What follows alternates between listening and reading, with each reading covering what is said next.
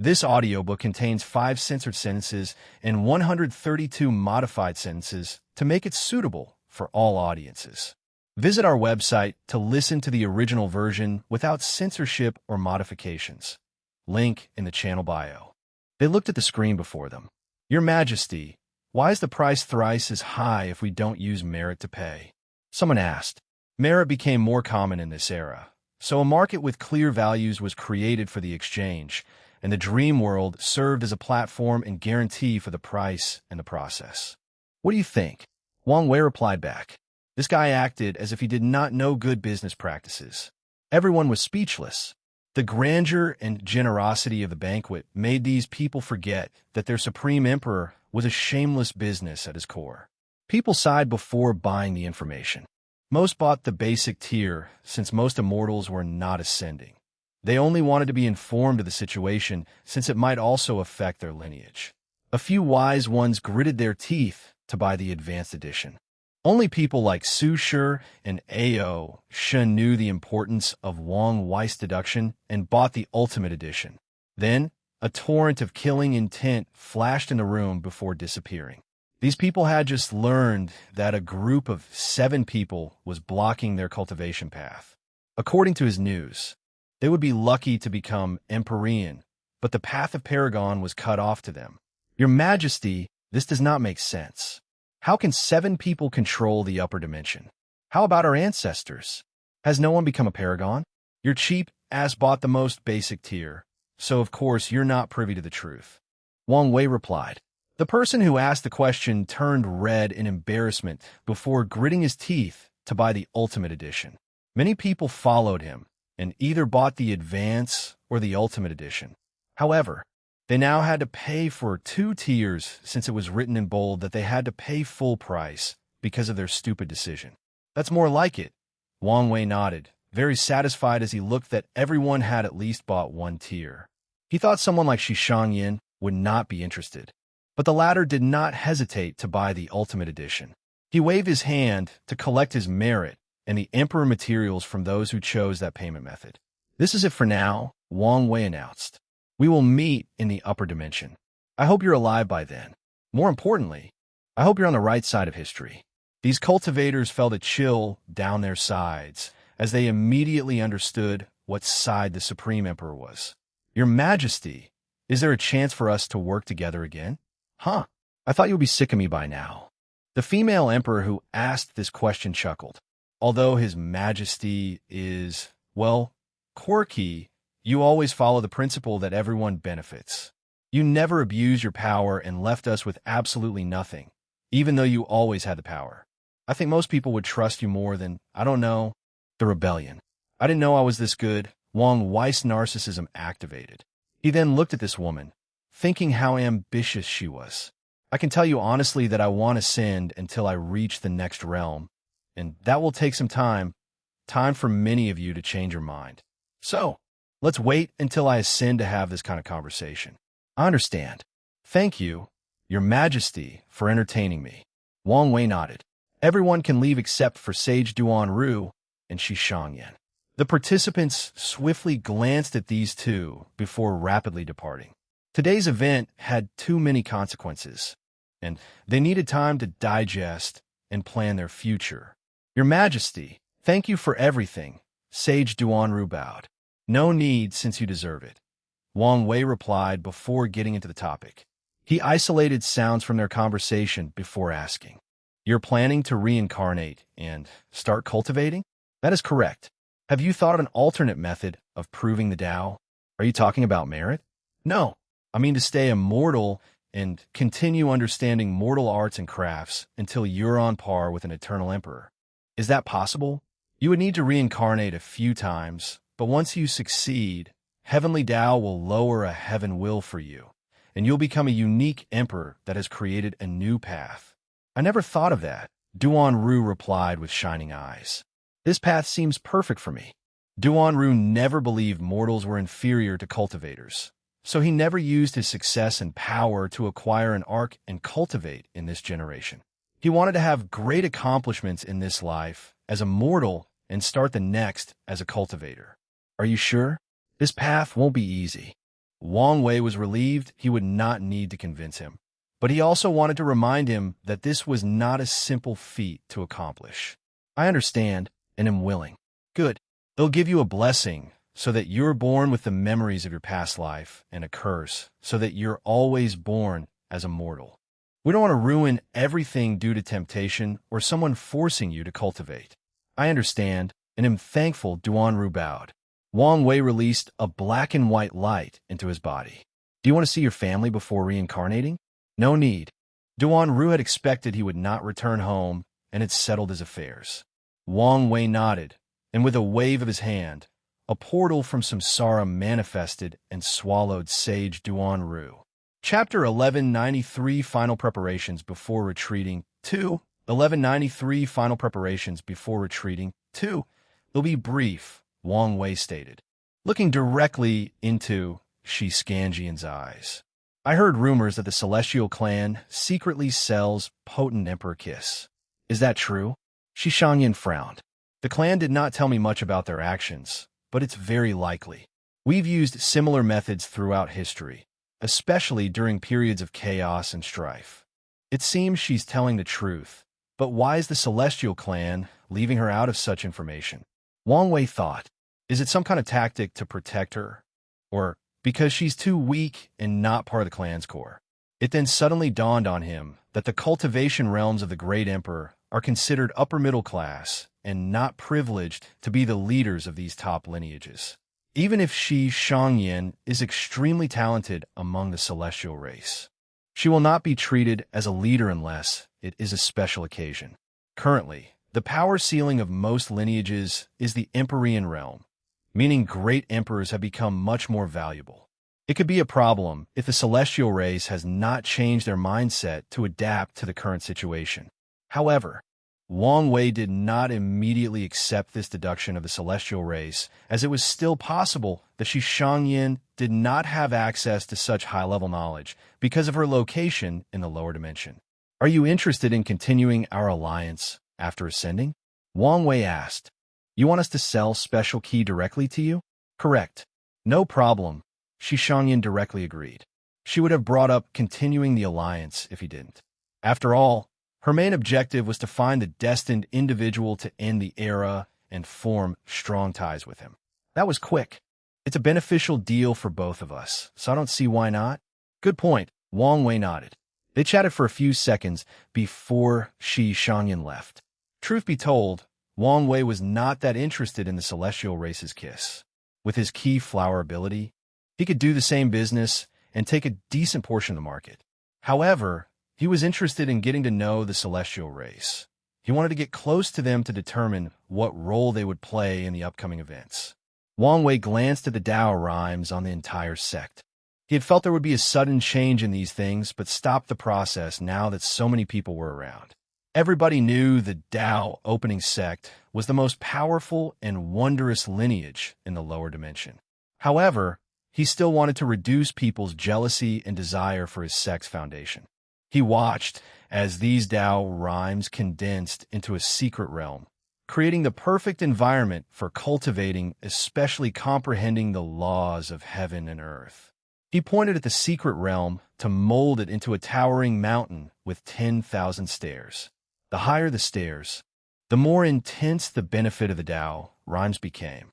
Wang Wei then added a formation that will release a spiritual pressure to test the disciples. They can ascend the stairs and receive the benefits by overcoming the pressure. The spiritual pressure is also an excellent way to strengthen the mind, soul, and spirit, and even have some effect on the Tao heart. The last step, he muttered before proceeding to fuse the 4 Tao pillars to this secret realm, further increasing the boost this place was already granting. Now, after a disciple or elder reaches a particular step, they can focus on comprehending the 4 pillars. Excellent, Wang Wei muttered before suddenly thinking of an idea. So he once again pointed at this new secret realm. One of the preparations he made for his retreat was to copy the laws of every world in different world communities with the purpose of bettering his Tao by comparing the slight differences between worlds and communities. He added this copy to this secret realm. In other words, The users of this place can contemplate cultivation techniques, regular Tao law, the four pillars that embodied his sermon, or the differences between the laws of different worlds in the lower dimension. Let's call it the Tao Blessing Grotto Heaven. Wang Wei muttered, satisfied with the name. As for the rules and requirements to use this Grotto Heaven, that was someone else's problem. Now that I'm here, I might as well do some work, so I don't have to do them later, Wang Wei muttered before focusing on the sect's secret archive library. With one thought, Wang Wei expanded the place in the library by at least 1,000,000 times before placing copies of all the cultivation techniques of the lower dimension. He put a restriction on the library so that no one can easily reveal its existence or spread the knowledge it contains. Wang Wei placed his palm forward, summoning a phantom of a branch of the River of Fate. However, this was not a small branch, but the one controlling the entire lower dimension. He immediately played with the strings, rapidly manipulating history by deleting certain information about the Tao opening sect. It was good to be the tallest tree in the forest, but he also wanted to protect from people who wanted to cut down that tree. His actions drastically reduced the temptations of these people. No one noticed how he manipulated time and changed history, and that's exactly what Wang Wei wanted. Finally, he left the banquet area and checked on the sect before seeing his parents and entering a retreat. He met the steward, who counted every table from the banquet, ensuring they didn't lose any money. Wang Wei gave him some of the resources he did not need from the previous information sold before running away. The steward started to complain to him about how the lavishness of his banquet had set up an unwelcome precedent, and he was not too happy about how many times he would have to organize these banquets. After having dinner with his parents, Li Jun and Yin Liling, Wang Wei checked on Han Shan, who was the final winner and absorbed Wang just inner world and became the new Fate One. However, Wang Wei gave him the Fate 2 title out of respect for Wang just years of service. According to the sect's rules, Wang Wei was about to ascend, so he needed to prepare to hand over his intelligence organization to the next sect master. Wang Wei had no problem with that since he would need to start over in the upper dimension. However, the current issue is his father will once again take the sect master position after proving the Tao. However, he did not want the responsibility before the heaven will battle. In other words, someone else needed to replace him during that period. Unfortunately, no one has decided on the next candidate yet. The best options were Kai Song and Jun Minyao, but none wanted to since they would have to again once it was their time to prove the Tao. Dong Lifan was suggested, but she also rejected the idea for the same reason as the others. Everyone wanted Wang Wei to choose, but he told them just to hold an election trial. He only focused on ensuring the Fate Shadow Guards would be loyal to the next sect master. Of course, he will take a few people with him to start the expansion in the upper dimension. Wang Wei's next destination was the slaughter trial. "Why are you here?" Chen Tong asked, genuinely puzzled. "I came to thank you for the sermon. There is no need for that." "No, truly. You've saved me a lot of time, effort, and resources. For that, I'm very thankful," Wang Wei said sincerely. "Is that so? Well, I accept your sincerity," the paragon nodded. "It's a shame." "What is it?" Chen Tong asked, further confused. "That your presence has become unpleasant and unwanted," Wang Wei replied calmly. Chen Tong immediately felt something was wrong, but it was too late. The slaughter trial's continent was already surrounded by a mysterious power, which turned into runes. "What is the meaning of this? Do you think what you've done is enough to pay the debt between us? To pay for 2, maybe 3 ideas on how to achieve transcendence?" Wang Wei sneered while Chen Tong's face contorted in anger and embarrassment. "What do you want?" Chen Tong asked. "You tell me. What price will some paragons be willing to offer for my ideas?" Chen Tong was silent. He wanted to say they were just ideas, but knew this was nonsense. "You don't have to do this," he argued. "What is the point of making an enemy of a paragon of my caliber? That's the only reason why you're still alive." Wang Wei replied. "However, once I have the strength, you better have something to repay or prepare to have your memory erased." "No, I don't even have to wait that long. As long as my ancestors can return, I'm sure one or more of them would happily get the payment from you." Chen Tong's face turned ugly. The idea he's stolen is worth such top lineages to send paragons, even boundless, after him. There's no need to take things this far. Let's talk and reach a compromise. You don't need to try to buy time, Wang Wei stated. One of my powers as a minor three-realm emperor is to declare someone an enemy of the world, and true heavenly Tao will help me banish him. Although I can only use it once every few thousand yuan epochs, and only in the lower dimension, it's worth using it on you. Lucky for you, in banishing you into the source key space away from the two suns sight. So, take this opportunity to revive and find a way to repay my debt. Otherwise, your life will be very miserable. No, don't do this. Think of what I did for Wang Ju. Although the source key space appeared less dangerous than the eternal ascension world, that was only at the surface level. He could be teleported to some hazardous area in that space if unlucky. All right, Tong was immediately shocked. He could not believe he had accepted so easily. Then, he remembered who he was speaking with. What do you want? Completely erase these ideas and everything else you've stolen or learned from and ascend to the upper dimension. Then, everything will be water under the bridge, Wang Wei announced, but Tong was silent. Reasonable request, isn't it? But you cannot accept, Wang Wei shrugged. So, accept your fate. He waved his hand, and the continent disappeared between heaven and earth. He ignored Tong's burning gaze as he exhaled. Now, I can breathe easily. Wang Wei left to check on the affairs of the court. Once he dealt with all these trivial matters, he entered his seclusion. His first act was to condense the civilization luck from the luck-condensing artifacts of his sect, the ancient clan, the Great Talisman City, the Origin Pil Dao Sect, the Origin Weapon Mountain, the Origin Rune Palace, and the Body Dao Cave. He even added the luck of Buddhism, Taoism, and this world's version of Confucianism, the luck from the Enlightened Emperor Academy.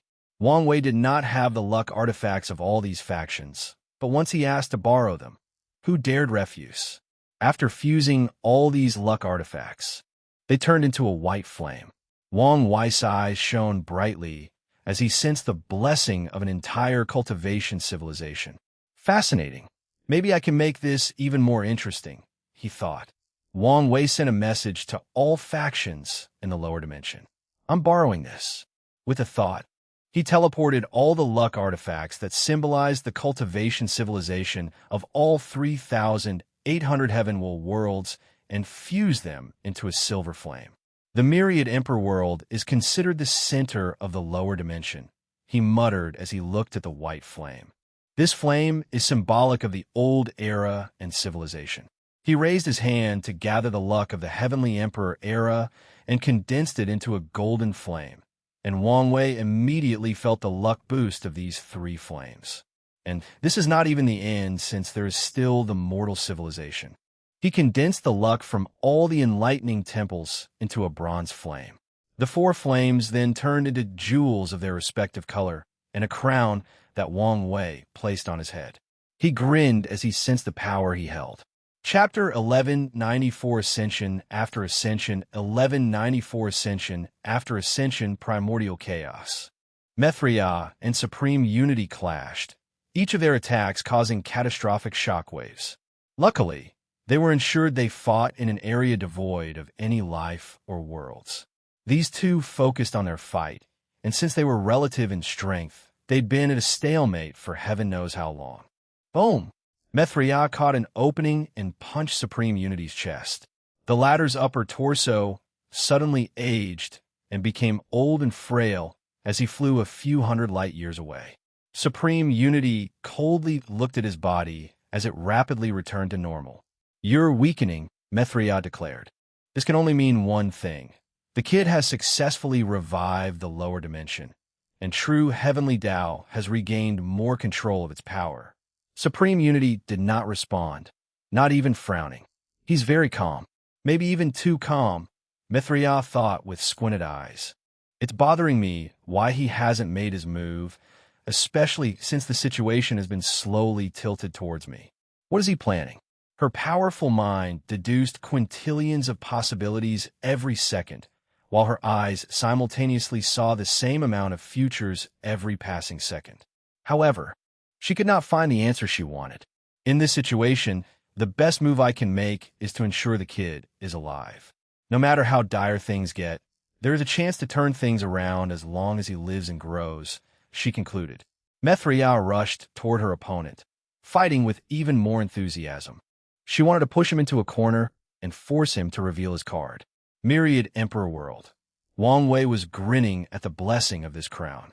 With all these benefits and Chun Tong sermons, I'm confident I will reach a late 70 in my cultivation, maybe even 80. He immediately summoned his Bodhi tree and planted it in his chamber. As Wang Wei cultivated under it, he already felt the effect, but that was not the end. The tree gave him a clear mind while also improving his ingenuity.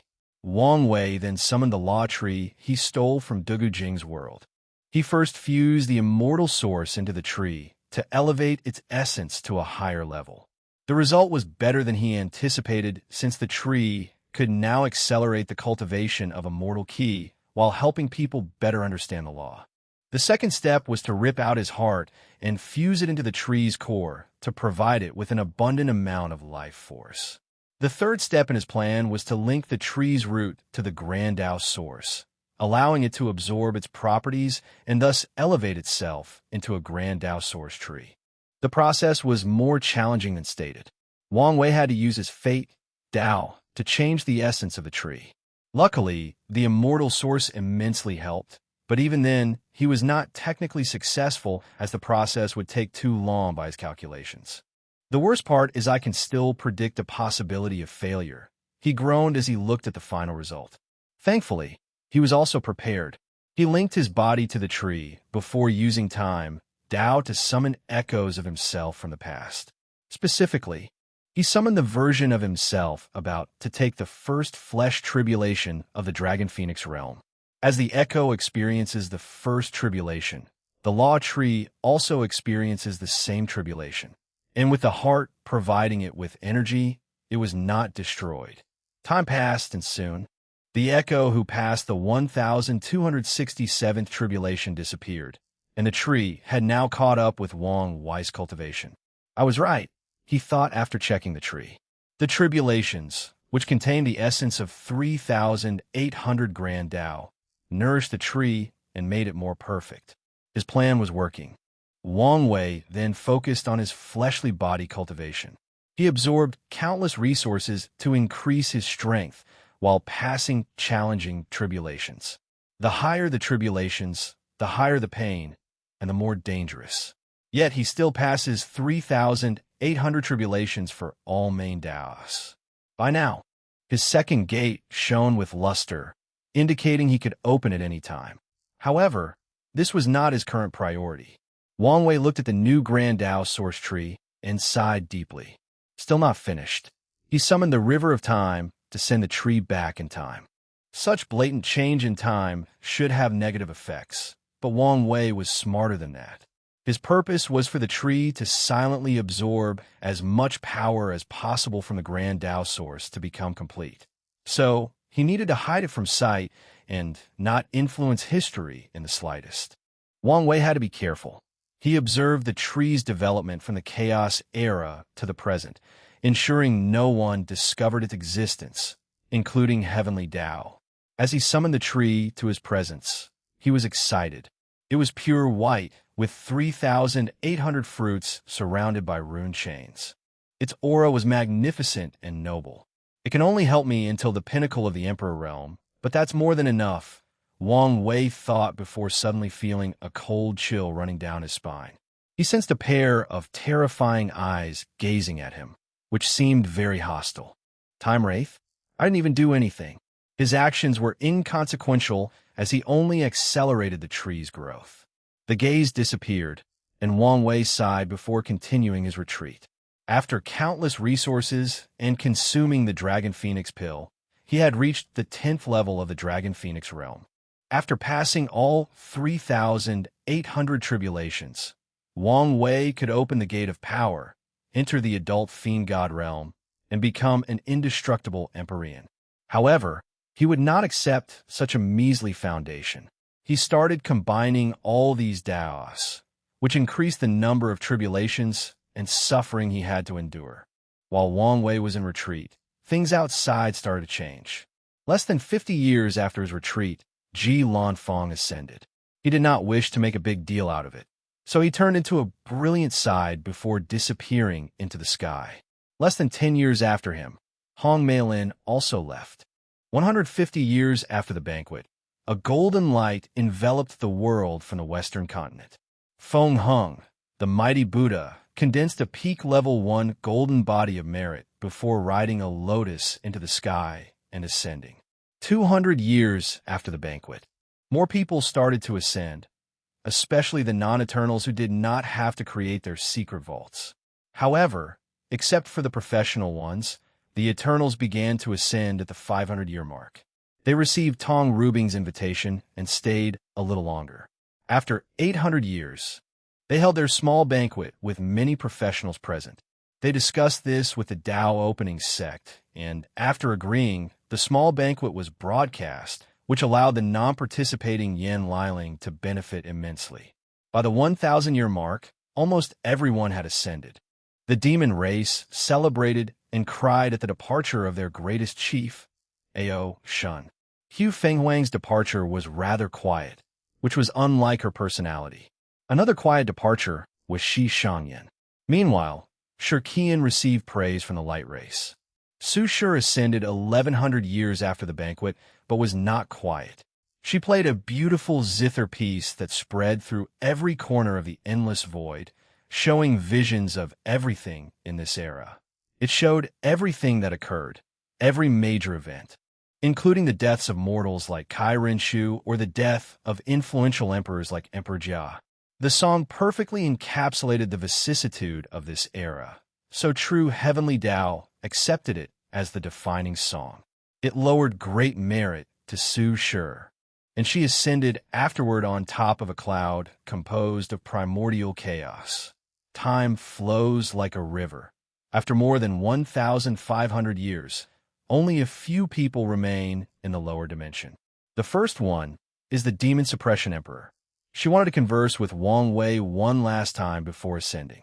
She wanted to primarily thank him for everything he's done for her and the human race, and for something he specifically added to the information she bought about being wary of the Great Chu Divine Dynasty and the Qin Saint Court. However, she soon realized he wouldn't be out for quite some time and decided to meet in the upper dimension. Of course, she will follow his warning. Another person struggling with the decision was Wrath. She feared the treatment she might suffer in the upper dimension because of her identity. She also worried about the Neo-Devil after her departure. However, after much consideration, she ascended around the 2,000-year mark. During this time, Yu Yin entered a semi-sealed state. She did not appear in the world and restrained her aura and presence to the lowest level. She was only waiting for her son to exit the seclusion to enter a fully sealed state and prepare for the next generation. Chapter 1195, Opening the Gate of Power. 1195, Opening the Gate of Power. After combining and surviving more than 10,000 Daos and tribulations, Wang Wei had run out of resources. To be specific, he could not use any more resources from the lower dimension without sucking the entire world dry. Now, he had no choice but to rely entirely on himself to pass these tribulations.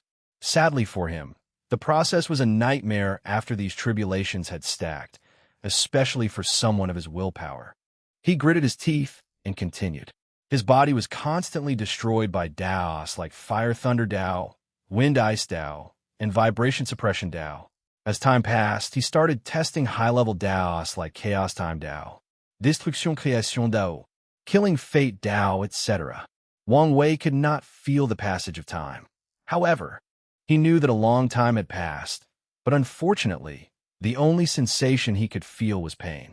If not for the markings that kept appearing on his gate, the changes to his fleshly body, and the improvement of his willpower, he would have given up. Another benefit was that he had the inspiration about how to improve his pain talent, but that was not his primary concern at the time. He continued combining these tribulations, and after 1,000,000 tribulations, he had to stop and take a breather. He sensed that living in such a state of constant, mind-boggling, and debilitating pain had started to affect his spirit and soul. So, he took a few hundred years of rest before diving deep again. Then, he would follow a pattern of cultivating and resting, taking a break at the 10 million, 100 million, 1 billion, and 100 billion tribulation marks. Wang Wei did not know how long this would last. However, the ancient desolate emperor advised him to keep going until he reached his limit, so he followed the advice. At first, Wang Wei thought he would be here for a long time. However, after the 1.269 trillion tribulation, something unexpected occurred. The marks on his gate of power suddenly morphed into two characters: limit indestructibility. Then, the gate opened on its accord without Wang Wei even trying. A mysterious power rushed through every corner of his body, elevating his flesh, strength, and abilities to a higher level. Wang Wei could tell that if his essence weren't already immortal, he would have acquired it now after opening the gate. Sadly, immortality did not stack up. Otherwise, he might have acquired another life. The second change he sensed was the alteration to his existence. Besides the former eternal and perfection characteristics, he also had the indestructible one. Wang Wei clenched his fist, feeling the power rushing through his veins. The entire lower dimension felt very fragile, except for the void battlefield. My strength is already in the second heaven, Wang Wei muttered. After opening the gate, body cultivators will enter the fifth realm of the true power Tao realm, adult fiend god realm. This level is divided into 10 heavens worth, about 2 of the Grand Tao source. In other words, Wang Wei's current strength meant he was on par with an Empyrean of 74 Grand Tao source. He was surprised because most indestructible emperors would start their cultivation at 0 heaven, the base strength of 70 Grand Tao source. I guess all that suffering was not for nothing. He thought before focusing on the greatest gain of his breakthrough, his unparalleled defense. You've achieved limit indestructibility? I guess you didn't need my guidance. Excellent. Wang Wei was immediately speechless as he saw the ancient desolate emperor's projection that appeared in the room. He calmly manifested a set of clothes on his body. You couldn't have picked a better time? We're men, so there's no need to be embarrassed, Desolate replied. As body cultivators, they had absolute control of their bodies, so they never had any concerns about that. And with their terrifying bodies, they never had any issue with endurance, making them very popular. Wait, we're still in the lower dimension. Ancient Desolate suddenly said, "You've achieved limit indestructibility in the lower dimension?" Yes, so? Wang Wei looked at him strangely. Stupid. There are resources to help you, including ways to reduce the pain and even accelerate the process by skipping a few tribulations without any consequences. He left this projection to guide the boy through the process. Why didn't you tell me this? Wang Wei asked, feeling resentful. He suffered for nothing. He would have waited to open the gate in the upper dimension had he known of this. The hell with being the first person to open the gate in the lower dimension. There wasn't even a reward for such an accomplishment. I didn't expect you were stupid enough to do all these tribulations without help. I figure you would ascend after seeing the difficulty and use the sect's resources to help. Then, I will appear to give you my experience. Wang Wei looked at him, his eyes full of undisguised resentment that was about to manifest physically. However, the ancient Desolate just shrugged. We don't have much time, so we'll finish my sermons quickly. As you know, limit indestructibility means that your defense has reached the limit of the Empyrean realm. In other words, even someone with 89 cultivation cannot harm a single hair on your body. Only people that have gone beyond that level can hurt you. Today, I will teach you some techniques to boost your defense to the Paragon level. Depending on your mastery, you could defend against Paragons as high as 92. The ancient Desolate Emperor did not waste time as he preached to Wang Wei about his techniques, along with other information he needed to know about being an indestructible Empyrean. He talked very fast, so Wang Wei had to memorize his sermon for later use instead of comprehending them. Done. You should have memorized everything, right? I did. Wang Wei nodded. Good. In that case, I'm leaving. Take care of yourself and don't get killed. Wait, Do me one more favor. Let's see if I can help. Condense an imprint of all the Empyreans you've fought throughout your life. I will recreate them in the dream world and use them for training. That's a great way to get acclimated with your newfound power. Ancient Desolate nodded. However, it's too much to condense every Empyrean I've met. I can show you the top 50. He raised his hand to condense 50 imprints. Is there anything else? No, Guang Wei answered. Although he had many questions, he knew this was not the time to ask them. All right, see you soon, kid. After the projection ended, Wang Wei did not immediately use the imprints. Instead, he opened the notebook his wife left for him and unsealed more information. As expected, she left him a defensive technique for his limit indestructibility. After learning it, he entered the dream world to utilize these imprints. His first opponent was an indestructible Empyrean, a human with a few tiger features, including eyes, whiskers, and claws. His cultivation was the same as Wang Wei, the second heaven. Wang Wei decided that battle was the best way to get used to his new strength, digest the sermon, and learn Wu Hong's technique. So, he rushed into his opponent, choosing a more aggressive approach. This tiger human soon proved a worthy opponent because his beast-like sixth sense trumps even the best clairvoyance technique, divine abilities, or ocular powers. Wang Wei had to reduce his defense to be on par with his opponent. Otherwise, this battle would not be fair, and he would not learn much. Once satisfied with his strength mastery, he chose a second opponent. The tiger human was technically the weakest of the 50 individuals, so Wang Wei had plenty of opponents to battle and learn. The second opponent was a woman from an unknown race with a jewel for eyes, and she was an everlasting Empyrean. Wang Wei learned the resilience of everlasting Empyreans, which made sense they were a better version of eternal emperors. However, this battle also made him wonder about people who were both. Luckily for him, from the people ranked 30 and above, there were plenty of indestructible and everlasting cultivators. It took Wang Wei a few hundred years to defeat all 50 Empyreans, a testament to these individuals' talent.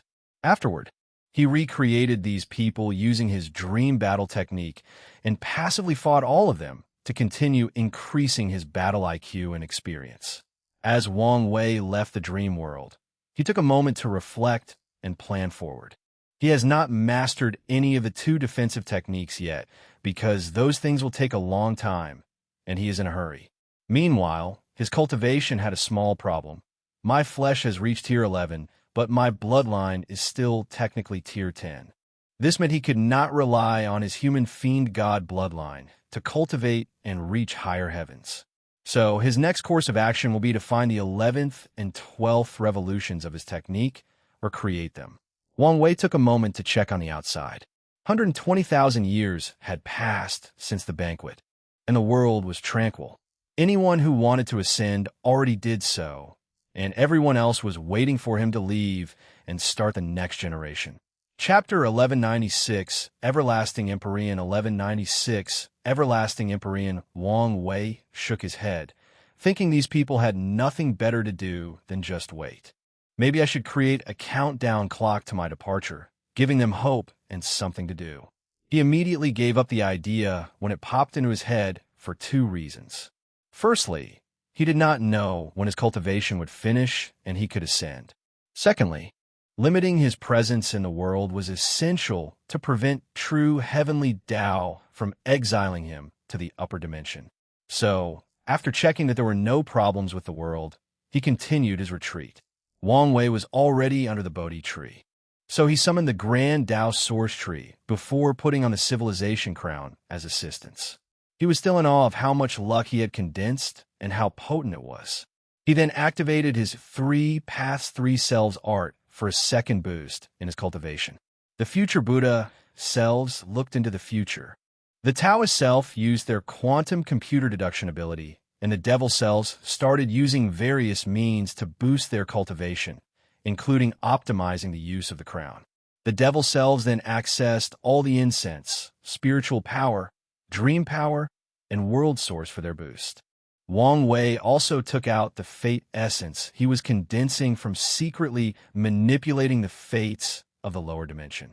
However, he still hadn't finished his preparations. Wang Wei activated all 1.269 trillion spirit particles that composed his soul and divided them into three.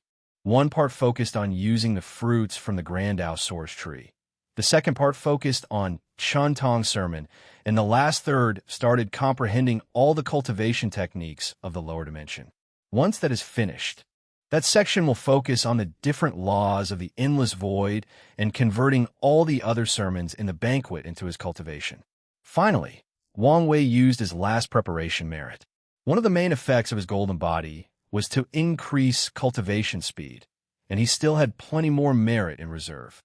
With all these benefits, Wang Wei dived into his cultivation. The process was enjoyable beyond words. Cultivating in his realm is usually slow, tedious, and frustrating. However, with all these benefits, the process became straightforward. Wang Wei's cultivation level rose from the initial 32 to 69, 999 in a very short period before finally encountering the wall. He wondered whether he could break through without the Genesis fruit and sell it at a higher price.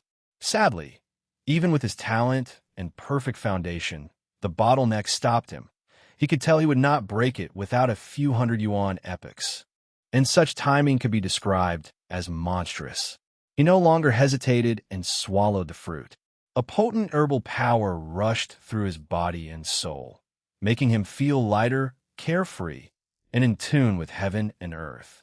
Wang Wei felt an explosion inside his sea of consciousness, and without even noticing it, his cultivation reached 70. Wang Wei immediately felt an enormous pressure on his soul and mind, and he knew that if his soul and Tao heart did not reach the standard, he would die under the weight of his own grand Tao source. The pressure disappeared as soon as it appeared due to his foundation, meaning he could immediately move to the next steps. His achievement of 70 grand Tao source activated a mechanism. Wang Wei's spirit found himself in a void facing a clone of himself. His first thought was whether he was facing another heart devil before remembering that stage of his breakthrough he was. My true self, he quickly figured out. The person before him looked exactly like him, but Wang Wei could feel he was different somehow. So he closed his eyes and focused on that difference. After what felt like an eternity and an instant, Wang Wei understood. Hinduism was correct when they said the true self was eternal, but Buddhism, which believes the self was ever-changing, is also accurate. There's a saying that encapsulates these two opposite ideologies. The only eternal thing is change. Wang Wei's mind worked tirelessly to understand the concept presented to him. Although he had more time than others, he did not want to waste it. After condensing my true self, I will transcend, no, escape the shackles of samsara. I will no longer be restricted by the power of reincarnation. I can reincarnate as often as I wish, and my memories will remain intact. From now on, he no longer needed any techniques or means to reincarnate with his memories. From now on, even a Yama King cannot block his memories. They can temporarily seal them, but not erase them. More importantly, even if they sealed them, the present ones will immediately become the main personality after he remembers them, no matter what his sealed self experiences. Wang Wei sighed to himself. He remembered the trouble he went into to protect his earth memories when he traveled through primordial chaos. Now this ability has become natural and passive. Wang Wei checked his body. He did not experience any physical or noticeable change after this realization. However, he felt that his memories, perceptions, views, connections, and identities had sublimated to a higher state of being. Is it done? He thought before shaking his head. He was missing one more step. But what was it? He focused on the example before him, and soon received his answer. Form, Wang Wei thought. After becoming an eternal, many aspects of myself, for example, my history and accomplishments, changed form. They were no longer bound to my body or concepts associated with me. They were now an extension of myself. That's why I can revive as long as they exist. So, I also need to change the form of my true self. With this enlightenment and grand Taoist example, Wang Wei soon succeeded in this endeavor and gained the ability of all everlasting Empyreans, condensing true avatars. Eternals are special because of their survivability, and it's the same for everlasting. They can create true avatars, which are clones of themselves hidden through reincarnation. As long as the avatars are alive, the Empyrean will not die, and with the protection of samsara, all the avatars' identities are hidden, and the karma related to them is hidden to almost perfection. Wang Wei opened his eyes and exhaled. He had succeeded, and, as long as he passed his immemorial tribulation, he would be an everlasting emperor. There is still time, so let's continue. He continued the retreat, hoping to glance at what made boundless paragons unique. Higher self? Unlimited self? Or something else? Just as he was about to catch a clue, his spirit left the previous space and woke up in his cultivation room. So closed, he muttered, shaking his head. He focused on mobilizing his grand Tao source and soul to send a projection into the source key space. These two power sources released a unique vibration that opened a portal to a special area with a blue fog. He gathered the power of the cosmos grand mist to condense a wheel inside his sea of consciousness.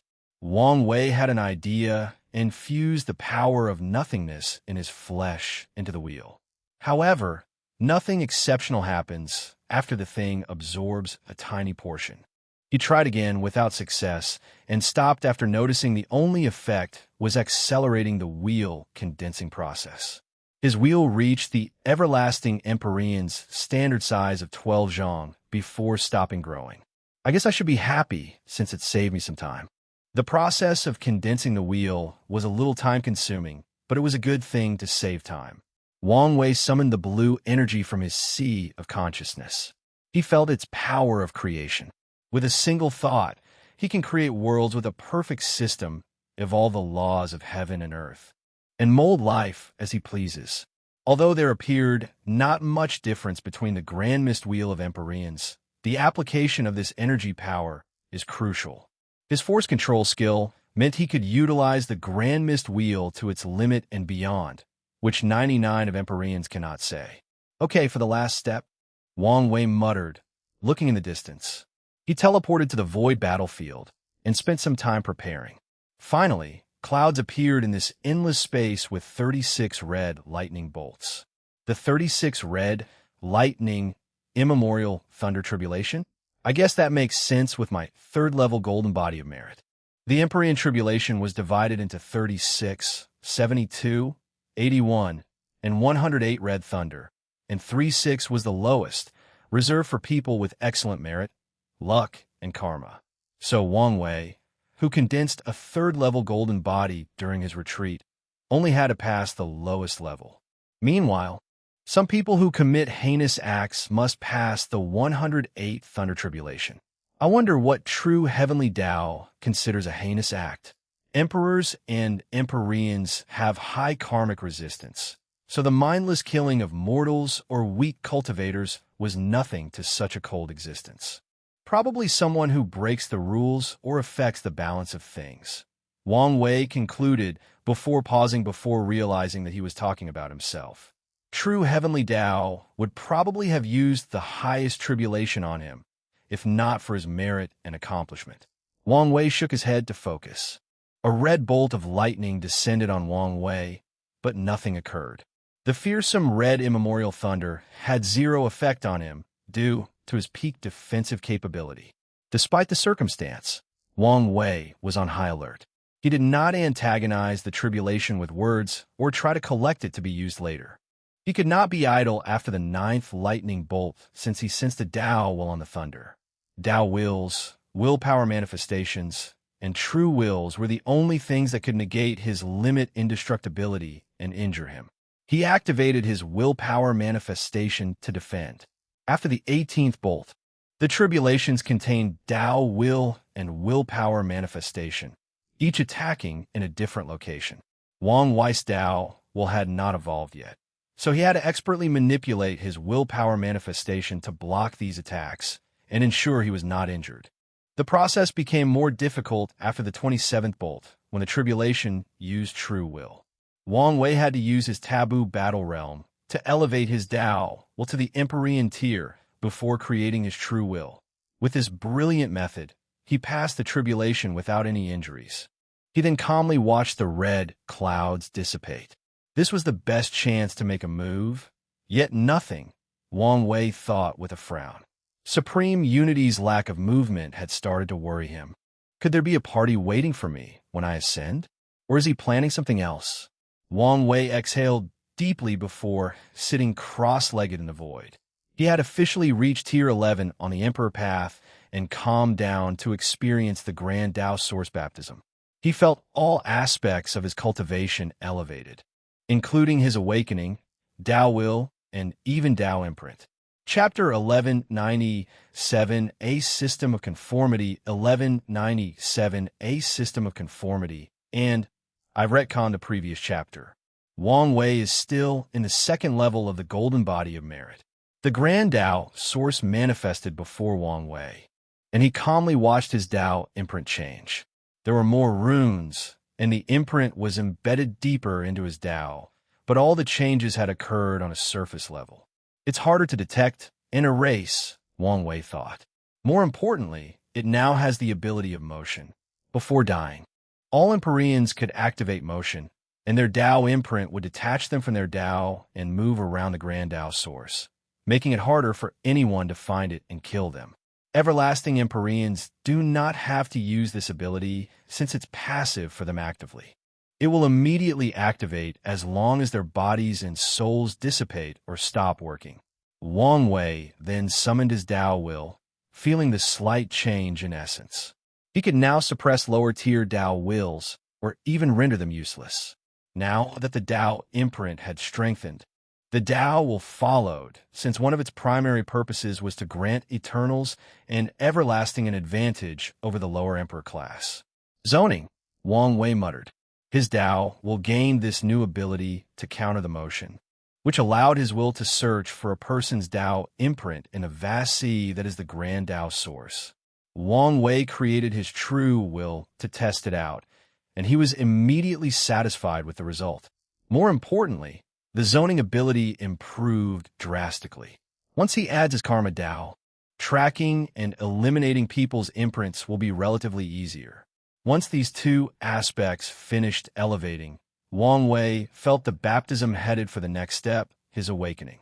Once he activated it, 11 fate palaces appeared above his head. They looked magnificent.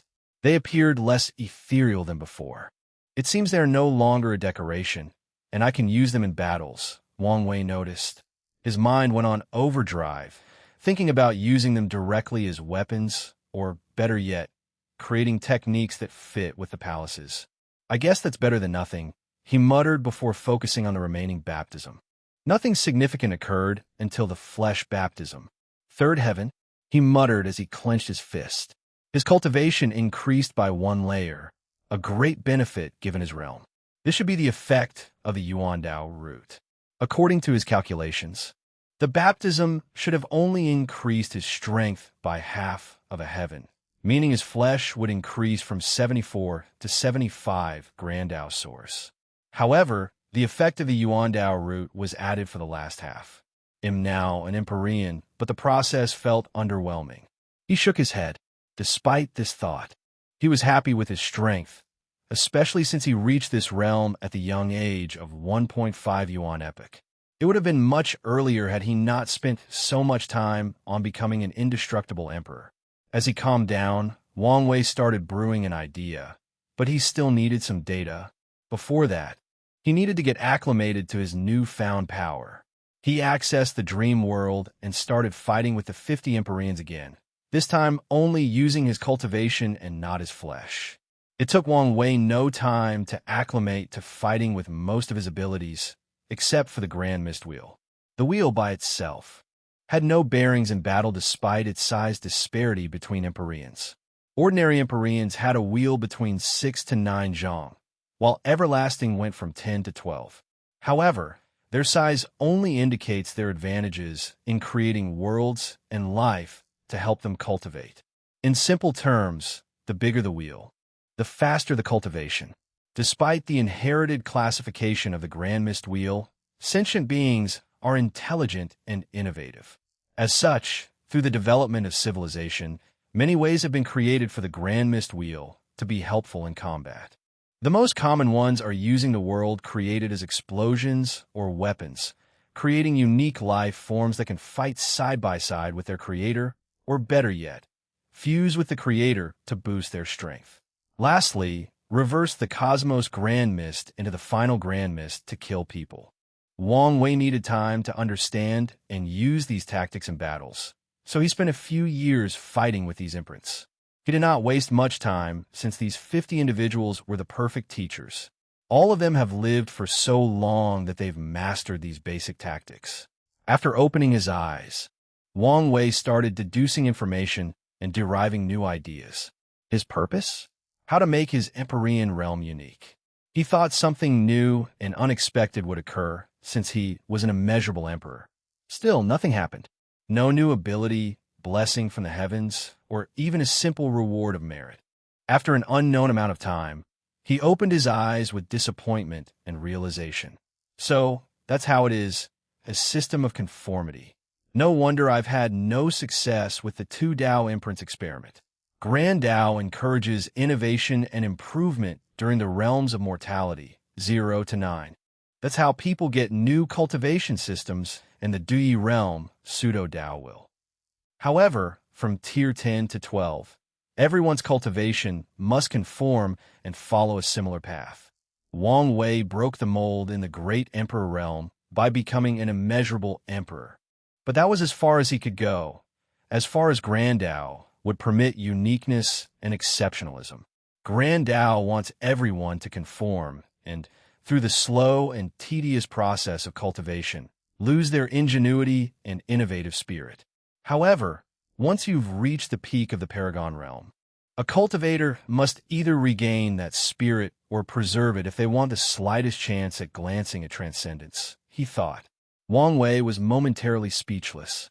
From a design perspective, this method was an excellent way to eliminate 99.999 of cultivators, blocking their way toward transcendence. It's a good way to eliminate those unworthy and cultivate only potent transcendence.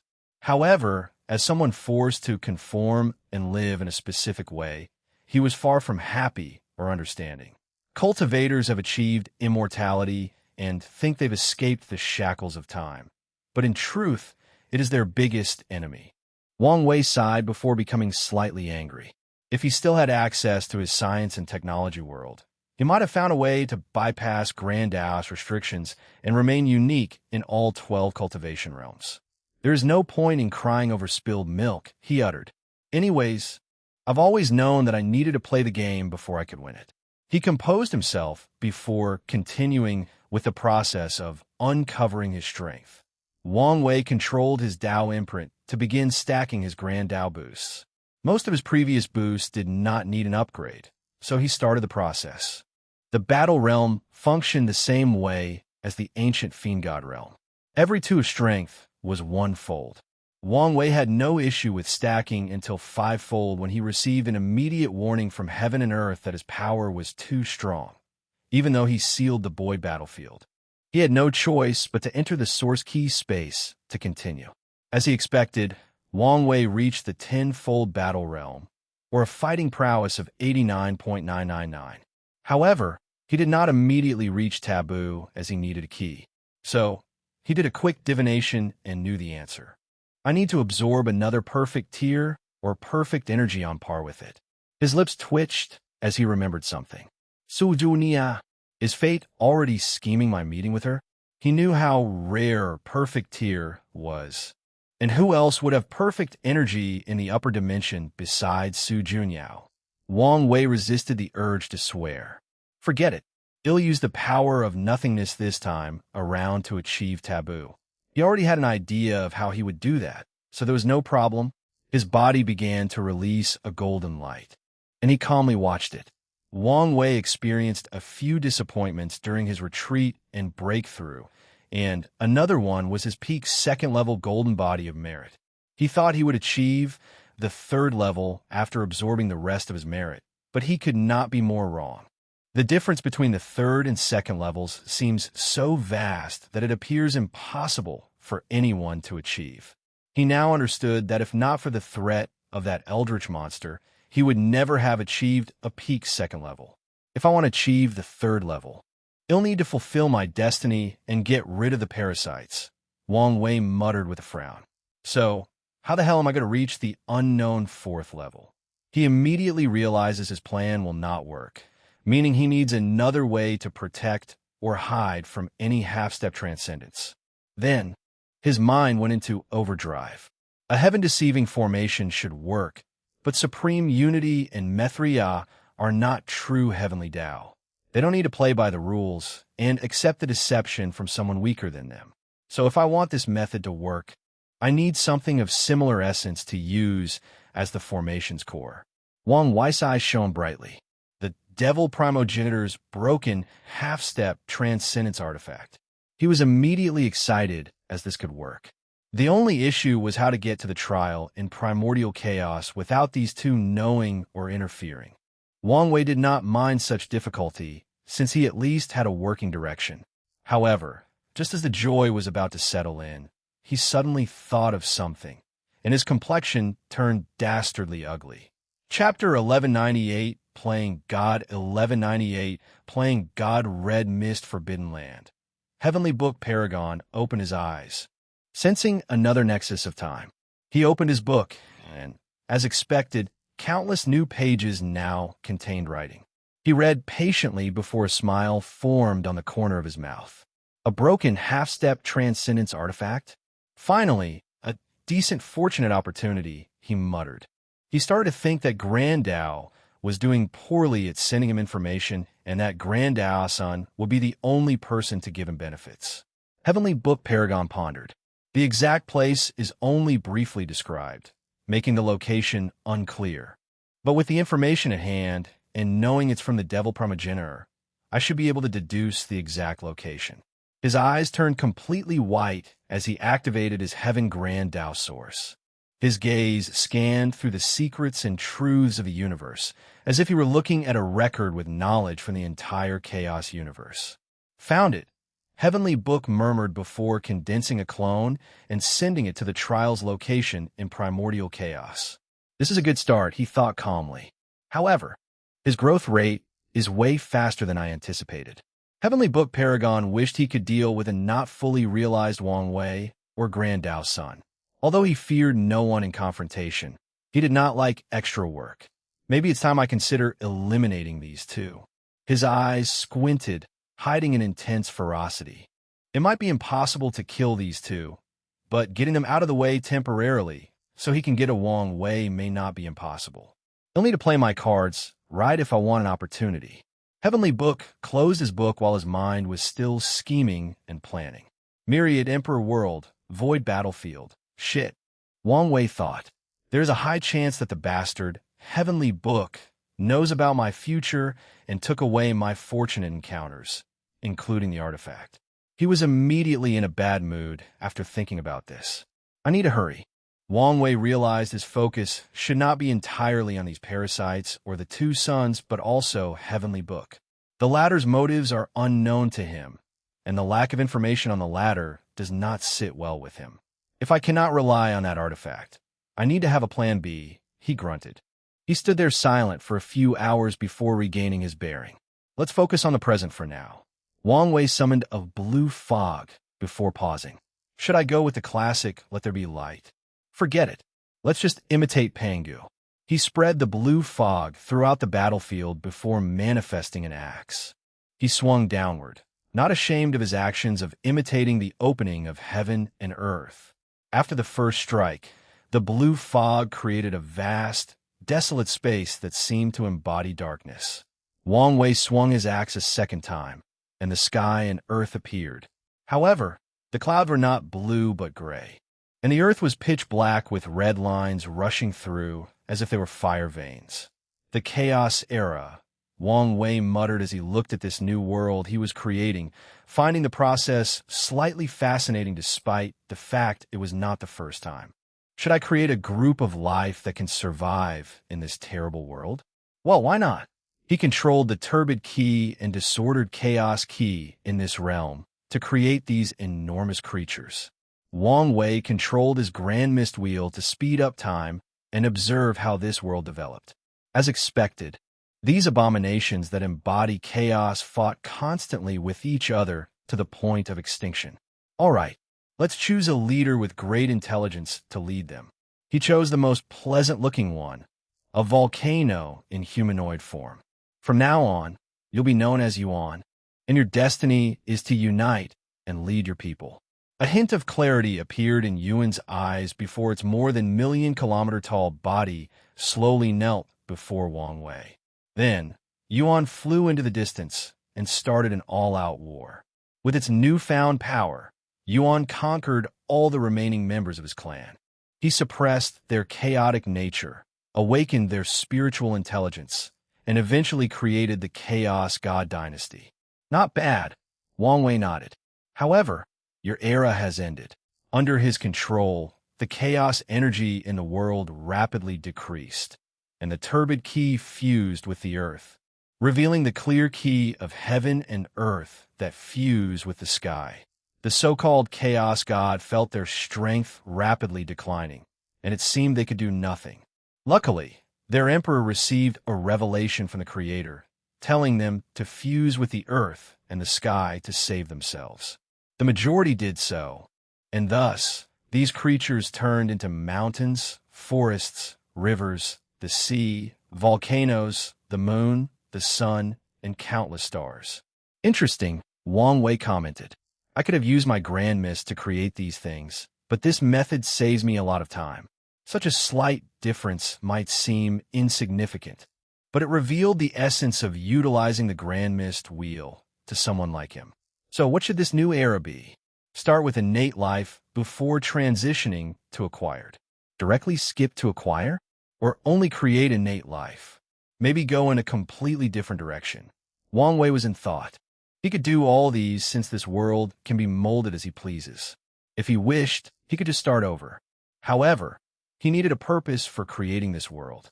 My purpose is to increase my cultivation speed and create life forms that survive the creation tribulation.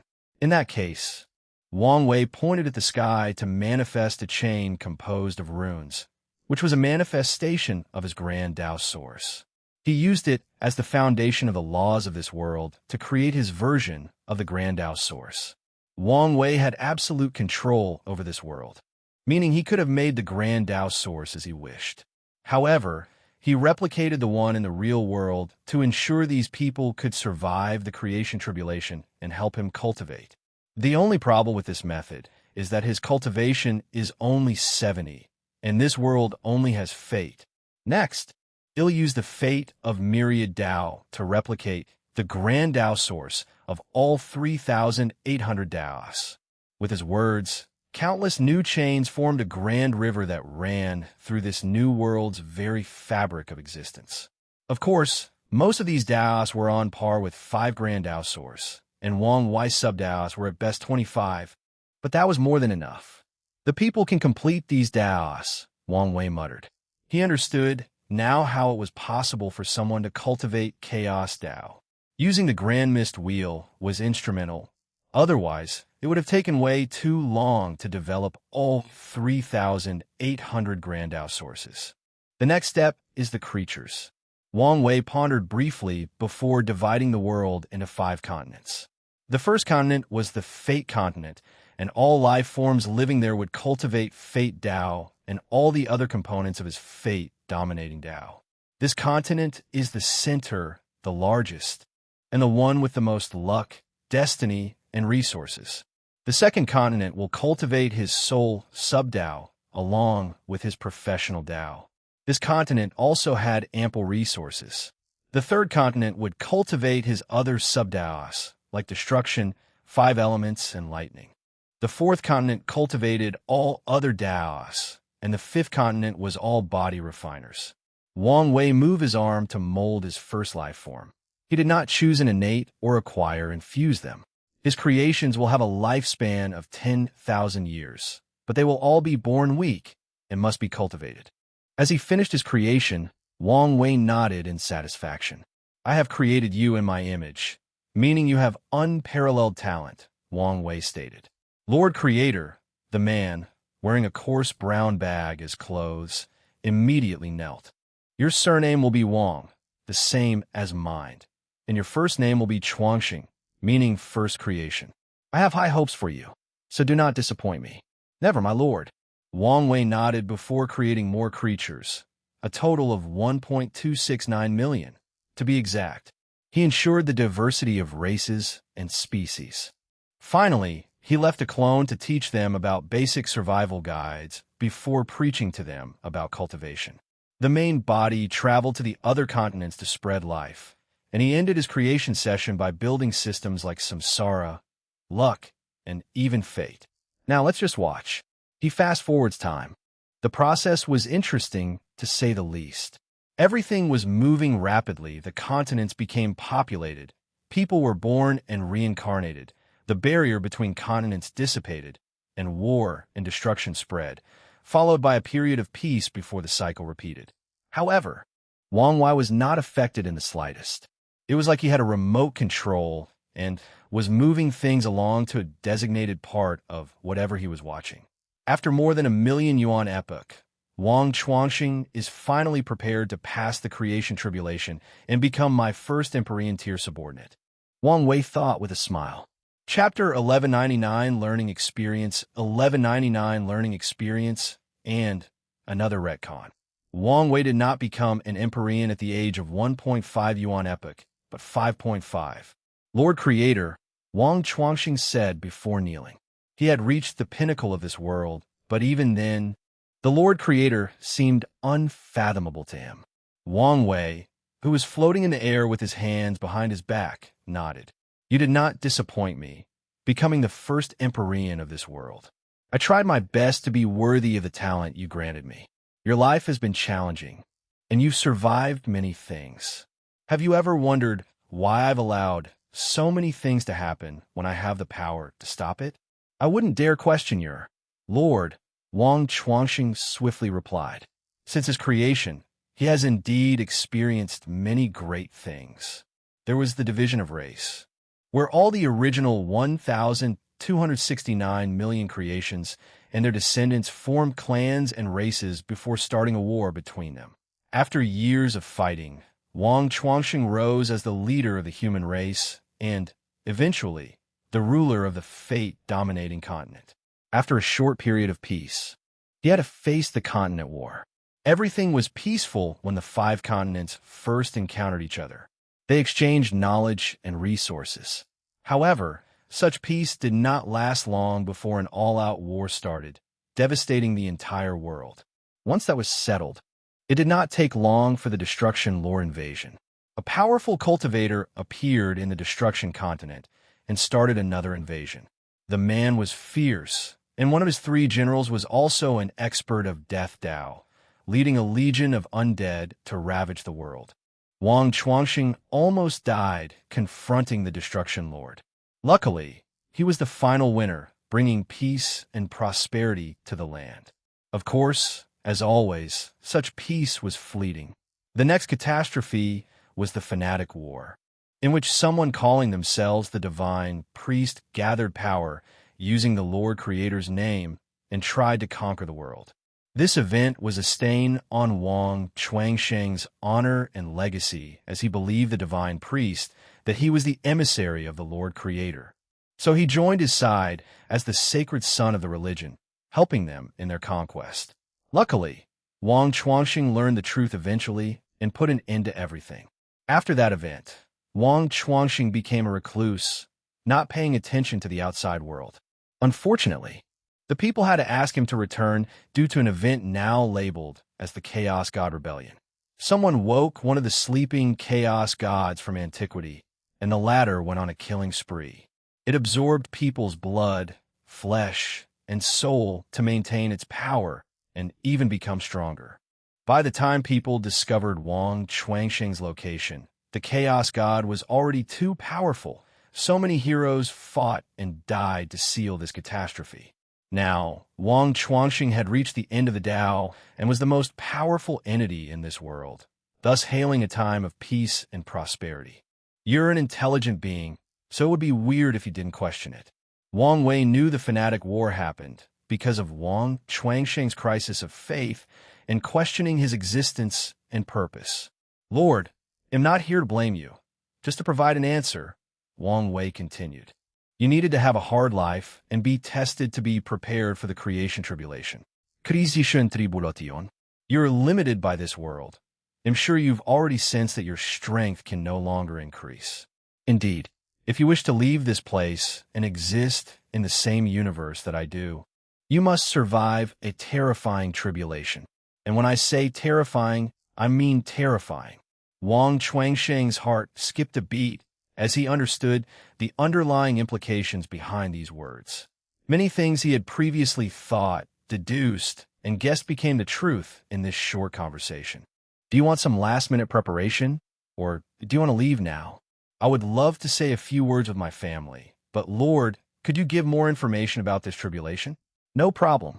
Wang Wei sent the information into his mind, and after processing it, Wang Chuanxing went to talk to his wife, 2 sons, and daughter, and had one last meeting with his clan.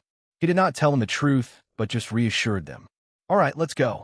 Wang Wei brought him out of the Grand Mist Wheel into the void battlefield. Disappointed? Wang Wei asked, making Wang Chuanxing laugh in embarrassment. You're in an isolated void to prevent the tribulation from affecting others. My world is not that barren. I see. Wang Chuanxing sat in the void to prepare, and 10 minutes later, a cloud gathered in the void. Boom! A red thunderbolt descended from the sky, and Wang Wei immediately frowned as the bolt contained a true will. Bolts after bolts descended from the sky, not giving Wang Chuanxing a chance to breathe. He fought fiercely, using all the fate techniques he had mastered. He pushed his artifacts to the limit to assist, but the bolts seemed endless. Meanwhile, Wang Wei was worrying because it was already the 103rd bolt, but this thing did not seem like it was stopping. Unfortunately for him, his worries were correct. After the 234th lightning bolt, Wang Chuanxing could not protect himself, and he dissipated in a mist as he failed the tribulation. Something is wrong, Wang Wei muttered. Could it be because I'm trying to create an Empyrean with a supreme outlaw Tao? Or, he squinted his eyes. He entered the Grand Mist world and revived. No, recreated Wang Chuanxing, even remaking the memories of surviving the tribulation. Lord, I'm sorry to disappoint you. Those were his first words after reviving. Please give me another chance. It's useless. Lord, you're technically immortal as long as I'm alive. However, the tribulation becomes exponentially difficult based on the amount of time you've failed, Wang Wei replied. I can give you another chance, but not now. I understand. Don't beat yourself too much. Wang Wei patted his shoulder before disappearing. He now had to train someone else and decided on a non-outlaw Tao. He created a new thunder race, and their leader was their champion. The woman, named Wang Lei, had destiny on her side. So she rapidly grew to Wang Chuanxing's level after many catastrophes that served as training wheels. Of course, Wang Wei did not live through all of them and just jumped into the future when she was ready. He took her outside for the tribulation. Then, he calmly watched as she was obliterated in the 457th thunderbolt. He knew what was going on by now, but he refused to give up so easily.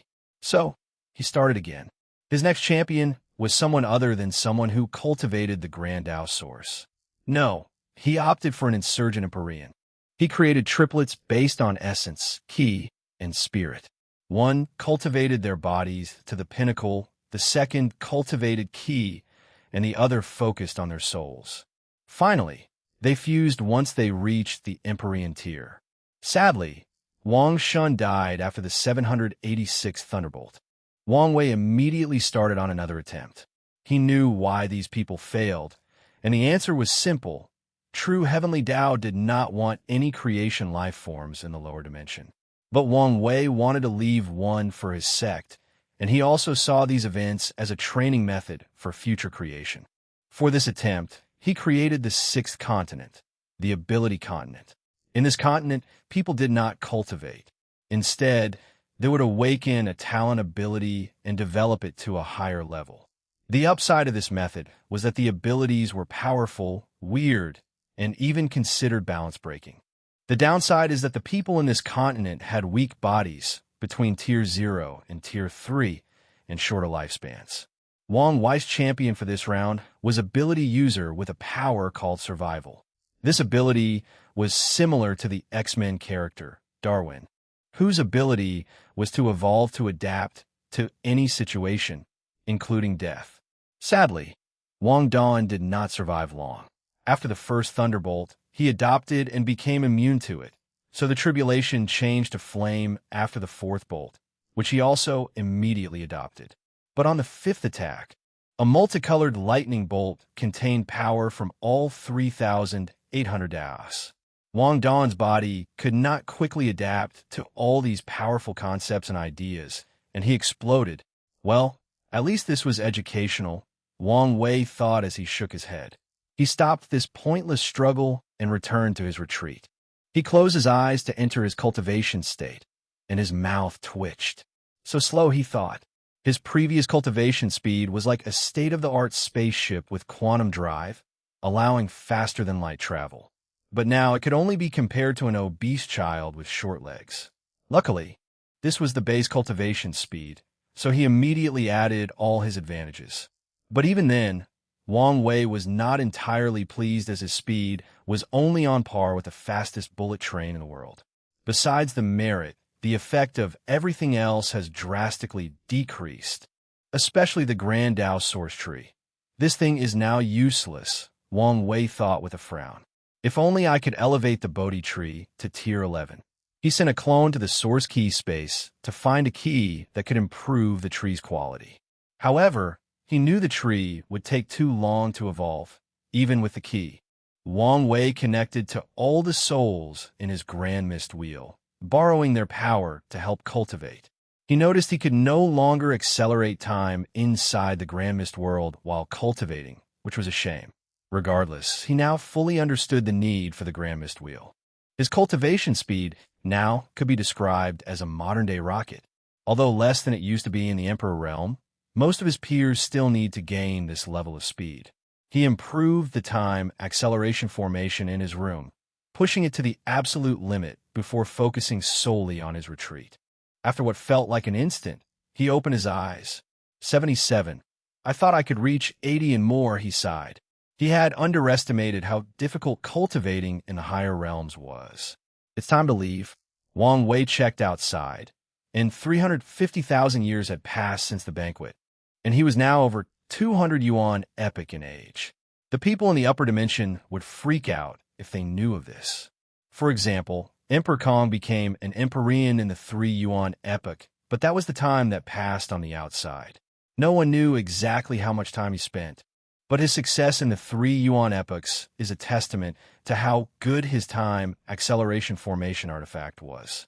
Meanwhile, Wang Wei had even greater achievements, since not even a yuan epoch had passed since he proved the Tao.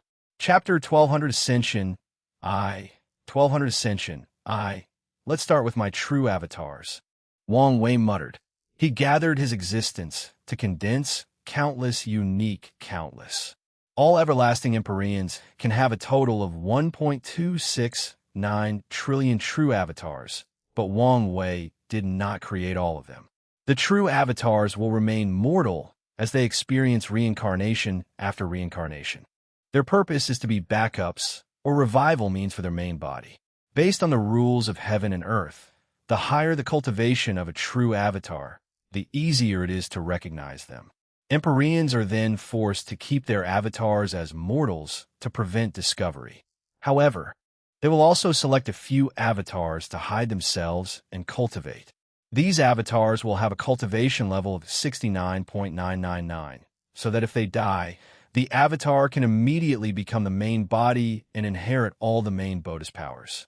After creating most of the avatars, Wang Wei summoned his life-death Tao to bless them. However, he immediately frowned as he realized something. He summoned his status as the Mind 3 Realm Emperor for the blessing. and the result was the same. Rules after rules, he complained. He wanted some of his true avatars to reincarnate into the lower dimension to have an extra safety measure, just like his secret vaults.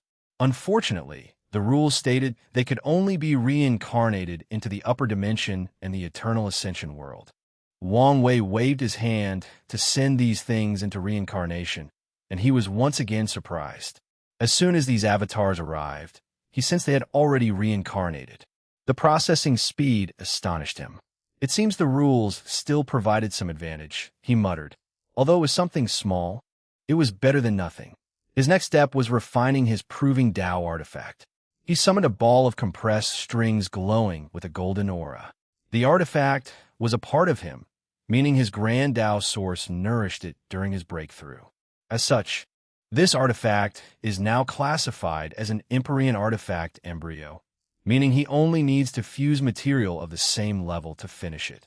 Currently, Wang Wei had two materials he could use: the sword creation life form from Old Man Nether and a prime gold key that his clones found in the source key space. He did not hesitate to add these things, completing the final transformation of his artifact. This thing is truly subpar, not even adding one fold to my battle realm, Wang Wei complained. However, he was limited by resources. He could only wait until he ascended to improve the artifact. Wang Wei finally stood up from his cushion, directly teleporting to his secret vault. If anyone saw this thing, they would think he was a narcissist. There were paintings of him on one side of the room, showing the different events in his life. The other side contained calligraphy of his name and all the titles had received. There were recordings of his memories, and at the center of the room were stacks of books about everything he had accomplished in his life. Wang Wei created another book to add more details. Although heaven and earth did not acknowledge his accomplishments of being the first everlasting and indestructible paragons in the lower dimension, or the fact he was probably the youngest in history, they were all significant accomplishments, and he put them into his vault. Once he was done, Wang Wei teleported his vault into the core of the World Tree. There was no better place to hide it, especially since it would have such a powerful guardian. Additionally, he instructed the tree to teleport the vault away in case a powerful enemy discovered it. Should I also add my ancestor's vault? Wang Wei hesitated. All emperors are paranoid about their vaults, even for family members or Tao companions. So, there's a chance that his actions might be controversial to his ancestors. Let's just do it, and he'll apologize to them, Wang Wei said, and he spread his divine sense to find their vault. Nothing? He found every hidden vault in the lower dimension, but not theirs. Two possibilities. They both experienced an event so terrifying that their vaults were destroyed, or they sent projections after becoming Paragon to hide them better. Wang Wei no longer focused on this and left after giving the World Tree another baptism. His destination was the sect. Everyone gathered as they knew this was the last official meeting of this generation's sect master. I believe my clone has already refined the immortal mansions and unique key? Wang Wei asked directly. Yes, Origin One nodded with a smile. The amount of reserve mansion and energy Wang Wei created for them was 5 times greater than all the sect's previous emperors, and if it were not for the balance mechanism, it would have been more. Good. Now it's time for the Tao Source Seed. Wang Wei began to refine the seeds at an alarming rate. Moreover, those seeds contained more potential than others since they were refined from an Empyrean. The result was twice as much as all the former emperors combined. Of course, like the immortal mansions, most of these seeds will be sealed and distributed over a long period. The majority will not see the day of light until the sect encounters a catastrophe. This is for you, Wang Wei said as he handed Dong Lifen's master a unique seed. It contains a special river of fate that will boost your power to the peak of the Emperor realm when needed, and a 3-zhang Grand Mist Wheel to help you create life and accelerate your cultivation. Empyrean's Wheel is between 6 to 12 zhang, but Tao rulers can have 3 to 5 zhang. The will is not just for you. Wang Wei continued. You'll have to share it with the others. Come with a schedule on how to use it. Wang Wei sighed. I would love to leave more, but the rules are not in my favor. Thank you, Sect Master. UCU replied. Wang Wei then watched her fuse with the seed. "Welcome, Fate One," said everyone present. "Thank you, everyone. It'll be in your care from now on." Never in her life would Yu Xiu have expected to reach such a level in her cultivation, and she owed everything to the sect master and her disciple. "What's next?" Wang Wei asked. "The artifact and arrays," replied Miscellaneous One. "Let's start with the artifact." Someone brought an artifact similar to his, a ball of compressed strings. "The workmanship is brilliant," Wang Wei complimented. "Whoever refined that thing pushed the limit of the materials." "Thank you, Sectmaster. This is one of my best works," Miscellaneous One said with a smile. Wang Wei nodded before summoning the four-symbol mirror. With a thought, the mirror turned into particles that fused with the string ball artifact. Finally, he summoned his Proving Tao artifact and created a projection, which fractured under his control. Many people sighed after seeing this, knowing a true Empyrean artifact couldn't remain in the lower dimension. Once the projection fused with the sect's artifact, it released a terrifying aura. The sect now owned a cracked Empyrean artifact as their 10th artifact, and it was one of the best of its kind. His next task was to add the grand Tao Source Nourishment to the sect's 10th Emperor Array, which combined a Fate Array and the Heaven Deceiving Array. He tried to deceive Heaven into allowing him to create a Tier 11 formation, but that was not allowed. So, he followed the same principle as the artifact. His third task was to leave a true will artifact for the sect. With his current strength, the array from the Human Emperor's trial, and other means, this artifact will take a very long time to dissipate. Sadly, it still could not be permanent. However, Wang Wei did leave an insurgent technique called World Will that allowed Tao ancestors to create a copy of a Tao will true will from their inner world. The last thing Wang Wei did was update his Fate Transcending Sutra. True Heavenly Tao was not a douche this time around, and allowed him to leave the entire sutra, meaning the sect now had an Empyrean Sutra at their foundation.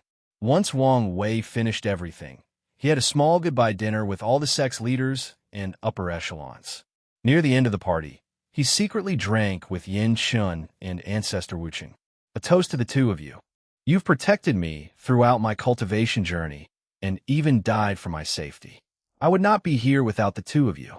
You honor us too much," Yin Shun replied with a sigh.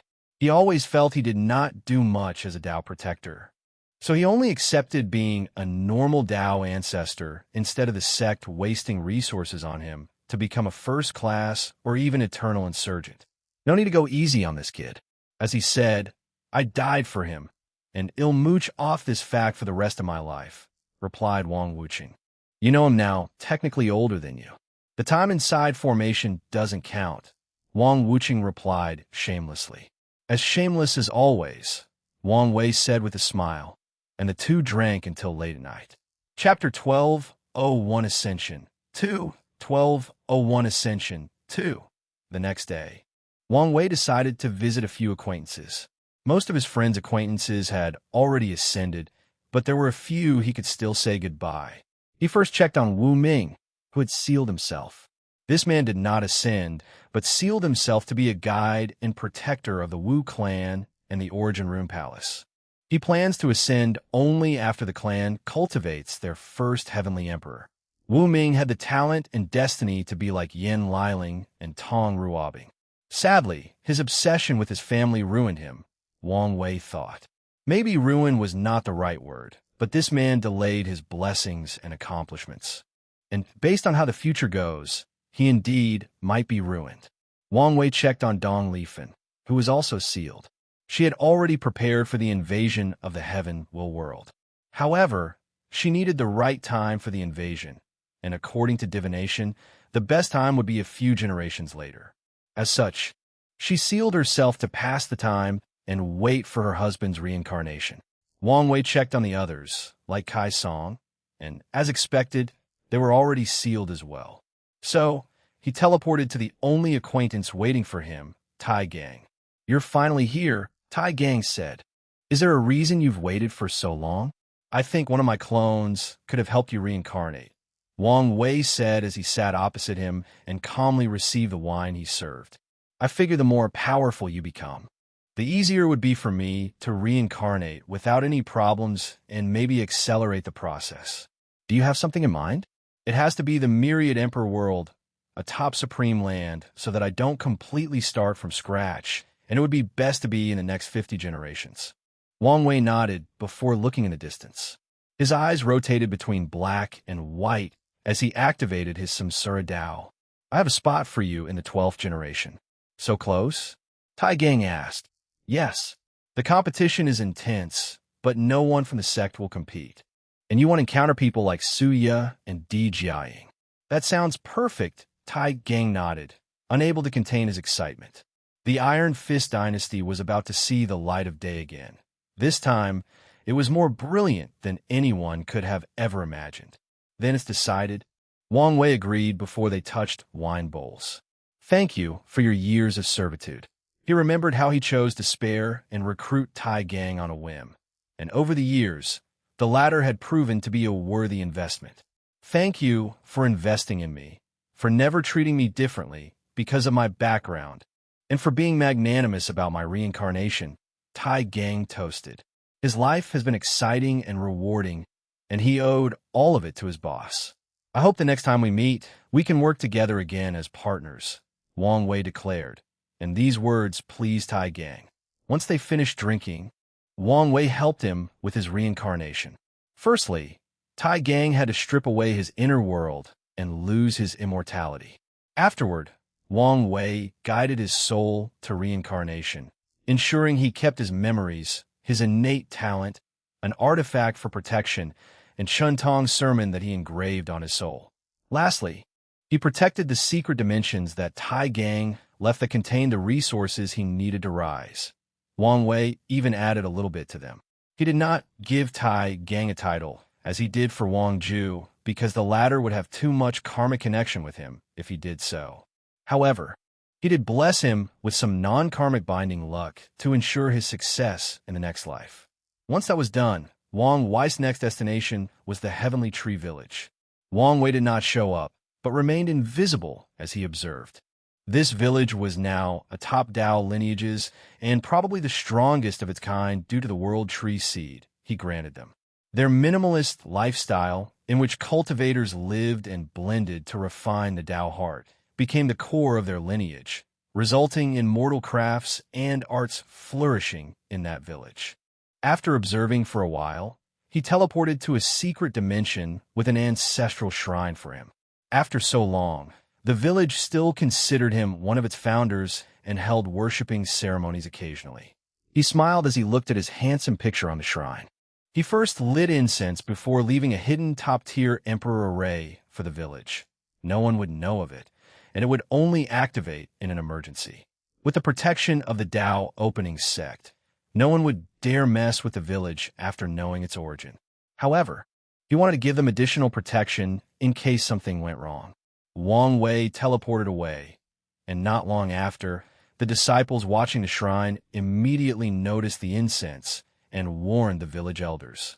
They figured out what had happened, so they held another celebration for the founding ancestor. Wang Wei's next destination before returning home was to check on the Hell Court and the heaven-devouring emperor. After ensuring no problems, he teleported home, where his mother, father, Li Jun, and Yin Liling were waiting. I knew this day would come, but I can't help but be saddened once it arrived, Yu Yin said, embracing her son. This is only a short separation. Time will fly by before you even notice. For us, maybe Yin sobbed. The family started their last dinner together. This is for you, Wang Wei said as he handed his mother a space ring. What's this? My Grand Dao Source Tree. You can use it for now and just hand it over to the sect before you ascend. Don't you need it? It's useless to me, and it would be better to get another one in the upper dimension than spend so much time elevating this one to tier 11. And that's for you. Wang Tian looked at the small sphere that contained a golden man that resembled him, as if it was a perfect copy. Is that the limit-breaking deity? Yes. I've condensed it from all the stories and myths across all world communities. It's technically done, but I recommend you feed it more incense before using it. I will. Finally, this is yours, Wang Wei stated as he handed Li Jun a black crown. From now on, you're the Earth Emperor of the lower dimension. Unfortunately, I can't give you the human or heavenly emperor position. That's more than enough. Wang Wei smiled as he saw how Yan Liling was silently pouting in the corner while ruthlessly biting into her food. You can also use the tree, said Yu Yan, and she nodded. Wang Wei chuckled. I've talked to the world tree. It will give you some leaves and other parts for pill materials. She will also help you in your role as guardian, but only in an emergency. Really? Her eyes immediately lit up. The world tree was Tier 11, meaning an Empyrean rank material. Yes, and remember, the tree is the last line of protection I've left for all of you. I doubt anything will happen in the lower dimension, but in case of a catastrophe or unknown threat, it will fight to its final breath to protect or send you away. However, the tree technically does not belong to any faction, so it can only be used for emergencies. We understand. The family chose to change the subject while they continued their small banquet. I can't believe how far we've come, Yian commented. Indeed, after Heavenly Tao blocked the path of Supreme, our generation despaired. Who knew we would raise the greatest emperor in the lower dimensions history and experience the most brilliant era in the next generation? If only mother and father were here to experience everything, Yu Yan sighed. Have they reincarnated yet? Not yet, but their destination has been set, Wang Wei replied. It's somewhere in the upper dimension. I can't tell for sure until I ascend. It's good that they have a destination, she nodded. What about my father? Wang Tian asked. Still nothing, but he should be fine, Wang Wei reassured him. The dinner soon ended, and Li Jun followed Wang Wei to see his concubine, Su Ai. Wang Wei took this opportunity to nourish his niece-nephew with his Grand Dao source, and even added a blood nourishment for the child to ensure it turned into an absolute monster. Once that was done, he spent the next 500 years with his family, traveling to different places worldwide. However, their tourist tour soon turned into a food tour, as Wang Wei hoped he could find food on par or close to his wife for his body cultivation, since he had used all the reserves. Sadly, he only discovered one barely adequate dish. Finally, Wang Wei entered a short 10-year retreat before his ascension. Chapter 12:02 Ascension, Finale. 12:02 Ascension, Finale. Wang Wei, who was completely naked, opened his eyes from his chamber. His body had tattoos from his face to his toes.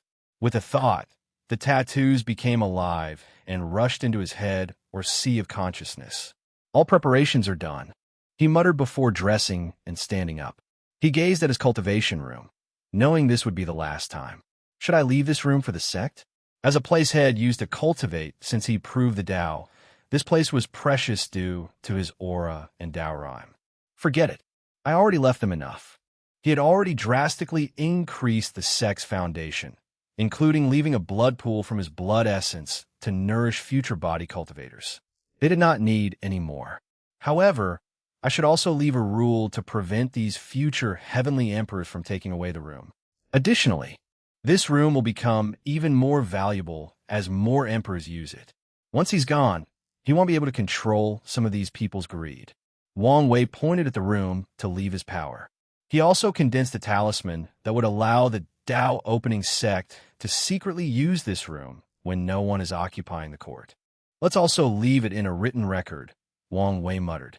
He already created the test to determine whether someone can inherit his position, and his trial is even more challenging than true heavenly Taos. He had set specific precedents for his successors, and now he was adding the rules of leaving the room untouched. Wang Wei left his room and started walking through the court. A feeling of nostalgia hit quite hard all of a sudden. As he walked to the residence of the immortals and former emperors, he could not lament one of his few failures during his reign. Few people chose to live in the court despite his best efforts. After Su Shi moved in, the situation improved, but it never reached the level Wang Wei wished for. It seemed those people were determined not to sleep next to a tiger. Maybe mom and dad will have a higher success rate, he thought before gazing at old man Tianji in one of the court's rooms. He was now in a state of semi-consciousness that there were not as many emperors or gods to share the burden of world source. He also needed to keep himself from being eroded by heavenly Tao. With him as a sample, I can extrapolate much information about Supreme Unity's current state, Wang Wei thought before walking to the garden. This place was his favorite, and he took particular care of it by gathering the most beautiful flowers in the endless void and perfectly arranging them. Still as soothing as I remember. He commented.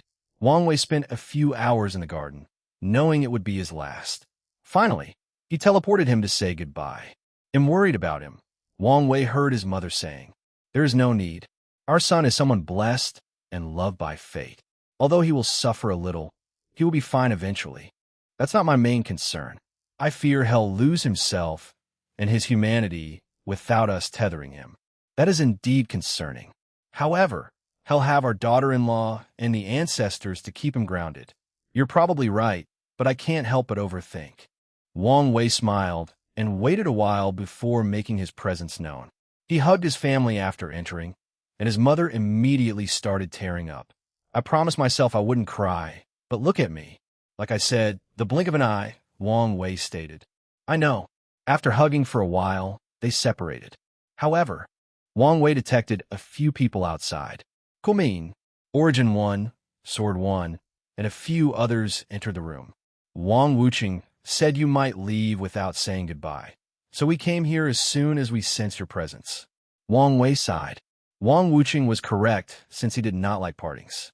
How can you leave without seeing us? This is probably the last time we'll ever see each other, Sword 1 complained. Because it will not be, Wang Wei answered. I'll come see you again with a projection after becoming Paragon. And if one day I can reach that level and have some freedom, I want mine taking all of you with me to the upper dimension. Thank you, Sect Master. We will patiently wait for that day, Origin 1 stated before cupping his hands to salute. Everyone followed him, and Wang Wei nodded to receive it. Everyone swiftly left after saying a few words. It's time, Wang Wei said to his parents. Take care, honey. Son, I have no words or advice because I know whatever you do, you'll make me and our family proud. Wang Wei gave them one last hug before walking out of the mansion. He had a plan for a flashy ascension and planned for a normal and underwhelming one. However, some people had other plans. The skies suddenly changed, becoming purple. A golden chariot drawn by two Kylin rushed from the sky with a rainbow underneath its feet as a path. It landed before Wang Wei, who sighed internally. I guess I should be honored that true heavenly Tao is going to such length for my ascension. He then activated the heaven-deceiving array, which he engraved on his body to its full power before entering the chariot. The Kylin led him into the sky, and the vision spread to every corner of the lower dimension. Golden lotus bloom above every world, followed by projections of sages, wise men, immortals, and even emperors bowing to the sky. Heavenly or Tao music echoed between heaven and earth, soothing the mind of all sentient beings. Everyone received the news of Wang Wei's ascension. So they all bowed and uttered, "Safe journey to the Supreme Emperor." These words echoed across space-time, all worlds, and dimensions connected to the endless void. Although many people were secretly happy that that monster had finally left, no one allowed their personal feelings to affect this moment. Everyone showed their respect, no matter how they might have felt. Our clan is truly blessed to give birth to such a being, Origin 1 muttered as he watched the chariot disappear. Not far from him, in a small but elegant pavilion, an elderly man opened a book and started writing. Heavenly Emperor Era, year 567,908.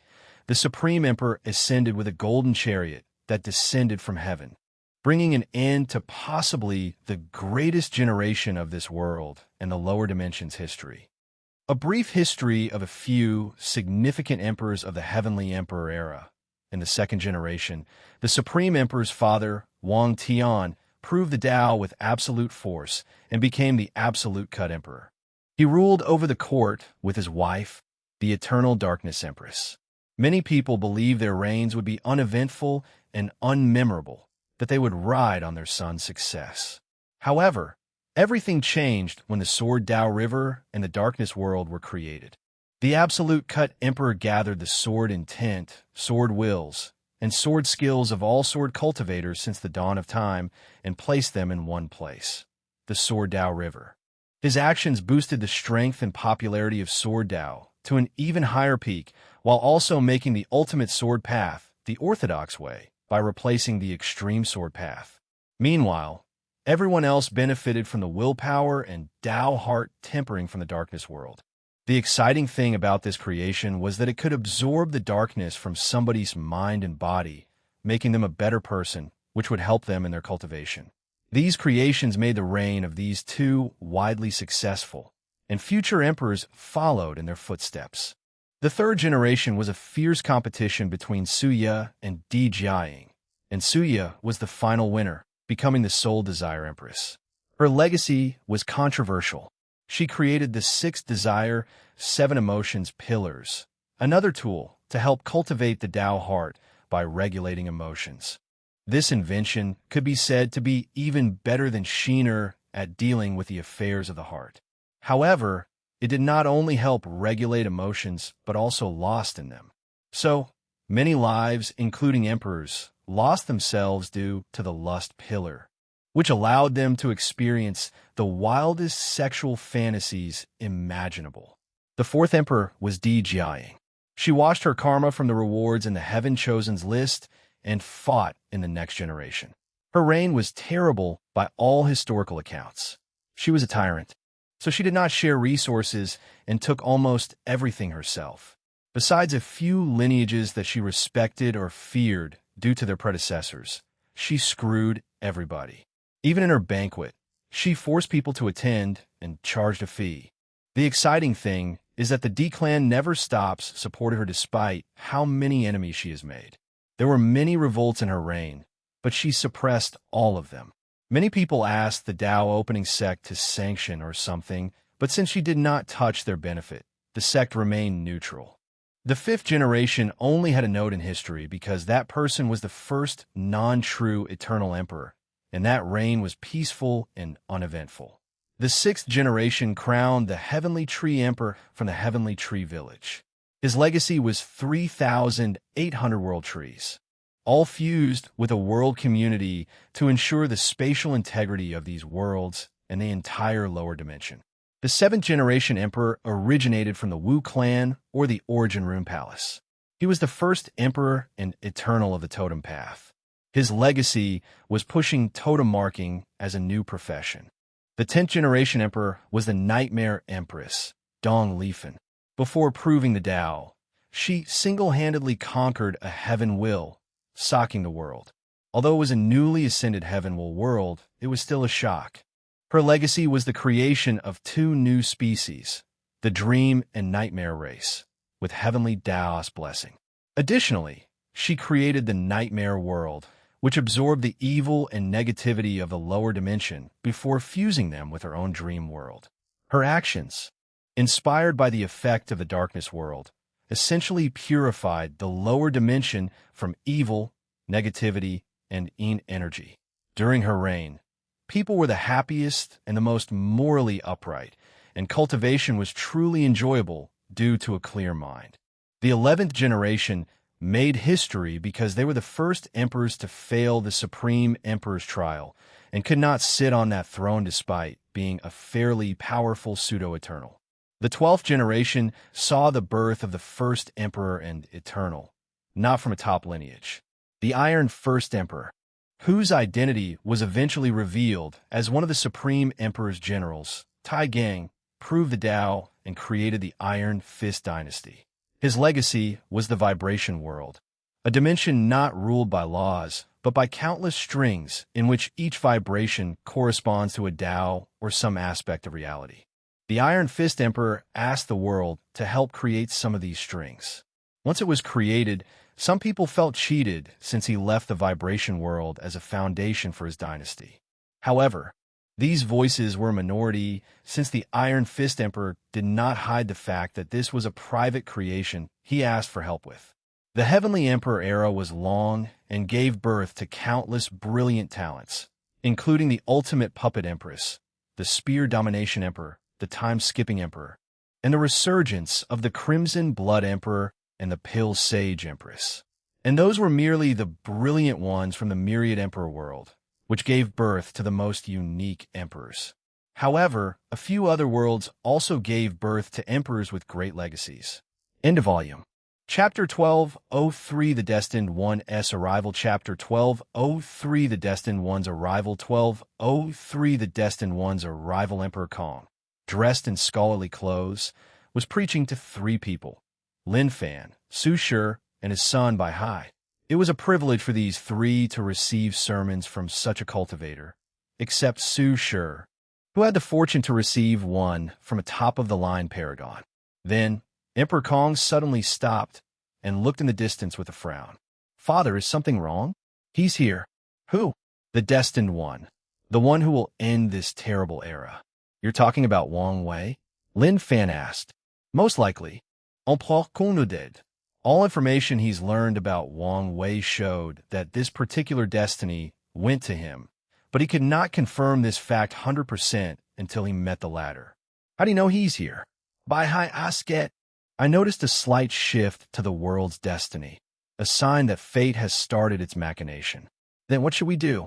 Bai Hai asked. "Tell me what you think first. We can prepare to contact him secretly." "Found out what he's planning and how to respond," Bai Hai suggested, and Emperor Kong nodded. "Lin Fan, our first priority should be the upcoming chaos. Many other factions should have noticed his arrival, and their response would have been of three possibilities: remain neutral, ally with him, or kill him.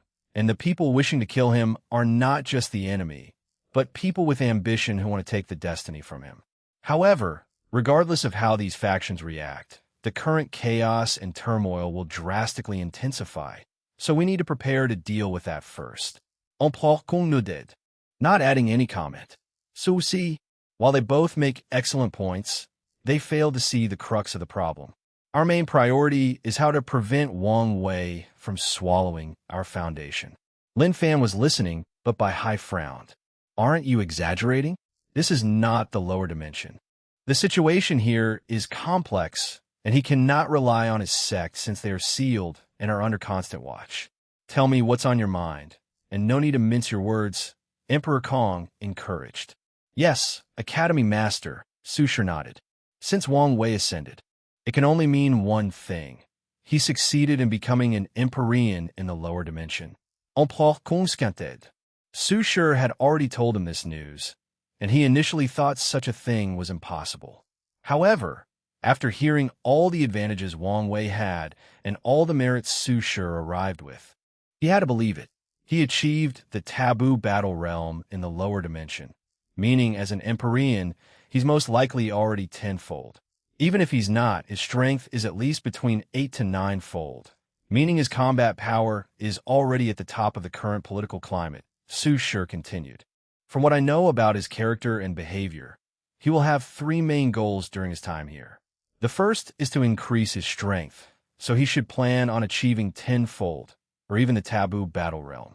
The second will be on how to fulfill his destiny as smoothly as possible, and thirdly, how to benefit his faction in the process. Our main concern is the third goal." Su Shi paused, thinking how to word her thoughts. Wang Wei is a very charismatic individual, and it's to a horrifying level. In the lower dimension, he had to worry about the balance mechanism, so he could not expand the Tao opening sect without restraint. He does not have this limit here. He will create his power and make allies to fulfill his destiny.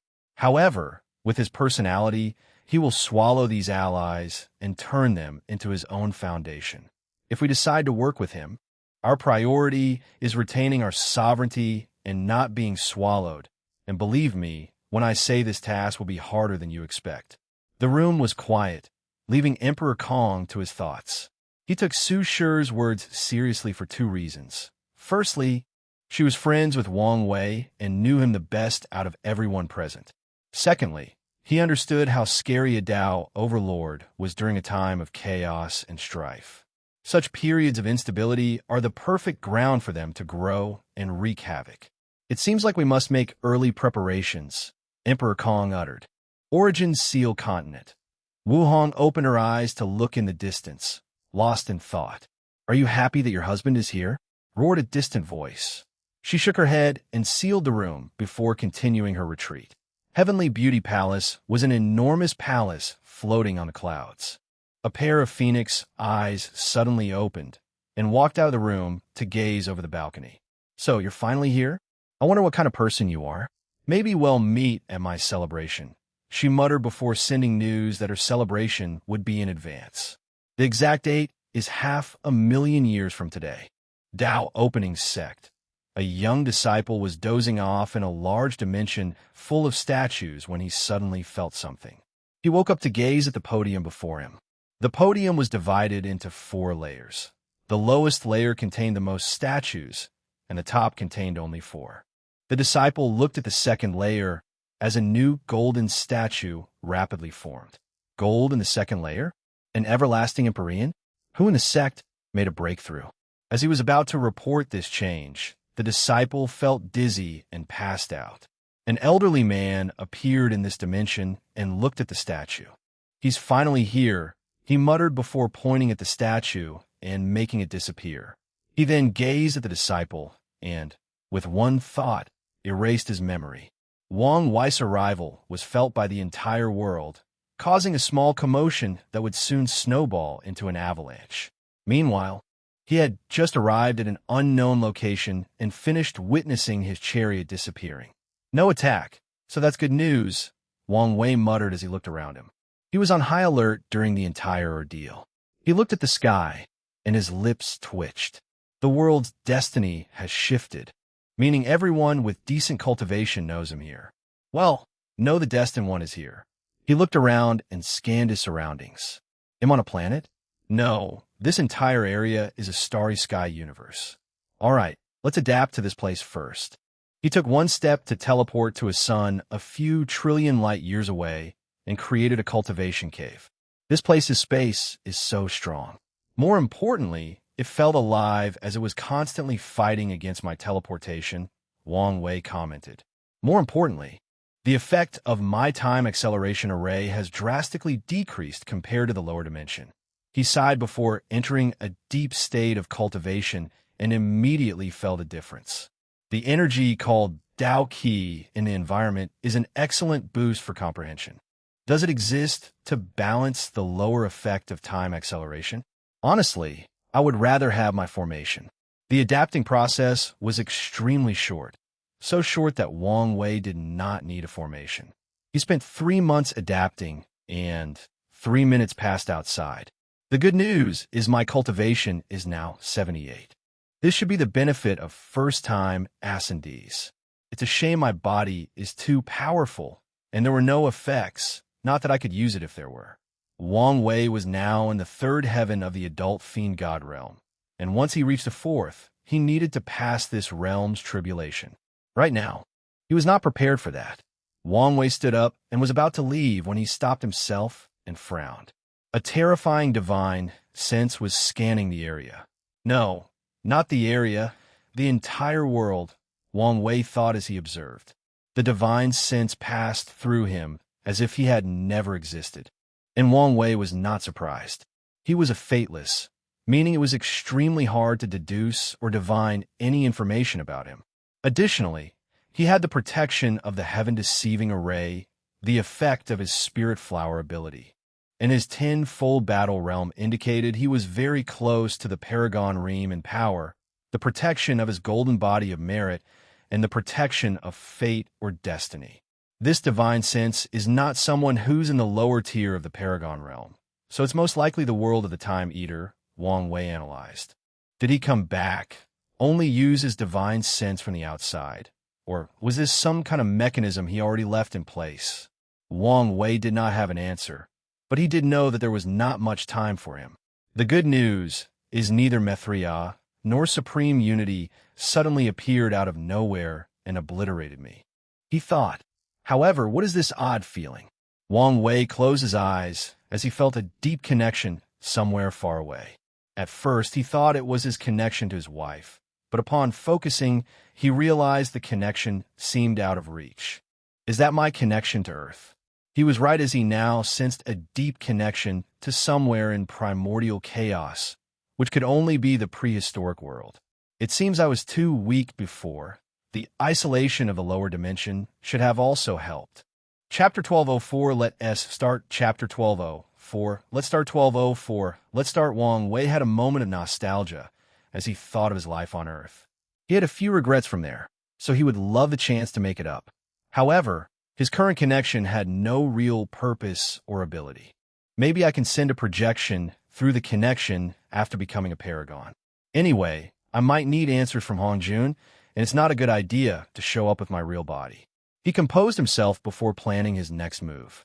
However, something bothered him, Supreme Unity's lack of action. He controlled himself to focus on the task at hand. Firstly, he needed basic information on where he was, so he teleported to a planet with life. Wang Wei was heading to a nearby city and noticed people staring at him. He thought people had recognized it for a moment, despite his changed appearance, before realizing it was because humans were scarce in this part of the world. So, he changed his aura to that of a demon. This is the blood dragon's territory? Wang Wei thought as he ate. The food was delicious, but he could tell this place relied on good ingredients instead of cooking techniques or unique spice combinations. Should I start with him? He pondered briefly before giving up. He needed more information and to establish himself before making any moves. Bang! What the fuck did you say? Roared a man dressed in all black, a scar on his right eye, and releasing his aura of an emperor with a cultivation of 56. His fierce gaze locked on a handsome young man at another table. I'm not talking to you, the young man said calmly. You dare call us dirty blood, but don't have the balls to admit it. As soon as he uttered that word, many eyes focused on the young man, making him frown. Like I said, I'm having a private conversation that does not involve you. I guess I should expect nothing less from an innate demon. You people are truly the greatest failure of heaven and earth. What did you say? The young man uttered with gritted teeth, releasing his aura as a 5-star pre-march and cultivation on par with his opponent. You heard me, replied the scared man before turning into a tiger with flame on its back. The young man turned into a green serpent with purple spikes running down its back. They opened their mouth to fire something. Enough, said a cold voice before a phantom of a beautiful world manifested in the room, suppressing these two. These two finally remembered this restaurant belonged to a powerful Dao ruler. If you want to fight, go somewhere else, said the cold voice. The two combatants' facial expressions turned grave, so they swiftly changed into their human forms. They stared at each other, but did not leave to fight. They returned to their table and continued eating. However, everyone could feel the tension in the air. The tension between the races under the blood dragon is so high. I guess that makes sense. In the past, the demon and innate demon gods were enemies, but now they were forced to serve under one person. I could use this mistrust and hatred. The 5-feathered phoenix might also be interested in ruling over creatures with potent bloodlines, which can be another angle to create inner conflict between them. He finished his noodles before slowly walking out of the restaurant. He sensed the gaze, and after investigating, he discovered that only the shop owner was intrigued by why he was so calm during the altercation. The latter did not pursue further, so Wang Wei ignored him. He walked around the city, observing countless more fights between different races. He then teleported to a planet with a large human population, focusing on observing the mortals. The abundant energy in the environment means crops are plentiful and diseases are rare. The average lifespan is more than 1,000 years, Wang Wei thought. The only advantage of a mortal civilization would be access to knowledge and a bit of power, but it's nothing in the grand scheme. The enlightening temples should be worth recreating. However, in the current political climax, it might be a catastrophe for mortals to have any form of power. Wang Wei knew he no longer had absolute power, meaning he could not force his will on all the cultivators of the world. Even after becoming a primal paragon, he won't have such power. As such, it's impossible to spread the enlightening temple throughout the world, And even if he did, many mortals would suffer as revenge from cultivators for daring to try to balance them. If we were in a peaceful world, I could probably spread them throughout the sect and its allies' territory, but that's it. Wang Wei grunted before teleporting away. He will need another method of gathering merit to replicate some of his success from the lower dimension. After checking a few things, he found the fortunate encounter with Lu De before heading to the one the sect left for him. Wang Wei used his space Dao to navigate the complex spatial structure of the eternal ascension world. He left his current area and bypassed countless more places until he arrived at the destination he deduced. Wang Wei had a strange look as he observed where he was. This area was shaped like a cube world, each face being a comically large continent. His destination was Continent 5, and he teleported above a small hut next to a decent-sized farm field. An elderly man was plowing vigorously, not showing any signs of his age. "This is it, your only remaining descendant." Lu Da's obsession manifested, and he looked at the elderly man with great sadness. He guessed his family was long dead, but seeing this person was the confirmation he hoped he never would receive. "You're lucky you have any descendant at all," Wang Wei stated very callously. "What do you want me to do? I can still give him the resources to start his cultivation journey." "That's not necessary," Lu Da stated. "As you said, I'm lucky someone survived after so long. There is no need to disturb his life." "All right. Do you at least want me to bless him with a fate of love so he can continue your lineage?" Lu Da hesitated briefly before nodding. "Please do so." He pointed his finger to change the elderly man's fate line, ensuring he regained his vigor and found a young wife. "Thank you," Lu Da bowed before rapidly dissipating. Wang Wei took the key and activated it. A portal swallowed him, and he found himself in a special dimension, staring at a grand black and gold palace. Someone already been there? After scanning the area, he discovered all the rooms except one was empty. A group of array masters were trying to open the last one. Wang Wei sighed, as he should have expected this given how long ago this thing would have been created. With the key, he bypassed the formation and directly entered the last room. Wang Wei saw an entire world full of a glowing blue stone the size of a palm and a formation hanging above the sky. "Are those Dao sources? And they're all second rank," Wang Wei muttered as he scanned this vast world. He looked at the formation. This Dao key conversion array must have been working non-stop for trillions of yuan epochs. Wang Wei smiled, as he was now a very wealthy Empyrean. After so long, even if one Dao source took a lot of time to condense, there was still a world worth of it. With this wealth, Wang Wei can use it to cultivate or buy resources for himself or his faction. This is a good start. He waved his hand to put everything away before teleporting. His next destination was the sect's secret realm. He had to rely on his luck to find the hidden dimension, which only delayed things by a small margin. "I feel I will like that they left for me," he muttered as he looked around. He was in a small room with a door before him. Before opening the door, he checked his surroundings for threats, and his eyes almost turned into money. This room was the same as the one he came from, full of Dao sources. The quantity was only 10 of the previous haul, which itself is a vast quantity, but this one was even more valuable because it contained purple stones, which are third-ranked Dao sources that paragons use for their cultivation. "It's good to come from generational wealth," Wang Wei muttered with a grin. Without worrying too much about resources, he'll be free to do as he pleases and not waste time. If this is just the first room, I can't wait to see what the other rooms contain. He walked to the second room with a smile on his face. The room was relatively empty, with only a seal and an information talisman. He checked. It was a brief message. "With this heaven seal, you can control the Mass Clan. They are a secret information agency of the sect with some fame. They are now yours to control and mold as you see fit. I guess I don't have to worry about the manpower for my new Fate Shadow Guards," Wang Wei thought.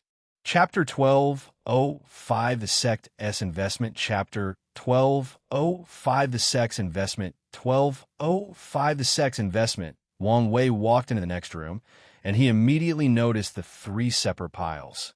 He walked to the nearest one and saw countless artifacts and talismans, the weakest being immortal tears.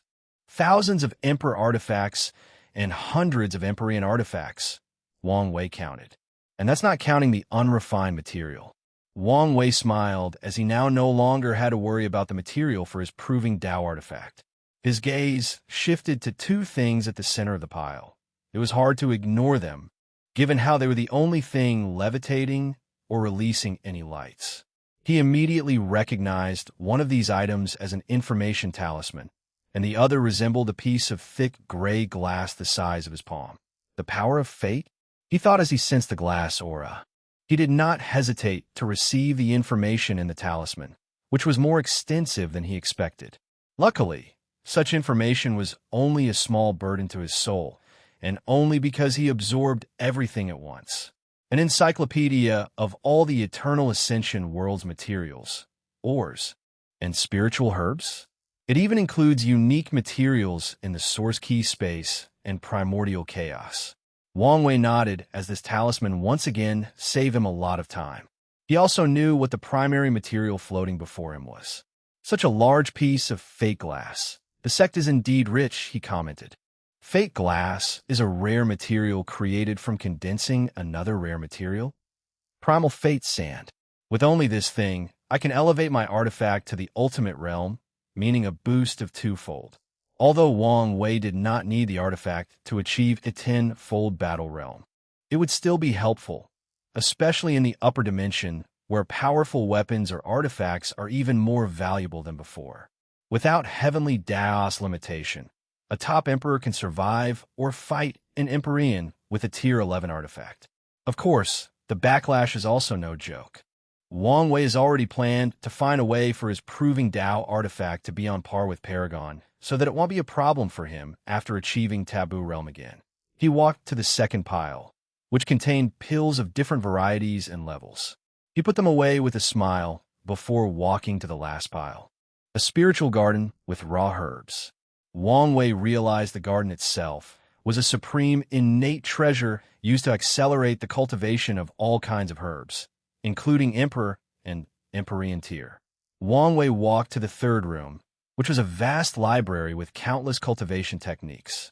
34 items floated in the middle of the room, one of which was a note that read, "These bastards have complete control over the Myriad Temple record, so we left these cultivation systems for you in case you need them.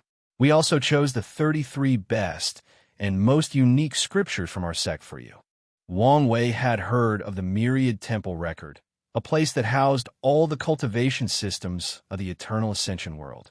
Its fundamental purpose was the same thing Wang Wei did in the lower world with the dream world, which allowed people to find the most suited cultivation systems for them by having access to other world communities. Wang Wei checked out these 33 scriptures and was surprised to find the ones from all 9 origin emperors from the lower dimension. He randomly took the Rainbow Emperor's scripture and flipped through it. It's different. No, it should be the new improvised version after she became a paragon, Wang Wei commented. Although this scripture only contained the Empyrean part, it was valuable to him. Wang Wei then immediately checked the ancient desolate body refining scripture, and, as expected, it indeed was the upgraded version, using a physical manifestation of the entire world to temper and strengthen the body. I didn't expect him to go this route. However, it seems to be a method to reduce resources by exchanging hard work and pain, meaning it's also good at tempering willpower. I could turn this technique into a cultivation bloodline technique. Wang Wei wanted to continue using bloodline for his body cultivation because, with the right bloodline, he only needed enough resources and time for him to grow. The new desolate body refining will further accelerate the process. He checked all the other primary scriptures. As the note stated, they were all unique and worth learning from. So, he put everything away before walking to the next room. Whoever designed this place is a little dramatic. Couldn't they just place everything in one room? Wang Wei complained as he entered the fourth room. He looked around and saw 5 items, 2 puppets, 2 artifacts, and 1 talisman. The aura in these artifacts made his treasured eyes shine. He walked to them, found notes before these things, and read them. The first puppet is your Tao protector. Unfortunately, our sect is under intense gaze, so we could only provide you with a paragon puppet with 90 strength. However, it is designed to burn itself to increase its power in an emergency, so use it appropriately. Wang Wei looked at this puppet, and it looked indistinguishable from a normal human. He even checked with his divine sense, could not tell it was a puppet, and only noticed it after using other abilities. I can't believe I would have another Tao protector in my life, Wang Wei thought. He shook his head before continuing with the note. The second puppet is a death substitute puppet, a longevity treasure to save your life. They went all out, Wang Wei thought, genuinely surprised. He had his reservations about the sex help for 2 reasons. Firstly, he worried they would not treat him so well because the ancestors were not there, and he was just an Empyrean from the lower dimension. He guessed they would treat him because of his talent and achievement, but not to this extent. The second and primary reason is the Tao opening sex motto of not cuddling geniuses. He thought that with those rules, they would have provided him with the basics and left him to his own device. He turned to look at the first artifact, a small black gold armor with a metal ball floating next to it, all encased in a white ball slightly larger than his palm. This is the Black Dragon armor set, a supreme chaos treasure left for you. Be careful that the burden and backlash of using such a weapon is heavy despite being way less than any Paragon artifact. Wang Wei's eyes shine. With this thing, I may be able to fight a weaker Paragon for a short period. He smiled before focusing on the second artifact. So familiar, he thought as he looked at the turtle shell. This is the Bashian turtle shell, another supreme chaos treasure for divination. I believe this should work well with your Tao. Wang Wei smiled brightly. Whoever designed this is very meticulous.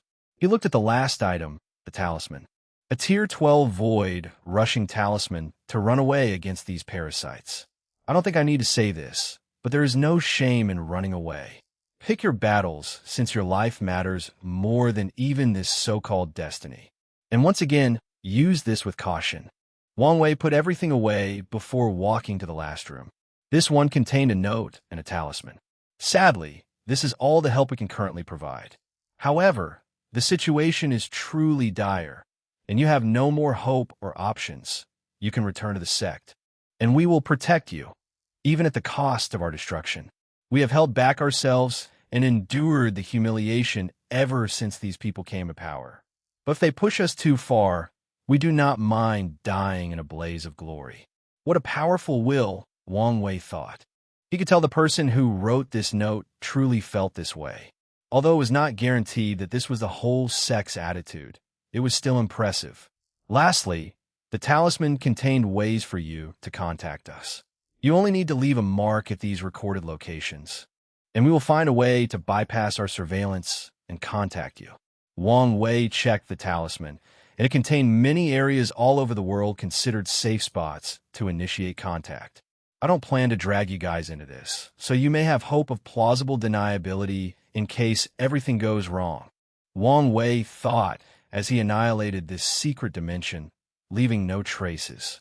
He then used his power to remove all invisible and undetectable traces before teleporting away. His next destination was to find the Mass Clan. He needed to know how capable these guys were, and whether there would be any trouble by using them. Then, he would reunite with Wang Qi and the Fate Shadow Guards to start enacting his plan. Chapter 12:06 Who to Target First? 12:06 Who to Target First? Wang Wei's destination was near the Chu Divine Dynasty's area of control, which was the primary base of the development of the Mass Clan. However, as soon as Wang Wei landed, he immediately discovered an intense surveillance. Myriad invisible ghosts patrolled the area, keeping track of everyone they saw. This is on the fringe of their territory. I didn't expect them to have so many eyes, Wang Wei thought. From what he knew, this world was once divided into 13 firmaments that corresponded to the 13 overlords. However, after the rise of the 2 suns and 7 moons, the world was not divided into 9. However, even in the era of the 13 overlords, they could not completely control their territories due to how vast the world was. The situation of the 7 moons should have been worse, as large stretches of their territories were unoccupied or left alone. The current area was one of them, meaning the Chu divine dynasty should not have had much influence. Are they desperate to find me? Or just looking for anyone who opposes their power? Wang Wei calmly thought. No, the Blood Dragon's territory was not under much scrutiny, so this must be purely related to the Earth Emperor. Did he learn about my status as an Earth Emperor and is desperately looking for him? Wang Wei was not surprised someone purposely or accidentally revealed his titles and achievements from the lower dimension. He expected it and even allowed it to happen, as it could be used for his plan to deal with the Earth Emperor. The more desperate he is to become a true Earth Emperor, the easier it will be to manipulate him. Wang Wei sneered before heading to his destination. Despite the current situation, the masked clan was well hidden in another dimension. Wang Wei quickly found them with the help of the Heaven Seal. Who are you? A man appeared before him, wearing black skin-tight clothes and a mask covering his face, including the eyes. He was on high alert with two short swords underneath his wrist. Wang Wei calmly looked at him. Although the man looked alone, his eyes saw hundreds of invisible people already surrounding him. Their response is quick, and their invisible technique is excellent, he commented. However, from their aura, it's obvious these guys haven't experienced much fighting in a long time. I hope this is just a group in charge of guarding their base. He calmly took out the seal. The Heaven Seal, said the visible man, his voice full of horror, excitement, and uncertainty. Someone go notify the Patriarch. Wang Wei continued observing while waiting. The unique aura of creation life form is gone from these people, which can only happen if their creator dies, grants them their freedom, and spends years breeding with non-creation lives. A few seconds later, a middle-aged man dressed in a black gold robe rushed toward Wang Wei, and he immediately frowned as this so-called patriarch also did not have the aura of someone who had experienced much blood. Lord Emissary, you're finally here. After so long, we thought the sect had abandoned us, said the well-dressed man, almost kneeling to Wang Wei. What do I call you? My name? No. Title is Prime Mask. Good name, Wang Wei nodded. Thank you. I'm glad your clan is still loyal. Wang Wei continued, looking at him intensely. The Tao opening sect did not leave any restrictions on these people, because their purpose for existing was to have unaffiliated eyes not connected to the sect. As such, they did not leave controlling measures to prevent anyone from being suspicious after discovering this fact. Of course, the sect used other means, like countless epochs of brainwashing and proving resources. Sadly, after the ultimate taboo and being forced to be sealed, these other unaffiliated factions had the opportunity to rebel. Prime Mask felt a deep cold rushing through his veins and soul. We would never forsake our creator. I hope so. Wang Wei nodded. Summon all the clan members, and I mean everyone. Those in important missions or assignments that cannot be left unattended must send a projection or a valid explanation. They have a week. I understand. They'll do it immediately, said Prime Mask. Good. Give me a private room to rest. The Patriarch personally led Wang Wei to a quiet room and bowed down before leaving. Wang Wei ignored the people secretly watching his room and was left deep in thought. Although the Mask Clan appeared subpar in the fighting area, even though one of their areas of expertise should have been assassination, he was satisfied with their acquisition because of their unique ability, skin assimilation. The original Mask Clan members were born in an invisible and intangible state. They took form only after taking another creature's skin, thus inheriting that creature's face, memory, aura, ability, and even bloodline. However, after years of breeding and evolution, they were all born looking like humans, but with the skin assimilation ability. Additionally, they can train themselves to enter a state of invisibility. Their ability will blend perfectly with the Fate Shadow Guard's method, Wang Wei thought. His guard can steal someone's fate, so adding this skin assimilation ability was a double insurance. While waiting for everyone's arrival, Wang Wei summoned the Black Dragon armor set and dropped his blood in it to recognize it as its master, followed by using his soul to imprint on the artifact. He did the same for all the others. Once he was done, he summoned the Death Substitute puppet, deep in thought. I now have 2 extra lives, so maybe I should be a little more reckless, Wang Wei thought. He pondered the benefit of sacrificing one of those lives to directly attack the base of one of these parasites. What are the pros and cons of such a move? Wang Wei thought, I can use such an attack to force them to return or send a projection. This is the best way to discover how deep the foundation of these people is. My guards can even use the chaos opportunity to infiltrate their factions' upper echelons. As for the cons, I can only use this tactic once, and will reveal my strength and trump cards, which is not necessarily bad since I will have to reveal it eventually. The issue is whether revealing them so early is the right move. Wang Wei was lost in thought, thinking of more pros and cons. For example, his actions will make rallying people behind his cause easier after having a significant reputation. After all, just being the destined one is not enough. A con of this action would be that neutral and more conservative factions will be more reluctant to follow him due to his radical actions and movements. Overall, this seems to be the perfect way to announce my presence to the world and get things moving, Wang Wei concluded. Now the question is, which one to attack?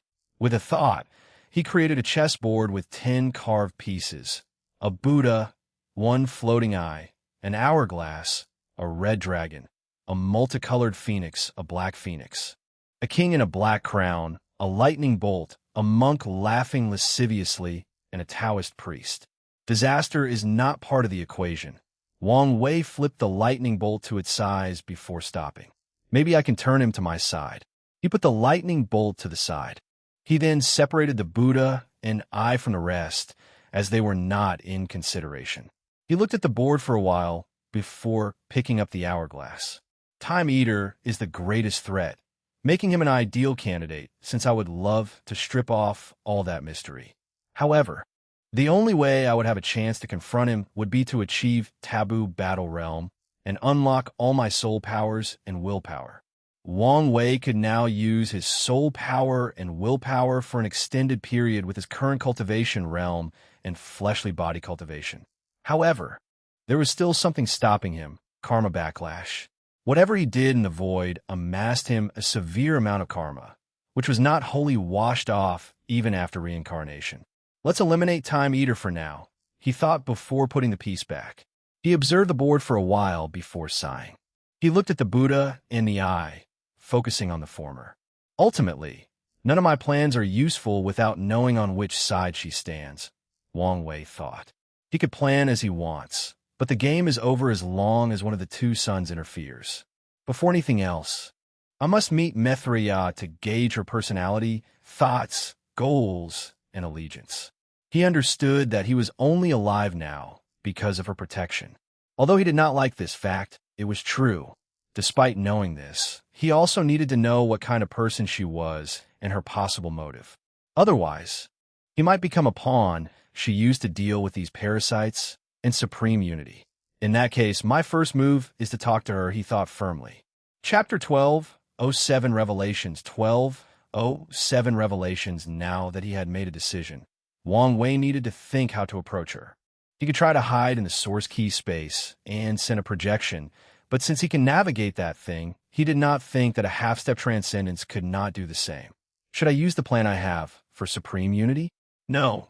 This plan requires a lot of preparation, and I need more information to determine whether it can even succeed, Wang Wei thought. In the end, he decided to take the risk. The power difference was too vast, and his cultivation was weak, limiting much of his options. So, he must take the risk and enter the lion's den. As for how he will meet Mithriya, the answer was simple. He only needed to find a Buddhist temple and say her name.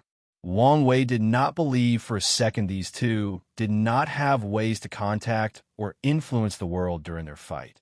That's why he stayed away from Taoism and left them as the last piece to dispose of. Wang Wei stood up, looking into the distance.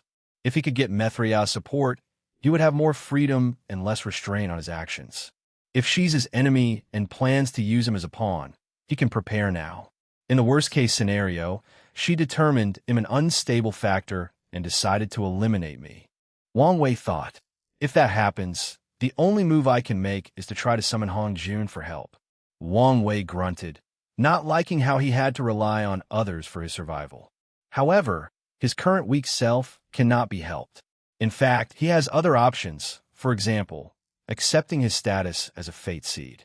As long as he does, he believes fate or even Grand Tao will somehow guarantee his survival. However, he would rather die than become their puppet. He no longer hesitated and teleported away. He needed peace of mind and to understand the complete picture of his situation. The sooner he does this, the more time he will have to prepare for all possibilities. It took him a few hours to teleport to his destination. That's how vast the world was. Of course, if he used the available teleportation arrays, the process would have been instant. However, Wang Wei was technically a fugitive and needed to be careful. He soon arrived at a monastery with a common name, White Lotus Temple. The abbot was an Emperorian, making this faction very powerful in the current political climate. However, Wang Wei did not feel the slightest danger, meaning they did not have any Paragon Array or Tier 12 powers, an indication that their temple did not originate from an ancient lineage and probably recently rose during this era. As Wang Wei looked at the temple, he thought, "Honger, this is the second time I'm risking my life because of you. The first time paid out. I hope the second time also does." His wife believed in Mithria's innocence, and he believed in her. He quietly entered the core of the White Lotus Temple, where they preserved their luck-condensing artifact. The place was crowded with formations, but Wang Wei manipulated these formations into thinking he was their master and had full access. He found himself in a room with a silver Buddha statue and a white lotus artifact floating above its palms. Wang Wei took a deep breath before bowing. "Mother Mithria, I humbly request a meeting." As soon as his words finished, time paused around him for a few seconds before a woman appeared in the room. Wang Wei's first thought was that she was beautifully ordinary. Her visage was indeed beautiful, even heavenly, but her demeanor, presence, clothes, and aura were all ordinary. These two opposite concepts perfectly blended with her and her very well-hidden noble or holy presence. "I've been waiting to meet you for a while now," Mithria said with a smile. You are very guarded against me. I can't help myself. Your Excellency, your strength, and, well, reputation are not exactly signs that I should not be guarded," Wang Wei replied, observing everything around him, including every single subatomic particle in this room. Mithria chuckled. "I would never hurt you. After all, you're technically my grandson." Wang Wei's body paused. He understood the tactic of saying outrageous things to throw an opponent off guard, but wasn't this too much? Could it be her flawed method of transcending that fried her mind and made her crazy? No, it can't be. There haven't been any signs. "No, I'm not crazy," Mithria said, making Wang Wei's lips twitch. He controlled his emotions. "Then, what does your word mean?" A thought came to his mind, but he could not believe it. "You should know what happened to me that led to the corruption of Buddhism in the lower dimension. I only know that Li Bo used some means to divide your mind into two, your pure and devilish side. The consequences of those failures were more impactful than you can imagine," Mithria stated. "In the process, I lost control of many of my true avatars." "That's possible? Although rare, it's possible under specific situations." Wang Wei grunted. "Then, the escaped avatars knew of their status, and most tried to escape my influence. One was highly successful in this endeavor and became one of the prime Yama Kings of the Eternal Ascension world." Wang Wei detected a hint of pride in Mithria's voice. The way she cultivated involved experiencing countless reincarnations. And one of her clones was Mao Yu, your grandmother. Wang Wei was officially speechless. Is this why she was born with such an unparalleled state of mind? Why couldn't I sense my grandfather's reincarnation? That's correct. It seems she acknowledged the relationship with your grandfather and chose to train him herself. Our Wang clan is truly blessed, Wang Wei commented since he was still processing her words. Indeed, Mithrian nodded with profound eyes. It seems you have many questions. Ask away. From your tone, it appeared as if you never tried to recapture your avatars. Why? Wang Wei immediately asked. The boss actions were a blessing in disguise. After I conquered my devil self, my spiritual practice reached another level. It's because of that event that I became a primal paragon. By then, I realized these avatars were now their own individual entity. A few had proven their Tao, and their imprint differed from mine. Even their existence was different, so I let them be. "You're a better person than me," Wang Wei commented. He would have hunted these little bastards down and exiled them from this mortal coil. "Many of them died fighting each other," Mithriya said with sadness. "Some even tried to kill me to become the original. Had they realized they now had their own path and future, who knows what they could have achieved now?" Wang Wei nodded before quieting down. "You can ask," she reassured. "Why did you do it?" Mithriya knew what he meant. She was innocent, as she contributed to how the current world situation developed into such a state. After we left the ultimate taboo, supreme unity and I reached a cultivation level that could be described as pseudo-half-step transcendence, Mithriya calmly explained.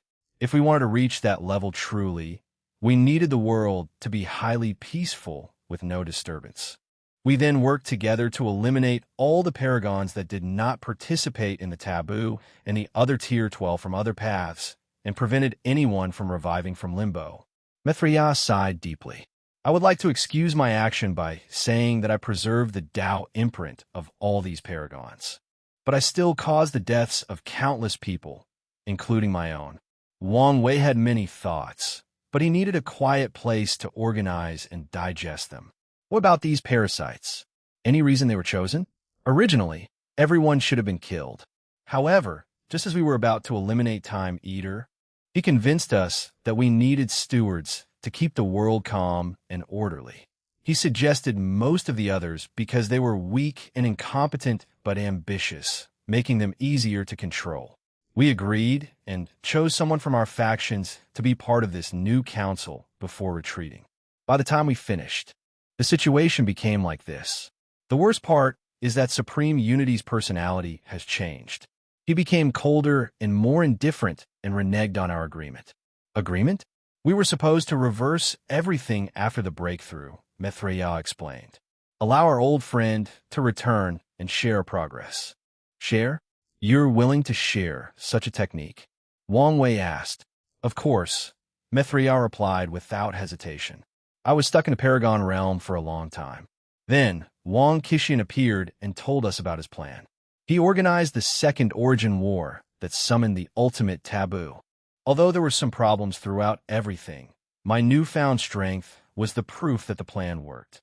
I understood the need for communication and sharing ideas to walk further in the path of transcendence, so I never planned to hide the technique. But Supreme Unity did not share your idea? Wang Wei asked. He did not. Chapter 12:08 Grandmother 12:08 Grandmother. He started acting as if everyone else was beneath him. Based on his words, he did not think these lowly creatures could help him in his path, and their purpose was to serve and worship him. Mithriya explained. Do you think he was always like that, or did he suddenly change? Wang Wei asked. I don't know for sure, Mithriya replied.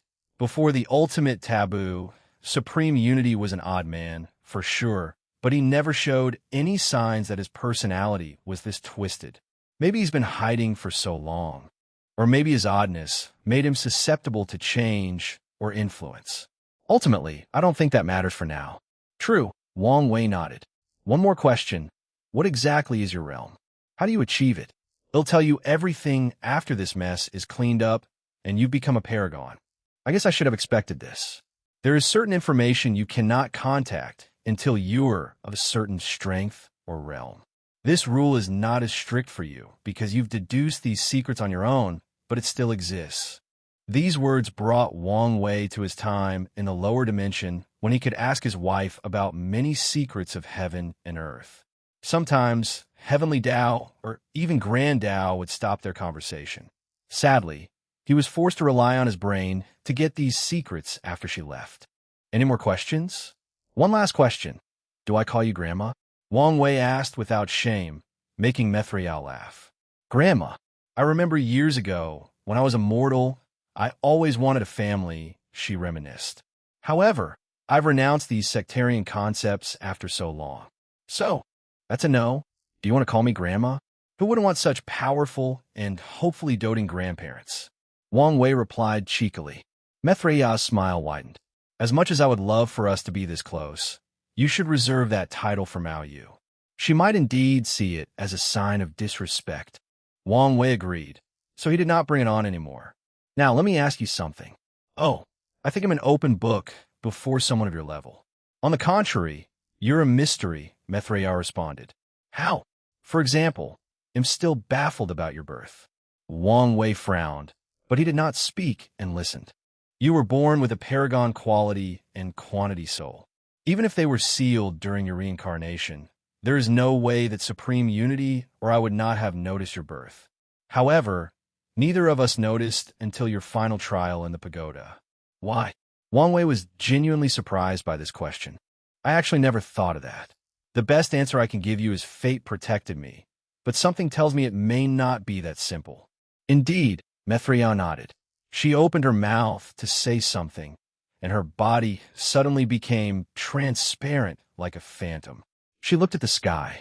It seems we can't talk for much longer. A few words before I leave.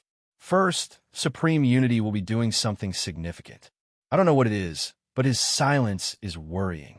Second, Time Eater will be your biggest obstacle, not only because of whatever he's planning, which involves the infinite trichiliocosm, but because he's a pawn that heavenly book paragon left in the world while we attended the ultimate taboo. Although he considered himself as breaking away from the latter's control, in a desperate matter, he might have tried to accept his fate to deal with you. Wang Wei frowned but still did not utter a word. Lastly, Wu Hong is in danger. Mithria continued as her body was almost gone. A fierce light flashed in Wang Wei's eyes. She created something that he's very interested in. Adding her connection to you, eliminating her will deal a severe blow to you and kill two birds with one stone. After meeting you, I've confirmed that you two have an unparalleled destiny. However, she received the short end of the stick in that situation, since it seems she needs you to activate that destiny. To be specific, she doesn't need you, but it will take too long for her to do it alone. But that's not the point. The point is you're currently protected by your destiny, to some extent, but she's not. So, I recommend you remove her from the current situation until she activates her destiny. Mithria disappeared, leaving Wang Wei alone to his thoughts. He did not wholly believe Mithria, but for now, his intuition was telling him she was indeed on their side. He will still be vigilant and also double-check some things she said, but for the most part, he's reassured. However, he was concerned about what she said about Wu Hong. Unparalleled destiny? She's probably talking about the destiny to walk the transcendent path. If that is true, she was not entirely correct. Future Honger changed the timeline by sending a clone in the past and, with the perfection method, activated my so-called transcendent destiny. So, I need to do the same by convincing her to establish the perfect foundation, which requires help from the dark truth that no longer exists. Wang Wei frowned. Wait, this might be the best opportunity to check if the dark truth is somehow related to my future self. His future self would find an opportunity to expand the dark truth to the upper dimension. The dark truth is not only the best way to activate her transcendent destiny, but also hide and protect her during the current terrible situation. Once she succeeds, she will have a mild destiny protection from half-step transcendence, just like Mithria suggested. Wang Wei had a bright smile on his face. Although he still needed to verify whether the dark truth was here, he was confident in his analysis. Unfortunately, a terrible realization dawned on him. She's technically no longer my wife, he thought with a painful heart. What if I can't woo her again and she severs our bond? No matter how powerful things like fate and destiny are, nothing is set in stone for people of their cultivation realm. They have a lot of choices and free will, meaning it's still possible for him and Wu Hong not to end up together. Okay, calm down, Wang Wei. You're handsome, suave, have a good personality, well, maybe not good, but charming, and have great potential. I have hope if she's willing to give me a chance. After giving himself a pep talk, he calmed down. Despite how desperately he wanted to, now was not the time to meet her. Let's check on grandfather. He opened a portal to Samsara. Wang Wei found himself floating above two bridges that crossed a terrifying dark river. One bridge looked ordinary, and the other was golden. The ordinary one was a passage for regular souls, but the golden one contained only immortal souls. Yet, both were full of souls that kept on coming. The second thing he noticed was how stable this space was. He was shocked as he realized his full strength could not tear the space in this place. He could teleport, but could not destroy the fabric of this space. Wang Wei then frowned as he sensed countless powerful gazes locked on him, seemingly warning him. However, they seemed to relax slightly after detecting his minor three-realm emperor status. He controlled himself and uttered, "Grandma, I'm here to see you." However, nothing happened after a few minutes, so Wang Wei continued. "I know you should be very busy, but my grandfather disappeared as he was reincarnating, and I know the family is worried about his whereabouts." Wang Wei then heard a sigh, followed by a peaceful voice with the power to naturally calm people down. "Did she tell you?" "She did. That was not her truth to reveal." "Probably, but it was also the best way to lower my guards against her." Wang Wei nodded. "Your grandfather is fine," Mao Yu's voice continued. "With my training, he will live up to the expectations you have for him." "That's good to hear. However, I cannot meet or help you in any way or form. At least, not now. I know there are strict rules and regulations in Samsara," Wang Wei replied. He did not expect any help. "I came to check on Grandpa and to ask your opinion on Maitreya. It's good to be vigilant," Mao Yu praised. "As for her, she is someone who truly deserves the title of Buddha. However, her actions are the result of the conflicting ideals of Buddhism and cultivating in general. Buddhism requires a kind, peaceful, and non-confrontational mindset. Meanwhile, cultivation is all about power, a hierarchy, and the survival of the fittest. When presented with the opportunity to reach higher levels, Maitreya followed her instinct as a cultivator instead of a Buddha. Now, she's living with regret and paying the consequences of her choice." Wang Wei pondered. His grandmother's words perfectly encapsulated the character profile he made for Maitreya after their short meeting. Chapter 12:09 Another piece of the puzzle. "Can I ask you something important? What Tao does Maitreya cultivate?" Wang Wei asked. "It's a unique Buddhist-focused Tao called Formless Tao. Not Time Tao." "No, I see. Well, thank you for the information," Wang Wei said. "He'll be leaving now. Say hi to Grandpa for me. And welcome to the family." Wang Wei had a lot to do and many things to ponder, so he did not waste much time in the afterlife. He opened a portal, preparing to return to the world of the living. "Wait," said Mao Yu's voice. "This is for you." A small cauldron appeared before Wang Wei. "This, a supreme chaos treasure called the Moon Cauldron. It's a soul protection treasure," Mao Yu explained. "It seems you're used to relying on your soul's uniqueness for defense, but that won't work anymore in the upper dimension. Be careful since this thing is only for protection and not for battle." "Are you sure? If you're going to be in trouble, no need for concern," Mao Yu replied. "I can spin this as a reward for your achievement of a three-realm emperor." "Twisting of rules? You're really my grandma." Mao Yu chuckled. "Go, and take care of yourself. When your father ascends, tell him to come see me." "All right." Wang Wei returned to the White Lotus Temple with the artifact. He did not spend another second and instantly teleported to the mass clan since he had already been there and knew the spatial location. He sat in his room, pondering about his meeting with Maitreya. The greatest information I've pieced together from that meeting is that Maitreya used the river of time for her transcendent path, Wang Wei thought. He concluded this for a few reasons. Maitreya's main Tao is Form Tao, and yet, when they meet, she stops time.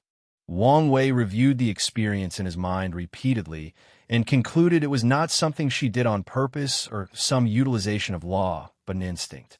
This is one of the missing puzzles. Paragon often uses the river of time to navigate the vastness of primordial chaos or the source key space.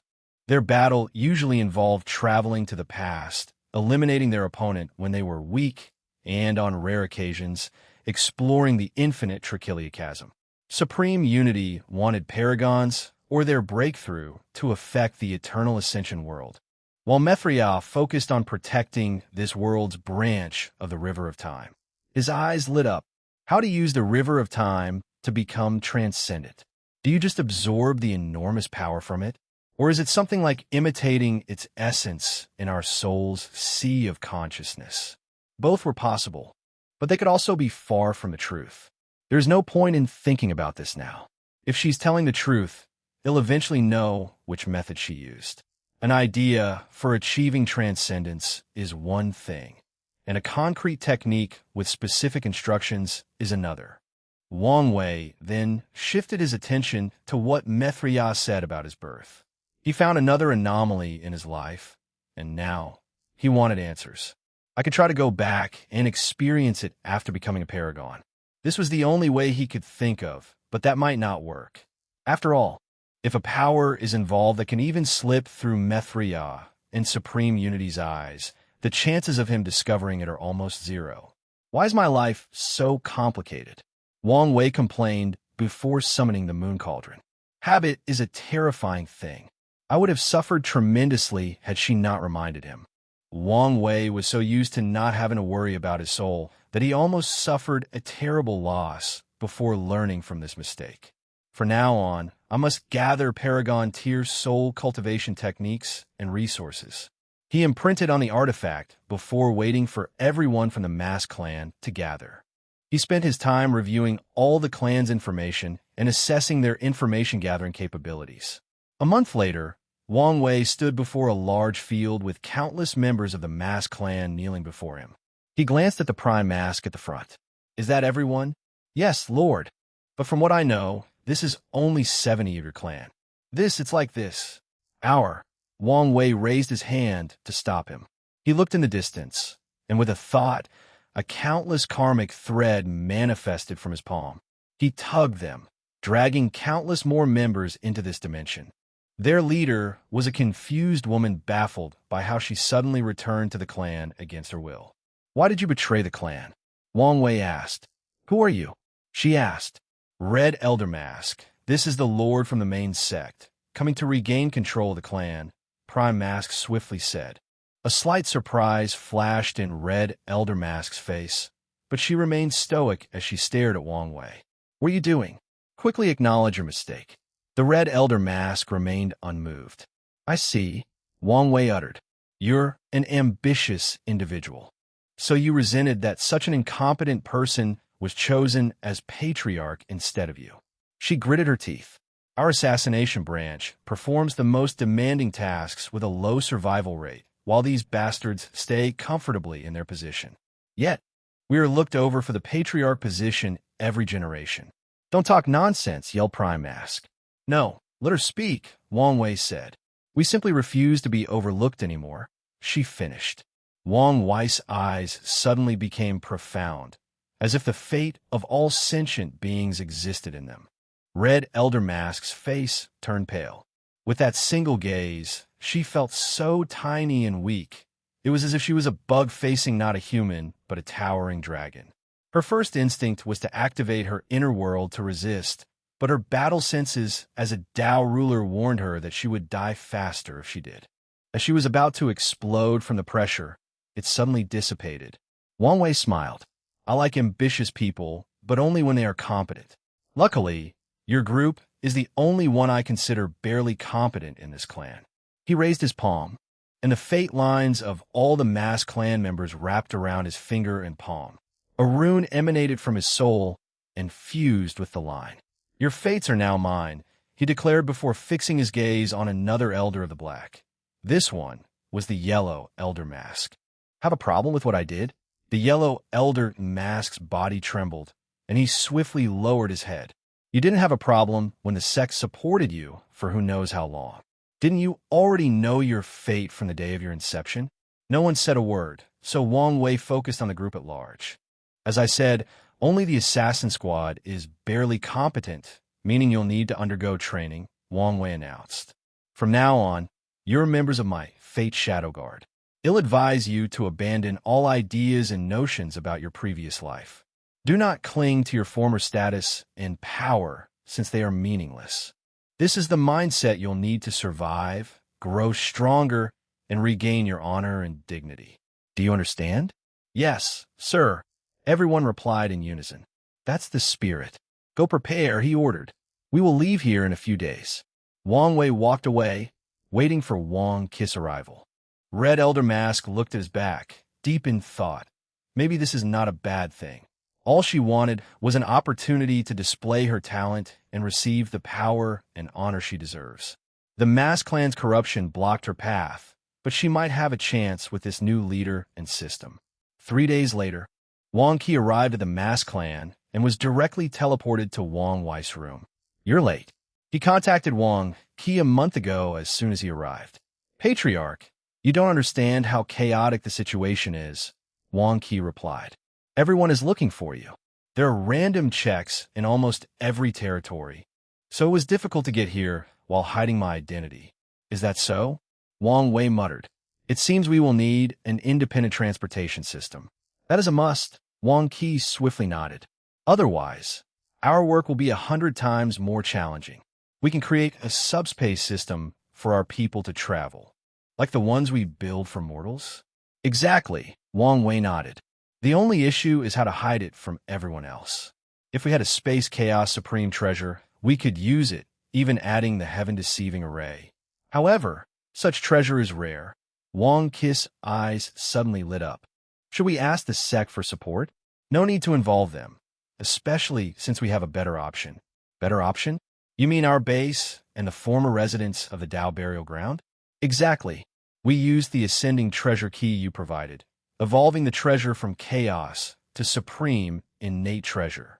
However, it's a long way to the supreme chaos treasure tier. Chapter 1210, First Contact. We can feed the Dao Burial Ground more ascending treasure key until it becomes a top supreme innate treasure, Wang Wei commented. There are only a few ways to elevate the rank of innate treasures. The most common is to have someone of a higher cultivation nourish it. In the case of a chaos treasure, someone of rank 11 would need to nourish it before it evolved into a supreme innate treasure. Empyreans and Dao rulers need to use the pure Grand Dao source nourishment. But the most effective baptism is from an Earth pre-march. However, if we want it to evolve to the next level, we need a unique rank 12 key. Vank Kismaildraidi. Sect Master, where in heaven will we find something like this? Instead of doing something so pointless, we might as well search for a supreme chaos treasure. Although the Dao Burial Ground's primary attribute is hiding, making it perfect for a subspace system, it may not be worth all the trouble. Wang Wei shook his head. You're limiting your thinking. We don't have to do everything as long as we have the right allies. The right allies? You mean the celestial race, Wang Qi stated, having figured out his sect master's intention. Indeed, if a faction with such a unique key exists, it would be them. The issue is convincing them to part with such a heavy gift. Whether they give it or not can also be a test of how much they are willing to invest in our cause, Wang Wei added. We need to know in advance whether their clan will stay in hiding and do the bare minimum to contribute to the end of this era or invest fully. What choice do you think they'll make? Wang Qi asked. I cannot say for sure, Wang Wei replied as he looked in the distance. Ending this era means returning to the Golden Age where the 13 overlords reign supreme. Some people are happy about this, while others want a new world order. From what I know, the Celestial Clan used to be an upper-lower member of the Myriad Clan Union, one of the 13 overlords. Maybe they want to use this opportunity to climb the political ladder in their faction, or they simply want to return to the old times without much desire. We'll have to see.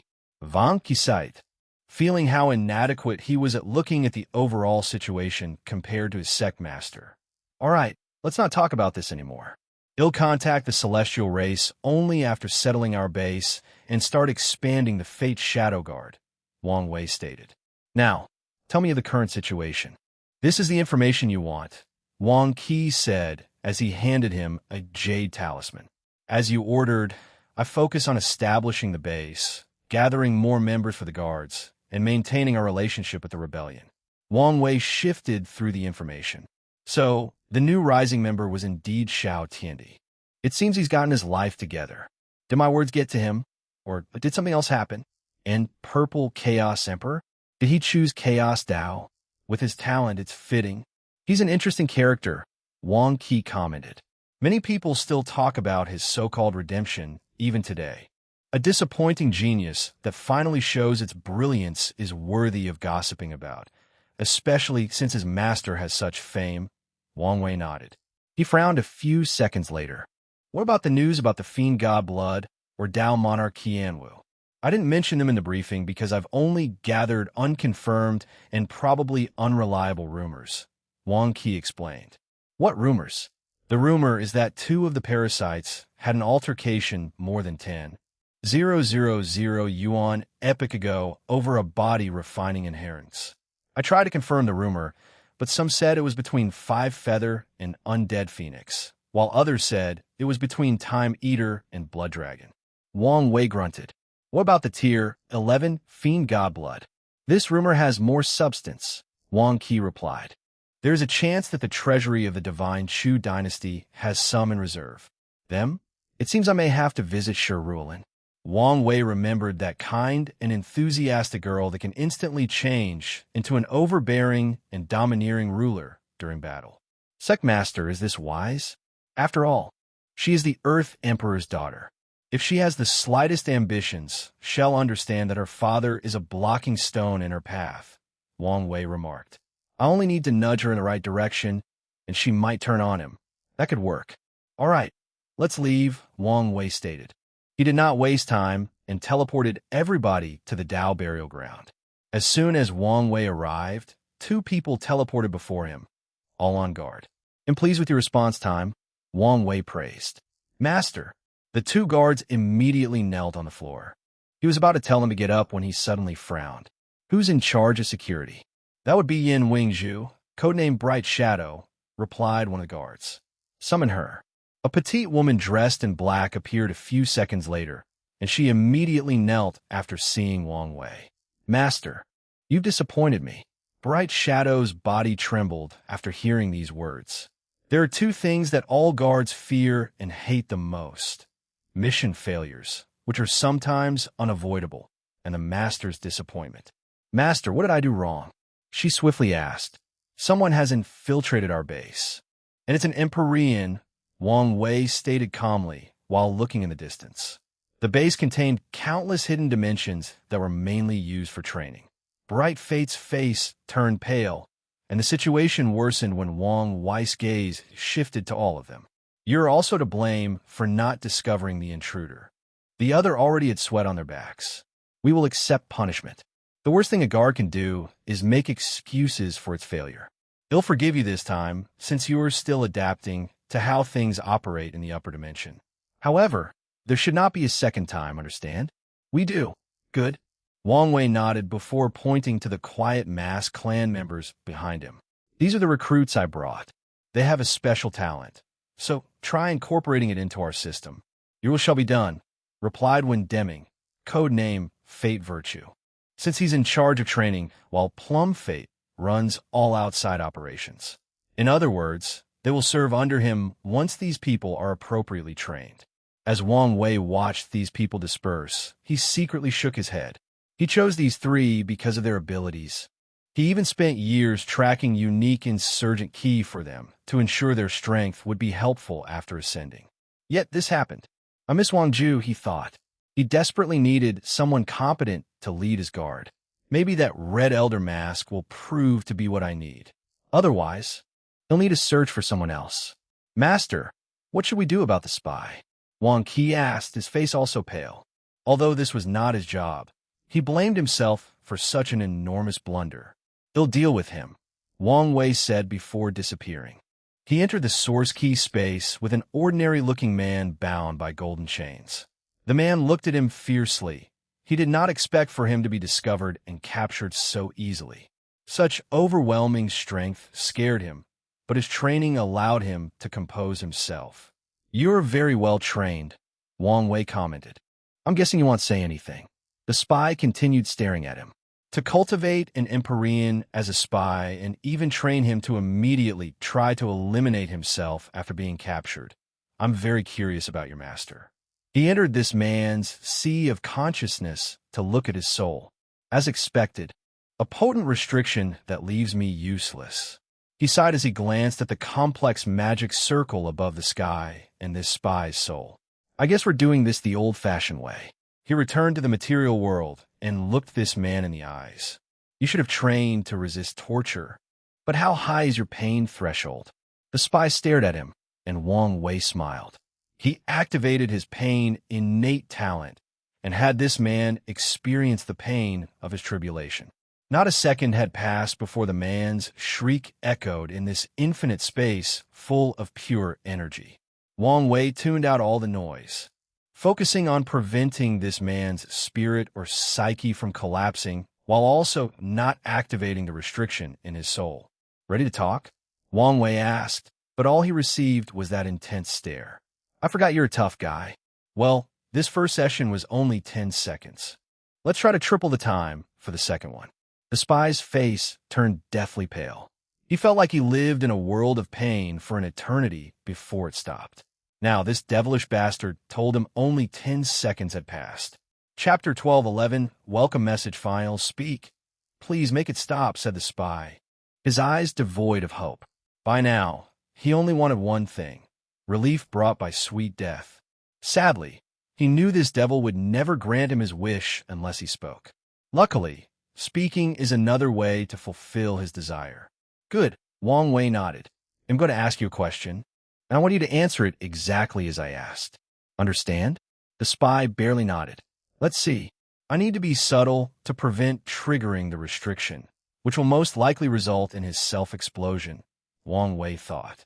After compiling a plan, he summoned the Bashian turtle shell to boost his divination capabilities.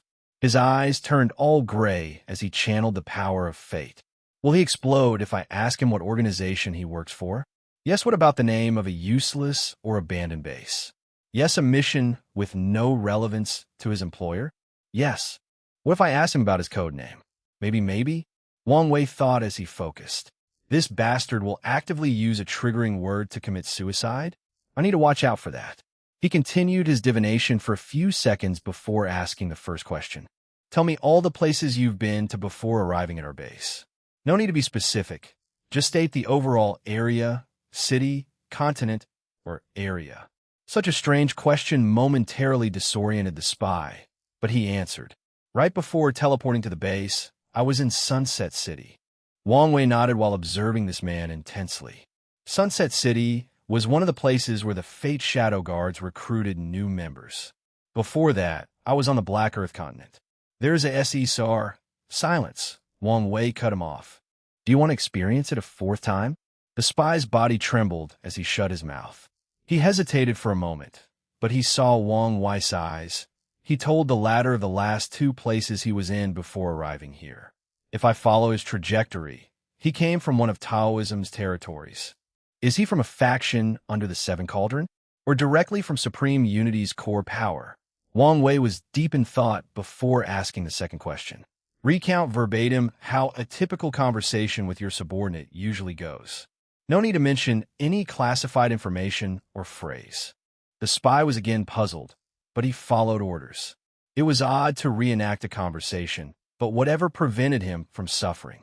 So, his status was that of a vice commander, Wang Wei analyzed from the retelling. And there are more than one. How many Empyreans have you met in your life? What? I don't know. Quickly. About 125. Of these 125, how many did you attempt and succeed to kill? I've killed 34, failed 6 times. How many did you have a friendly spar with? Who won? And why did you lose? Wang Wei continued, and after hearing this answer, Wang Wei thought, I can confirm 20 other vice commanders, all Empyreans. Now let's check if Dao rulers and immortal sovereigns are in that position. He asked more questions about the other paths, about people the spy respected dearly without any specifics, and many more. About 33 vice commanders and 5 commanders, with a few that are likely everlasting, Wang Wei thought. Let's see if I can deduce their organizational structure from him. Wang Wei opened his mouth to ask something, but stopped himself before uttering a single word. He looked in the distance. Already here? They are faster than I anticipated. He glanced at the spy, and without hesitation, he chopped his head and extinguished his soul. Wang Wei disappeared, leaving the headless body on the ground. A group of 5 individuals dressed in all white appeared. That body shape, it's Vice Commander Urshi, said one of the spies. Their leader, the only one whose clothes contained stripes of black, 24 to be exact, calmly observed everything. I can't believe he died so horribly. Wasn't his mission to investigate news about the Destined One? I can't believe that was his end. The people from the stargazing pavilion should have done a better job warning of the mission's difficulty. Vice Commander Urshi is an upper middle moon commander. Losing him is a great loss.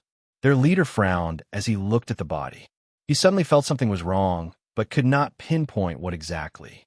Quiet, he ordered, stopping this nonsensical chatter. Someone go verify if his Tao imprint still exists. Yes, Vice Commander Urshi. It'll get to bang chains suddenly manifested out of nowhere, capturing everyone but the leader. A shield appeared around him, blocking Wang Wei's attack. It's you, Urshi declared after seeing Wang Wei's true face. He also understood what his intuition was warning him. His men are originally better trained than this, and should not be discussing the organization's news so openly, even if they were in a safe space among colleagues. So, it's obvious someone used a spiritual influence technique on them to influence them to talk and reveal more information. So, you know me, Wang Wei said. The leader was correct, as he had gathered significant information from their conversation. Number 24? He should be a lower upper moon. If the person with the number 24 has the same cultivation as me, the strongest, number 33, should be a peak Empyrean. Wang Wei's gaze then shifted to this man's shield. It was not Urs's strength that saved him, but a potent talisman. I pity you, Urshi suddenly declared after calming down. Do you know the fate of anyone who goes against our supreme ruler? Believe me, when Wang Wei did not listen to him as he clenched his hand, releasing a power that broke apart the shield. Urs's face contorted as he mobilized his 5-element Tao. Sadly for him, Wang Wei sealed him with a thought. A ruthless light flashed in Vice Commander Urs's eyes, and it followed a small sword that left his head and immediately released a brilliant golden light that wiped out all energy ki in the surroundings. Urshi immediately knew something was wrong when he realized he was alive despite his severe injuries. His suicidal endeavors should have taken his life as well. He looked at the perfectly intact Wang Wei. What kind of monster are you? He knew the Destined One should have just ascended, so he could not fathom how he was already this strong. You'll know soon, Wang Wei replied before using his technique. Fate Puppet. His fingers released gray strings attached to Ursa's body. He did not touch his soul, but isolated it while controlling the body. Let's send a welcoming message, Wang Wei thought. He found the karmic link between Urshi and his Tao imprint in the Grand Tao source, leaving his true will on it to remove at the correct time. His next step was finding Ayers' Tao imprint, which took a little time since he died. Luckily, he died before activating his motion, so Wang Wei was able to find him after using Karma Tao, divination, and the zoning of his Tao will. After properly killing Urshi, he checked the souls of the regular members with no success. He'll need to do something about these restrictions. However, I'm surprised Supreme Unity left Seven Cauldron in charge of making these restrictions instead of himself. Did it think it was beneath him? He probably thought such secrets were beneath him to protect personally. Wang Wei could see that only a few things would warrant the Taoist tyrant to place a restriction personally, and it should probably be something he genuinely wanted to hide from Ethreya. Wang Wei activated the restrictions and watched how these regular members exploded. He then disappeared, and immediately following his departure, the only survivor, Urshi, began to fly away desperately, his aura decreasing with each passing moment. A few minutes later, another group found him in the source key space. Hurry, important news, Destined One is, Urshi muttered before passing out. The group was shocked and quickly fed him a healing pill. However, He did not wake up, so they returned to their base, hoping to wake him up to get the information he had acquired. Boom! Ursa's body exploded the moment they teleported to their base. The explosion was intense since he was an Empyrean, after all. However, the damage it created was zero. The people carrying his body were severely injured, but no one died. The reason is that the Paragon formation in their base immediately activated and isolated the blast. In fact, Wang Wei expected this outcome. That's why Ursa exploded instantly after arriving. He knew there would be a formation to detect that he was controlled. Regardless, he did not care since his purpose was to send a message and confirm that these people were part of Seven Cauldrons' forces, which he did after sensing the blast location.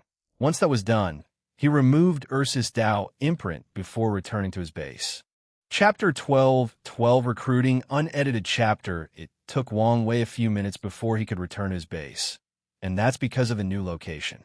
After detecting the spy, he immediately changed the Tao burial grounds location. He did not know how much information Ursa had already reported, so he must be careful. After returning home, Wang Wei served himself some Longjuet tea to soothe his mind and think. They probably found us through divination. Taoism was excellent at divination and calculation. Although they could not calculate Wang Wei, they could do so for the people around him. I need to upgrade our anti-divination abilities, Wang Wei pondered. Not just that, I also need to improve their training method and how they operate.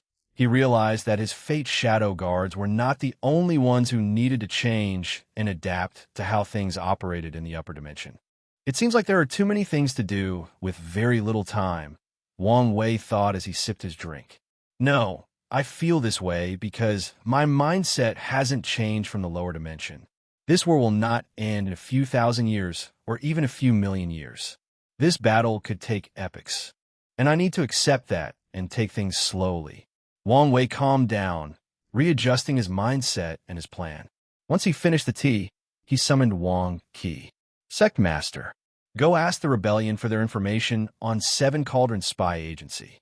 No problem, but Sect Master, wouldn't this be a good opportunity for you to contact them? Wang Wei shook his head. Keeping an air of mystery will be more helpful to me in the early stages. Our first direct contact should also be with their leader. Otherwise, some people might try to play political games. And I don't want to deal with such nonsense. As you wish. Wang Qi had a special communication room for contacting the rebellion, so he went to use it. A few minutes later, he sent a projection to Wang Wei's room. Sect Master, they are asking for payment? Wang Wei raised his hand to summon a head. Who's this? Vice Commander airs his head. How valuable is this? Wang Qi asks so he knows how to negotiate the maximum profit. Notability, even infamy, is crucial to their cause. So, claiming the kill for an Empyrean and one of such an organization is very valuable. It should be more than enough for high-level and detailed news. Wang Qi took the head and disappeared. He returned 2 hours later with a scroll. The Hidden Sun Moon Sect? Wang Wei read everything, gaining a deeper understanding of this organization. 3 things caught his attention after reading this briefing. Firstly, the rebellion mentioned how talented and scary the leader of this sect, the First Son, was. They even stated that the First Son was one of the few Empyreans their leader was wary of.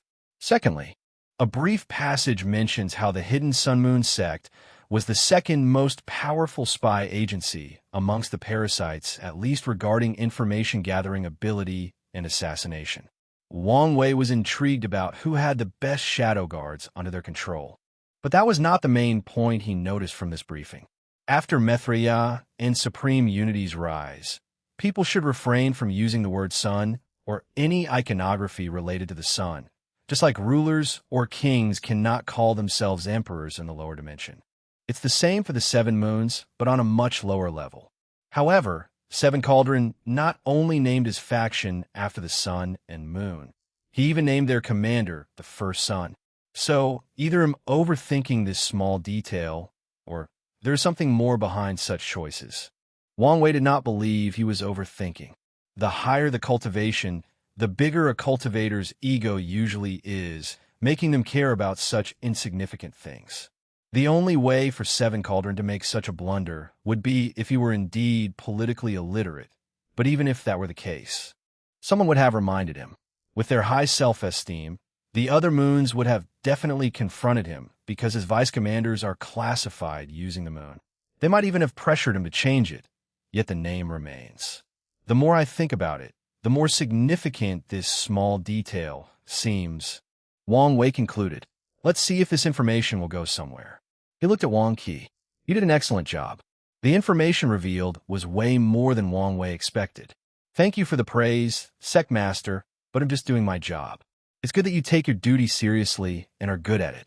But don't neglect your cultivation," Wang Wei warned. "You know how vast and complex this world is. Your fate will be terrible without strength." "I understand this clearly," Wang Qi replied. "Good." Wang Wei dismissed him before proceeding to his next task, recruitment. He activated his soul flower ability, accessing the soul network. "Oh my heaven, so many souls," Wang Wei commented. If he considered the souls he saw as a single grain of sand, there were enough to fill the entire observable universe on Earth with still a significant amount of people left. Wang Wei sighed. Moments like this showed him how small and insignificant he is. He controlled himself to focus on his ability. There were a few areas with a vague outline, signifying places with a Tier 11 formation of one of the paths. However, he did not care, since even the ones with Empyrean's formation meant that he needed to take time to break into them if he wished. So, he focused on the all-black areas. Tier 12 protections. Wang Wei thought briefly before frowning. He noticed countless souls with marks on them. Too many people with restrictions in their souls, he complained. "Let's filter these souls out," he muttered. He first removed all the mortals with no cultivation, which eliminated 60 of the souls, a number that shocked him since mortals make up 80 of the population in the lower dimension. He eliminated the souls with restrictions he could not currently deal with, followed by the ones with deep backgrounds and abundant resources. Lastly, he eliminated anyone with a cultivation less than Tier 7. The next step is the halls and systems. Wang Wei quickly finished everything before forcefully summoning these chosen souls. Many cultivators from Tier 7 to Tier 11 and from all paths gathered in a large room with gray fog for a sky. Wang Wei sat cross-legged in the sky above him. A few Empyreans did not like someone floating above their heads and prepared to display their strength. However, the wise ones knew better, since someone who could summon so many souls at once should not be trifled with. Wang Wei released a bit of his soul pressure, suppressing these bold individuals. "Many of you should have heard rumors of me, for I am the destined one charged with ending this terrible era," he declared. "I have chosen you because of your talent and abilities." Sadly, fate was not kind, so it did not give luck or destiny. "You've come so far without any reliance and background." The people listened attentively. "I come with an opportunity," Wang Wei. "Source stones, formations, pills, talismans, weapons, luck. Anything you want, you can get it." He smiled. "Of course, you've lived long enough to understand that there is no free lunch in the cultivation world. So, what do I want in return? Well, it doesn't take a genius to figure that out. I want help to end this insufferable era. Your cultivation journey was arduous, making you value power even more. Sadly, for most of you, the path ahead is blocked, and all resources are strictly controlled by either those parasites or those ancient sections." Wang Wei raised his hands to summon a few buildings created from the fog. "If you choose to join my Changing Fate Hall, here is how things will operate. There is the Mission Hall. You can choose missions, and upon completion, you will receive Tao Source or Fate Points based on your choice. Fate Points come with a 5 discount for all purchases, and it's also a system to increase your rank to access some rare-level resources." He summoned another building. There is the Resource Hall, where you can exchange almost everything, including cultivation, rare key, and even longevity resources. There is the Profession Hall. Anyone with a profession Tao can receive specific missions that involve their profession. These missions usually refine something, but there are others as well. And yes, the materials will be provided, and you can keep the extras. Another building manifested from the fog. The Information Hall. You can exchange and sell news, secrets, and rumors. Lastly, there's Prime Hall. This hall is for people who truly wish to follow me instead of only using this transactional method of exchange. You can imagine the benefits and risks of this hall, so that I won't say any more. Wong Wei finished. Any question? Chapter 12:13, The Changing Fate Hall. And I added the information hall in the previous chapter. Empyrean White Cloud was an old man dressed in all-white robes with golden cloud patterns. His long hair was white, along with his beard that reached his chest. He calmly listened to this person's words. There is no way for him to be the destined one, he thought. Many information agencies have deduced that the chosen one is from the lower dimension. However, the person in front of him was an Empyrean. No matter how talented and blessed that son of an era is, they could not have become an Empyrean in a barren place like the lower dimension or the short period after ascending. I don't care whether he's some ambitious tyrant who wants to use the chosen one's names to build power, White Cloud thought. I care about what benefit he can provide me. The limitless exchange hall was forcefully scattered into smaller parts, making life for loose cultivators harder than usual. So, it might not be bad if someone else takes its place. The room was quiet, and everyone left to their thoughts. Finally, after more than 2 minutes, someone asked a question. How may we address you? Your Excellency? Asked a woman in a purple dress. You can call me Empyrean Wong or Empyrean Fate, Wong Wei replied. Wong was both a common and rare name. Many people had that surname, but 2 families who reached the peak of this world also had that name. So, they could not tell whether he was part of those families or just someone with that name. However, using the title Fate implied that it was his Dao, which was significant information since it was an outlaw Dao. You said this was an invitation? Correct. Meaning we can reject this offer? She continued. Also correct. She looked at him, as if discerning whether he was telling the truth. You don't need to worry about rejecting me, Wong Wei reassured. All that's going to happen is you lose your memory of today's event. The purple dress woman frowned. She and many others did not like the idea of someone messing with their memories.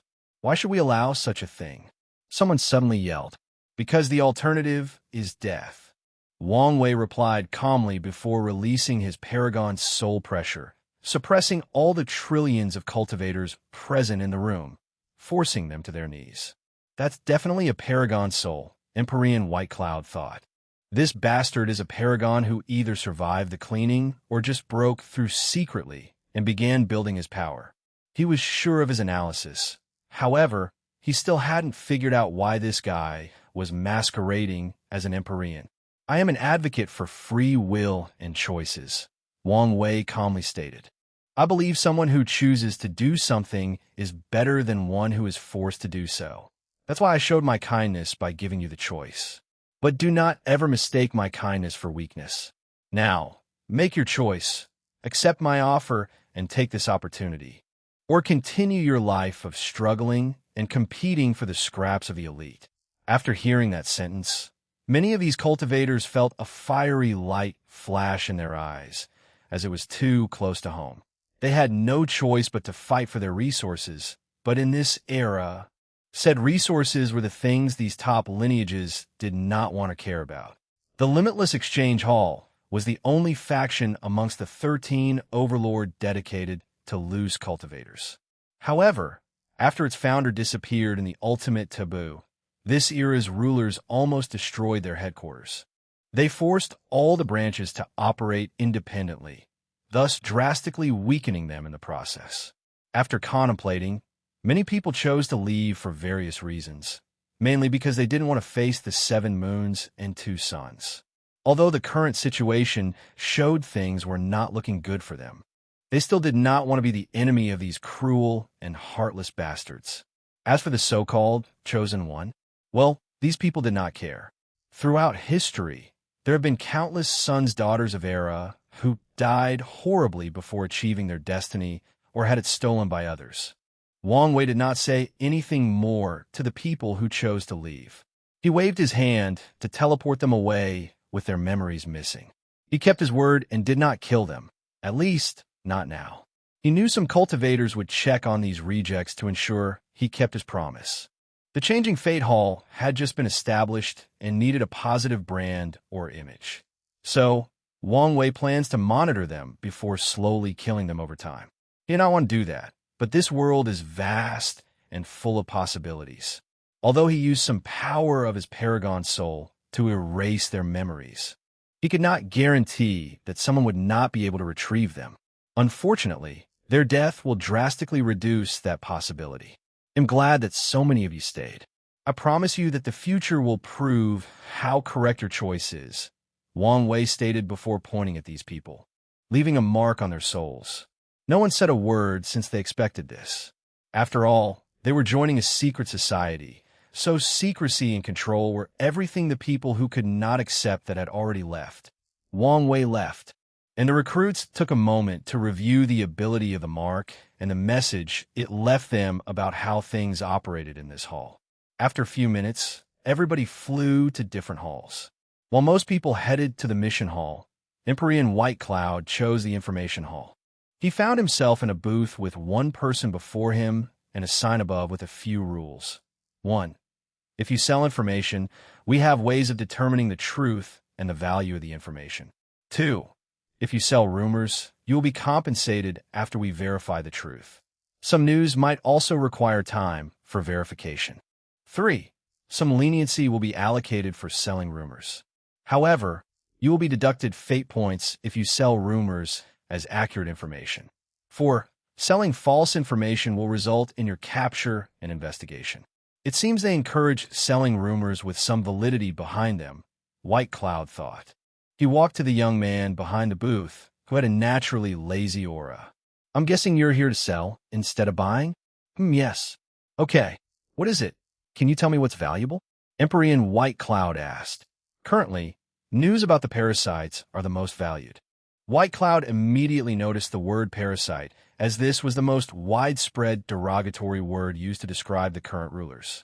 After that is information about lost history, secret realms, and places with rare spiritual herbs or ores. I see, White Cloud uttered before taking a moment to ponder. Someone from the Undead Phoenix once tried to recruit me. Oh, they said they were from the Immortal Legion and promised me immortality even better than everlasting Empyreans. You didn't accept such a good offer? Asked the booth man. Such a thing was too good to be true, replied White Cloud. Produce. These bastards were rude and arrogant. They didn't invite me as much as they ordered me to join. Since he escaped these people's clutches, White Cloud disdains these rulers, no parasites. Your news seems valuable. Tell me everything that happened and what you know about this Immortal Legion. The young man behind the booth listened attentively, and once White Cloud finished, his eyes suddenly turned gray and mysterious. Divination? I should expect this since his title is Fate, thought Empyrean White Cloud. Good news. Your news is worth 1.3 million fate points, the booth man said, and with a wave of his hand, a card condensed before White Cloud with a number and the word human member written on the top corner. Is that high? White Cloud had no point of reference, so he did not know how high or valuable 1.3 million was. 1 million points is the lowest value of any Emperor tier resources and the amount required to become an Earth member. So, not high, White Cloud commented. But the booth man only smiled. How much to become a Heaven member? 1 billion points? And it's also the starting sale price of Empyrean tier resources. Such a vast difference? White Cloud shook his head. Shouldn't my news be worth higher? You only knew the name of a secret legion and nothing else of much value, replied the booth man. White Cloud sighed before deciding to sell more information. Unfortunately for him, besides a rumor of the location of a supreme, innate spiritual herb for tempering the soul, everything else was useless. So, he walked out of the hall with only a little over 3 million points. I hope the rumor is true, White Cloud thought. Luckily for him, he was one of the few people who used the information hall, meaning the reward for this rumor would go to him. He took a moment to contemplate his next move. There were two ways for him to amass billions of points as fast as possible. Sell Empyrean tier materials, but he was broke, and the other was to take a killing mission. As long as he killed an Empyrean from one of the parasites' factions, the body can be exchanged for many points. No, I can't take on a killing mission. I'm relatively weak in my realm, so the best move is to gather points and slowly raise my strength. Then, I can take on killing missions. Chapter 12:14 Source Key Space Navigation. Wang Wei floated alone in an isolated space, observing everything happening in the hall. I've established the foundation, but there are a few problems. The first issue he had to deal with was the lack of people. The Fate Shadow Guards were still training, and he did not have access to trusted talent to oversee the hall for him. As such, he had no choice but to use his spirit particles to create clones to control the hall. An easy solution should be creation life forms, Wang Wei thought. Now that I'm in the upper dimension, the tribulation should no longer be impossible. Creation life forms was the easiest way to deal with some of his manpower shortages. The second problem is the mission hall is not properly organized because I don't have enough information to create a variety of missions. As he gazed at the hall, he could tell most of these missions were purposefully vague. Luckily, this will change as he develops his spy network. The third problem is the lack of heaven will. Wang Wei did not worry about the training resources for immortals since the sect provided him with ample. He also recreated many training methods or dimensions from the lower dimension, like the Dream World's Battle Tower, Willpower Tempering Method, Samsara Dao, Heart Refining, Spirit Soul Training, Time Acceleration Array, Immortal Key Gathering Array, and many more. However, he is missing one crucial thing: heaven will. Most mortals joined for a chance at receiving one. Wang Wei priced it at 800 million fate points with other requirements to buy time. I can solve this issue by raiding a few sects with reserve, he thought before focusing on his most significant problem. I have recruited 16 Empyreans, 40 Dao rulers, and more than 300 immortal sovereigns. However, none of these people could be considered my faithful subordinate. The mission hall is the only way to control them, but that's optional. I need real subordinates, people who will follow my every word. Wang Wei pondered. The best approach to this problem is to slowly cultivate people with talents. This method is slow but steady since he can guarantee his men's loyalties. This method is fine and should be on my agenda, but I also need a quick method in case something happens and I need the manpower, Wang Wei analyzed. This war would be long, but anything could happen at any time. So he needed to prepare in case an opportunity presented itself. I need to conquer a few people, but where can I find a large number of subordinates? He asked himself, and he immediately had the answer: the lawless zone. His eyes immediately twinkled out of greed. That place was once a place for criminals to hide from the world's powers, but after the parasites took control, many people rushed inside for refuge. It's decided. My next main goal is the lawless zone, he decided. However, he still had a few more things to do. He looked at the space around him. My soul network ability is the perfect way to build a transportation system. He did not expect his ability to spread to almost every corner of the Eternal Ascension world, so he never considered using it as their system's foundation instead of the subspace. However, I still need to turn the Tao burial ground into a subspace, he concluded. He did not want too many people to know about his ability, thus lowering the possibility of discovering it. There is no absolute in this world, and he did not want to risk someone knowing about it and developing a way to notice it.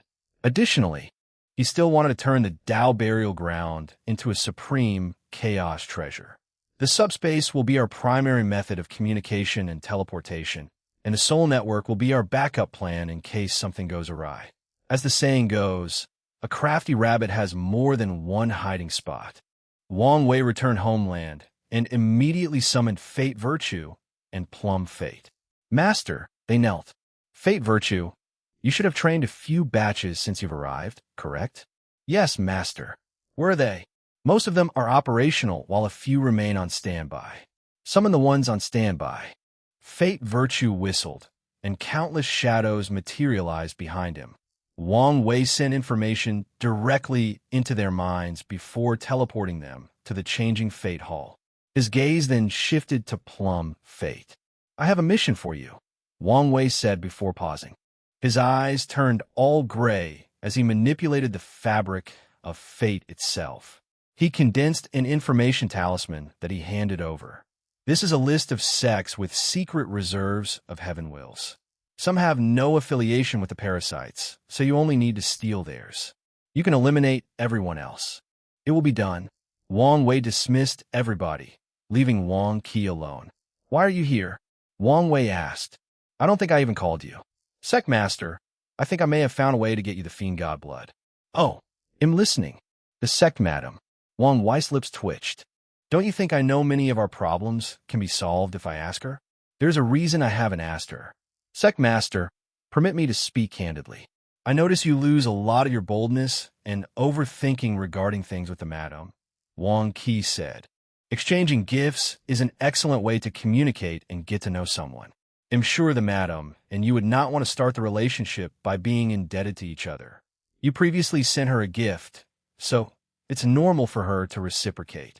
Wang Wei grunted softly, not because of anger, but because this bastard was right, and he did not like that. She did say she would give me a reciprocating gift. See? She understands. Wang Qi grinned. Fine. You can visit her. Use this to navigate inconspicuously. He granted Wang Qi access to the soul network for teleportation. He only needs to lock on to a soul closest to his destination and use it as an anchor for his teleportation. Wang Wei shook his head as he watched Wang Qi's disappearance. I can't believe I'm receiving dating advice from this bastard who's been single for billions of years, he thought. However, he's right.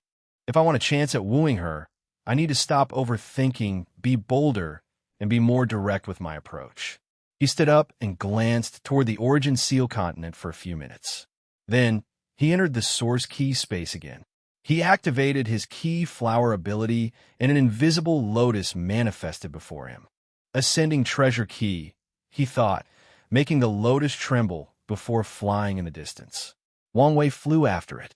As a precautionary measure, most cultivators will not easily teleport in the Source Key space for various reasons, but mainly because it can easily lead to chain reactions that result in immense Ki exploding and injuring them in the process.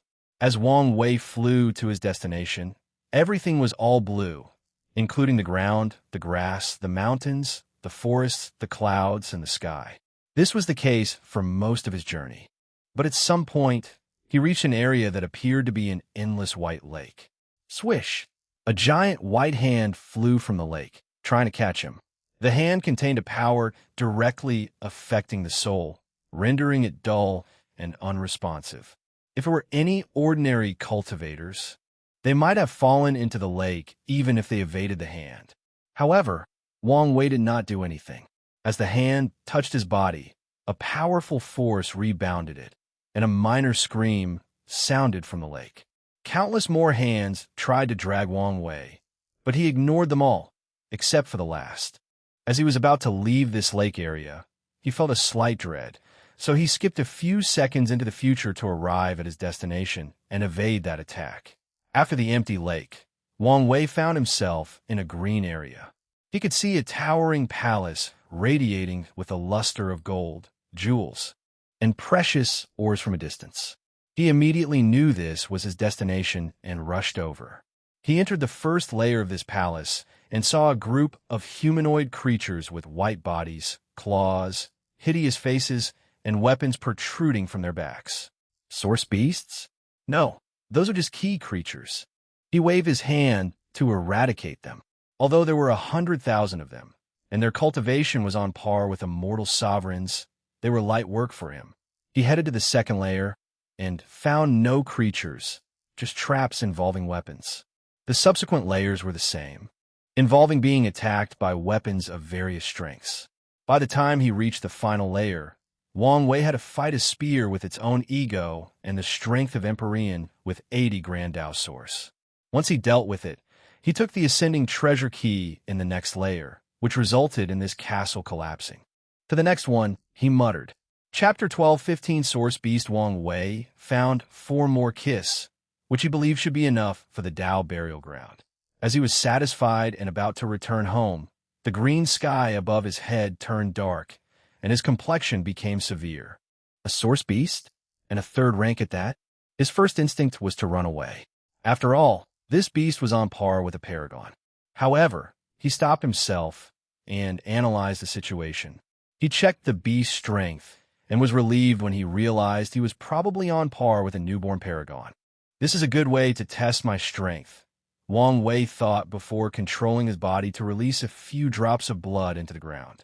Less than 10 seconds later, a terrifying creature appeared before him. It was humanoid, 5 feet tall, with no flesh but black armor for skin, an open chest with white ribs showing, and a helmet for the head with flame in its eye sockets. First, let's check my defense, Wang Wei thought before running toward the creature, and a powerful flame key rushed from the mouth part of the helmet, instantly incinerating Wang Wei's body and soul. He instantly regenerated from the previous drop of blood with a wry smile. I didn't even last a nanosecond before the flame burned me to ash, he thought. He was supposed to be immune to flame, but before this Paragon Tier Key flame, his proud defense might have well been baby skin.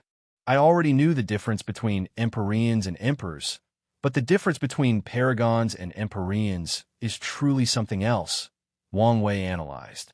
He summoned the Black Dragon armor set and turned the ball into a halberd. Let's play. He appeared before the creature again, slashing his weapon downward with enormous strength. He knew his physical strength was not on par for this battle, so he supplemented it with the armor's power. The creature calmly condensed a flame shield on the area where the halberds landed, bouncing the attack. Wang Wei absorbed the force from the rebounding for a second attack. He then used a fate-cutting technique. His action was so seemingly, it was as if he was using a choreography that had practiced for years instead of something he improvised during battle. A flaming aura developed around the creature, burning the power of fate from his attack. That's all it took to block my attack, Wang Wei thought as he rotated his halberd, as if it was a fan. He added space Dao to the rotation, turning the weapon into a grinder capable of grinding space-time. Such an attack was enough to turn every life, atom, and energy in the lower dimension into fine sand. A laser rushed from the source beast's eyes with tremendous heat and force, stopping Wang Wei's weapon. The beast then released a fluctuation from his mind, which agitated the energy in the surroundings. Wang Wei suddenly felt a slight weight in his mind. Energy domination? Wang Wei analyzed. Immortal Sovereign can use this ability to influence lower-tier emperors, but it's useless against people of the same rank. However, insurgent Immortal Sovereigns can also use it to affect Empyreans. However, this ability does not influence an Empyrean's Dao as it does for Emperors. Instead, it targets their soul, reducing control over their Dao. If I didn't have a Paragon soul, I would have been in terrible shape, Wang Wei analyzed.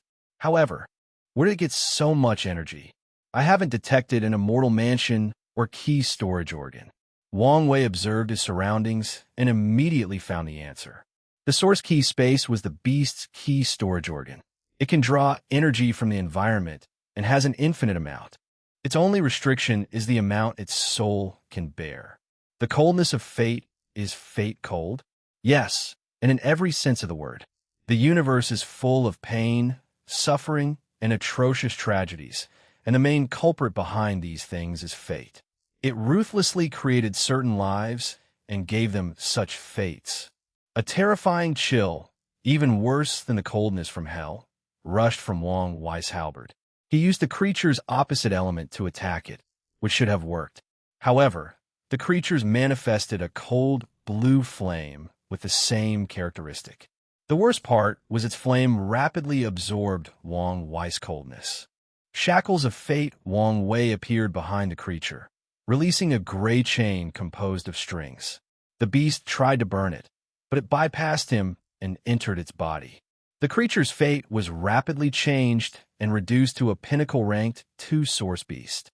Wang Wei took this opportunity to sever this creature's death line and instantly killed it. Unfortunately, the bones from its back rushed out and hit him in his stomach before his attack even landed. Even my fate shackle did not last long enough to attack. His battle instinct took in, and while flying away, he used a soul attack, Soul Sword. As the invisible soul sword rushed to the creature, it finally moved from its spot since the beginning of the battle. Wang Wei already rained on his body and ran toward his opponent. He focused on a double attack approach. He would distract his opponent with his physical attack, while the killer moves would come from his soul. Of course, he would also mix in a few potent physical attacks. Unfortunately for him, the beast was now aware of his soul's potency and had already wrapped its soul with a soul flame protection technique. So, the two fought for a few days before the beast left after giving him one last glance. As he stood alone with his armor and weapon, Wang Wei muttered, "This was disappointing. In this battle, he found so many flaws in his current strength. All my techniques have not evolved since my time as an emperor. It's no problem dealing with my peers since they were so good in the first place, but they're completely inadequate for fighting above my realm," Wang Wei thought. "I have no experience soul fighting with people on the same level as me, let alone more powerful individuals. Lastly, I thought I had adapted to fighting methods rank 11 and above, but I was wrong. The Source Beast did not have a Grand Mistwheel world as part of its fighting arsenal, but if Wang Wei were fighting a genuine paragon, he would have to worry about that." He squinted. "All the previous issues are primarily because I'm too young, and despite my decent cultivation realm, I haven't been an Empyrean for long." He knew he could remedy most of his flaws after a long cultivation retreat. "However, I still haven't figured out how to make up for the Grand Mistwheel. His current application and utilization of the Grand Mist Wheel might be sufficient for his realm, but far from enough to fight paragons." This battle was a wake-up call, Wang Wei sighed. He realized how much he had underestimated these parasites and the paragon realm. Although he despised these people, his feelings did not change the fact they were paragons and had access to the world's resources for countless yuan epochs. Even a pig will become genius or wise after leaving for long enough, let alone these people who were not stupid, as proven by the fact they became paragons and ruled over the world for so long. Wang Wei exhaled before returning to the eternal Ascension world. As he calmed down to drink his tea, he muttered, "I need to meet Shi Shangyan, then Jun Biu before I go to the Lawless Zone. Once those things are done, I should have a decent foundation. I can then stop and calm down to focus on increasing my strength." Wang Wei looked in the distance. "I wonder how Wang Qi is doing?" Origin Seal City. The Origin Seal continent existed in its own dimension. However, there was a physical location in the Eternal Ascension world for people who wished to enter. Usually, he would teleport to the city and utter the Empress name, and if she wanted to see him, she'd teleport him. However, as soon as he arrived, Wang Qi noticed a disturbance. A group of armed cultivators floated outside the city, facing this city's mayor. The Phoenix's people? Wang Qi. He noticed that most of these people were from the demon race, and their armor contained a symbol of a phoenix in 5 colors. Why are they causing trouble here? He observed around, and after seeing many people snooping, he followed suit. "Why are you being unreasonable?" asked the army leader, a woman with purple eyes, but no pupil. She was also the only one without a helmet. "I'm just following the Empress rules," replied the mayor, a petite woman with pink hair and wearing a white hanfu. "Are you aware that you're committing treason?" asked the commander, but the mayor's response was a gentle smile. "What if I insist on entering? According to the Empress words, do so at your own risk." "Are you threatening me?" "I am, so what can you do about it?" The smile did not leave her mouth. Chapter 12:16 Gifts. The army leader took a deep breath to calm down, which was challenging for her since most people would bow down to her when she showed up anywhere. However, dealing with these ancient lineages was usually infuriating, and the Origin Seal continent was the worst since their leader was alive and a potent threat despite her current state. "We are only searching for a criminal. Once we find out that you're not hiding it, we will leave," she persuaded. "So, just be reasonable." "I am being reasonable," the mayor replied. "After all, I'm not stopping you from searching. I merely warned you of your fate if you do so." A ruthless light flashed in the commander's eyes. "All members of the Seven Moon Council wished to capture this criminal, yet you insist on not cooperating. Are you sure you're ready for the consequences? All of you can enter. I'm not stopping you," the mayor rebutted with her usual smile. "The question is how many of you will return."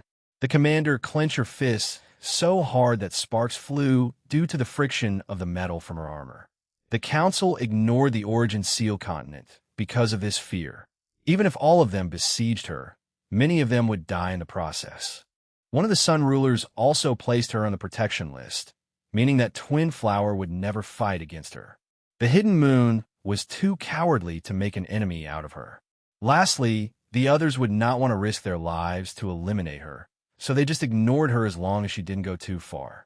Unfortunately, over the years, the Origin Seal continent has become a symbol that their power was not absolute. "You'll regret this," the commander declared with raging eyes. She ordered her man to retreat, and a formation manifested above their heads to teleport them away. The mayor sneered before returning to her mansion. As expected of the sect madam, Wang Qi muttered, "I can't wait for the sect master to have this level of power. I bet he'll be even more domineering." "Is that so?" Wang Qi was shocked, and before he could react, his surroundings had changed. When he saw the beautiful woman opposite him, he instinctively said, "Sect madam, I mean Empress."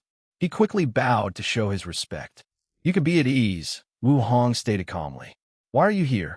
"I came to send the sect master's regards," Wang Qi said. He suddenly realized he was in too much of a hurry and should have asked the sect master for a handwritten note. However, it was too late, so he decided to improvise. He wanted you to know he was here and was doing fine. "Is that so?" Wu muttered. She thought briefly, and, as she was about to say something, she sensed something outside the cultivation room. She sighed mentally before opening the formation. "What do you want?" "I sense someone with the sect's luck has arrived." "I thought the kid came to see you," Yanhai replied. "Ancestor," Wang Qi said in surprise before bowing even deeper. If his worship of Wu Hong was more out of fear for her strength, this one was out of respect for his sect's founder. "You can stand up," Yanhai nodded. I don't recognize you, but you have Turtle's aura." The Turtle Shell Emperor was the one who gifted my immortality. "Since you're alive, I'm guessing you did not abandon your role as guardian?" "I would never," Wang Qi quickly said. "The sect master needed some talent, and he chose me." "That's good," Yanhai nodded. "How is that boy Wang Wei doing? Has he contacted the sect?" In a manner of speaking, Wang Qi replied. "The sect master doesn't want to get the sect too involved, but they've provided resources as a starting fund." "Not getting the sect involved? That's something Brother Kashan would have done," Yanhai muttered. "Did they treat him well? Or do I need to intervene?" "Yes." The sect master was very satisfied with the aid. "Don't beat around the bush and speak." Yanhai had dealt with enough of these slimy advisors to know what they were thinking. "Well, the sect master is looking for unique resources for his body refining. I tried to convince him to ask the sect for help or even the Empress, but he was being stubborn." Wang Qi explained. "Body refining? Is he looking for Tao Monarch Qianwas inheritance? He doesn't need to hurry and should take this time to open the gate of power. He's already done that." "What?" Yanhai was genuinely surprised, especially since she knew the plan was for Desolate to guide him through the tribulations. "Yes, and he's also an Empyrean," Wang Qi added. "Seriously?" Yanhai said, and even Wu Hong showed a surprised look. "I knew he would have a lot of merit after creating so many memorialized lucks, but this is something else. He's probably the youngest Empyrean in history, even with time formation. No, not just the youngest Empyrean, but the youngest person to achieve Tier 11 in both paths." Wang Qi wanted to brag about this sect master before the sect madam, but decided not to be too obvious. Anyway, the sect master's accomplishments spoke for themselves. Yanhai turned to look at Wu Hong. "Why are you looking at me?" "He's your husband, and am currently using all my Tier 11 body, refining resources." "He's not my husband," she corrected. "Husband, husband seed, preparatory husband, husband-to-be, all the same." Wu Hong wanted to curse. She did not know how long she had wished that her rigid time nexus was not a husband, but a pair of sworn brothers like this lucky woman, especially after learning about the man's identity and how complicated seniority would become. Wu Hong sighed before summoning 2 boxes with runes engraved. She opened the first one to reveal a clear drop of blood containing the cosmos. Wang Qi immediately felt a terrifying pressure weighing on him. He might have been forced to kneel without the box's suppression. "This is from an adult fiend god with space primordial law." and the second one is from an elder Fee god with life primordial law. I have nothing related to fate, so those must do. I'm sure, no, I know, the sect master will appreciate it, Wang Qi swiftly said. Do you want to give him the 11th and 12th revolution you've created? Wu Hong asked. No, let him create his version. Then we can compare and maybe fuse the best parts into a supreme technique, Yin Hai replied before focusing on Wang Qi. I can't let you go empty-handed.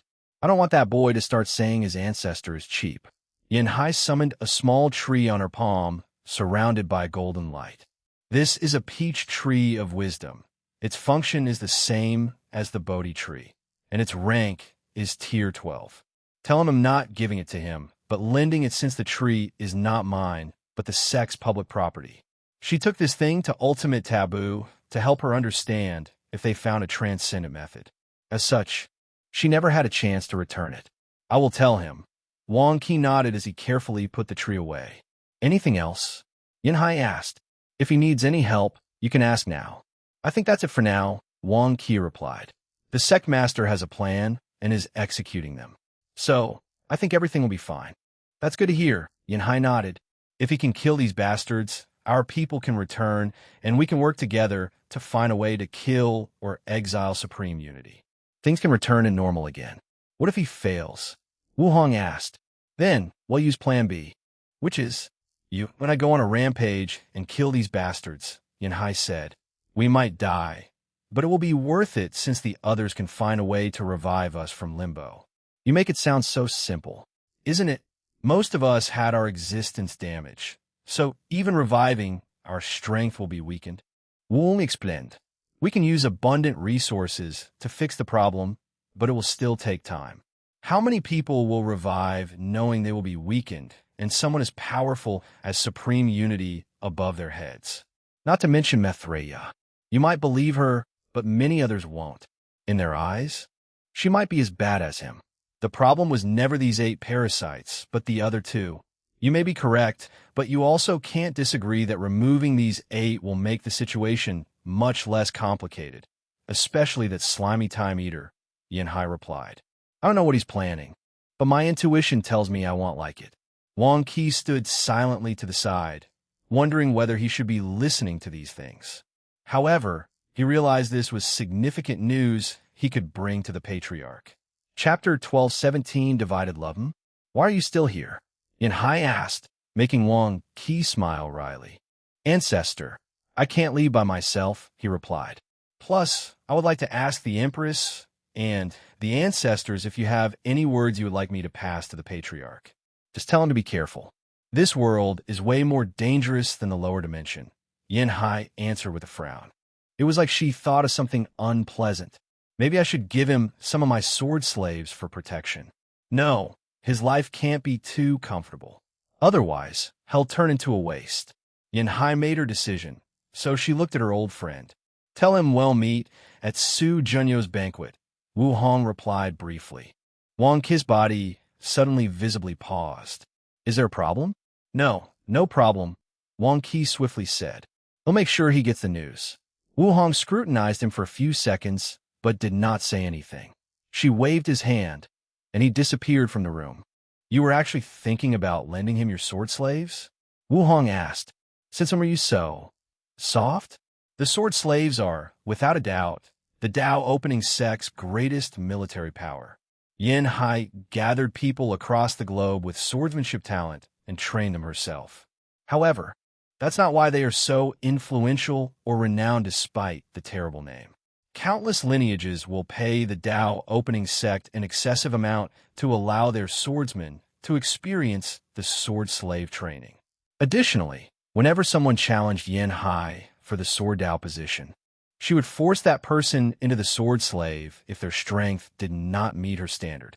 The Sword Path League, one of the 13 overlords, hated and loved the sword slaves. They were supposed to be the lineage with the most potent sword cultivator or army. Yet all these accolades went to Yin Hai, the Sword Empress. The sword slaves only listened to Yin Hai, and throughout the Tao opening sect's history, she has never used them to protect one of their talents. She rarely deployed them unless something significant occurred. It's because of something Kishan said at the end of the ultimate taboo, Yanhai explained. Oh, in some way, he predicted this kid's arrival, she continued. Wu Hong squinted her eyes. What did he say? He said he reached the end of his destiny.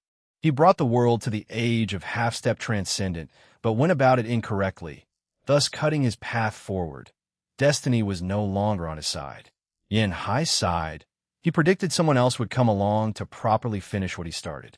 He even predicted that this person would appear in the Eternal Ascension world, and that there was a tiny chance they would appear in our clan. You think it's him? All signs showed that he's the one, Yanhai nodded. Why does it feel like he accepted his fate too easily? Wu Hong asked after a brief pause. That's what I said to him, Yanhai said. His response? Following the trend of the universe will make his life easier, so why not do it? A fierce light flashed in her eyes. Luckily, the person who inherited his legacy is from our clan. Otherwise, we would have had a problem. Wu nodded. All right, let's not talk about this anymore. How is your injury? Better now that I've returned to the Empyrean realm and my body is more powerful, Yanhai replied. I think I'll enter a deep seclusion after the celebration. What about you? I can feel I'm very close to returning to the Paragon realm, Wu Hong explained. However, as you know, this part of the injury requires time and a lot of resources to grind it slowly. We used to have ample time, but now... Yanhai looked in the distance. Are you really not going to do anything about those people outside? Them invading might not be bad, Wu Hong replied. She knew two things would happen if these foreigners broke through this world's defense. Firstly, Mithria and Supreme Unity are forced to intervene and eliminate the threats. Second, they let things play out, and these people start rampaging into the world. If it was the second choice, she knew their primary target would be these parasites, since they possessed most of the world's resources. How sad, Yanhai sighed. These people used to tremble at the near mention of our world. Now, even their scapegoats can put so much pressure on us. Isn't this how the world always operates? What goes up must go down. Their era was a gilded age, and now they must return to the ground and start over if they want to wish the previous height or higher. All this talk is making me depressed. They'll go train, Yanhai said, disappearing from the room. Wu Hong shook her head. She gazed in the distance before returning to her retreat. Sectmaster, I have good and bad news, Wang Qi said as soon as he returned. Oh, tell me the bad news first. I think it would be wise for you to hear the good news first, Wang Qi stated, and before Wang Wei could answer, he continued. The good news is we receive gifts. Gifts? As in plural? You'll never guess what happened. The ancestor was there, and she also sent something. Ancestor? The Sword Empress? Yes. Wang Qi handed the items while explaining what they were. Wang Wei's eyes lit up after learning about the Peach Tree of Wisdom. With the power of his Bodhi Tree, his Tao comprehension speed will drastically increase. It would even be better if he could raise the Bodhi Tree's rank. Tell me in detail what happened? No problem. Wang Qi recounted everything he experienced from the moment he landed in Origin Seal City. A ruthless light flashed in Wang Wei's eyes after hearing the Five-Feather Phoenix's actions. Then, he immediately calmed down when he realized the Phoenix was the one in trouble for making an enemy out of his future wife. Of course, he also took note of this disrespect. He'll use it when it's time to deal with her. Wang Wei listened attentively. His heart ached when he heard her say he was not her husband, but he had already expected this. Thankfully, the ancestors support this marriage, a win in his book. We already knew the Time Eater would be the most significant threat out of the 8. But for the ancestors to say such a thing, Wang Wei muttered. He knew how powerful the intuition of swordsmen was, and for the Sword Empress, out of everyone to say that, he decided to raise Time Eater's threat to a higher level. Their conversation also reminded me not to have tunnel vision and focus on the larger threat, Supreme Unity. Wang Wei knew he should not underestimate the parasites, or he would suffer horrendously. However, he also needed to keep in sight of the real enemy. Countless thoughts flashed in his mind in a short period. Then he focused on Wang Qi. So, what is this bad news you've been avoiding? Well, the sect madam said you can have your first meeting during Su Junyo celebration. Are you serious? Wang Wei asked with wide eyes. Yes. Shit, he swore. So I was right? Wang Qi asked. About what? About the fact you have a secret relationship with a woman called Su Junyao. I know she's beautiful from what people are saying, but you bastard. Wang Wei flicked his finger, releasing a small air shock that hit Wang Qi in his forehead. The thing had no power, but it was excruciating. Don't talk nonsense. If I'm speaking nonsense, why did you react like that after hearing the news? Wang Qi asked while in pain. Sect Master, I love and respect you wholeheartedly and would die for you. But I won't help you cheat on the sect, madam. What a strange line to draw, Wang Wei said. Anyway, why are you so adamant? Isn't it normal for a man to have a harem of beauty? Shouldn't a powerful and successful man like me have a harem of 3,000 beauties? Then I would secretly despise you, Sect Master, Wang Qi replied. How could someone claim to love someone else, but divide that love into many? So, you believe that someone cannot love more than one person? That's right. Wang Qi nodded as he felt the pain disappear. If you do, you don't love your companion as much as you think or say. Or worse, you do love them, but you gave in to your lustful desire, and such a person does not deserve respect. Your view on marriage and relationship is too black and white. Wang Wei shook his head. However, I would love for you to meet Li Jun and say these words to his face. I'm sure Liling would love you. Wang Qi wanted to roll his eyes. He would never say these words to the Li clan patriarch. He only did so with Wang Wei because that's the person he serves. Sect Master, don't change the subject. What's your relationship with that woman? Chapter 12:18 The Path to 11th Evolution. You only need to know there's a karmic bond between us, and I need to meet her to remove it, Wang Wei explained. That's it. Why do I feel you're not telling me the whole truth? That's all you need to know? Wang Wei stared at him, and Wang Qi gave up asking for more information. Well, I believe you. I hope you don't antagonize the sect madam for this woman during the celebration. Wang Wei waved his hand to dismiss him and left his thoughts. His first meeting with the future wife might be disastrous if it happens at Su Junyo's celebration. Did she know about our connection? Logically speaking, this should not be possible. However, Wang Wei once theorized that his Wu Hong left memories for this one, meaning she might not know him more than she let on. If she does know, why do this? To test me? She should know how I feel about Su Junyao. Is it to see if I've changed since she disappeared? See if I can resist the temptation of the most beautiful woman in the world? Wang Wei felt stressed and wanted to pull his hair. Wait, why am I stressing about this? I didn't do anything wrong, and I had no plans with her. So what if all three of us meet? It won't change what I want, so I should not be this overworked over anything. He exhaled to calm down. Now that Head figured this out, he was more excited than worried since he got to see her after so long. Wang Wei smiled before heading to his cultivation room for a brief retreat. He activated the formations before summoning the space, fiend god blood, and studying it. He lost himself in the essence of this blood to find its mystery. After an unknown amount of time, he opened his eyes. It seems Ancient Desolate took inspiration from the fiend gods for the higher levels of the Ancient Desolate body, refining scripture, Wang Wei muttered. In this retreat, he figured out how to evolve his bloodline to the 11th evolution. Indestructible Empyrean's cultivation focused on three aspects: strength increase, doubt immunity, and will-body fusion. The strength aspect is the primary cultivation focus, measured by the number of heavens in the adult fiend god realm. Dao immunity is what Wang Wei and a few talented body refiners achieved as they opened the gate of power, limit indestructibility. All indestructible Empyreans must achieve a pseudo-limit indestructibility by the time they reach the 10th heaven to open the gate of flesh. Body refiners usually recreate the tribulations of the previous true power Dao realm on a much larger scale to increase their immunity to whatever Daos their gate used to contain. Increasing their strength can passively increase their immunity, but long ago when the body refining path was in its infancy, the people felt it was insufficient.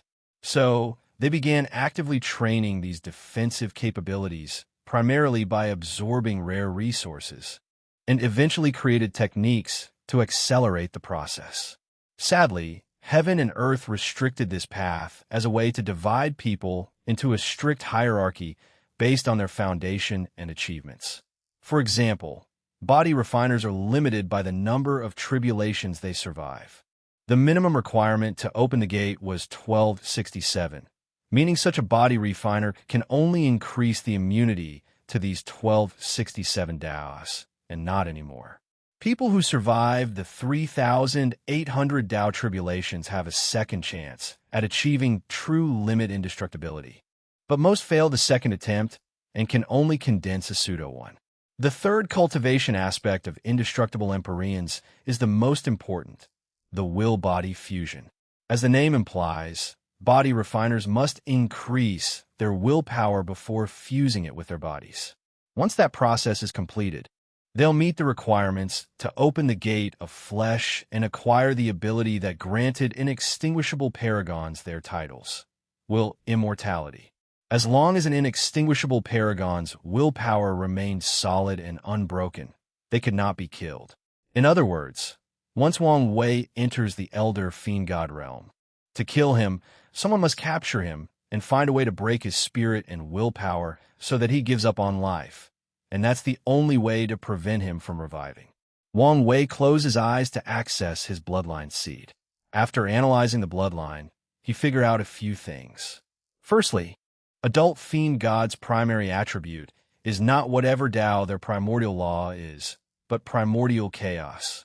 All body refiners, no matter what technique or cultivation systems they used, will experience one event in their life before entering the first realm of the true power Tao realm, sanctification of the flesh. They must choose a concept or characteristic that will fuse with their blood, allowing them to revive from a drop of blood. Wang Wei became enlightened in the power of nothingness, but fiend gods chose primordial chaos, which granted them countless benefits that made any body refiners envious. Due to their deep affinity and love for primordial chaos, they can temper their willpower by exposing their minds to the vastness of primordial chaos. At an even higher level, they can even confront the will of primordial chaos to temper themselves, and the will will not lash out and eliminate them. On the contrary, it will help and guide them. Fiend gods can passively absorb the power of primordial chaos to increase their strength. That's why they only need to grow, and their strength will naturally increase. The only thing they have to work for is fusing their willpower with their bodies. But even then, the will of primordial chaos will provide them some assistance if needed. Wang Wei started to change his bloodline to imitate the essence of fiend gods. These lucky bastards have primordial chaos, but he has the concept of nothingness.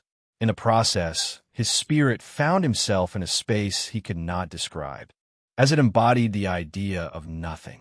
He felt himself being slowly assimilated into this space in a process called returning to nothingness. Wang Wei resisted, and as expected, this effort proved to be an excellent way to temper his willpower. After all, nothingness was a taboo Tao for a reason. If I can use this place as a willpower training method, it should affect my current self. Wang Wei's willpower was beyond his realm, but that did not stop him from exercising it. The tribulations in the true power Tao realm are based on a person's willpower, allowing him to make drastic improvements over the years. However, Wang Wei had now reached the point where he needed a way to actively temper his willpower, as this would save him a lot of time and effort after opening the gate of flesh. Wang Wei took out his ancestor scripture and started to learn from his method of using a physical manifestation of heaven and earth to temper the body and willpower. Now, he only needed to change heaven and earth to the concept of nothingness. Once he created the prototype of this technique, he fused it with his bloodline source. 3 birds with 1 stone, Wang Wei smiled. The physical manifestation of nothingness granted him another ability of fiend god, absorbing its power to increase his strength. More importantly, this technique was excellent for his path of using nothingness to achieve taboo realm. Wang Wei's next step was to siphon a significant amount of nothingness energy from his bloodline and condensing another wheel in his sea of consciousness. The process did not take long, and this nothingness wheel was as small as a chicken egg, but Wang Wei smiled brightly. The nothingness wheel will be the key to his achievement of the taboo realm. The idea is his body may have a limit to the amount of power it can contain before it is assimilated. But the wheel, a foreign object linked to his soul, does not. Once the wheel reaches a certain level, Wang Wei can use it to break the limits on him. Now is not the time, Wang Wei commented as he saw the small wheel. He prepared for an extended retreat that may last Yuan epoch sometime after Su Junyo celebration. During that time, he can try his plan to accelerate the growth of the nothingness wheel. He shifted his focus to his bloodline. Not everyone from the clan will be able to face nothingness, so their bloodline must contain the ability to manifest whatever characteristics they've chosen. Wang Wei frowned. He hadn't developed this ability to modify and make it so universal. Then, there's their advantage of the primordial chaos will. Do I need to recreate that? I could leave my willpower in the bloodline to serve the same purpose, but I don't want these guys to rely too much on their bloodline. Yes, it's better if they don't have to rely on any help. These people's bloodline was already potent enough. They did not need any more advantage. The human race became one of the most powerful races in the chaos universe because of their spirit of hard work. They were born weak, so they work 100 times harder to reach the top. Meanwhile, top innate races like fiend gods require heaven's help to balance races like humans to prevent them from outshining them. Wang Wei moved on after making a decision. Lastly, I need my bloodline ability to become passive. Once that happens, he must survive an immemorial tribulation, and his bloodline will complete the last step to achieve the 11th revolution. Wang Wei exhaled, stood up, and left the cultivation room. Chapter 12:19 New Leader 30,000 years past? Wang Wei muttered. I wonder how much time has passed in the lower dimension. His theory was correct. The time difference between the upper and lower dimensions drastically changed as soon as he ascended.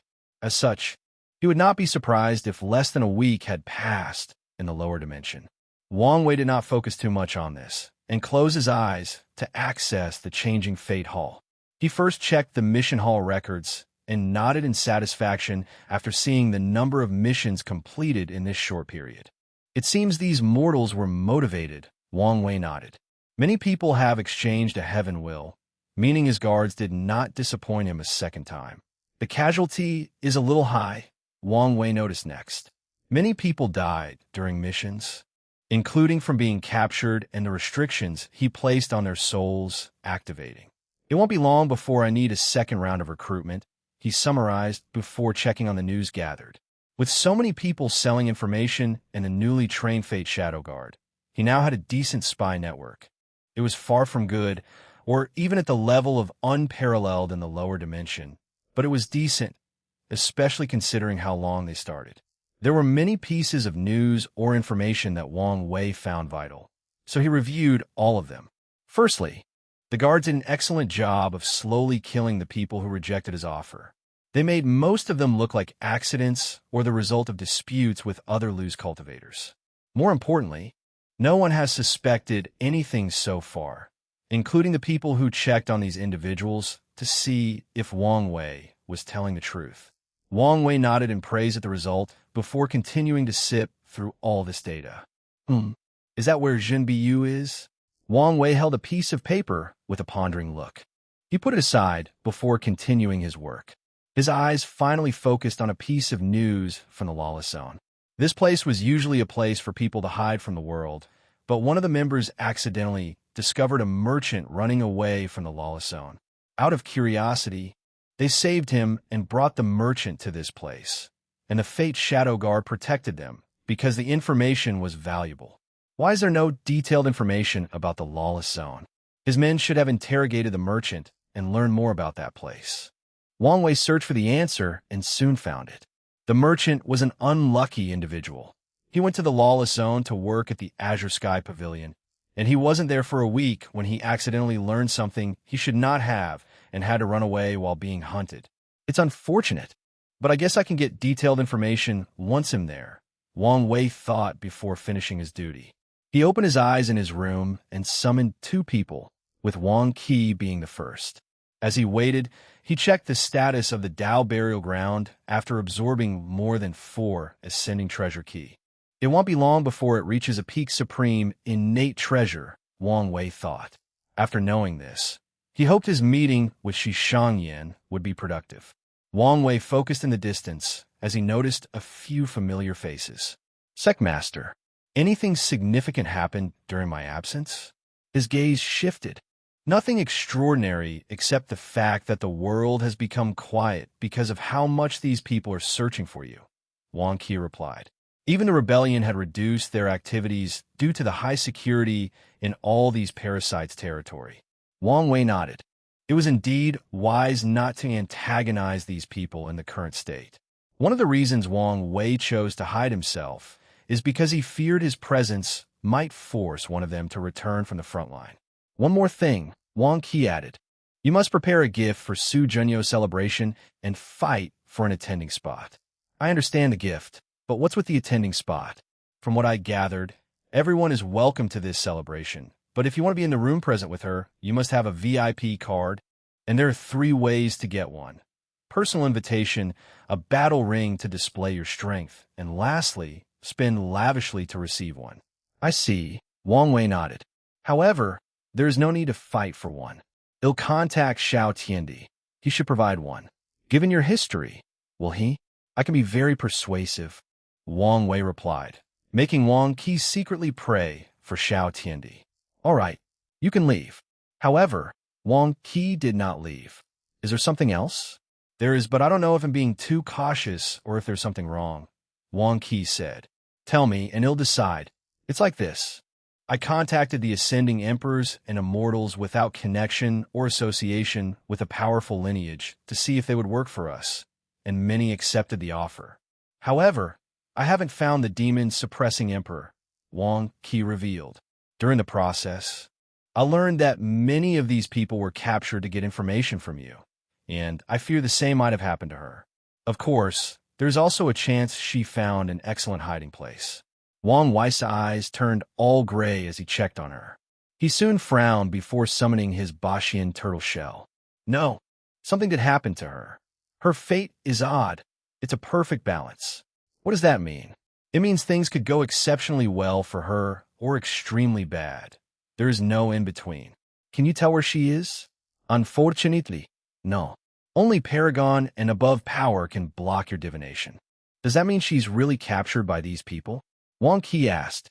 It looks like this. Luckily, it seems she has a hope of turning things around, Wang Wei commented. Forget her for now. If we have a chance, well, free her. Honghua is a human and heavenly emperor, meaning she has a lot of potential. And Wang Wei does not want to give up such a talent. Come in, Wang Wei said out loud, and a shadow appeared before him, kneeling on one leg. Red Mask Fate at your disposal, Master. So, you're the new head of my guard, Wang Wei commented. As expected, the former elder of the Mask clan proved her talent and was now in charge of the Fate Shadow Guards. Thank you, Master, for this opportunity, she replied. No need to thank him. The Shadow Guard's ranking system is a meritocracy, and you have your positions because you're capable, Wang Wei answered. However, you should have heard of your predecessors and how capable she was. Do you think you can fill in her shoes? I do. I like your confidence. I don't have time now, but I'll use the Lord Shadow technique on you once I settle everything. Red Mask Fate was surprised. She had heard of this technique, but did not think she had a chance since her predecessors and the person who inherited the position had already used it. Of course, she did not know that Wang Wei received the upgraded version of that technique from a sect. The Shadow Ruler Emperor's new scripture allowed for 4 shadows in the Emperor realm, 2 in the Empyrean realm, and 1 in the Paragon realm. Although Wang Wei only had access to the Empyrean part, he was more than satisfied since he could create 2 individuals that could borrow all his strength. The sect even gave him the rare resources to create these unique shadows. Report the situation to me, Wang Wei ordered. Although he had deduced most of it from the changing Fate Hall situation, he still needed to hear the nitty-gritty from Red Mask Fate. And that's precisely what she did. And Wang Wei listened attentively. "You did an excellent job," Wang Wei praised. "I hope you keep up the good work." He ordered a few things before dismissing her. "She's a talent," Wang Qi said. "True, but how much of a talent is yet to be seen." Wang Wei could tell Red Mask Fate was talented. But her current success was primarily the result of the fact she's from the upper dimension and did not have to experience the adaptation period. This fact makes her the best candidate he has for this leadership role of his guard. But hell no, if she's genuinely talented, once they face obstacles and she has to improvise, only then will her position truly be secure. Wang Wei summoned a talisman with stars engraved on them from his unique space. He activated it to contact Shi Shangyan, and less than 5 minutes later, she replied with a coordinate for a meeting. Wang Wei squinted his eyes because the meeting place was somewhere in the source key space. Chapter 12:20 Betrayal and Myriad Sect Alliance is changed to Grand Sect Alliance to differentiate with the Myriad Clan Union. Wang Wei made some preparations before entering the source key space. The talisman became a guide similar to his ability, leading him to the meeting's destination. He found himself facing a vast ocean that was the purest of blue. Immortal Key. This place is so valuable. The energy in this ocean was enough to cultivate more than 150 immortal venerables or more than 5 immortal sovereigns. What a meeting place, he commented with squinting eyes. He glanced in the distance. There was a small pavilion at the center of the ocean with 2 people waiting with already brewed tea that he could smell from such a distance. Wang Wei flew over and slowly landed. He first glanced at Shi Shangyan, and his first thought was how beautiful she was. She had on a blue hanfu with star symbols that illuminated her presence when looked at the right angle. She stopped reducing her aura and beauty, Wang Wei commented. Shi Shangyan's beauty was on par with Su Shi, if not better. However, her reputation in the lower dimension paled compared to Su Shi because she actively lowered her aura and beauty. Wang Wei glanced at the second person. It was a middle-aged man. He looked ordinary compared to Shi Shangyan, but in the depth of his eyes, there was a light more brilliant than any star. "This is our celestial clan patriarch, the cosmic Earth Empyrean," Shi Shangyan introduced. "You can call me Shi Xing." The celestial patriarch introduced himself by cupping his hands. Wang Wei returned the salute. "This man is the first everlasting Empyrean I've met," Wang Wei thought. He should not be a simple character. It was terrible to be an everlasting in this era. Being an Empyrean, especially the one closest to the Paragon realm, would get someone on a watch list. However, everlastings is on another level. They must survive countless plots and assassinations, and sometimes the parasites will use any excuse to eliminate them directly. The fact that the Celestial Patriarch survived for so long proved his ability. After an introduction, the 3 sat together, and the Patriarch served tea. "I heard about all your exploits from Yenner, but seeing in person is something else." The Celestial Patriarch's cultivation was 85 grand outsource, and with his boosts, he had no problem fighting peak Empyreans. However, as soon as he laid eyes on Wang Wei, he felt a warning from his intuition. "How old are you, if you don't mind me asking?" "Very young," Wang Wei replied, making Shi Xing sigh. The saying is right. True genius only appears in times of chaos. He could barely accept an ascendee to be an Empyrean already, but for the latter to have such strength. "I guess he's the chosen one for a reason." "Patriarch," Shi Shangyan stated while motioning her head. "Oh, where's my head?" Shi Xing said. "This ocean is a meeting gift." "How generous," Wang Wei praised before sipping his tea. He felt a hot feeling rushing through his body and slowly nourishing it. "Good tea," he commented.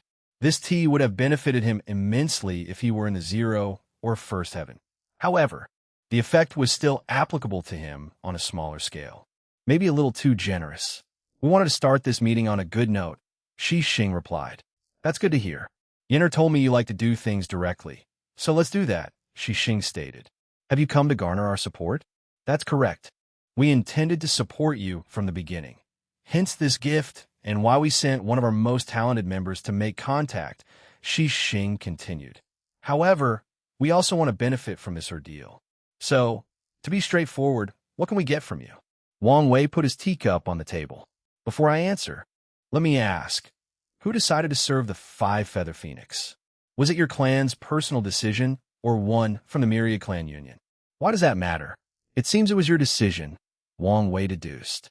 Your intention was probably to turn on her and become one of the parasites and rise to a level on par with the Union by using the world's resources. Unfortunately, your view of the situation was wrong. The Suns only needed watchdogs, meaning there was no room for you to have a successful rebellion, no room to climb the ladder. Now, your only choice is to take down the parasites and convince the Union that you did not betray them. Your plan from the start was to take down the enemy from the inside. Tell me if I'm missing something? Shi Xing was silent, so he sipped his tea. I was warned of your wisdom. He smiled wryly while shaking his head. Let's say you're right. This does not change anything. We can fight these parasites by ourselves. We don't have to rely on you just because you have destiny on your side. Wang Wei agreed. Working with him will only legitimize the celestial race's plan to take down the parasites from within, thus increasing their chances of convincing the Union. You must work with me because I can guarantee the Union will not treat you as traitors. Even better, I guarantee they will praise and reward you for your actions. Those are bold words, Shi Xing said with squinted eyes. But how exactly will you do that? Don't you remember who one of the 3 primal paragons of the Union is? The heaven-opening paragon, Wang Gua. Yes, one of my ancestors. Wasn't the Wang clan divided? I don't see how you can influence him.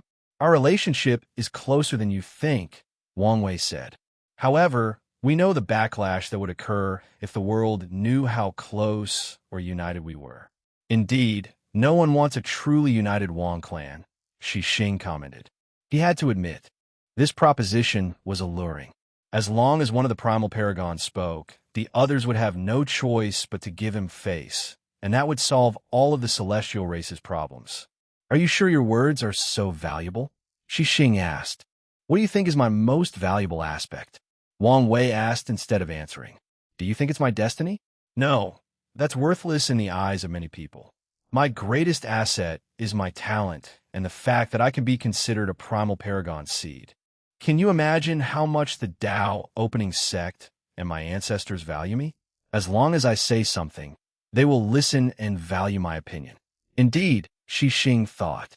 He focused so much on this man's destiny that he overlooked his greatest value, his talent.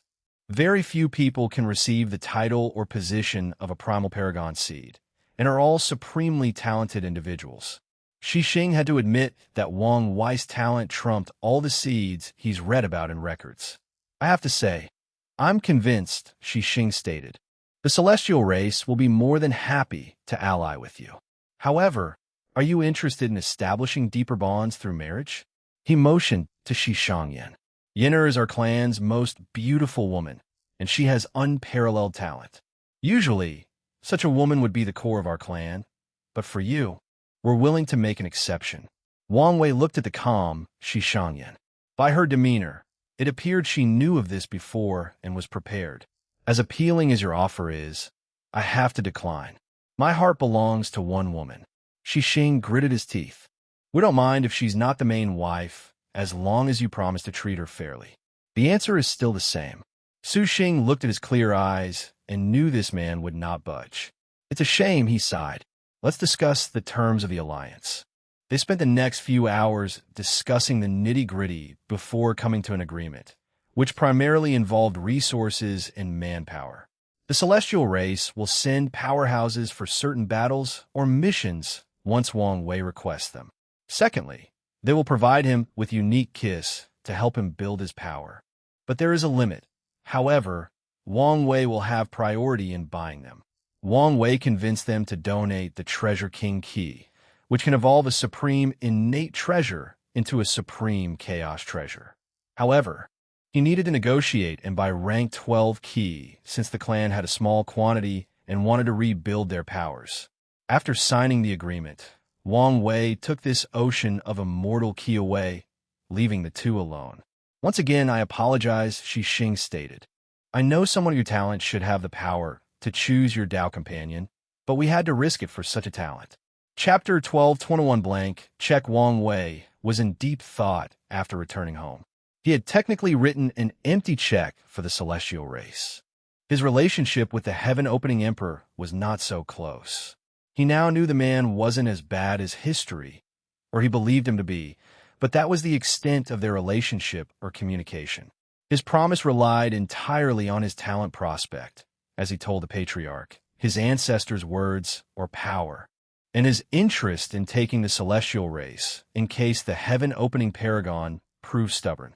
Plus, maybe I should start thinking about reuniting the Wang clan, Wang Wei thought. However, this would not be simple. According to the book Wu Hong left for him, the official most powerful faction during the Golden Era was the Grand Sect Alliance with 5 primal paragons.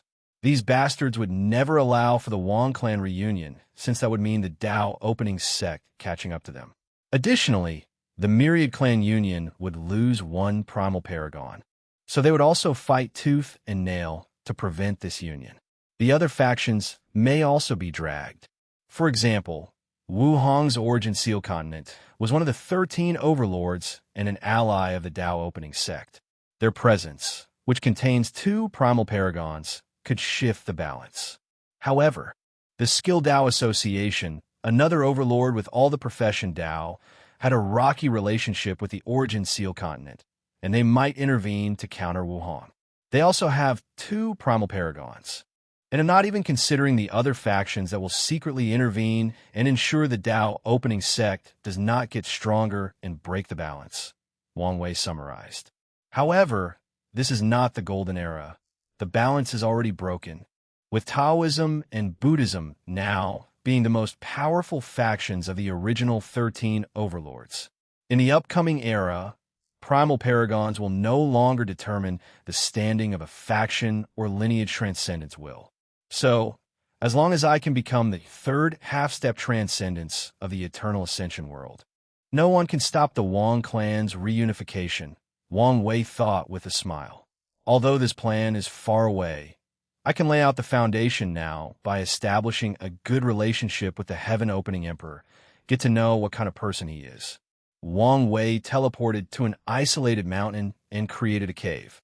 After establishing all the necessary protections, he drew a summoning ceremony on the ground.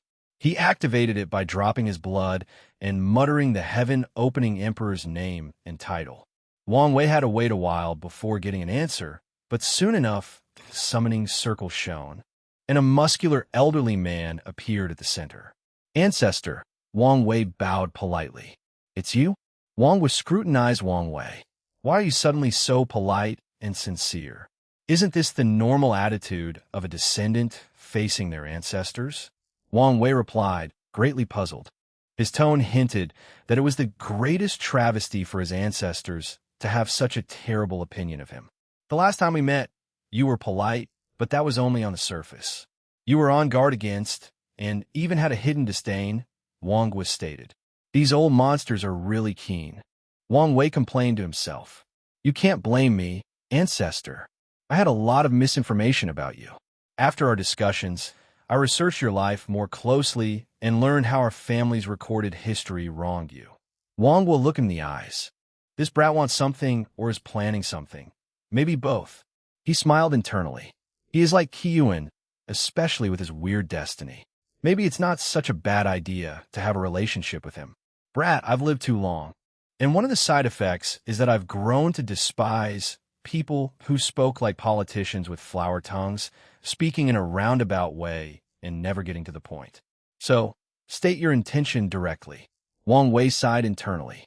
I guess being direct is another trait of the Wang clan.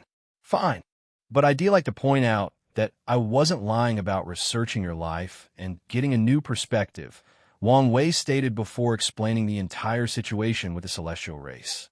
So, ancestor, are you going to give this descendant a little bit of face? No problem. Really? So simple? Even if you didn't say anything, we wouldn't annihilate them or something for their betrayal, Wang Guo explained. Why? The celestial race is the primary reason our union has the largest number of Tier 10 and 11 cultivators among all the overlords and the highest number of insurgents. They are more valuable than they realize. Indeed, their ability to safely navigate the source key space makes them crucial to building middle-level officers. Although paragons and above are usually the determining factors in battles between lineages when their strength is relative. The deciding factors are the number of emperors, empyreans, insurgents, and immortals from the other paths. Are you sure the other two families won't give you much trouble? Wang Wei asked, even if they would not eliminate the celestial race. This was a perfect opportunity to weaken and ultimately control them, using their treason as an excuse. Your interference will prevent that. You don't have to worry about that, Wang Guo replied. He knew how to get them to agree. The Yi clan is the only non-human amongst the three, which makes them wary of the Wang and Shao clan. As long as Wang Guo approaches them, they will accept his offer, as they'll see this as an opportunity to weaken the bond between the Wang and Shao clan. Of course, Wang Guo will only see them if the Shao clan does not want to give him face.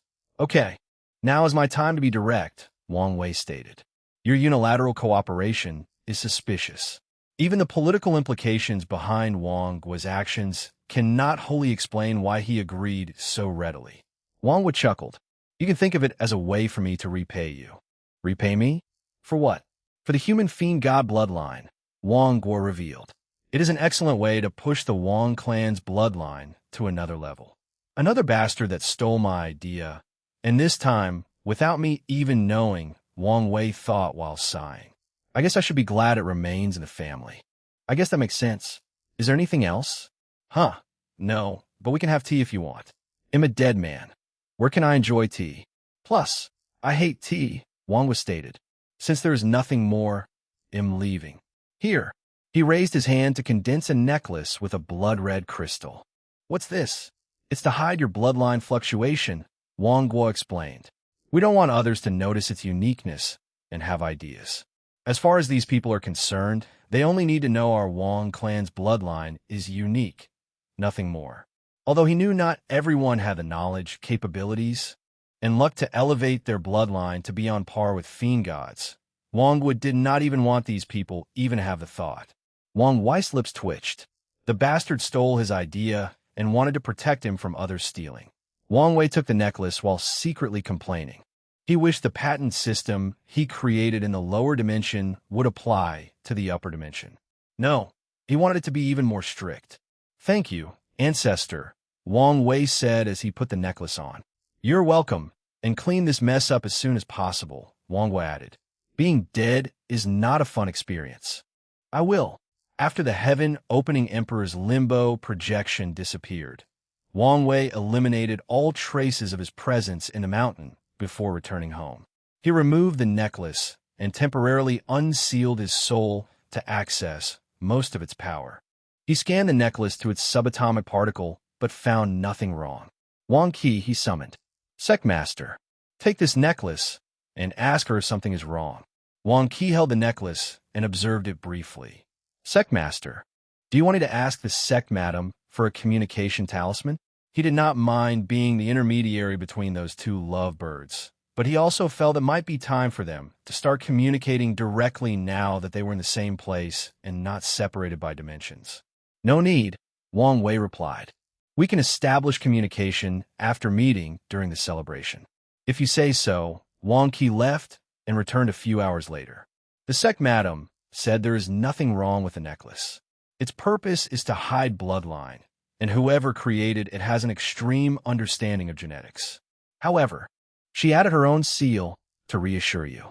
That's good to hear, Wang Wei nodded. He observed the thing and sensed a potent seal. Then, without hesitation, he absorbed the necklace's crystal into his bloodline's source, sharing this protection with all members of the Wang, Yin, and Li clan. Chapter 12:22 Betrayal? For now, he'll hide it, but in the future, we'll need protection from people who actively try to research our bloodline, Wang Wei muttered. Now that he no longer had to worry about the celestial race, he focused on his next task. From now on, you'll be in charge of our exchange with the celestial race. Hmm. Sect master, I'm a little spread thin. I need more people, especially talents, Wang Qi quickly said. Although he was glad the sect master believed in himself to give him so much power, he also wanted to do his job correctly. Wang Wei suddenly remembered someone.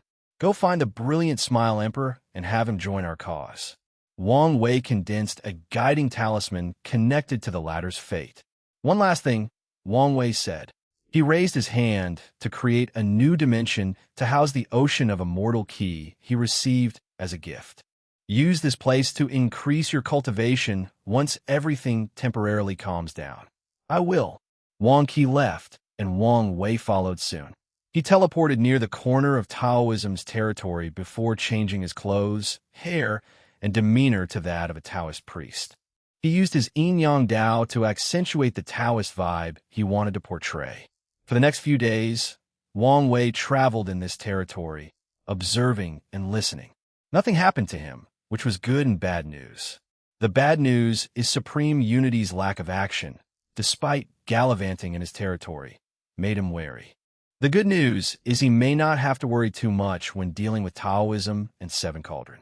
Wang Wei activated his soul network and locked on the soul he wanted, which was located in the peaceful Heart Temple, a place of solitude and exile for many priests. He did not immediately interact with it, but observed the surroundings. As expected, it's an ambush. He summoned the soul to the fog space. Jinbiyu looked confused. She was meditating when a powerful force pulled her primary soul into this place. Her resistance was futile. She looked at the person before her. I knew you could meet me without anyone noticing. I guess I don't have to worry about which side you're on, Wang Wei commented. I resent the fact you think I'm this kind of person, Jinbiyu replied. Tell me what happened to you. Wang Wei changed the environment into two cushions facing each other. After I ascended, I started doing missions for the rebellion to understand the situation and gather resources, Jinbiyu explained. I used the talisman you gave me to track Emperor Five Heart and eliminate her. She had a bright smile while mentioning this. Without that obstacle, her state of mind reached a higher level, and she perfected her Tao heart.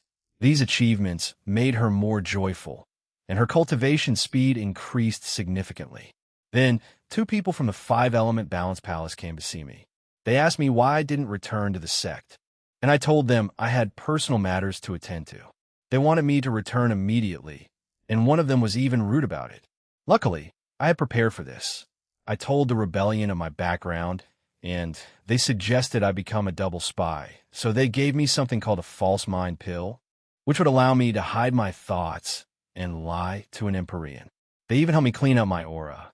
Wang Wei nodded as he understood what she meant. Jinbiyu proved the Tao in the upper dimension, and with the proper method or person, it's possible to determine this fact from her aura. I told them about you. Jinbiyu continued. I didn't tell him any important information, but enough for them to have some understanding of your personality and capability. It was the only way to get their trust. Don't worry.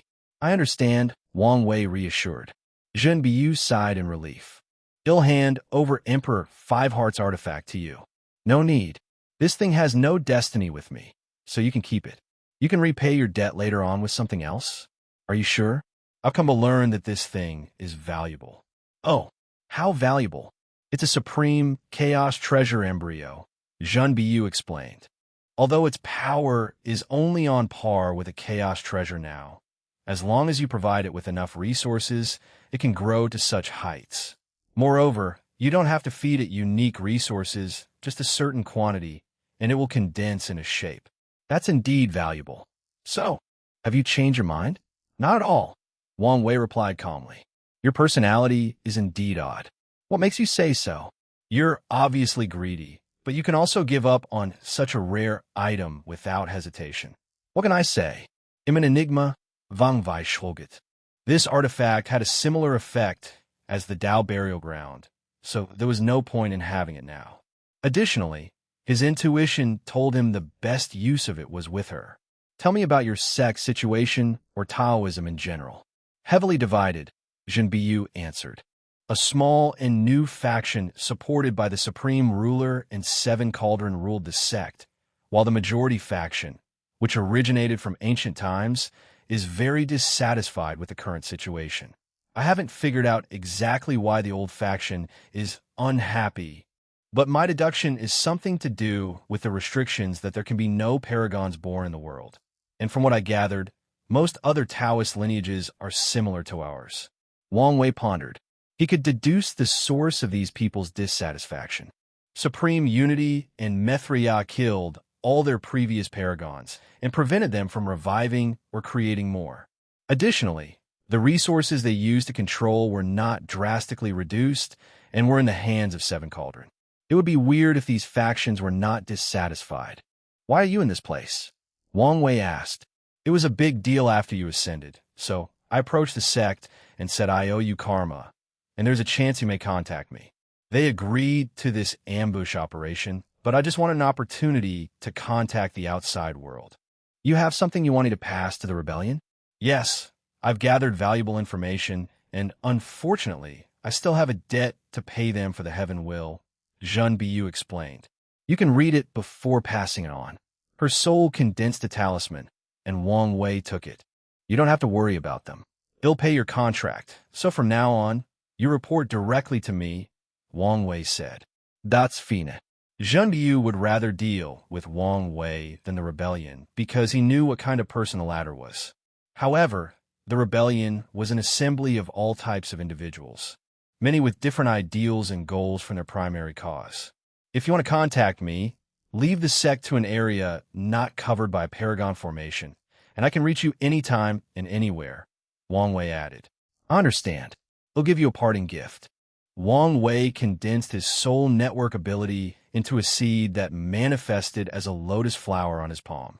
He accessed his Paragon soul temporarily to bless the lotus and did the same with the sect's void-rushing talisman. Finally, he fused the lotus with Zhen Biu's soul. If your identity is detected, activate this ability, which should take your soul away even from a Paragon formation. However, you must be quick and decisive. This thing might work on a formation in passive mode, but once someone takes control of it, you're screwed. Don't worry, you'll be fine. Zhen Biu was confident she would not be caught. The false mind pill mutated after she used it due to her two personalities or souls, granting her a new ability to hide her thoughts and memories in an undetectable layer in her sea of consciousness. She was even confident about lying to Seven Cauldron's face. It's good to be confident, but don't be cocky, Wang Wei warned. I know. Her personality was usually calm and patient, so she would not do anything unnecessary or stupid despite her confidence. Wang Wei waved his hand to teleport a small pile of second-rank Dao sources. This should be enough to turn your artifact into a peak supreme innate treasure. But be careful that your sect doesn't force you to hand it over. I won't let them.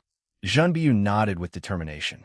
She was more confident with her mission as a double spy with the artifact once this thing evolved to the next level. And if she could somehow get the resources for a second evolution, that would be ideal.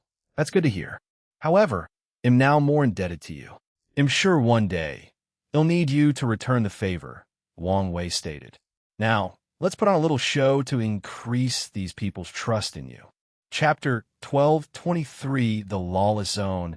Zhen Biu opened her eyes, and Wang Wei's projection manifested before them. They glanced at each other briefly before Wang Wei started speaking. I'm glad to see you too, but I'm not here for pleasantries. Do you remember the favor you owe me?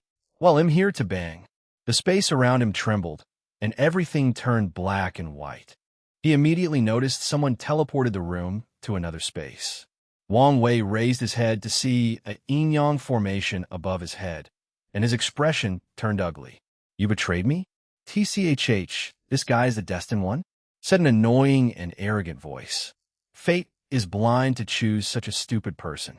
We are all humans and make mistakes, said a calm and peaceful voice. There is no need to judge something for something uncontrollable. Two people entered the room, followed by 100 more behind them. The arrogant voice was a young man with short red hair, permanent smoke, and an overall punchable face. The other was a middle-aged man in a blue Taoist robe and a blindfold. It appeared he was cultivating a technique that required him to block his sight. Wang Wei observed these two with an angered face. 2 Empyreans and their cultivation are both 85. 20 Emperors, ranging from 15 to 69, and many other path cultivators. The red-haired young man spit on the floor. I'll judge if I want to, and this guy is useless. At least his face is handsome. He has that going for him. Unfortunately, I hate pretty boys the most, so your life will be hell once I get my hands on you. Wang Wei ignored him and looked at Zhun Biyu with fiery eyes. No one has ever betrayed me and gotten away with it. Mark my word, you'll regret this. Stupid bastard, he yelled before punching forward, releasing a maelstrom of red flame. However, his attack was useless as Wang Wei's body rapidly disappeared. A projection? How is that possible? Remarkable, the blind priest remarked. My hollow eyes could not detect. It was a projection. Damn it. Scatter around and search for his original body.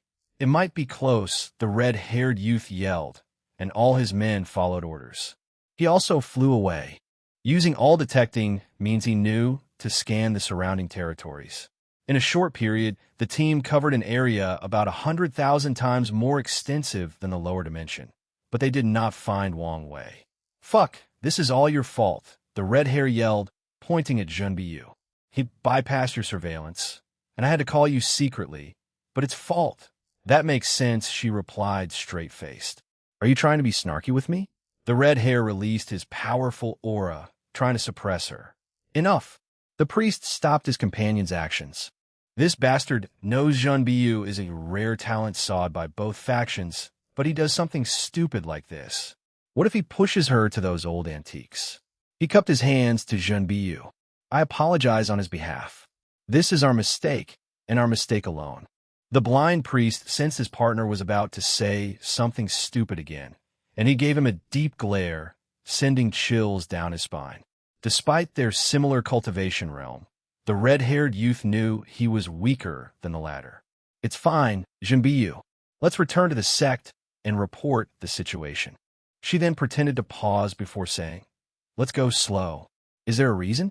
Wang Wei is a vindictive person, and he refuses to suffer any losses. He might attack us on our way back. Is that so?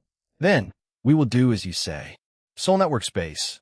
She's quite good at this job. Wang Wei stated as he watched everything from the shadows. He condensed one of his spirit particles into a clone and sent it to harass this group during their return. He then reviewed the information Zhun Biyu gathered before sending it to his guards to archive. He teleported away to his next destination, the Lawless Zone. The entrance to this bizarre area was a massive purple black hole. Wang Wei immediately felt a weird aura emanating from it, and after brief observation, he allowed the gravity pull to suck him in. As soon as Wang Wei appeared on the other side, he sensed a terrifying pressure weighing on him. This power. He summoned his Tao protector puppet and observed the effect. The puppet can only use peak Empyrean strength. This was in line with what he knew about the Lawless Zone. This place forbids strength higher than Empyrean, meaning their strength would be limited even if a primal paragon came here. I understand why this place became a place to hide from the top powerhouses of the world, Wang Wei commented. However, I wonder whether this place will have the same effect on half-step transcendence.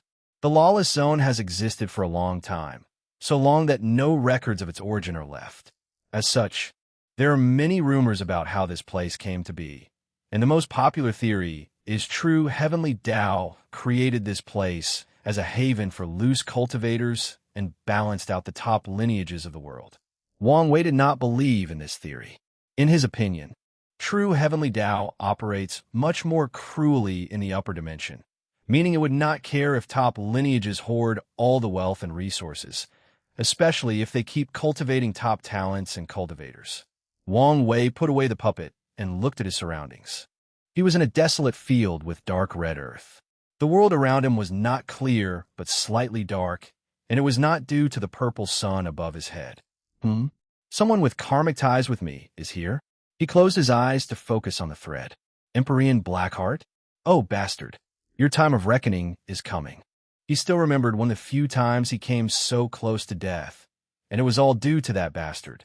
Previously, I had to rely on someone else's name to deal with you. But now, the situation will be reversed, Wang Wei sneered. He focused on his surroundings and immediately picked on clashing sounds more than 300 light years away. His divine sense scanned the area and noticed two people fighting. A black mantis over 5 meters tall was slashing a woman with long dark hair more than 2 meters long. She tried to resist, but it was futile, as the opponent's slashes were too fast. That's what you get, you lowly mistlife. You should have died with your creator, the mantis yelled before leaving a severe wound on the woman. Then, a ruthless light flashed in her eyes. The Grand Mist Gang will not perish, she roared. Her hair turned into snakes that bound the mantis before exploding herself, taking him out with her. Wang Wei calmly watched everything before shifting his gaze to a dozen more battles in his vicinity. A chaotic place indeed, Wang Wei thought. He changed his appearance, reducing his aura, making his face more fierce with a scar on his left eye, and transforming his clothes to appear more ordinary. He raised his hand to summon an ox demon that had just won a victory against another creation life form from the Grand Mist Gang. Wang Wei searched his soul and learned two important pieces of news. He was from the Bloodline Gang and was in the midst of a war with the Grand Mist Gang. Secondly, if he wanted to get detailed news of the Lawless Zone, buying it from the Dark Cloud Pavilion was best. Where to go next? Wang Wei calmly eradicated the Ox Demon, who was only on par with a saint, before teleporting away to an enormous city floating in the void. He frowned as he pondered whether to enter through the regular entrance or secretly break through the formation covering the city. After hesitating for a few seconds, he decided to stay low-key. He rushed to the entrance and waited in the short line. Less than 10 minutes later, it was his turn. 2 Dao rulers stood guard at the gate, and one had heterochromia. He glanced at Wang Wei and frowned. After a few seconds, he motioned to his partner, who asked for the lowest fee. Wang Wei paid the Dao source before entering. The first thing that popped into his mind was a city of sin. 90% of mortal cultivators he saw were full of karmic sins, and the only reason it was not the same for the others was because they were immortals and had higher immunity to karmic sins. Even then, some had a red cloud hanging above their heads. Wang Wei headed directly to the city's center. Flying and teleportation were prohibited, so he had to pay for more than 5 teleportation arrays to reach his destination. He cursed these black-hearted criminals who designed things purposely to make more money. His destination was a towering building that surpassed the artificial clouds. For a place that mainly sells information, it sure is eye-catching, Wang Wei thought. Chapter 1224, The Lawless Zone's Political Landscape. Wang Wei entered the dark cloud and met with a beautiful female receptionist. After glancing at him, she checked something, and a slight surprise flashed in her eyes. A noble guest, she said with a bright smile. Their pavilion treated all Empyreans with the utmost respect. Are you, by any chance, a VIP? She asked. No. The receptionist jolted something down on a piece of paper. Do you have a membership card? If not, do you want to apply for one? The price is only a small fee paid every 10,000 years, and you get a discount on all our services. No, thank you, Wang Wei refused. She nodded and kept her gentle smile. Are you a buyer or applicant? Buyer. What are you here for? Assassination, mission, or information? Information, Wang Wei replied. The receptionist finished writing before handing him a talisman. Someone on the 11th floor will be waiting for you. Wang Wei activated the talisman, and he disappeared from the first floor.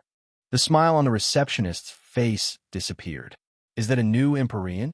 If that person was not hiding their appearance, it meant a new powerhouse had entered the Lawless Zone. Based on what he does, the current situation might be shaken. She immediately reported this news to her superior before attending to the next person in line. Wang Wei found himself in a well-decorated room with beautiful vases and paintings. A middle-aged man dressed in flowing green and an infectious smile awaited him. The name's Tang, and it's my pleasure to serve your excellency. Empyrean Restless, Wang Wei replied succinctly. An odd title which can mean many things, Tang Yi thought. Please sit in. I've served tea. Wang Wei immediately noticed this room did not have cushions and a small table, but two comfortable chairs and a medium-sized table. It felt like he was at a restaurant instead of a personal meeting, but there was still a sense of intimacy to the decor. It'll be straightforward, Wang Wei said after sitting, not touching the tea or snacks. I just arrived here and need to know who not to offend. You've come to the right place, Tang Yi replied. The most powerful forces are the one hidden master, second kings, 3 pavilions for gangs, and 5 demons. These forces have the highest combat powers and the highest number of powerhouses, and they control most of the resources. You can join them, but must avoid them if you want to remain independent. Tang Yi closely observed all of Wang Wei's reactions. Interesting name, but it would have been better if they went to 9. There used to be 6 halls, but not long ago, it was revealed that one person secretly controlled all of them, and he died, so the other forces divided his assets. Oh, who is so capable? Wang Wei asked. A man named Gu Xian, the one who cultivated deception Dao. You know him? Tang Yi asked. He has some fame on the outside. I see. Wang Wei was not surprised that Gu Xian had its own power in this place. As a Dao monarch, he was on the list of people to be hunted down. This place was the only way to hide. He even knew that Gu Xian had left his treasure for recultivation in this place. However, he did not know the exact details of Gu Xian's power, since Wang Wei only had his partial memories. How much do I need to pay for detailed news on information about these factions? How detailed are we talking about? Tang Yi, the highest level your pavilion is allowed to sell. That will be costly, Tang Yi replied, rubbing his hands. I'm good for the money. Tang Yi pondered briefly before mentioning an absurdly high price. Wang Wei did not hesitate to pay. No bargaining whatsoever. This sucker must be a nouveau rich, spending money like it means nothing, Tang Yi thought. Little did he know that Wang Wei did not care about the money, because it would return to him 100-fold after conquering this place. Excuse me. Tang Yi went to a back room and returned with a talisman half a minute later. Wang Wei used his divine sense to receive the information it contained. His first major observation was how little information about the Dark Cloud Pavilion this thing contained, which made sense they would not sell themselves out. His second observation was about the Hidden Master. Why is there so little known about this Hidden Master? Wang Wei asked. There were no pictures, information about his realm, or even his Dao. The only information was that whenever the Time Eater came to this place to clean it up, the Hidden Master would appear and band everybody together to deal with him. Afterward, he would disappear and never show his face to the world. I'm sorry, but this is the only information that our pavilion is willing to sell about the Hidden Master, Tang Yi swiftly replied, his face showing genuine regret. Their pavilion did not even have much information about this person, so there wasn't much to sell in the first place. Wang Wei nodded. What about independent powerhouses? Is there anyone I should be wary of? There are a few, although they don't have a large force behind them. Their fighting prowess is top-notch, said Tang Yi. Do you want news about them? Yes. A moment. Wang Wei then paid an exorbitant price before receiving the talisman. He stood up. Well, thank you for your service. Wait, Tang Yi said before handing him a purple card. This is our VIP card. Next time you arrive, someone from the 12th floor will serve you. Additionally, the card comes with a free mansion. Wang Wei took the card and received the information it contained before calmly putting it away and leaving. His new house was in a prime area near the pavilion, meaning he did not have to travel too far. The card served as the control center of the mansion's formations, so Wang Wei took control of them. They should have done a better job monitoring this place, he thought. He removed all the flaws in the mansion's formations and the ones on the VIP card. Wang Wei found a room he liked and settled down. Let's get some more information. He used his Bashian turtle shell to divine more information on these factions and their leaders, especially for the Dark Cloud Pavilion. The effect of my divination has dramatically decreased in this place, Wang Wei complained. But even so, it's odd that I found nothing about this hidden master. He was not satisfied with the result of the divination, but it still provided him with crucial detail information. The best place to start is with either the Second Kings or the Five Demons, Wang Wei thought, and after analyzing everything, he chose his first target, the Barbarian King. The man is simple and lives his life by the creed that strength is above everything. So, as long as I can defeat him, he will willingly become my follower, Wang Wei concluded. Now that he had a plan, it was time to execute. However, he did not immediately leave this city. Instead, he spent the next few days traveling around this city, observing and leaving the seeds for when he conquered the Dark Cloud Pavilion. Once that was done, he headed for the Battle Colosseum, ruled by the Barbarian King. After flying quite a distance from the city, Wang Wei stopped and turned around. His gaze focused in one specific direction, and a group of people appeared after a minute. "So you found us?" said a petite woman, accompanied by a thin man beside her and a dozen more individuals behind them. "It seems we underestimate your capabilities." Wang Wei looked at this group, composed of 2 Empyreans and a few more great emperors. He did not care for them, since the highest cultivation was the woman with a 73 grand Tao source comprehension. However, he detected a strange aura from them. The petite woman frowned, displeased at his lack of response. However, she controlled herself for the sake of the mission. "Our pavilion master would like a meeting." Wang Wei did not answer, focusing on these people's strange aura. His intuition told him it was valuable information once he figured it out. "Are you not going to give our pavilion master face?" the woman asked in a grave tone while releasing an intense killing intent. "How annoying," Wang Wei uttered before his soul released a fluctuation that knocked out all these people. He immediately searched their souls, and, as expected, they had restrictions. However, by all standards, these restrictions were subpar in quality despite containing the power of a peak Empyrean. Wang Wei pondered briefly before placing a deceiving heaven array in these people's sea of consciousness to deceive their master from knowing when he breaks and replaces the restriction in their souls. Once that was done, it was easy for him to search their memories before enslaving all of them. "Master," said the petite woman while kneeling in the void. The other people followed him. Chapter 1225 The Battle Colosseum 1225 The Battle Colosseum. "So, that's why their auras are so weird," Wang Wei commented, finally figuring out the puzzle. "So many talented individuals. It seems I made the correct decision to come here." He glanced at his new subordinates and started beating them up. He then handed a talisman with access to his strength to the petite woman before disappearing. The petite woman then secretly led the group back to the pavilion. They immediately entered a secret room to activate a formation. "Pavilion Master," they all saluted as they knelt on one knee. "Things didn't go well?" asked a hoarse voice hidden by a black mist. "We have failed you." "How strong is he? Do you have a reference?" the Dark Cloud Pavilion Master asked. "He defeated us with such ease. I'm guessing a minimum of 80. "Guess? I'm sorry, sir, but it was truly an overwhelming defeat." "Is that so?"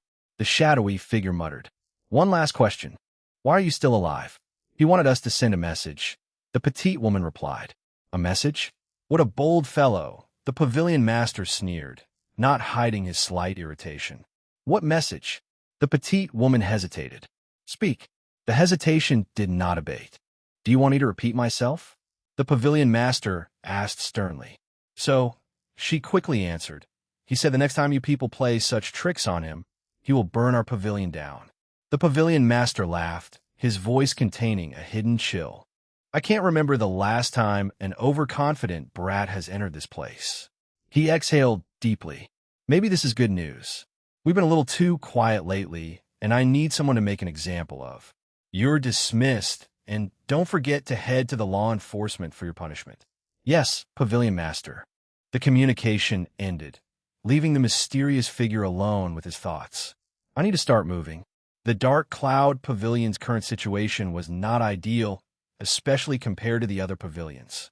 The Azure Sky Pavilion sells weapons, talismans, and special ores. The Green Earth Pavilion's primary focus is pills and spiritual herbs. Both these people control over 90 of the market. The Dark Cloud Pavilion's primary service is information and assassination, and they also control the market. However, the nature of their work was different from the others. Resources are rare in this desolate place, so the other pavilions could only do business because of their secret connection to the outside world. However, the Dark Cloud Pavilion did not have to rely on the outside for their work. This fact was previously a great advantage to them. After all, they did not need to risk trips to the outside world for their business to continue. Sadly, fate was not on their side.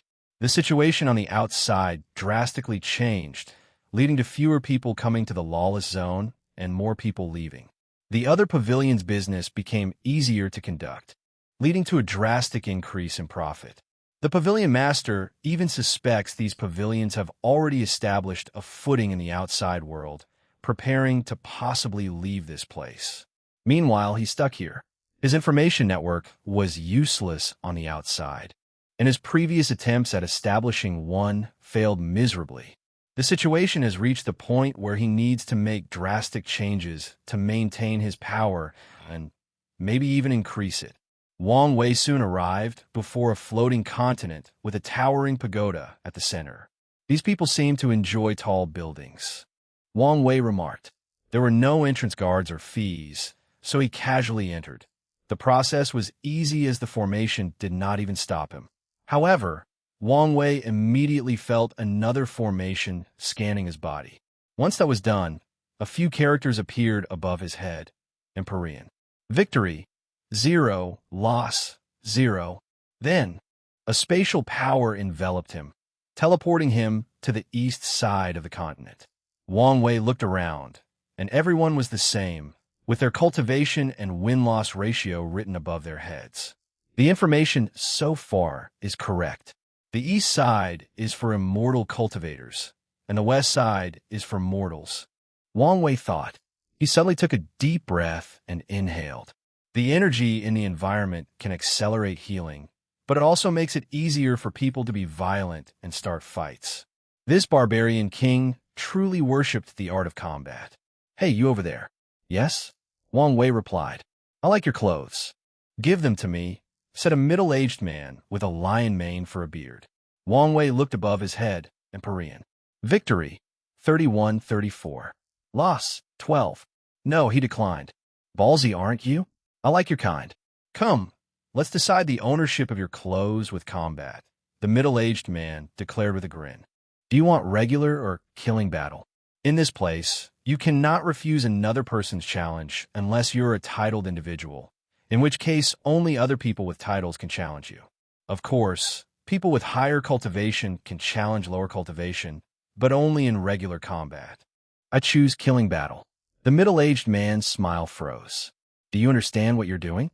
Ido, Wang Wei nodded. After killing you, I can inherit everything that belongs to you, including your house, wives, and resources, and even your dead body will now be my property. The middle-aged man turned red. Most people will choose regular battles unless they have deep animosity. He only wanted to take this bastard's clothes as a welcoming ceremony to this place. He did not expect to meet a madman. Where does his confidence come from? He thought with gritted teeth. No matter. I'm confident in my victory, and I'll make sure he regrets his choice. Anyway, it's not like he can decline this fight, especially since he's the one who initiated it. Fine. As soon as he uttered these words, the surroundings changed. A force suddenly appeared and teleported them to a desolate world with a red sun and no life in sight. The middle-aged man rushed toward Wang Wei immediately after the teleportation process ended, using his knowledge and experience in this place to his advantage. Boom! Wang Wei slapped him, and a loud cracking sound echoed in the sky, followed by a large explosion as the middle-aged man crashed on the ground. Wang Wei appeared next to him, looking at him with cold and indifferent eyes. Me, see. No problem, but you must be my follower from now on, Wang Wei bargained. Ooh, okay. Wang Wei pointed at his forehead before releasing a blue light. However, he soon frowned. A restriction? Moreover, it's odd. Although its power is only at the Empyrean level, its essence is much higher. What's more, This one contains a slight innate aura, is a restriction from a heaven pre-march, or maybe a supreme chaos treasure. Wang Wei analyzed the situation swiftly. He looked at the middle-aged man. Why did you surrender when you already belonged to someone else? I do. You didn't know? The middle-aged man shook his head. It seems the barbarian king was not some brute that only cared about fighting. He must have been secretly building his power to ensure his position in this place. Please don't kill me. Don't you have any pride? Wang Wei suddenly asked. What is pride worth? There is hope for me as long as I'm alive. I forgot these cultivators in the upper dimension don't have as much pride as the lower dimension because of how accessible the Emperor Path is, Wang Wei commented. All right, I'll spare you. Now, hand over the key to your house and access to all your resources. Thank you. The middle-aged man handed him a space ring, and after checking it, Wang Wei nodded. His surroundings changed again, and they returned to the Colosseum. His victory increased by 1, and Wang Wei flew away. He fought 4 more people to check their souls, and 2 had secret restrictions. He headed to the center of this continent, where the pagoda was located. The middle-aged man was less than 2,000 victories away from meeting the requirement to enter the pagoda. Additionally, he was strong enough to buy housing close to the tower. Although it was not as good as those people with 4,000 or 5,000 victories who could live directly next to the pagoda, it was decent. After entering the house, he found more than a dozen women waiting for them. They were slightly surprised by his presence. But that was the extent of their reaction. Master, they bowed to him, speaking fluently without hesitation. One of them stepped forward. What is it you desire today? Wang Wei observed her, and he could immediately detect a strong emotion, worry. She must have been the favorite, and now she's worried whether she will lose her position. He took a moment to think about what to do with these women. Releasing them would only mean they would become someone else's property. Let's just keep them until I take over this place. Then I can fight for a better way for them to survive. How many of you know how to cook? And I mean, truly know how to cook, he asked. A slight majority raised their hands. Cook me your best dish. You can use the best materials around. Chapter 1226 Long Way to go 1226 Long Way to go. A few hours later, Wang Wei was casually eating these women's food. He did not care, nor had any expectations. He gave them a task as a way to psychologically comfort them, since he knew they would feel useless if he ignored or completely dismissed them. And in this terrifying place, being useless meant they would be killed, discarded, or even worse, traded as goods to someone else. Wang Wei uttered after taking a bite in one of the dishes. He focused and ate even more. This is delicious even by my standards. He added the meat to the rice and took a bite. They perfectly combine, and the taste even elevates each other. He drank the soup next, and his eyes shone even brighter. A 3-piece combination meal? Wang Wei quickly finished the meal before summoning the woman who made it. He looked at a thin woman with large eyes that had lost their luster. She had shoulder-length black hair and a mole underneath her eyes, and her body smelled of naturally alluring herbs. She was an unconventional beauty. What's your name? Chun Jilan, she replied, while secretly holding the corner of her green dress. Where did you learn to cook like this? Ikaltave thundo. Wang Wei shook his head. You're only a quasi-emperor. So even with such a unique Tao, it's impossible for your cooking to reach such a level unless you're an unparalleled genius. Are you an unparalleled genius? Chun Jilan lowered her head. You can tell me the truth, Wang Wei reassured. Unlike your predecessor, I have no desire to take advantage of the weak. Are you going to abandon us? Chun Jilan quickly asked. Such a fate might be worse for them. Their previous owner might be a bastard, but he was not one of those sick bastards who used them to fulfill his demonic desires. No, they'll find a better and more peaceful life for the rest of you, Wang Wei reassured. However, if any of you have talents or abilities I appreciate, life will be much easier for you once I leave this place. Chun Jilan was silent for a few seconds before saying, I understand. Can you answer my question now? She still briefly hesitated before telling the truth. I had a master who was, in fact, an unparalleled genius. With his food Tao, He became an everlasting Empyrean in record times. His skill even reached the level where he could make food beneficial to paragons as long as he had the material in enough time. Chen Zhilan became teary. I'm guessing fate was not kind to him, Wan Wei said as he waved his hand to manifest a handkerchief for her. Sadly, she nodded. The moons heard of him and came for him. Some wanted to eradicate him, while others wanted to use his gift. In the end, the blood dragon took him away, and I've never heard from him since. She's not an immortal, and her lifespan is limited, so this should have happened recently, probably between 1,000,000 to a few billion years.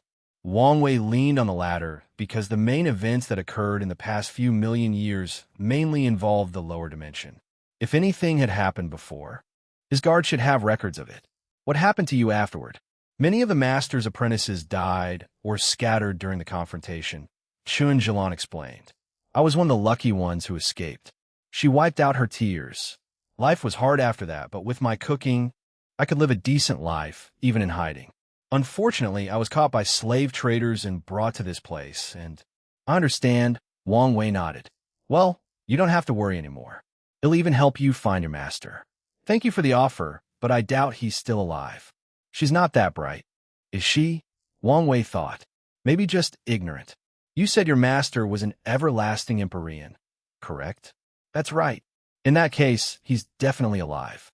After all, you remembered him, didn't you? Wang Wei explained. Chen Zhilan looked at him with shock. That's right. How can I forget about that? Then, she started to sob again as she sat on the floor. What is it? Wang Wei asked while helping her up. I spent so many years mourning him. She replied with tears and snot on her face. I even built him an ancestral shrine. Do you think he's going to be mad at me? I'm sure he'll understand, Wang Wei reassured. Poor girl.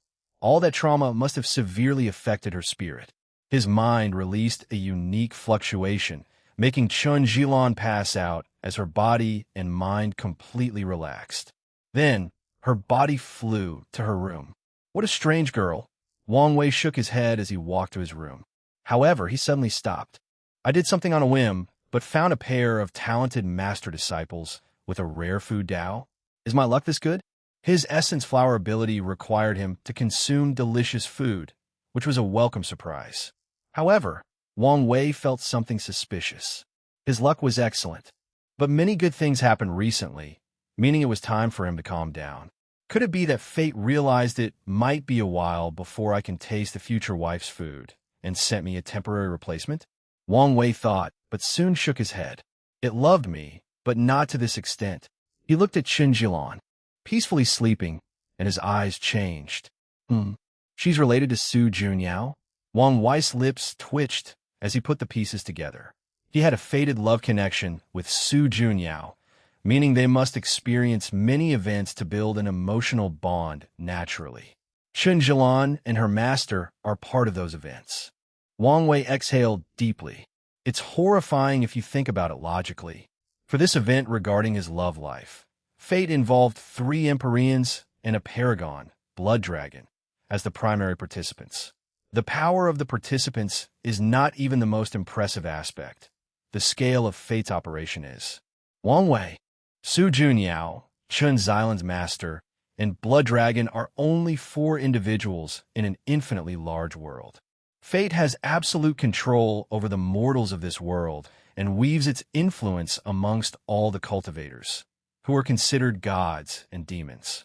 Moreover, the eternal ascension world is only one world amid the infinite worlds in the chaos universe. Wang Wei suddenly felt or realized how tiny he was.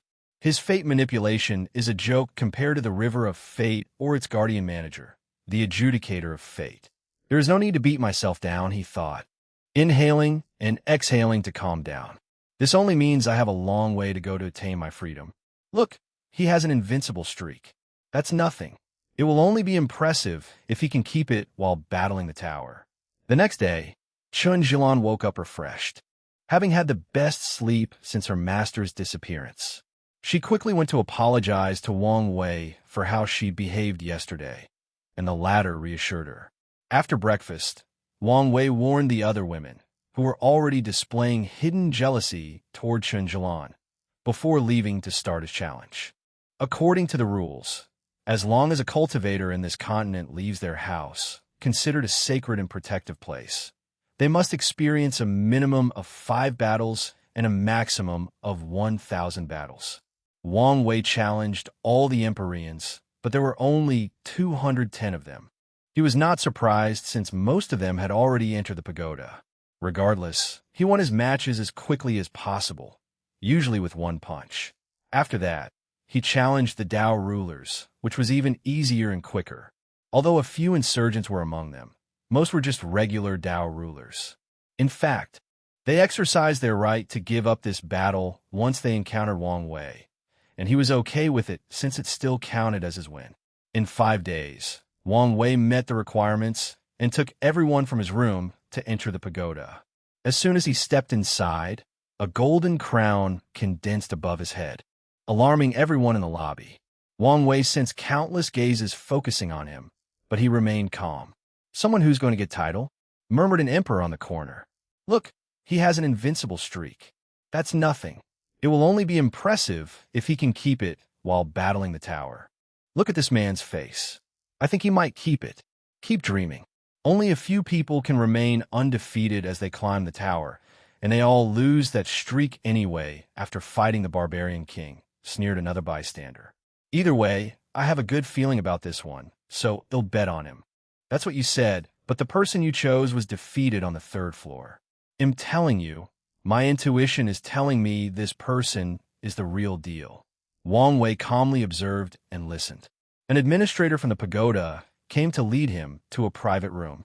Chapter 12:27. The barbarian king Wang Wei sat comfortably in a chair with a list in his hands, which contained the resources he could exchange in this battle pagoda. As someone with 5,000 victories, he's entitled to 5,000 battle points and an additional 5,000 points for a perfect winning streak. Most of the resources are not rare. However, the fact he could get his hands on them in this place, and possibly on a large scale, is proof of the barbarian king's ability, Wang Wei commented. However, a few things are eye-raising. He saw heaven wills on the list as exchangeable resources. Could this place also give birth to heaven wills? He immediately denied this. If this were true, the top lineages would do everything that they could to conquer this place. Maybe he has deep connections, including with the pavilions, Wang Wei summarized. His eyes shifted to what genuinely caught his attention on the list. What is the effect of the battle temple? He was curious since this was the priciest thing on the list, requiring battle points per hour to access. "I'm sorry, sir, but only people on the 4th floor are privy to this information," replied a well-mannered woman with blue hair, a white robe, and a reassuring smile. "That's fine. Anyway, let's get this over with. It's good to be confident," the receptionist replied with a businesslike smile. "After reviewing footage of your battles, we've granted you the title Domineering Fist." Cliché, and a little bit cringe, but that's fine since it's not that important in the grand scheme of things, Wang Wei thought. "No reaction?" thought the receptionist. "Do you want to climb immediately or rest in the housing area? I have some people with me, so let's rest first." "As you wish." Someone led Wang Wei to a mansion on this floor. He let all these women stay there while he observed the house. He sensed something, so he closed his eyes. This house provides a small blessing to comprehending the grand Tao source, he analyzed. "I'm starting to get a bigger picture of the barbarian king." The next day, Wang Wei started his first match on the 1st floor.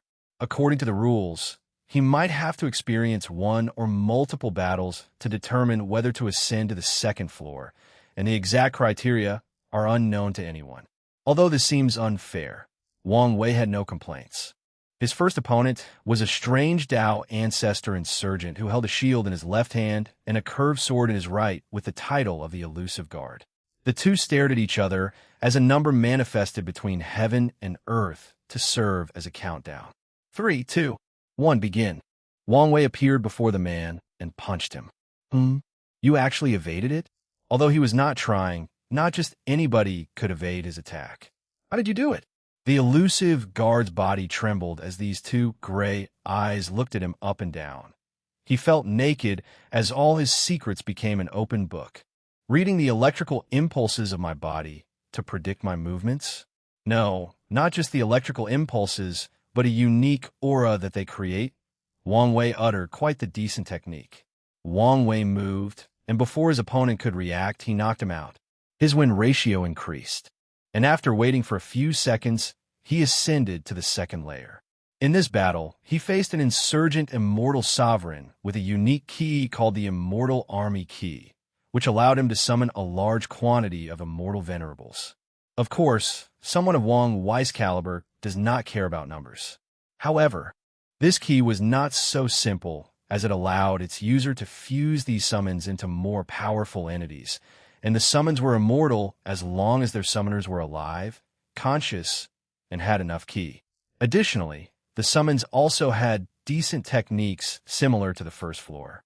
This battle was more tedious than challenging. The pagoda's power hid the whereabouts of the summoner, forcing Wang Wei to fight a few rounds before he found his opponent and ended the charade. On the third floor, he faced an assassin. They fought in a misty space, and the environment was designed to give his opponent the advantage. On the fourth layer, Wang Wei headed directly to the battle temple. He found himself before a large bronze mural with drawings of people fighting. The mural had no easily discernible aura, but it felt ancient and powerful. Wang Wei closed his eyes and immediately felt his mind even more active than usual. Ideas and thoughts flashed around at an alarming speed. So, that's what it is, Wang Wei thought with a smile. I've been thinking about improving my techniques, and fate sends me this place. The Battle Temple's sole purpose was to help people create better techniques or battle skills. That's why the previous challengers all had decent techniques despite mostly being loose cultivators with no foundation and not being unparalleled geniuses. Wang Wei lost himself in the act of upgrading his techniques when he was suddenly interrupted. Not enough battle points? What a shame. He was annoyed that he had to stop. The process of upgrading his technique was never so fluent, smooth, and dare say easy. He exhaled, no need to be upset. Once I defeat the Barbarian King, this place will be mine to use as I see fit. After knowing what was waiting for him, Wang Wei's speed ran through the next challenges. He had to face Empyrean from the 7th floor and battle more than once before ascending, but nothing could stop him. The only battle he paid attention to was on the 9th floor when he faced a series of battle puppets, the last one of which even forced him to use 50 of his strength. After passing the 9th floor, the pagoda became lively. It's been a while since someone had reached the 10th floor, meaning the Barbarian King hadn't displayed his might in a while. So, this battle suddenly became grandiose. Everyone in the pagoda and outside gathered to experience this major event. People bet on who was going to win, and of course, the majority favored the Barbarian King. The official gambling hall of the pagoda focused on specific bets. For example, how long will Wang Wei last? Or whether hell be able to injure the Barbarian King in the slightest. Wang Wei floated in the air with his arms crossed, ignoring all the whispers outside. He was interested in an opponent like the Barbarian King, and luckily, he did not have to wait long. A space crack appeared in front of him to spew a towering, muscular man.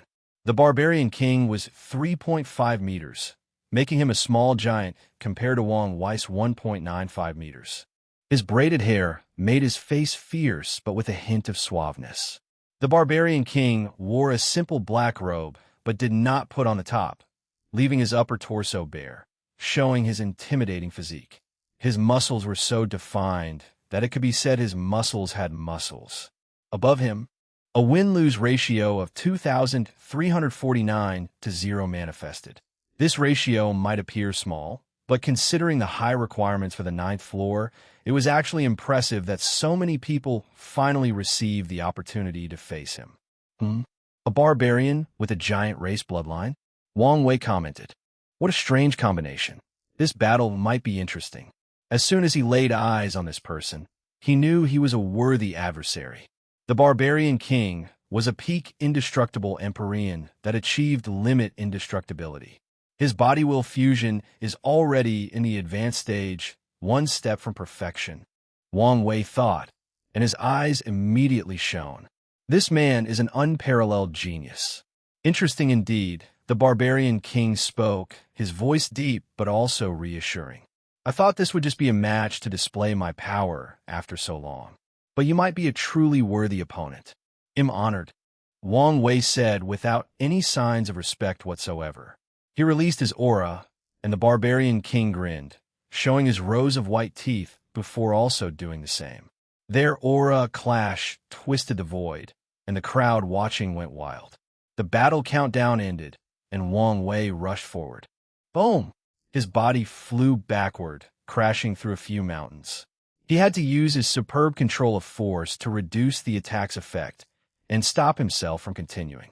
He looked at the right side of his body, and it was gone. It calmly regenerated as he sighed. As expected, he sighed. The barbarian king had reached the peak of 10 heavens while he was still in the third.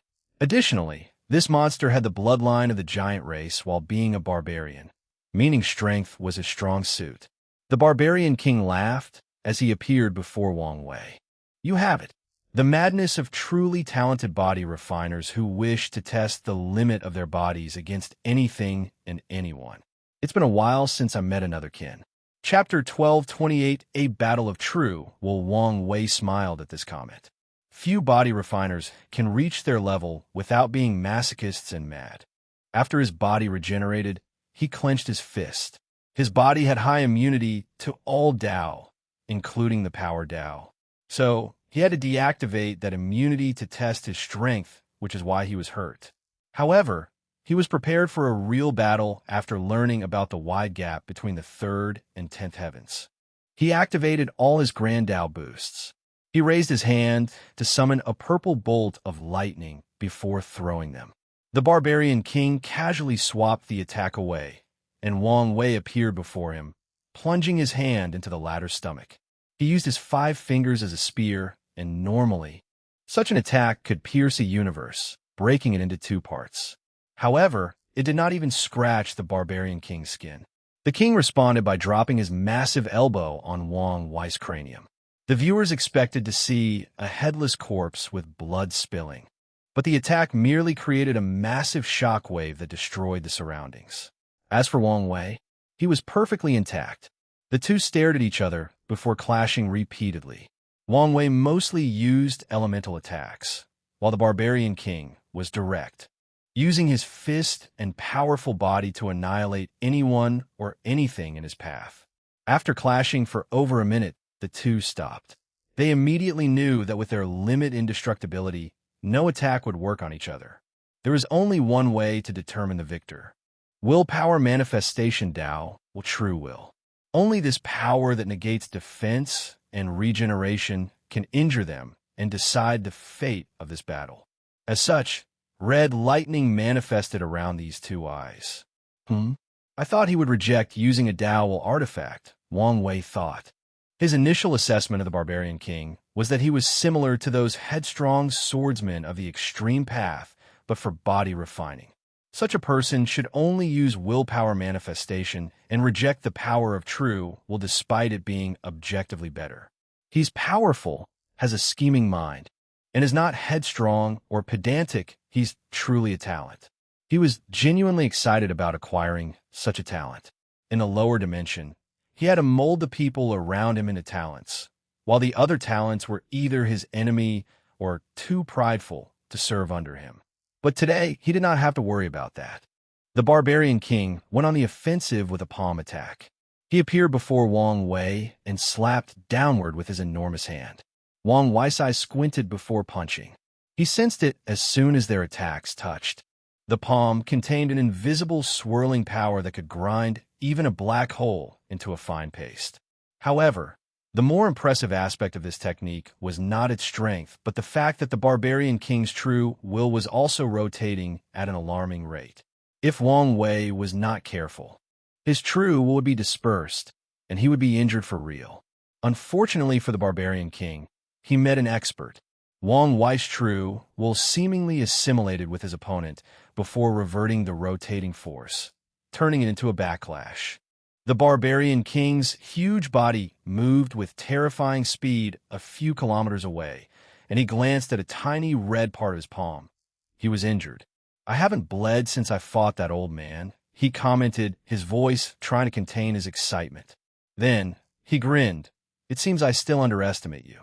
What a quick reaction, Wang Wei thought. That attack should have pulverized the barbarian king's entire arm, just like what had happened to him. More importantly, his body is unnatural. After these short clashes, Wang Wei realized the barbarian king's body was not due to a special physique or bloodline, but more so the result of a body-refining technique. Unfortunately, the opponent's information was protected by this pagoda, so Wang Wei needed more time to gather and analyze more data. You should take this seriously, Wang Wei replied. Otherwise, you'll suffer, and I won't accept any excuses for your defeat. I would never do such a sacrilegious thing and tarnish the sacred art of combat. The barbarian king responded seriously. Sacred? I never thought I would meet someone more battle-hungry than me. Li Jun, or the monkey, Wang Wei thought. Maybe my ancestor was like this. After all, he chose the battle maniac name. The barbarian king's body suddenly lit up as if it were a shining diamond. He slashed his hand downward, managing to generate a sword slash more than 10 meters long, heading toward his opponent with unparalleled speed. Wang Wei waved his hand to the side to break the attack, and his eyes squinted. That bastard learned my technique, he thought. The barbarian king learned his true application of melding his power into his opponent to disarm it. Wang Wei was sure he did not know it beforehand. Given how he reacted after coming into contact for the first time, the barbarian king did not give him time to respond, so he continued. He flew, jumped higher into the sky. As he reached a few kilometers above Wang Wei's head, he landed, and the space underneath his feet caved in. The barbarian king expertly controlled his strength to bend space-time under his feet. He then used it like a slingshot to shoot himself with immeasurable speed toward Wang Wei. Wang Wei would have praised such a brilliant body-refining movement technique, but the opponent's speed had reached the same level as him, maybe even slightly higher, so all his focus was on how to react. He did not evade and clashed head-on with a fist of his own. To the normal viewers, this clash was a confrontation of power or attack potency. However, only a few people and the two involved knew this was a confrontation of their true wills. This is the deciding factor in a battle with strength that is so close together. The barbarian king used a different true will technique. This time around, he condensed his true will to increase its potency before exploding. The explosion should have eliminated the opponent's true will while also doing great damage to the body. Unfortunately for him, Wang Wei retaliated with the same condensing approach, but executed more brilliantly. The clash of true will is invisible, undetectable, and indescribable to normal individuals. However, if it were to be expressed in a way for mortals to understand, then it could be summarized as such. The barbarian king's condensation was as if he took the tallest mountain possible and condensed it into a ball the size of an egg before removing the pressure and allowing it to explode. However, Wang Wei's was as if he took the largest star possible and condensed it into a tiny dot. The result was the barbarian king's right arm exploding in a pool of blood. However, this injury was nothing. On top of his cultivation talent, the man also had a terrifyingly high battle IQ. He accepted his loss in the confrontation, and before his arm was entirely blown up, he removed a significant part of the right side of his body to prevent Wang Wei's true will from remaining inside his body. The barbarian king also realized that for an opponent of this caliber, the less than a nanosecond his body needs to regenerate is plenty of time. So, the moment his arm was blowing up and he was protecting himself, he was also making a third move, growing 3 more limbs from his back. So, when Wang Wei was about to follow up with a second attack, the barbarian king's 4 arms slapped each other, releasing a potent force that pushed the space between him and his opponent, thus separating them by a few hundred light years. The barbarian king expected the opponent to be more aggressive and come after him, but Wang Wei stopped and waited for him. The king frowned. What is this? Pity? Mockery? His voice did not hide his annoyance. Not at all, Wang Wei replied. I just know this is still not your true pinnacle state. and I want to see and fight you at your best." "I understand," the king replied, his voice containing a deeper respect for his opponent. "I prepared this technique for the old man, but I guess you'll be the first one to see it." This was not the first time the barbarian king faced an opponent that was exponentially better than him at utilizing their true will. After that defeat, he trained his true will nonstop but felt it was not enough. So, he developed a method that was unique to him to give him an advantage. Muscle, will, an unknown will awaken from the barbarian king's body to fuse with his true will. The answer to his problem was that he would win with numbers and raw power, since he could not fight with skill against these experts. "What's going on?" Wang Wei asked himself, extremely baffled. The body could not have another will, especially after starting the body-will fusion. Any will awakening from the body would just be part of someone's will manifestation, unless he has two souls, which could make it possible. But it doesn't seem to be the case, Wang Wei thought as he observed every detail of this technique, trying to figure out its in and out. His gray eyes lit up, and he saw something. This bastard. No wonder his body is so abnormal. Who knew he could think of such a thing? Chapter 1229, A Monster in the Flesh. As the barbarian king used his technique, Wang Wei was able to notice the changes in his body, allowing him to know why he was such an anomaly and solve a mystery that puzzled him. From what Wang Wei knew, the giant race had been extinct for a long time. They existed in a time that could be described as ancient history, even by this world's standards. The current giant race is the product of evolved creation life forms and has nothing to do with its ancestors. So, how did the barbarian king acquire his bloodline? He could have found a relic or inheritance of the ancient giant race and acquired the bloodline. However, the chances of anything related to them still surviving in the modern era were slim.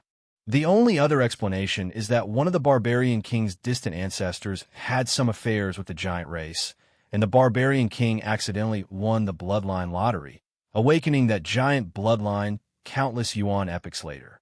Such an act already made the barbarian king special. The barbarian race was known for its powerful physiques and talent for body refining, and now he also had the talent from the giant race, who could grow taller and bigger than the innate demon gods and the fiend gods. However, what truly impressed Wang Wei was what he did with that bloodline. The barbarian king's body refining technique involved using his bloodline to condense a giant clone.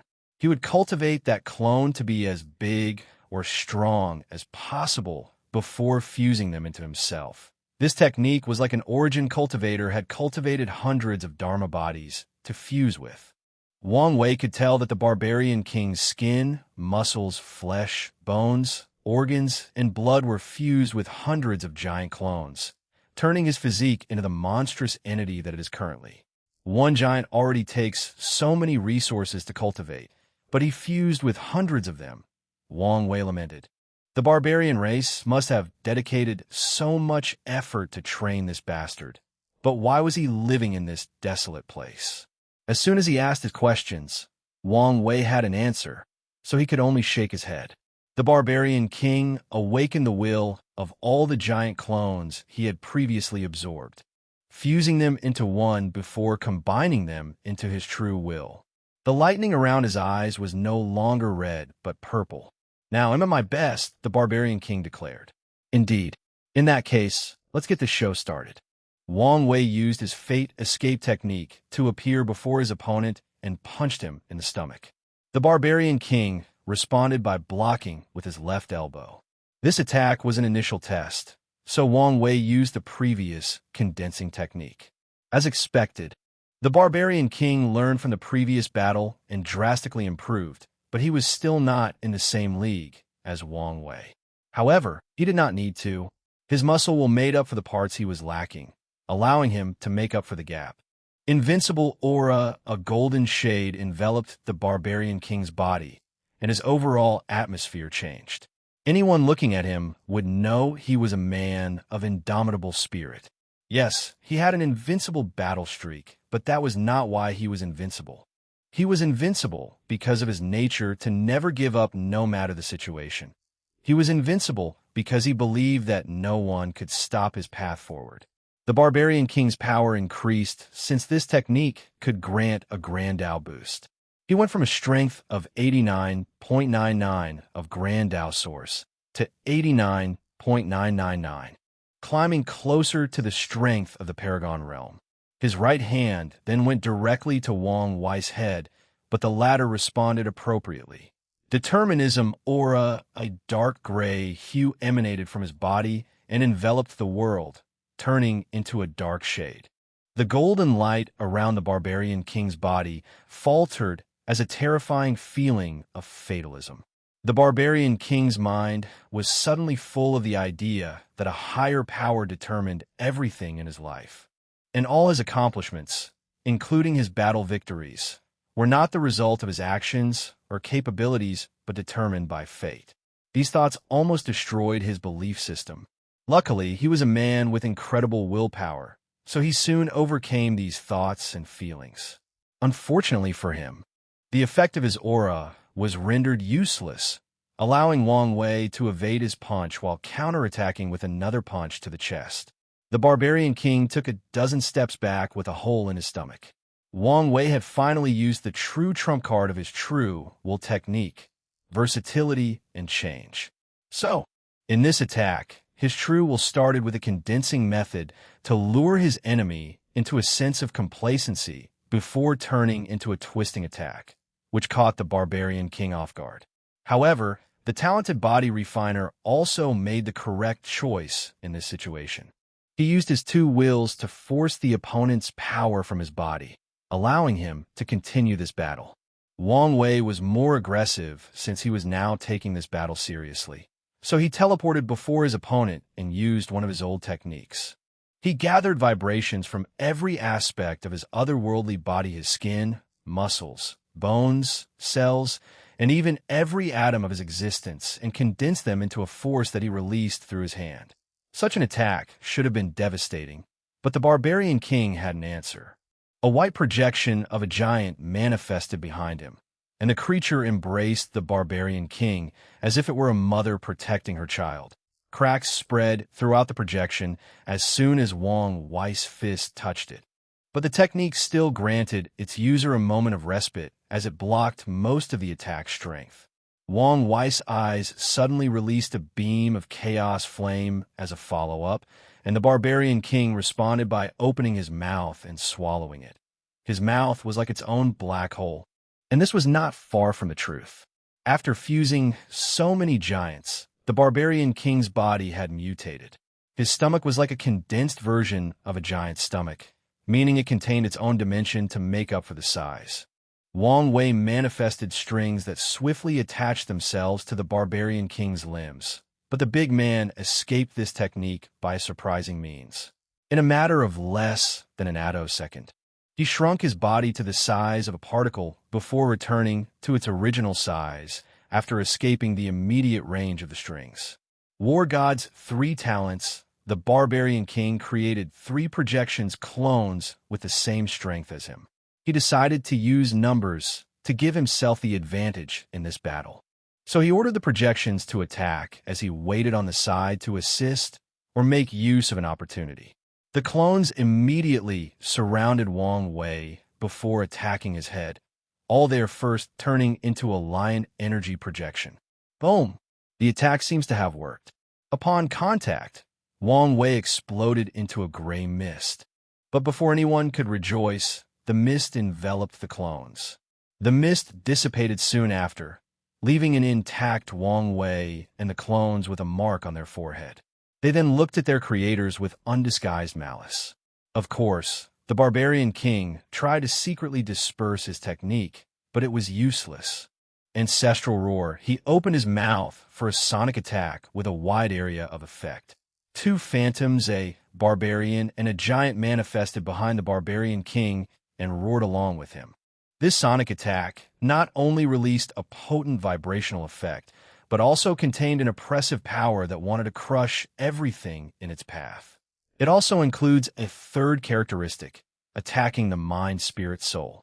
Wang Wei controlled the 3 clones to stand before him and combined their strength for one attack, which created a direct path into this terrifying roar. He then manipulated his blood to condense into a spear and threw it through that path. The barbarian king's face changed as he sensed an unbelievable bravado power from that spear. Even the true will attached to it involve a skill based on bravado. His mind went into overdrive to analyze the situation, and he realized that most of his defensive skills would be instantly pierced. So, he controlled his body to dissipate his skin, muscles, flesh, blood, and organs, leaving only his bones, which were the hardest part. He raised his bony arms to block the blood spear. For a brief moment, the barbarian king stopped the attack, proving he made the right choice.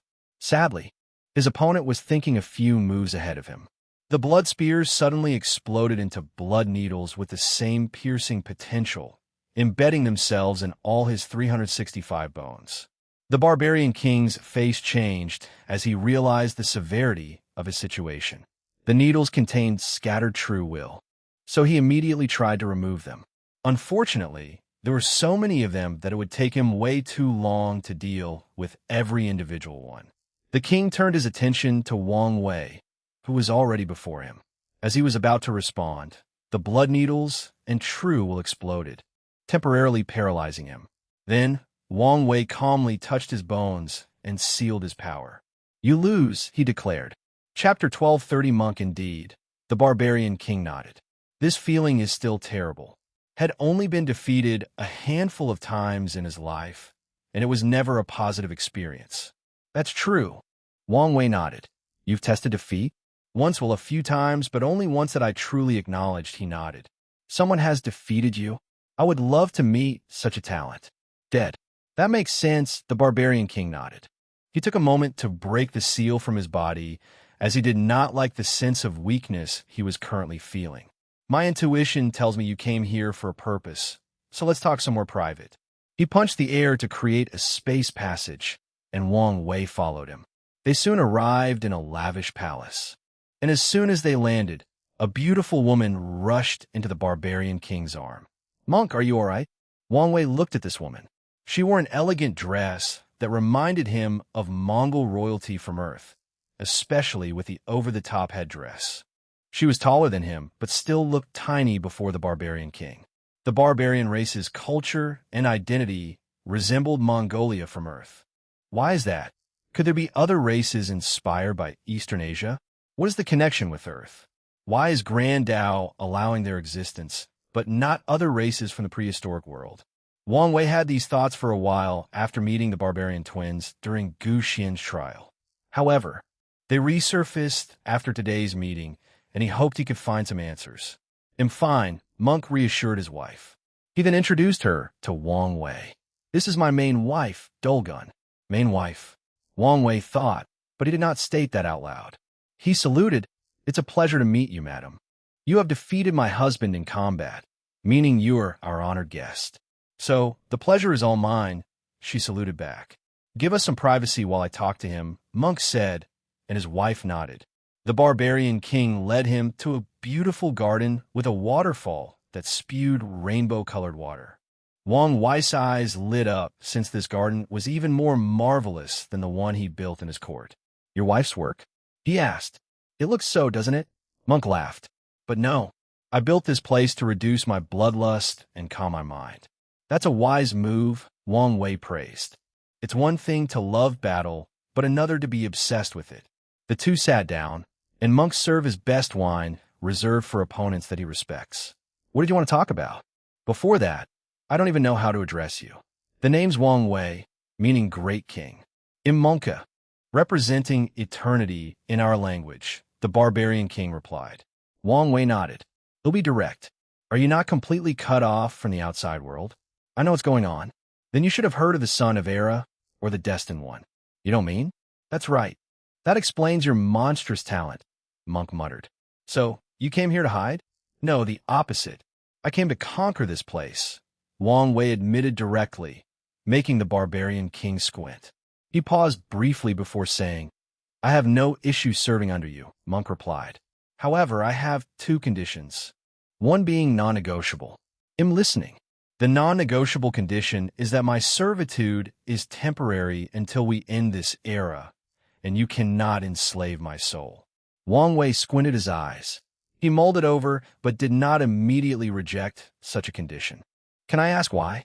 "I am the hope and future of the barbarian race," Monk replied succinctly. "You're their primal paragon seed?" "That's right." Wang Wei grunted softly. The barbarian race was not part of any of the 13 overlords, but they were a top lineage with one primal paragon. However, if they had a second one, they would meet the minimum requirements for a seat as one of the overlords. "I can accept your condition, and we can even sign a binding contract." Wang Wei agreed after pondering about it for a while. He considered many things before making this decision. But the crux of the reason he accepted is the barbarian race. Firstly, they acted similarly to the Tao opening sect when it came to treating their people, especially their genius. As such, Wang Wei knew there was a high chance these people would go to war with the sect for Monk, even knowing they had a small chance at winning. In general, the barbarian race is a low-key and pretty isolated faction, probably due to their different culture and customs. As such, they are neutral in most situations or events, but their only enemy is the pre-March origin Temple One of the 13 overlords composed of the innate demon gods. Their feud started because one of their geniuses was assassinated, and since then, they've been at odds with the innate demon gods. They even formed a loose alliance with the tribal Sacred Mountain, another overlord ruled by the demon race and enemy of the pre-March origin temple. Wang Wei did not want to make an enemy of the barbarian race, even though it may be worth it for Monk. In a new era coming, primal paragons will no longer be the deciding factors of the top factions, but half-step transcendent will. He hasn't known Monk long enough to determine whether he's talented enough to walk the path of transcendence, and forcing him to serve him might ruin his talent. So, he accepted his proposal. Having the barbarian race as an ally should be very beneficial to the sect, Wang Wei thought. "What's your second condition?" "I want the opportunity to personally tear off the Earth Emperor's head," Monk said with bloodlust in his eyes. "He's the reason you're here?" "That's right," Monk nodded, his eyes containing deep hatred. "The bastard envies my talent, so he first tried to force me to become his son-in-law. When our tribe refused, he found an excuse to persecute us. To save me, the clan had to label me as a traitor and exile me. But even then, the bastard would not let it go. I had to come here to hide. Given the fact he might have secretly eliminated some of his talented children, I'm not surprised by this," Wang Wei commented. "Well, I have no issue with this condition. Anyway, whether you kill him or I do is fine by me, as long as he's dead. In that case, I'll offer you my strength and talent." Monk raised his large wind bowls, and Wang Wei followed him. They toasted their new alliance before chugging the bowl down. The next step was to sign the contract, but Monk said his wife would negotiate the nitty-gritty details, and Wang Wei was fine with that. "Can I ask about this pagoda? You can use it, but you can't have it." Wang Wei's lips twitched. "I didn't want it. I simply wanted to know its details." "I see. Well, this is what I received from my blessing ceremony." "You received a supreme chaos treasure from your ceremony?" "That's right. No wonder your race has so much faith in you," Wang Wei sighed. The barbarian race was not a monolith, meaning they were divided into tribes and different bloodline lines. One thing they had in common was their spiritual practice, which involved worshipping spirits. As such, each barbarian tribe had a different spirit temple, the most famous ones being the War God Temple, the Wolf Spirit Temple, and the Life Tree Temple. Every barbarian child between the ages of 0 and 10 must experience a blessing ceremony in one of the temples, which usually increases their luck and talents or allows them to receive gifts from the temple. Monk smiled proudly. Stories of his ceremony are still talked about to this day in the clan. Many people even argued that he was responsible for the War God Temple's current domination over the other two. "Enough with the chit-chat," Wang Wei said. "Tell me your opinion on my attempt to conquer this place." "Your biggest obstacle should be the Hidden Master and the Ruthless King," Monk responded. "Why is that?" "The Ruthless King will not surrender to anyone, no matter what. His pride is too high, so he won't ever serve under someone else. On top of that, he technically has the biggest force in this place, since the martial outlaw gang is one of his hidden powers. Wang Wei nodded. What about the hidden master? Him? He will only intervene when the lawless zone faces an external threat, and he might interpret your actions as such. So, what makes him so dangerous? He's a paragon that survived the cleansing, Monk said. Are you serious? I don't need to lie about such a thing. How did he survive? Is he that powerful? Wang Wei asked. I think it has more to do with his hiding abilities, Monk explained. From what I know, he always hid once the parasites came to this place together to clean up the hidden paragons and only fought them individually. Wang Wei frowned. What about the sons? There are no records of them entering this place. So, indeed, Monk nodded. Chapter 1231, the deployment plan, could this place be? As the rumors said, under the influence of heavenly Tao, which may thus affect even half-step transcendent. Wang Wei did not like this line of thought since that would indicate that heavenly Tao was a much more powerful transcendent than supreme unity and Maitreya. However, if that were the case, how could it allow supreme unity to take its power? Unless achieving half-step transcendence was a standard method allowed by Grand Tao, thus granting sentient beings a chance at controlling heavenly Tao, Wang Wei analyzed. He grunted softly, still not liking this explanation. Another possibility is that heavenly Tao used Grand Tao's power to create the lawless zone, which is why its effect may still apply to these beings. However, why would it have to do so? Balancing the distribution of resources in the world is not a good enough reason to involve Grand Tao. So, is there a deeper secret about this place? Or is my theory completely wrong? Wang Wei wanted answers, but he also realized that thinking alone would not help. Once he's done conquering this place, he might have to take some time and investigate its secret. I have one more thing to ask you about, Wang Wei asked. In listening, Monk nodded. Do you know whether the barbarian race has an unknown origin? Monk stopped drinking and looked at him. What is it? Did I mention a sensitive topic? Kind of, Monk replied before finishing his wine bowl. We suffer much discrimination because of our culture and language, especially in the early days of our history. Yet, Buddhism is perfectly fine despite also being an anomaly. Wang Wei understood what he meant. Buddhism's name and culture still retain aspects of their origin in India, meaning they are also an anomaly in the universe. However, they are widely accepted and even worshipped across the chaos universe. Your race should have been curious about your origin. Didn't you try to explore it? Wang Wei asked. We did, Monk replied. The result was that we were born in the eternal ascension world, just like everyone else. And our culture diverged from others at a certain point in our early history, meaning there was no anomaly from your development. You just naturally evolved such a culture? Correct, Monk nodded. Another possibility is a higher power influenced you without even noticing it. Wang Wei nodded, and Monk gave him a praising look. We deduced the same thing after realizing that most of our brethren from other source chaos worlds evolved in the same way. They developed the same culture with minor changes in languages and so on. Wang Wei pondered about the situation. He was intrigued by Buddhism and the barbarian race's origin, believing them to have some connection with the prehistoric world in one form or another. He also thinks Grand Tao is involved in this, and probably the cause of the uniqueness of these two groups. Well, thank you for answering my questions. Wang Wei knew he wouldn't get an answer about these things until he was a half-step transcendent. By then, it might not even be difficult, as asking Hong Jun directly might get him answers. It's fine, but can I ask you a question? Monk nodded. By all means. Why is your battle IQ so high? Monk asked. The way you fight is not the result of talent alone. It's more like you've experienced trillions of battles, but from what I can detect, you're a very young Empyrean, maybe too young. So, how is that possible? Quite observant, Wang Wei praised as he raised his hand to condense a talisman.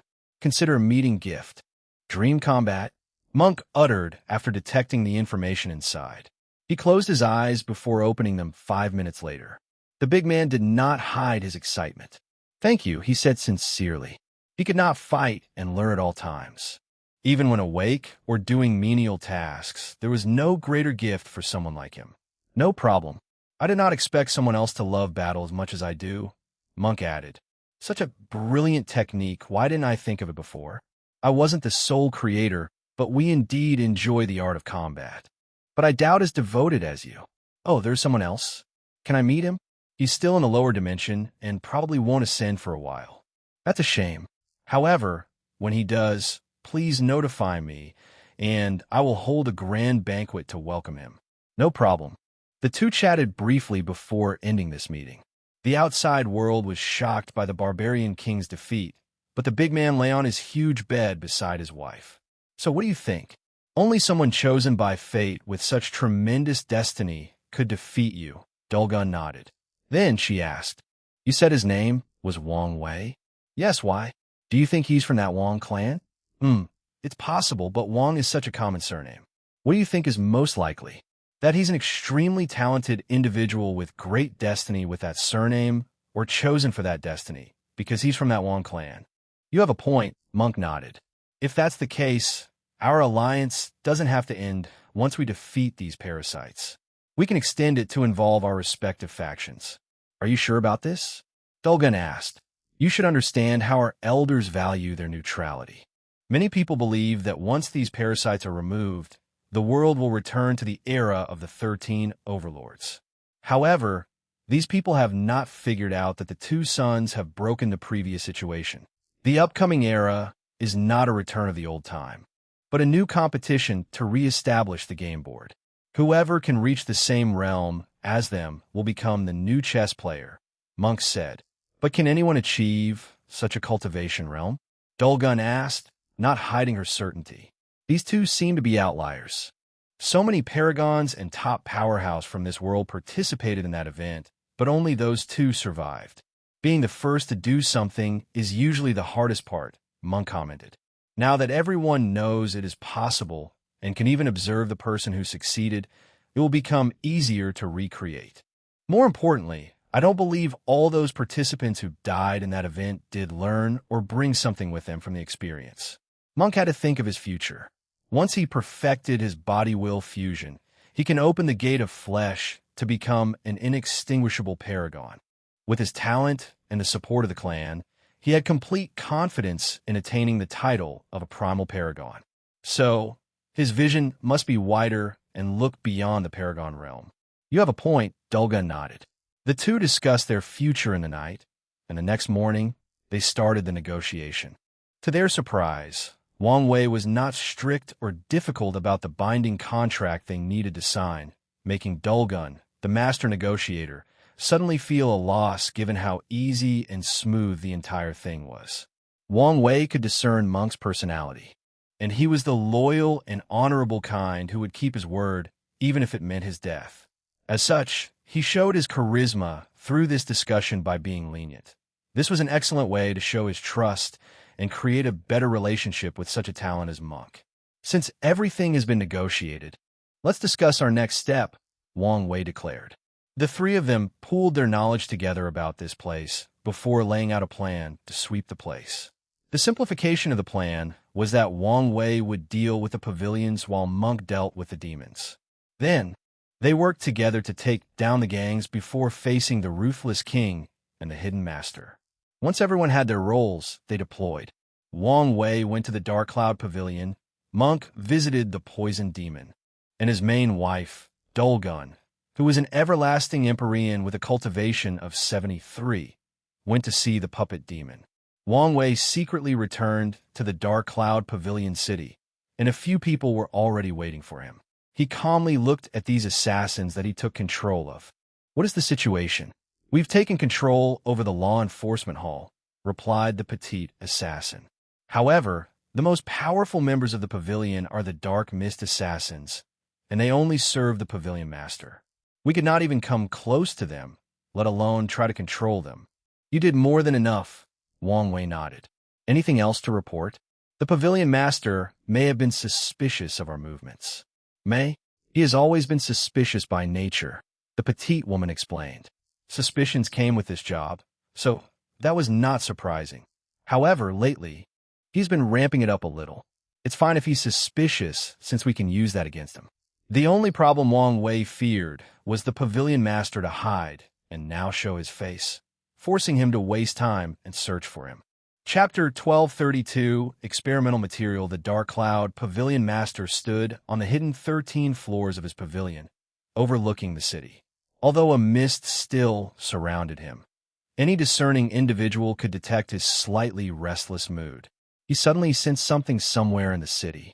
Although it was brief and swiftly disappeared, he sensed one of his people somewhere they should not be. Was I right? Did something happen to my people? He resisted his first instinct to immediately check out and, instead, send a communication talisman to assemble the Dark Mist's assassins. Not even 10 seconds passed before countless mist shadows materialized behind him. "Master," they said in perfect synchronized voices. "Some rats have infiltrated our order. Let's remove them," the Pavilion Master ordered, and the group answered, "As you wish." Everyone disappeared from their locations. The Pavilion Master led them to a house hidden underground in the worst area of this city where only mortals lived. Whoever picked this location chose an excellent spot, and the protection around this hidden base was also well done, the Pavilion Master sneered. He expected as much from someone who may have successfully corrupted his men against him. However, it did not matter how capable the person was or who was behind them. He would eradicate this threat as soon as possible. "I hope it's one of the other pavilions, so I can use this excuse to extort resources from them," the Dark Cloud Pavilion Master thought as he ordered his people to break in. As expected, the people inside resisted, using the formation in this base to fight them off. However, it was useless as the Dark Mist assassins slaughtered everyone in sight. Most of these people were weak, which was normal since it was easier to detect people with higher cultivation when entering the city. "Something is wrong," thought the Pavilion Master. Things proceeded too easily and too smoothly. He ordered his people to be careful and on their guard since something major might be coming once they arrived at the core of this base. However, the Pavilion Master was not prepared for what he saw inside. A handsome man with gray hair and eyes waited for him, with all the members of his law enforcement hall standing behind him. The Dark Cloud Pavilion Master immediately realized this was a trap and wanted to leave, but it was too late. His divine sense warned him that the room was now in an isolated dimension with potent arrays preventing their exit. He then calmed down, faced his opponent, and asked, "Who are you?" Wang Wei did not answer him, but looked intently at the Dark Cloud Pavilion Master and the Dark Mist assassins. "You have the rare Dark Mist key, which boosts assassin-related skills and allows its user to share the key with others, forming a bond similar to that of a hive mind. The primary holder of the key has absolute control over the secondary holders. They can also perfectly sync with them, read their minds, and share abilities. You were wise to share the Dark Mist key with the creation live inside your inner world, allowing you access to a variety of abilities and powers," Wang Wei calmly commented. "However, despite how rare and useful your key is, it's not the main reason I'm interested in you. It's not why I found you extremely valuable." Wang Wei's eyes shone almost as bright as it would have if he saw his wife, and that's because of the Zerg Hive Mind Plan. The Dark Mist Key is an excellent data-gathering method for creating such a creature in the future. The Dark Cloud Pavilion Master's body trembled. His intuition warned him of a terrible future if this man caught him. He used his secret connection to order his men to go on the offensive. So the Dark Mist assassins immediately activated their skills or techniques. Sadly for them, it was pointless.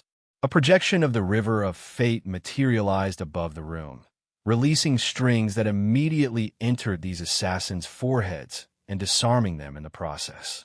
The Pavilion Master's face turned ugly as he sensed his connection with these people being forcefully severed. He quickly calmed down to think of a solution, and he ended up using the creation lives inside his inner world. Although he could not allow these people to leave his world since he was only a Dao ruler, his unique key allowed him, to some extent, access to many of their broken abilities. Breaking Void, the Dark Cloud Pavilion Master disappeared from the room as he chose a talent to help him escape the situation. Unfortunately for him, he reappeared in the same room after another second after navigating through hundreds of spatial layers. Wang Wei suddenly appeared before him and punched him. The Dark Cloud Pavilion was not instantly outclassed despite the situation. He responded by using an ability that turned her body into blue stone and even successfully blocked Wang Wei's terrifying punch. However, this was the extent of his ability in this fight.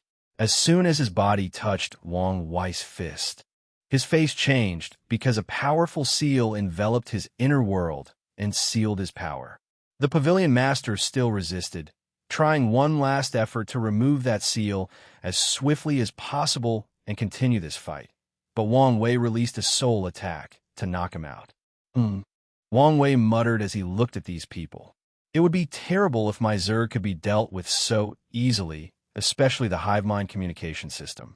Maybe I should build a small and independent river of fate for the communication system. This should prevent most people from being capable of interfering with it. Wang Wei nodded as he liked this plan. However, he also understood he was getting ahead of himself. He had a long way to go before he could even attempt this plan. Let's move on to the next step, Wang Wei ordered.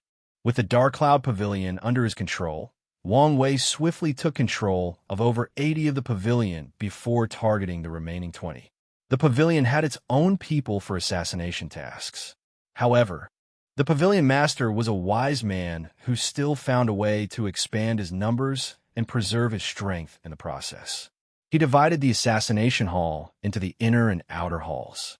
The inner hall belonged to the Dark Mist assassins, or people close to him, while the outer hall recruited foreigners who served as assassin mercenaries. Anyone can join the assassin hall. They complete missions and receive resources as compensation. The pavilion will even invite talented individuals to join the inner hall. Thus, this hall also serves as a recruiting method.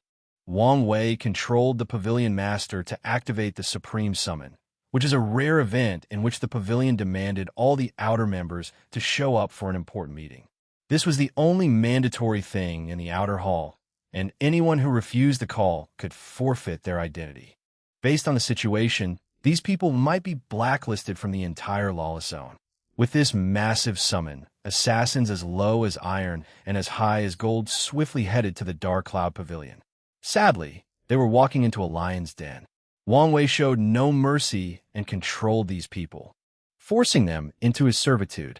Once everything was under control, he prepared to head to the Green Earth Pavilion when he received a talisman from Monk. Did something happen? Wang Wei read the information, and soon afterward, the space between him opened a portal to release something. Monk traveled to a small planet. At first glance, this planet seemed beautiful and could be described as a heavenly paradise. The mortals were happy, had plenty to eat, and lived fulfilling lives. However, only a few people knew this was just a facade. Monk teleported directly to a towering mountain surrounded by a mist.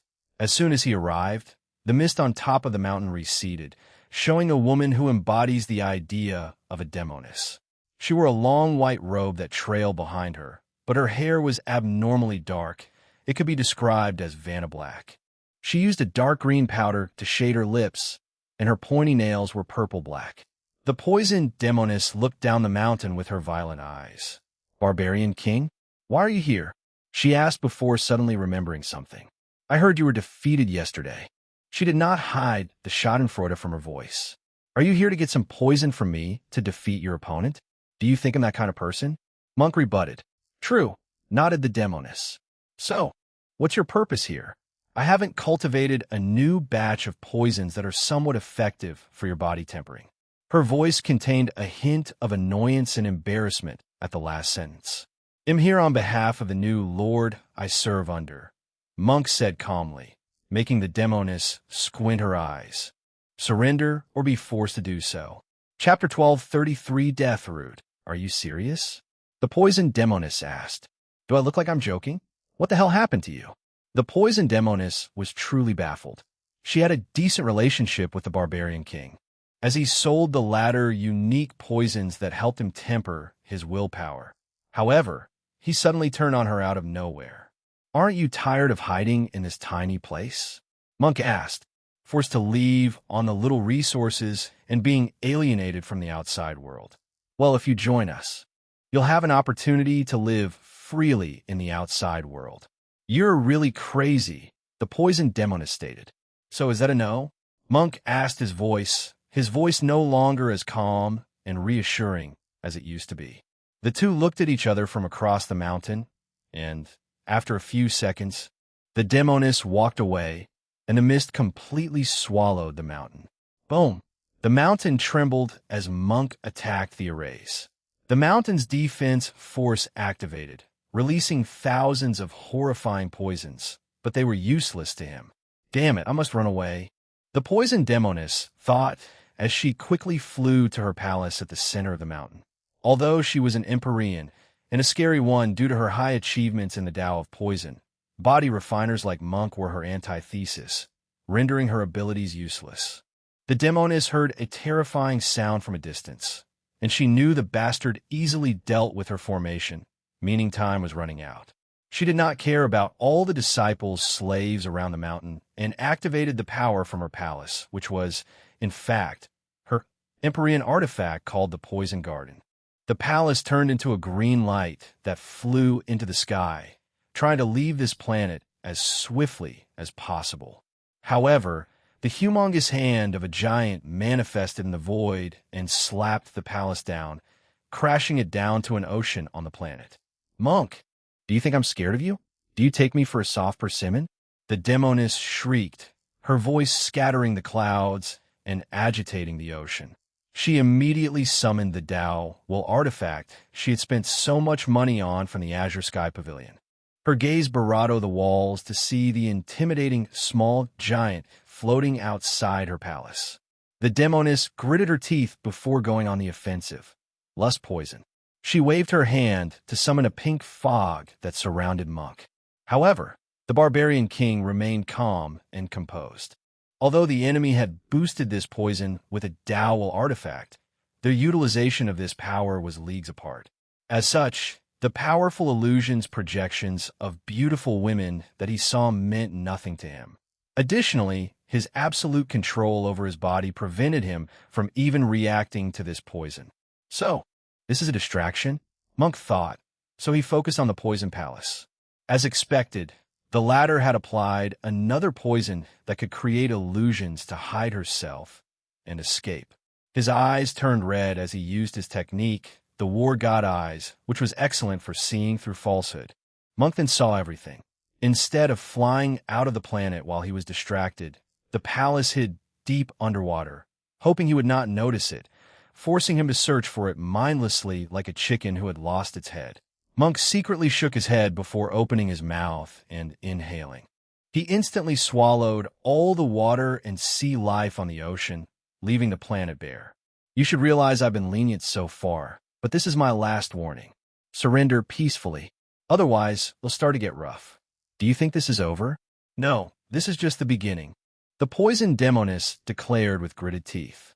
She knew the poison would not be that effective, but the effect were truly subpar compared to her calculations. The demoness was proud of this poison.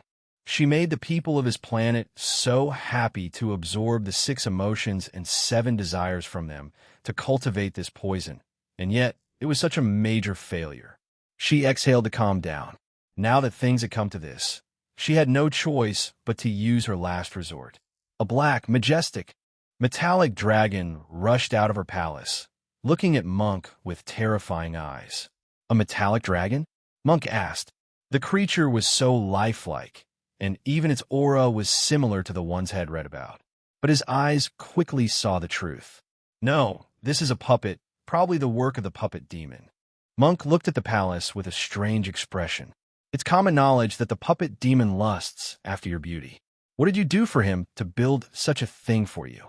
Bastard, do you want me to claw your eyes out? The poison demoness yelled, almost losing all her composers. I only promised to owe him a great debt. If you say so, it'll kill you, she screamed, controlling the dragon to rip the bastard apart. However, Monk calmly shook his head. Many people believed the barbarian race's contradiction with the innate demon gods was recent. But only a few people know that we used to hunt dragons during the innate acquired war. In fact, hunting dragons used to be a part of culture. It was a way for any warrior to prove their might. Monk grinned. I always thought it was unfortunate that this custom was no longer in place. However, your little dragon might allow me to live some of my childhood fantasies." He clenched his fist before attacking. Dragon Slaying Fist. Barato Spear Monk's attack released a piercing attack that left a hole in the dragon puppet. The hole immediately released a green poisonous gas. But such a thing was useless to him. So, he continued his attack. Dragon Slaying Fist. Destruction Hammer. He appeared above the dragon's head and used a brutal attack that pulverized the creature's cranium. However, the puppet was still moving despite losing its head. Its metallic claws and dragon tail continued attacking Monk, who easily evaded. With his eyes, he soon found the puppet core, and his body flew into the creature to rip it out from the other side. The poisoned demoness looked at this with hopelessness. She prepared this expensive puppet in case she had to deal with Monk or any other body-refining bastards one day. However, she did not expect the bastard to be this powerful. "Don't make me break your palace," Monk declared. He knew if he broke her proven Tao artifact, it would take some time to fix, thus rendering her unable to perform at full capacity. Such a fact could delay their plans to end this era, so the best way to deal with her surrender was for her to give up now. The poisoned demoness sat on a throne in one of the rooms in her garden. She looked at Monk outside with loathing and hatred. However, when she saw him clench his fist, she exhaled to calm down before deactivating the garden's defenses. Not long after, the barbarian appeared in her throne room, and the demoness did not stop looking at him with hatred. "If only I didn't lose that poison," she said with gritted teeth. "I would have you beg for your life before killing you." "Oh, what kind of poison would make you so confident?" "Death root poison. That's a tier 12 poison that can even kill a paragon. How on earth would you get your hands on such a thing?" Monk asked, his expression not hiding his doubt. "It was broken, already reduced to tier 10, the demoness explained. "To restore that poison, I planted it inside my Grand Mist world and killed every living being. Then, I had to recreate these creatures and repeat the process 3 billion times before the thing fully revived. I spent so much time and effort." Her eyes turned red as the memory of what happened resurfaced, along with the uncontrollable anger. She spent so much time and energy, even almost dying once the death root had to experience tribulation before returning to its original power. Then, not long after I succeeded, one of my disciples took it and ran away. "What horrible luck," Monk commented.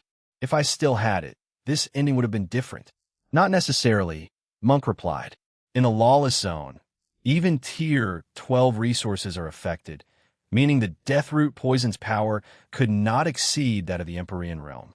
As such, Monk was confident in dealing with it while still here.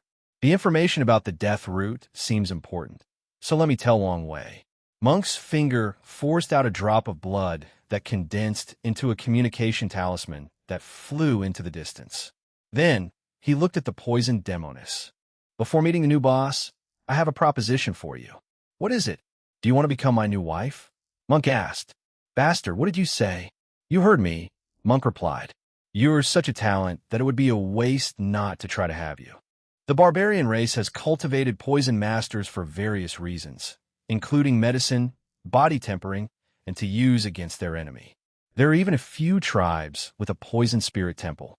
One of Monk's wives also cultivates poison Tao, but she is nothing compared to this demoness. That's why he would buy poison from her. If you accept my offer, I can talk to the new boss to treat you better while you're under his service," Monk said with a grin. Chapter 1234 Dulgun vs. Puppet Demon Dulgun arrived before an enormous black cauldron floating in the void. She had over 100 people behind them, all in rank 11, but from different paths. She was still dressed regally, and the serpent-shaped staff in her hands accentuated her noble aura. "The barbarian king's wife?" said a cold but tired voice. "Why are you here?" "My name is Dulgun, and you know that," she stated calmly. "I'm here to ask you to surrender and follow me peacefully." The void was momentarily quiet before the puppet demon stated, "It seems the barbarian king did not come. Go away. I don't have time to waste on you." Dulgun remained calm, and she did not utter another word. She raised her staff to release a red light that enveloped the people behind her, wore God's blessing. These cultivators' aura suddenly increased significantly. To be precise, their strength rose by threefold. There were a few individuals whose strengths were on par with sevenfold, and they immediately reached the peak of the Empyrean realm. Dulgun's men roared as they sensed the power coursing through their veins. They loved going on missions with the queen because they could fight all out without worrying about their lives. Dulgun waved her staff again, this time releasing a white light. For the second blessing, she removed these men's sense of pain so they could fight without any concerns or restraint. An elderly man dressed in a black robe, heavy bags under his eyes, scattered white hair, and a pair of creepy eyes appeared before the group. "What's the meaning of this?" the puppet demon asked. "Attack," Dulgun said as an explanation, and her men did not hesitate. The fastest of them condensed a bolt of lightning in his palm before throwing it at the puppet demon. A warrior clad in black armor that covered it from head to toe appeared before the demon and cut off the lightning bolt with its long sword. The puppet demon had received the message loud and clear.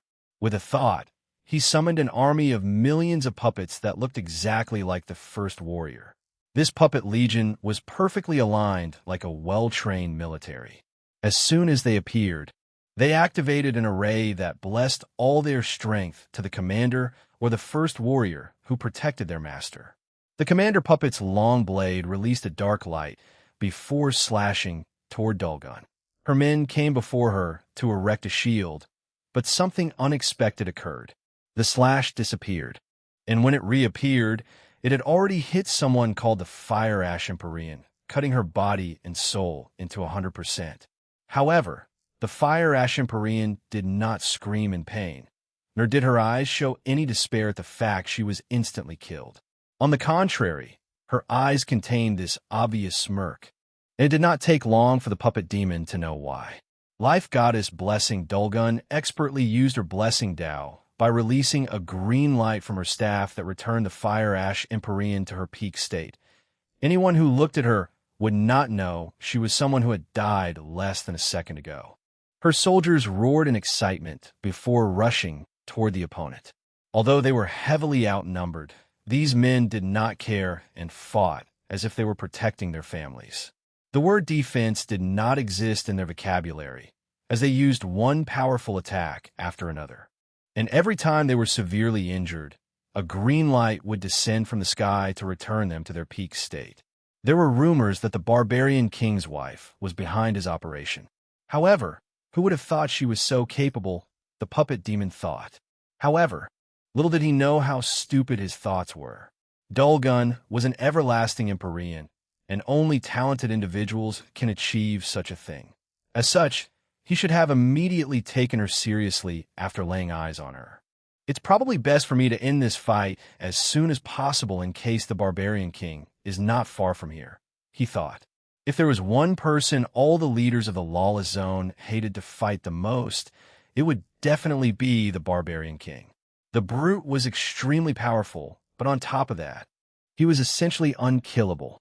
No attack worked on him, and underhanded methods like poison or assassination were also useless. As the puppet demon was deciding on his next move, Dulgun had already chosen her next move. Affliction. Non-flesh life, curse her Tao, did not only allow her to give people blessings, but also afflictions or curses. For this fight, she used an affliction that targeted non-flesh creatures like puppets. Her staff released a brown light that enveloped the void, and as soon as it passed through the puppets, a startling change occurred. Many of the puppets melted, releasing a decaying odor. A few survived, but their aura was drastically weaker, and their bodies seemed to have turned rusty, thus limiting their mobility or other abilities. Daemonit cursed the puppet demon, preparing to do something. However, he greatly underestimated his opponent, thus losing the momentum of this battle. The Fire Ash Empyrean and the Thunder Piercing Empyrean used a Thunder Flame Tornado attack, killing the commander and most of the surviving puppets. The demon immediately tried to summon more of his creation. But his face contorted as he realized Dulgun had used her Dao will to block the surrounding space, cutting access to most of his legions. The demon then calmly watched as a group of attacks rushed toward him. He could tell these attacks were not enough to kill him, but severely injured him, so he could be captured. "Do you think I'm helpless without my puppets?" he thought with a sneer. Unfortunately, these people did not know that he was the ultimate puppet. The puppet demon calmly raised his left hand, and it turned into a shield that was tall enough to reach above his head. The shield blocked these hundreds of attacks. And then he went on the offensive. Myriad Dao Core spaced the puppet demon's heart, which he had replaced with a unique puppet core, activated. A rune representing space flashed on the core, and the demon's right hand turned into a sword. Dimension / the demon created 2 slashes. The first targeted the space blockage that prevented his access to his puppets, and the other directly targeted Dulgun. However, she ignored the attack and focused on ensuring the opponent remained isolated. Meanwhile, 2 of her men appeared before her and released all the blood in their bodies to form a cocoon that protected them. The blood cocoon was effective, allowing Dulgun to focus on her opponent. She used another affliction targeting puppets, but the demon was unaffected for 2 reasons. Firstly, he teleported away and activated the curse rune from his core. Dulgun countered by using a domain technique, changing the surroundings into a dark universe composed of curses. The puppet demon opened his mouth to fire a light beam that purified this entire domain in a matter of seconds. However, Dulgun's previous attack was only to buy time for her real trump card. The war god, Descend, an intimidating spirit, appeared before everyone. He was almost as tall as Monk and muscular too. However, he was not as big as Monk, and his body was more streamlined. The spirit had pants and boots, but not a shirt. It looked at one of Dulgun's men and showed contempt. However, in the end, the spirit entered its chosen vessel. The war god vessel was a Dao ruler with a special inner world designed to receive the power of the war god spirit. As soon as the vessel fused with the spirit, his eyes turned golden, and his aura became fierce. The vessel raised his hand to condense an axe. Then it moved so fast that the puppet demon could barely perceive him.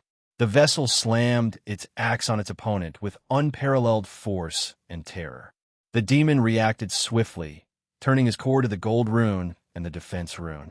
The puppet demon's arms turned golden as he crossed them, with a thin but potent shield surrounding them. However, this was useless. The axe shattered his left arm, as it contained a brilliant skill that targeted a person's weakness. The puppet demon barely saved his right arm by using the half-hearted indestructible rune he's been working on. However, the arm was still cracked and on the verge of being useless. "This vessel truly cannot contain my power," said the war god spirit in a voice that contained echo. He raised his axe for a second attack. The puppet demon activated his space rune to exchange places with one of his puppet debris that survived the previous battle. However, to his horror, he discovered his opponent was still before him, and the axe was rapidly lowering toward his head. Despair enveloped his mind as it was too late for him to move. Clink! The sounds of metal clashing echoed in the void. Chapter 1235, The 5 Demons. The war god spirit looked at the person who suddenly appeared and blocked his attack. Red skin was the first thing he noticed about the newcomer, followed by how odd the person's life energy was. It was as vibrant as some of the best body refiners, but this evil and twisted sensation was on top. "Brother," said the puppet demon, "I'm glad you're here. I couldn't possibly let you die in vain, could I?" "The flesh demon," Dulgun said. "There were rumors you two were related. It seems that it's true." "You've crossed the line," said the flesh demon, his black clothes perfectly fitting his well-toned muscles. He was a handsome middle-aged man despite his odd red skin, but there was this evil aura around him that instantly made people weary of him. "Cross the line?" said the man who enjoys taking others' body parts to strengthen his flesh. Dulgun sneered. "Didn't you once boldly proclaim you would turn my husband into one of your flesh collections? Well, this is your opportunity." The flesh demon quietly stared at her. The master never truly trusted you or the ruthless king, believing that your background meant that you were not one of us. Your actions have proven him correct. No need to use him to scare us. Since we made this move, it means we're ready to confront him. The flesh demon frowned, wondering where the barbarian king's confidence originated from. Even if he gained some success in his cultivation, it was not wise to attack the other factions and antagonize the entire lawless zone. Remember, you are the one who chose this path, the flesh demon declared before looking at his sworn brother. Can you still fight? I can, but with only one arm, my strength will drastically reduce. The flesh demon pondered briefly, and in the next moment, he pushed out his humorous bone and handed it over. Will that work? Of course. The puppet demon put the bone in his left socket, and instantly, it turned into a new puppet arm. He moved it around, nodding in satisfaction. It'll support you from the back, so you can go on the offensive. The flesh demon ripped out his spine before turning it into a bow. Then, he expelled a muscle from his thigh to use as the bowstring. He pulled the thing, and the resentments in his body from years of experimenting on people's flesh condensed into an arrow. He pointed the arrow toward the war god's spirit and fired without hesitation. The spirit casually turned his head to avoid the arrow, but the thing turned around without losing its momentum and speed and rushed toward him. No, the arrow became even faster. The spirit waved his axe to destroy it, but frowned in the process. The war god's spirit immediately noticed a black spot on his hand. A curse?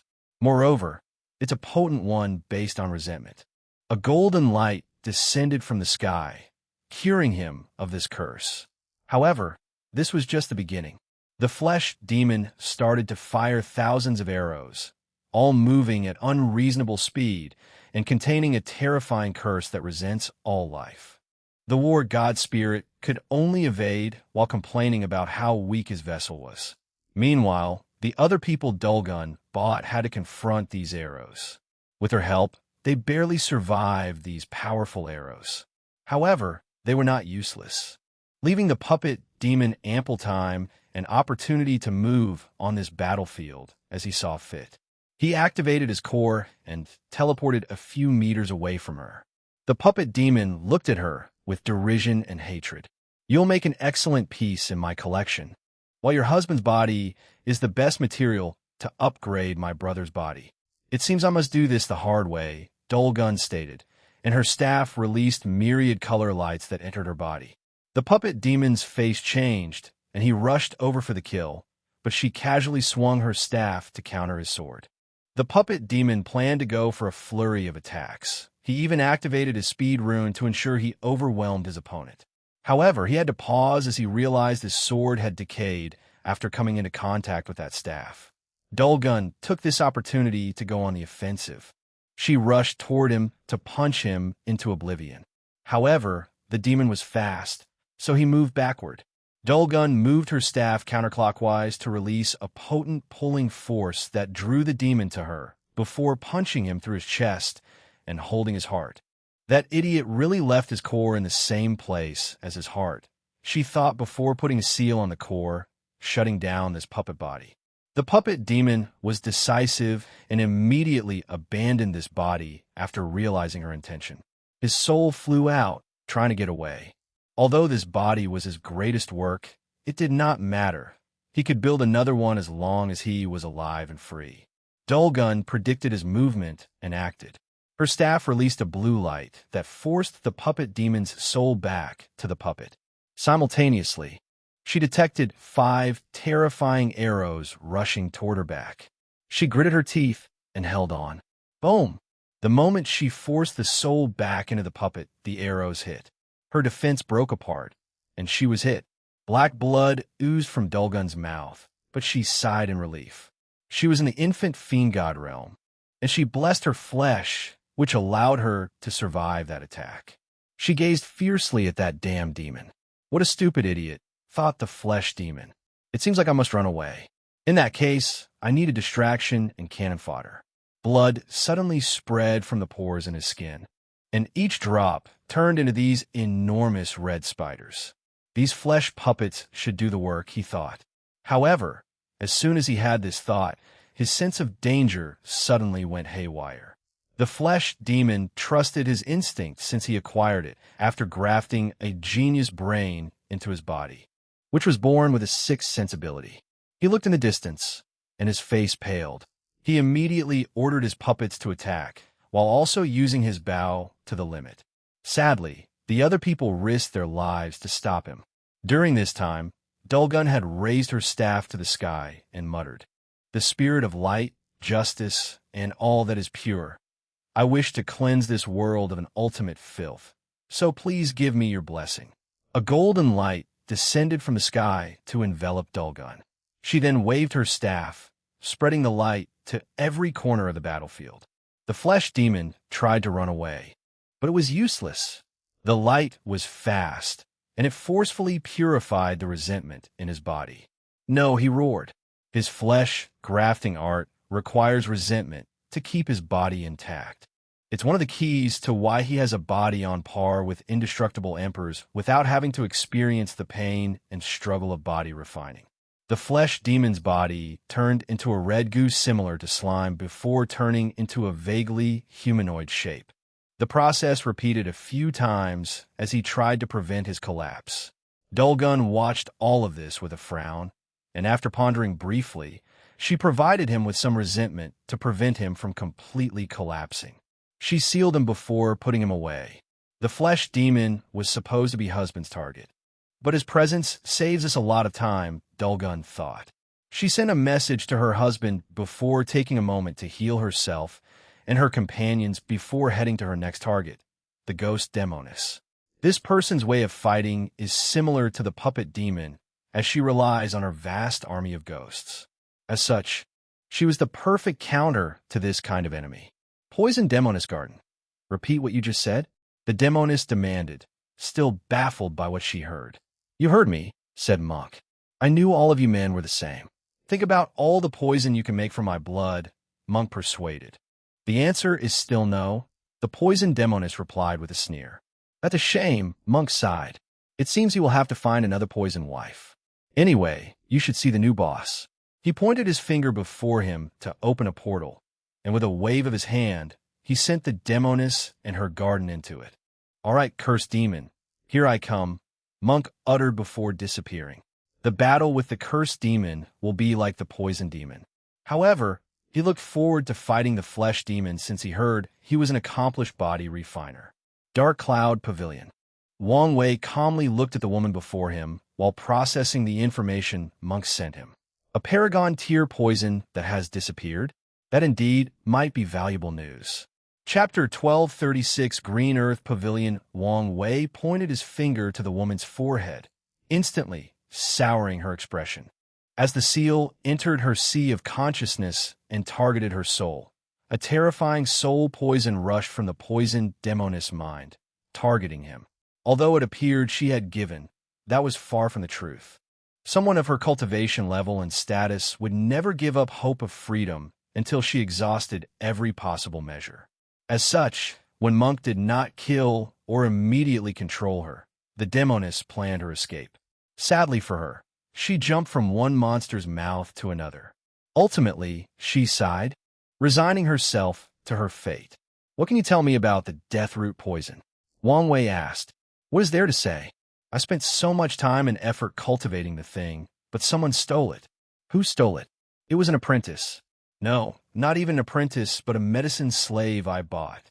The poison demoness replied nonchalantly. Wang Wei frowned. His intuition told him this news was important, but he could not pinpoint how. His eyes turned gray as he divined some information, but a vaguely familiar fog blocked his true sight. He tried other divinations and discovered a clue. "Where did you get the poison?" Wang Wei asked. "A fortunate encounter. In this place or outside?" "Of course, this place. I haven't had anything to do with the outside world for a while."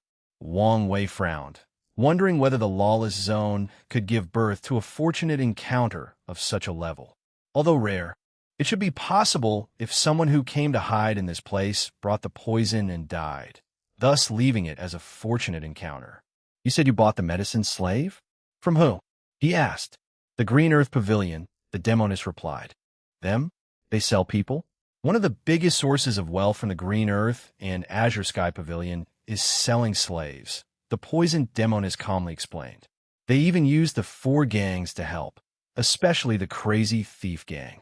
That would explain the source of all the ordinary women and men in Monk's Battle Coliseum, Wang Wei thought. Did you make a fuss to the Green Earth Pavilion after the medicine slave escaped with your property? I did, the demoness replied. But they only offered twice the price I bought her for, which was nothing compared to the poison's value. It seems you might be immediately useful, Wang Wei muttered. He instructed her of something before turning into one of the demoness strings of her. Green Earth Pavilion. The poisoned demoness calmly waited in the room where the pavilion received VIPs of VIPs. She had made trouble, asking to meet their pavilion master, and after she refused to be handled by their main manager, these people had no choice but to contact their leader. A few minutes later, the Earth Pavilion Master entered the room, followed by two guards. He was a fat middle-aged man, wearing a luxurious white gold robe with jades and gold jewelry pieces as accessories. He was a great emperor with a cultivation of 59, and his aura reeked of debauchery hedonism. It was apparent to anyone that this man had his cultivation achievements because of his wealth, and if not for his immortality, his body would be weak due to indulgence in food, alcohol, drugs, and sex.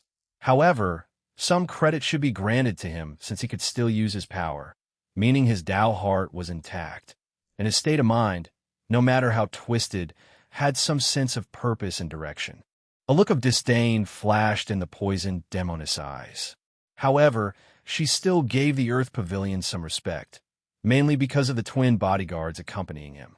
Meanwhile, the Earth Pavilion controlled himself and did not gaze at her with any lustful thoughts or intent. On the contrary, he showed her the most respect despite detecting the disdain in her eyes. Poison Master, what happened to you to make such a fuss? The Earth Pavilion Master asked with a businesslike smile.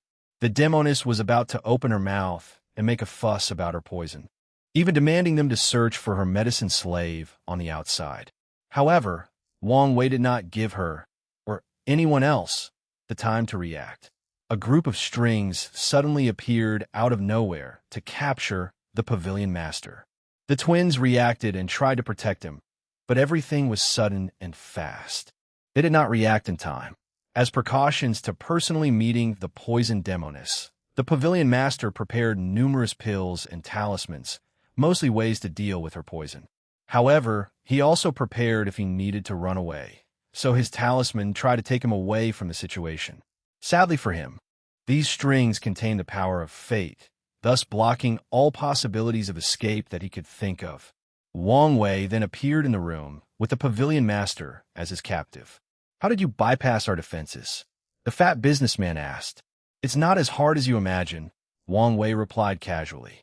Put down the Pavilion Master, said one of the Fire Ice twin Empyreans.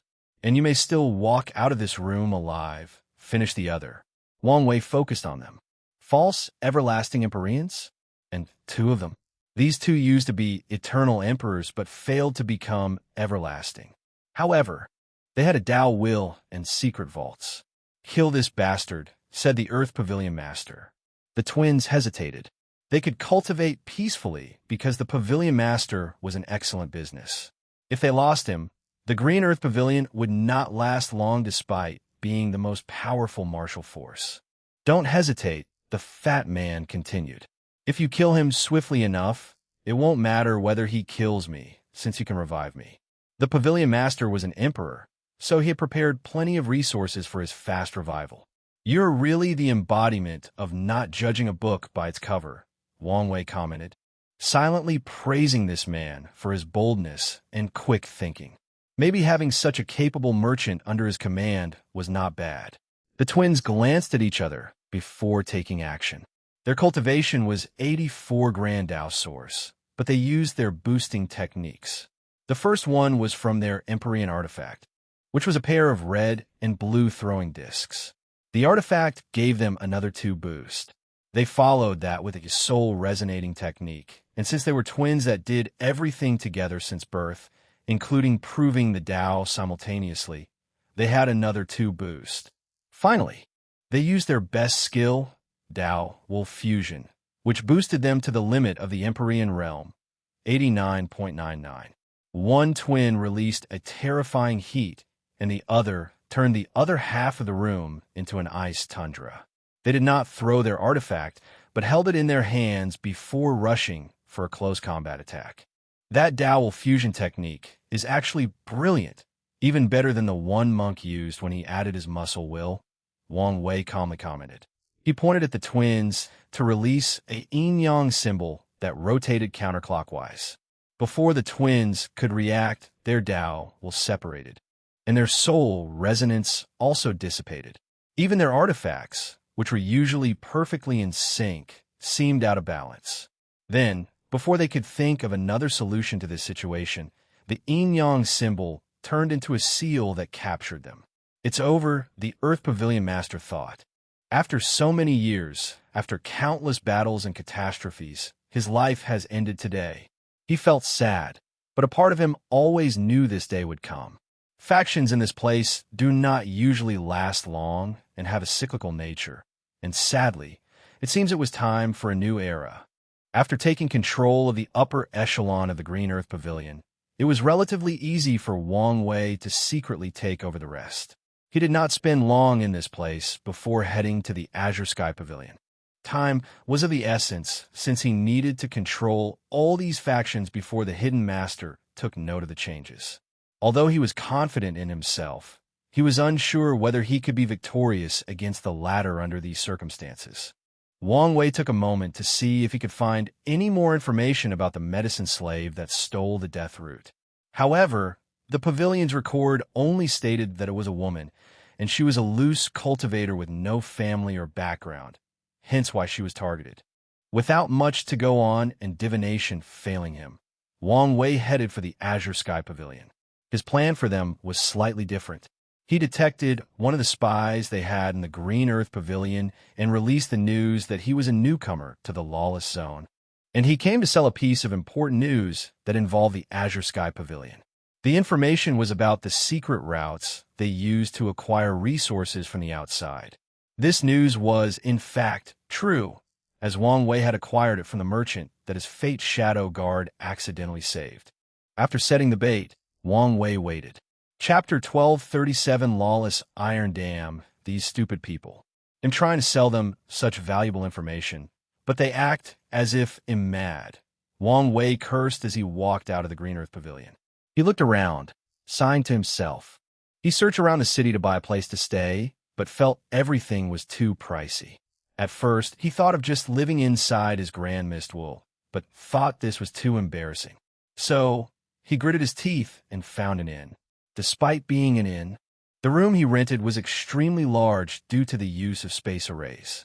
Wang Wei rested while thinking of his next move. As he sat cross-legged on his cushion, deep in meditation, a purple mist enveloped his room. "Who dares?" he yelled. However, his actions only made it easier for the mist to enter his body. As such, his desperate attempts to deal with this potent poison proved useless, and he fell to the ground as everything turned black. "Where am I?" Wang Wei asked. He looked around, and he was in this damp room with his hands tied like he was on a cross and about to be executed.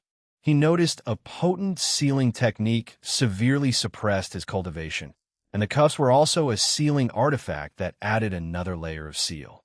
"You're awake," said a rough but serious voice.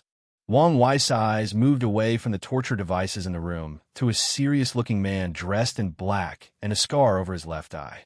Wang Wei knew this man for a variety of reasons. Firstly, he was part of the information he bought. Secondly, he had never passed out, so he saw every part of being transported to this dungeon. Wang Wei frowned. The spirit particle he previously separated did not detect the Sky Pavilion Master anywhere near this place. Since he's not here, I must draw him out. Bang! To the warden's horror, Wang Wei ripped the cuffs in his hand as if his sealing was useless, and before he could react, Wang Wei was holding him by the neck. "Have a nice little nap," Wang Wei uttered before dropping this expert torturer to the ground.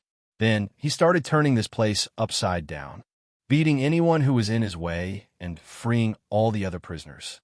As expected, it did not take long for the person he was waiting for to appear. A man dressed in a luxurious, long, dark green robe with pointy shoulder pads and one eye closed walked into this prison. He had a calm demeanor, almost snake-like. He looked at the destruction around him and his men on the floor. "How useless are you people?" the Sky Pavilion Master uttered before glancing at Wang Wei. "Something is fishy about you." The information he received was that a loose cultivator was selling information about their secret route. But why would such a powerful loose cultivator lack resources? "I could say the same about you," Wang Wei rebutted, and he was telling the truth. He was on guard against the Azure Sky Pavilion for one reason. They were the oldest faction of the Lawless Zone. They survived the Parasite's attempt to clean up this place and remained a top faction after the political power was redistributed.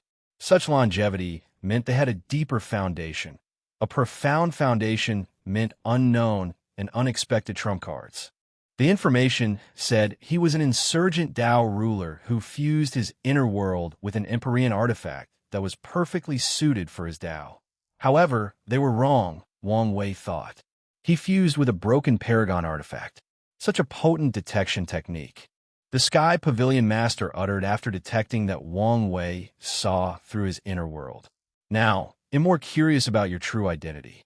The Azure Sky Pavilion was a family business that had existed in the Lawless Zone for countless years, and all family members had excellent business skills. The Pavilion Master's business senses told him capturing this person would be an excellent opportunity. He activated his Earth Tao to surround his arms with rocks before also activating his Tao Will artifact. Strength of Earth, he rushed to his opponent to devastate them. After being empowered by the concept of the Earth itself, the Pavilion Master could fight directly with some of the best body refiners. Sadly for him, Wang Wei had labeled him as a threat and went all out. Wang Wei blocked the attack with his arm and secretly frowned. As expected, this man was not simple. This punch looked like a straightforward attack, but the bastard was secretly using his Paragon artifact to influence his mind-soul. Although the artifact was restricted in power level by the environment, its essence was still of a higher quality. The Pavilion Master used the higher essence to influence his opponent's mind and soul. In other words, people without a Paragon soul or strong were easily influenced by him. Unfortunately, he met the wrong opponent. As soon as the two were closed, Wang Wei used his Fate Shackle innate talent to basically rewrite this man's past and made it as if the Paragon artifact did not perfectly suit him as Tao. And since the Sky Pavilion Master's insurgency originated from that artifact, his strength drastically decreased. Wang Wei then immediately went for his throat in an attempt to catch him as swiftly as possible. However, his attempt failed. When his arm was less than 10 centimeters from his opponent, his own strength suddenly decreased. His cultivation realm was suppressed to the Emperor realm, and even his body refining realm dropped down to the Dragon Phoenix realm. The Pavilion Master used this opportunity to escape. "What in the nine hells?" Wang Wei commented. His power had returned, but he was slightly baffled. "I can't believe you forced me to use it in less than 10 seconds of fighting." The Pavilion Master sighed. His aura returned to its normal state as this ruthless man sacrificed all the lives inside his inner world to remove the shackle on his fate and regain his connection to the artifact. This kind of sacrifice was permanent, meaning he could not recreate these lives again, showing his ruthlessness and decisiveness. He then opened his closed eyes, revealing an all-black pupil. The environment suddenly changed. Wang Wei's strength once again returned to the Emperor realm, and even the Sky Pavilion Master's aura had a drop in strength to the early stage of the Empyrean realm. "Lawless iron," Wang Wei commented. "Any unique environment will evolve unique material. That's one of the fundamental laws of heaven and earth. This law also applied to the Lawless Zone, and the unique material this place created was the Lawless Iron, which was an ore with the same effect as the cultivation suppression of this place. I thought the parasites destroyed all the lawless iron mines in this place," Wang Wei asked. "Lawless iron mines are rare and would appear in small quantities. However, when the parasites cleaned up this place, one of their main targets was the mines." "No, that's not important," Wang Wei continued. The truly impressive thing is the fact that you found a weapon master that can refine lawless iron into such a small, powerful, and detailed artifact. Lawless iron is valuable even in the outside world because of its main use in creating prisons to hold powerful creatures or entities. However, it's not as valuable as in or to create weapons or artifacts because of how difficult it is to retain its power of suppression after being processed or when fused with other metals. One of the lawless iron's natural characteristics is that it works better when there are large quantities of it. That's why Wang Wei found it incredible that he had an eye artifact with this effect. You're very knowledgeable and astute, but you talk too much for a prisoner, the Sky Pavilion Master stated as he once again encased his arms into a rock armor before going on the offense. I had no choice but to, Wang Wei replied with a smirk. Then, to the Rockman's horror, they clashed with both of them intact, meaning their strength was on par. How is that possible? Wang Wei smirked. He was not conversing mid-fight with an opponent for no reason. In this short time, he got a basic enough understanding of the composition and effect of lawless iron to use his freedom Dao to become free of its effect. He did not return to his peak, but he regained his Empyrean-level strength and his limit indestructibility, which was enough for him to deal with the situation. Damn you. The battle waged for a while, but ultimately, Wang Wei was the winner. In the same cultivation realm strength, it's a sure thing to bet on Wang Wei. As the Sky Pavilion lay on the ground, he held the lawless iron eye in his palm. Truly masterful work, he praised. I have plenty of resources, but not enough professional talent to put them to use. Now, it seems I'm about to recruit a master weapon refiner. Chapter 1238. A talented ally Wang Wei followed the Sky Pavilion Master to his sun in a cosmic star area of the lawless zone. At the center of the sun was what Wang Wei would describe as a smithing house that used the sun to create samadhi flames for weapon refining. Wang Wei walked into a room with a muscular elderly man in a simple black robe, a long white beard twisted in a braid, and using a hammer on the mold of a sword. The sight was odd because the elderly man had the aura of an everlasting Empyrean, but his way of refining weapons resembled a blacksmith instead of a cultivator. The blacksmith did not pay attention to their presence and continued hammering. Once he finished, he used his fingers to draw a simple rune on the air that fused with the sword, releasing a golden light indicating its complexion. The blacksmith looked at the sword briefly and shook his head in disappointment.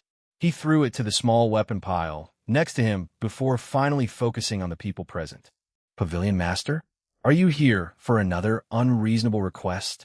I told you there's a limit to even my skills. No, that's not why I'm here, the Sky Pavilion Master swiftly said. This is Empyrean Wang, and he is, well, the new leader of the pavilion. I brought him to make your acquaintance. The blacksmith was not stupid and understood the situation, so he gazed at Wang Wei. His eyes were weird. It was as if he was appraising a weapon. Wang Wei was slightly surprised by this man's detection technique, so he did not resist much. With such a unique soul and sub-Dao of refining. It's a shame you're a combatant, the blacksmith uttered. Thank you for the compliment, Wang Wei replied. But how do I address you? You can call me the Flame Blacksmith, and as long as you accept the same terms I had with the Pavilion Master, I don't care who the new leader is. Wang Wei already learned the relationship between those two was not of servitude, but more of an equal partnership. I have no problem with keeping the previous agreement. But my goal is not to be caged in this small place. I have goals and ambitions I must accomplish in the outside world. So, can you leave this place and be more active? The Flame Blacksmith looked at him briefly. Then, his eyes suddenly turned fiery red. You are. So that's how it is. That time has already arrived. He looked at the Pavilion Master. Give us a moment to talk. The latter looked at Wang Wei, who nodded to him. Do you know my identity? The Flame Blacksmith asked. I do not. In the direct disciple of Paragon Blood Rune. Paragon Blood Rune? One of the two primals of the skill, Dao, association? That's right. From what I know, he only had 2 direct disciples, and they were all paragons, Wang Wei stated. My master left his inheritance scattered all over the world to find disciples, and I only passed the test after he died, Black Flame explained. He's met his teacher a handful of times from Limbo, but despite such an odd situation, he was acknowledged as the third direct disciple and received Paragon Blood Rune's teaching. That explains it, Wang Wei nodded. But why are you telling me such sensitive information? For many reasons, but primarily, I want us to be straightforward with our identities or backgrounds to ensure a better alliance or cooperation. Background? You seem sure that I'm not a simple loose cultivator, Wang Wei stated. These people have erased, twisted, or hidden history, so only a few top lineages still have perfectly intact records. The fact that you recognized my master's name and knew how many disciples he had proved you're not from an ordinary background. Fair point, Wang Wei nodded. My name is Wang Wei, from the Tao Opening Sect. Them? My master did say the chances of the destined one having a deep connection with them were very high. The Flame Blacksmith uttered. Oh, what else did he say? He said that if I have a chance to participate in the closure of this era, I should take it. The blessings from my achievements will help me tremendously in the next era, an era which will be even more brilliant than the Golden Era. Your master is wise, Wang Wei said, but his mind was thinking of something else. Based on the information the sect gave me, the Blood Rune Paragon's goal was always to get his hands on the Refiner Tao position. However, he also accepted his limitations, thus focusing on cultivating an apprentice to accomplish his dreams. His other two apprentices have great achievements, but they did not meet his expectations. Could he be trying again with this Flame Blacksmith? Does he have this much potential? If his deduction is true, then an alliance with the Flame Blacksmith will not only help him in his fight against the parasites, but also be a perfect opportunity to expand the Tao Opening Sect's alliances. With this mindset, Wang Wei had a deep conversation with the blacksmith, laying out the groundwork for their alliance cooperation. Finally, he left with the Sky Pavilion Master. By the way, what was the unreasonable request you asked of him? Wang Wei casually asked after returning to the Azure Sky Pavilion. I wanted him to refine an artifact with lawless iron that was as small as sand, maybe even smaller. That is unreasonable, Wang Wei agreed. But why would you want something like that? No, he said it was a customer request. Who would want such a thing? My apologies, I can't say. Excuse you? No, don't get me wrong, Azure Sky swiftly said. It's not that I don't want to say, but I can't. The customer made me sign the most restrictive contract not to reveal their info. I couldn't even keep any records of this request. Why all the intense secrecy? Wang Wei complained, feeling something was odd. Why did you even entertain such a request in the first place? I had no choice, Azure Sky declared. These parasites crippled my family's connection to the outside world, and it was that person who reinstated it. In fact, this person basically controls our lifeline when it comes to accessing resources from the outside, although they never interfered or made things difficult for us. It does not change the fact how much power they secretly held in our pavilion. Well, you don't have to worry about that from now on, Wang Wei reassured. Now that he was in control, the pavilions could go through him to get resources.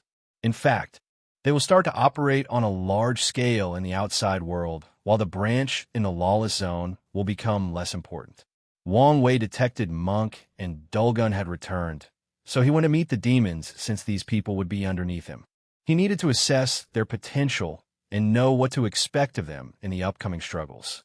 As such, he gathered all 5 of them, including the poison demoness that he had already met. He sat on a throne, observing all 5 of them. Wang Wei read their fate lines to have a better understanding of their personality, experiences, and capabilities. The poison demoness is an excellent poison cultivator. She's efficient and ruthless in her approach while also keeping a more experimental mindset. However, she becomes useless once her poison does not work. Maybe she should add Gu Dao to expand her repertoire. His gaze turned to the puppet demon. Another ruthless bastard. I guess all of them are ruthless, hence the demon in their name. However, this one even abandoned his flesh and turned himself into a puppet. However, he's too confident in his work as he made such a stupid mistake of leaving his puppet core where his heart was. Once he fixes that, and I help him condense the other runes for his myriad Dao core, he will be a force to reckon with. Plus, I can take all his knowledge and experience as a gift for Kai Song. Wang Wei frowned as he looked at the flesh demon. This grafting technique is quite unique, but this bastard went the wrong way. He acquired the body of an indestructible Empyrean, but not the strength of one. He used his grafting method to avoid the tedious and painful process of body refining. But that only made his flesh full of flaws and his willpower extremely weak. Despite his potent flesh, this demon did not even achieve willpower manifestation. He even avoided the true power Dao realm tribulations by taking body parts from people who succeeded. Such an act ruined his luck, as he achieved strength without paying the price. Wang Wei could tell this bastard would probably be the first to die in the outside world with how terrible his luck and destiny was. So, I must shield this bastard with my own luck and turn him into a genuine body refiner, starting by tempering his willpower. Once he meets my requirements, I can give him my monk's body parts to turn him into a top expert. Wang Wei was satisfied with this plan, especially after realizing the flesh demon was the most cunning of these 5 individuals. He will be an excellent pawn if used correctly. He turned to the cursed demon, a young man with a morbidly pale complexion and tattoos of black rose that ran from his neck to his back. He looked nothing extraordinary from the surface. However, it seems he was born with a terrifying bloodline curse. The origin of that curse will probably lead to something interesting, but for now, this is not something I can deal with. Wang Wei pondered. However, if we can find a way to use that bloodline curse as his power, he will be a great asset. Finally, he looked at the ghost demoness. She was an ugly, elderly woman dressed in a dark purple robe. Cultivators can change their appearances at will, unless something unexpected occurs, but she chose that ugly appearance despite having no extenuating circumstances. Through the fate line reading technique, he knew it was due to a heartbreak she suffered in her youth, so he no longer cared. If I can fuse her ghost army with the puppet demon's puppet army, I can cultivate a ferocious legion. He knew how deep the parasite's background was, so he needed all the help possible. Now that he had a better understanding of his team, Wang Wei prepared to finish conquering this place by targeting the 4 gangs. He wanted to be as swift as possible since he sensed that time was not on his side. Chapter 1239, The Ruthless King. After planning the next step, everyone separated to fulfill their task.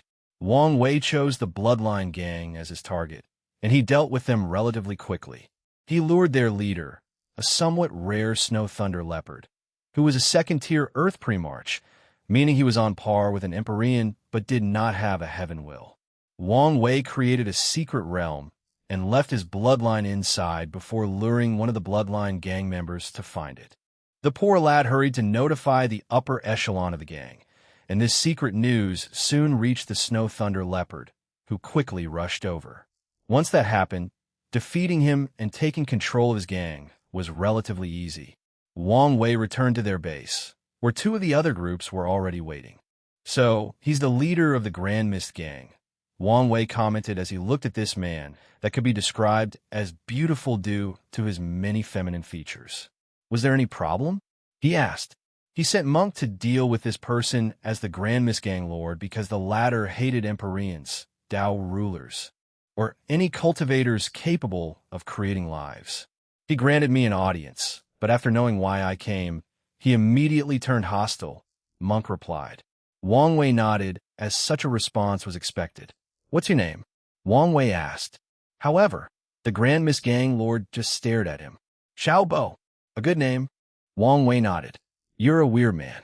You have such a strong hatred for us creators, but you also secretly wish to find one worthy enough to serve, to dedicate your life. I guess it's not so weird since your master treated you so nicely. You probably wanted to relieve that time which was dear to you. Shut up. Don't act like you know me, Zobo yelled. But I do. I would rather die than serve you, Zobo said with gritted teeth. That's fine by me, Wang Wei replied casually. You're not as valuable as you think, especially after I extract your memory on how you survived an Empyrean tier creation tribulation. However, do note that if you kill yourself, I will have the bloodline gang leader desecrate your body and soul by letting him eat you and all your people. You monster, Zobo said with gritted teeth. If there is one person he hated more than those Empyreans who played with life as if it meant nothing, it was that racist bastard. He would rather be subservient to someone else than let that leopard win over him. Let's make a deal, Zobo said. Let me kill that leopard, and my life is yours. As I said, you're not that valuable, Wang Wei replied casually. What you're saying is if I'm way more valuable than him. You'll allow it to happen? Interesting, Wang Wei muttered as he held his chin. I'm open to your bargain. But how will you prove your worth? By becoming an everlasting Empyrean, Zobo said with gritted teeth. Oh, that's right. If you become one of my creatures, I can allow you to retake the creation tribulation to become an everlasting Empyrean. But can you survive the tribulation? Unlike my original creations, you'll be truly dead once you fail. You'll survive, Zobo declared with gritted teeth. He knew such tribulation would be, at minimum, 10 times harder than a creation tribulation for a regular Grandmist life, trying to become an everlasting. But he did not care. He would put his life on the line to kill that leopard. Well, I look forward to the result, Wang Wei commented.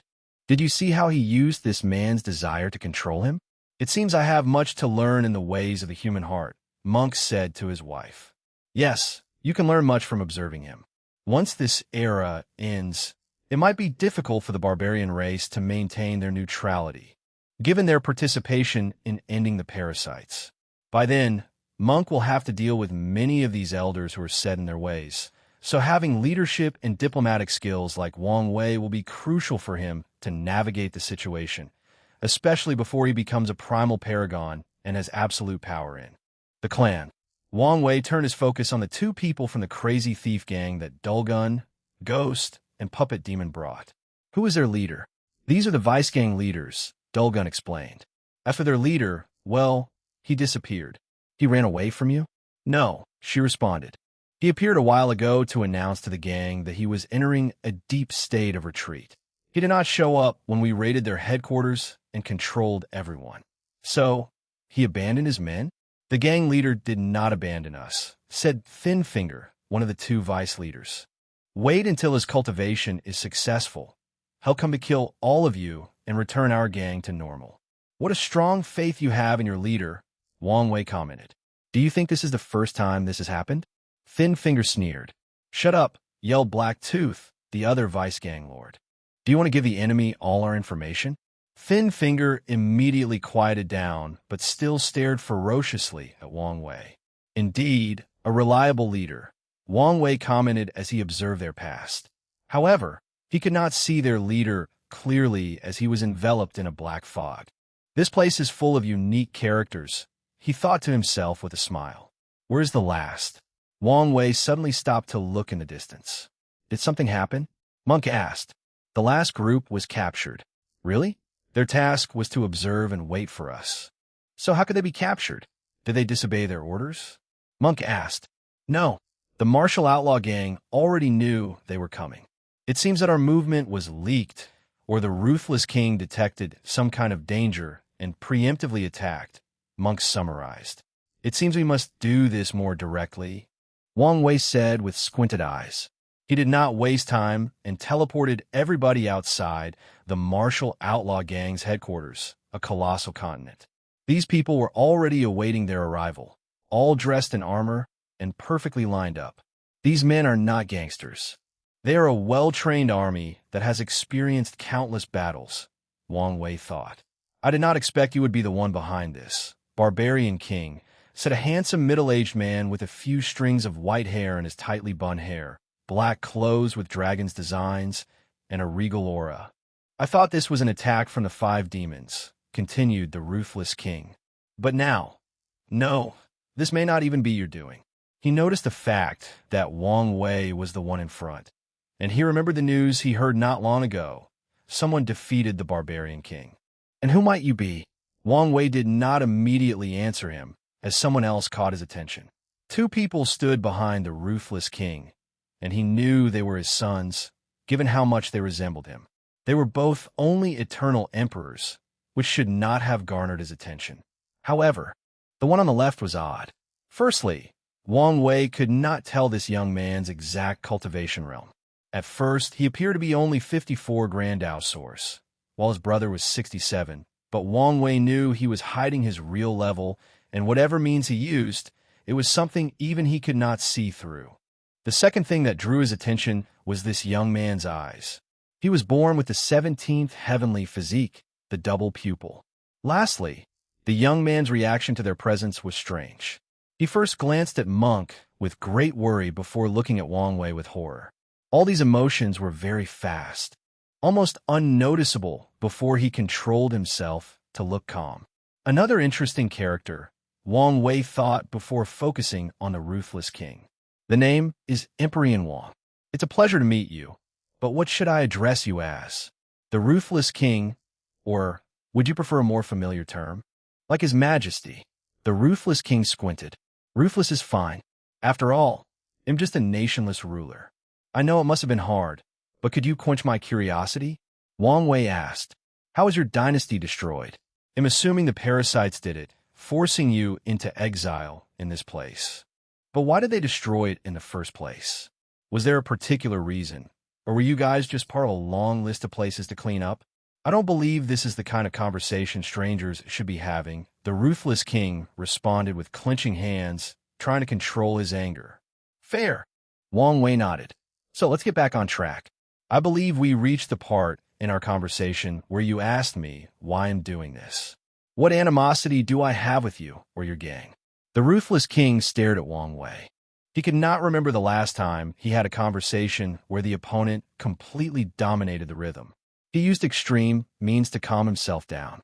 Chapter 1240, The Second Prince, there are no grudges or any relationships between us, Wang Wei said, not giving the Ruthless King time to respond and gain control of the conversation. I need a new force to end the situation outside, and the lawless zone was the best place to amass power.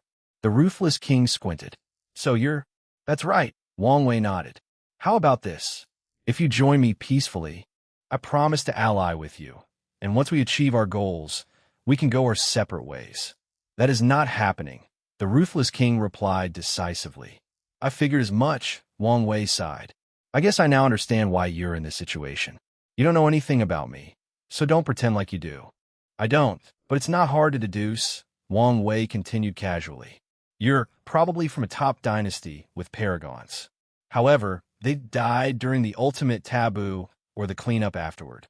Despite these circumstances, your dynasty should still have existed, even if they had to live in embarrassment. Unfortunately, your ego and pride hurt the entire nation. You probably did something that provoked these parasites, or they tried to use you in one of their ploys, and your pride made you bluntly refuse them, causing one of them to annihilate your dynasty. In the end, you had to run with your tail between your legs, living in this place in exile as a shadow of your former glory. That should be the gist of it. Did I miss anything? I should be off in some of the small details. The Ruthless King looked at him, his killing intent almost palpable. The odd thing is it seems you haven't learned anything from that experience. Wang Wei continued. Your ancestors must be rolling in their graves in limbo. I assume you did not come to this place simply to hide from the parasites, but also to hide from the consequences of your actions. After all, once your ancestors are revived, they will definitely dethrone you and may even directly execute you. This restricted place is your best chance at surviving their wrath. You have a sharp tongue, the Ruthless King commented, secretly clenching his fist. It's a shame you used to spew nonsense. Wang Wei ignored his feeble comeback, his gaze focusing on the legion behind him. It seems you're not completely useless. Your men's spirit and morals have not wavered the slightest with my words. So, your forte is military training? It's probably how you became the successor in your generation, despite your terrible personality and unsuitable mindset for a ruler. Wang Wei then turned to the princes behind the Ruthless King. Your father's fate is sealed. If any of you can control his legion, I will be more than happy to work with you instead of him. If you wish to exercise filial piety, I can even spare his life as long as you promise to control him properly. "Stop talking nonsense," yelled the first prince. "You're stupid if you think we will betray our own father." "I see," Wang Wei replied with a hidden smirk. His focus was on the second prince, the eye with the double pupil. Although the latter nodded in agreement, Wang Wei detected his hesitation. "What shame," Wang Wei sighed. "Anyway, where are my people?" The flesh and poison demons were captured, and he wanted to know their whereabouts. "They are safely kept by me," the ruthless king quickly replied, feeling he finally had some sense of control over the situation. "However, I don't know how. I won't negotiate anything with you regarding their safety," Wang Wei cut him off. "If you keep them alive, I promise not to touch your family lineage.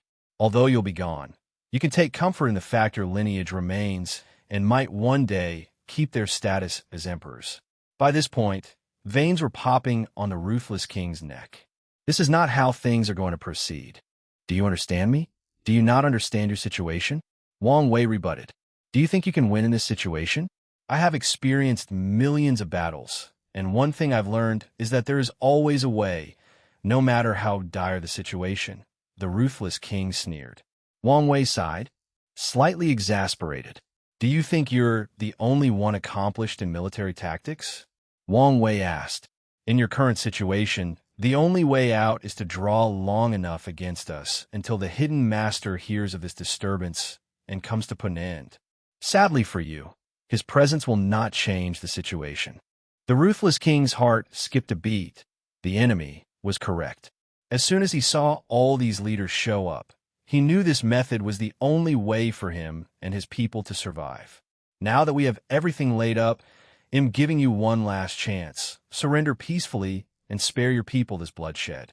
"Father, please accept his offer," the second prince thought to himself, despite knowing it would be pointless, giving his father's pride and stubbornness. He knew how terrifying this group was, especially the barbarian king and this Empyrean Wang. One of his double-eye abilities is to determine people's talent.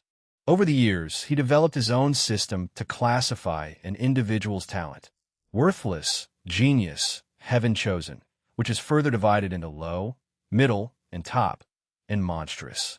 Monster-level talent is the highest tier that someone could be born with, but not the highest level he's created. Above that are once-in-a-generation talent, once-in-an-era talent, and anomalies. However, to achieve these levels, innate talent is no longer applicable. Cultivators must achieve certain tasks or goals, like breaking the barrier between mortals and immortals or achieving 9 supremacy, to go beyond the monstrous tier. Then there's the level at the top of this list, the anomalies. The second prince did not even know such a level existed until he one day accidentally saw Empress Wu from afar, and his eyes detected a level of talent that had never seen in someone else. The prince thought his eyes may have made a mistake for many years until he met the barbarian king. The latter was the only person close to the anomalous level, seemingly very closed but missing some other factor. So he classified the barbarian king as pseudo-anomaly. Today, the second prince met the second true anomalous talent in his life, Empyrean Wang. The second prince did not know why these anomalies were so scary, but they have displayed extraordinary powers and accomplishments so far.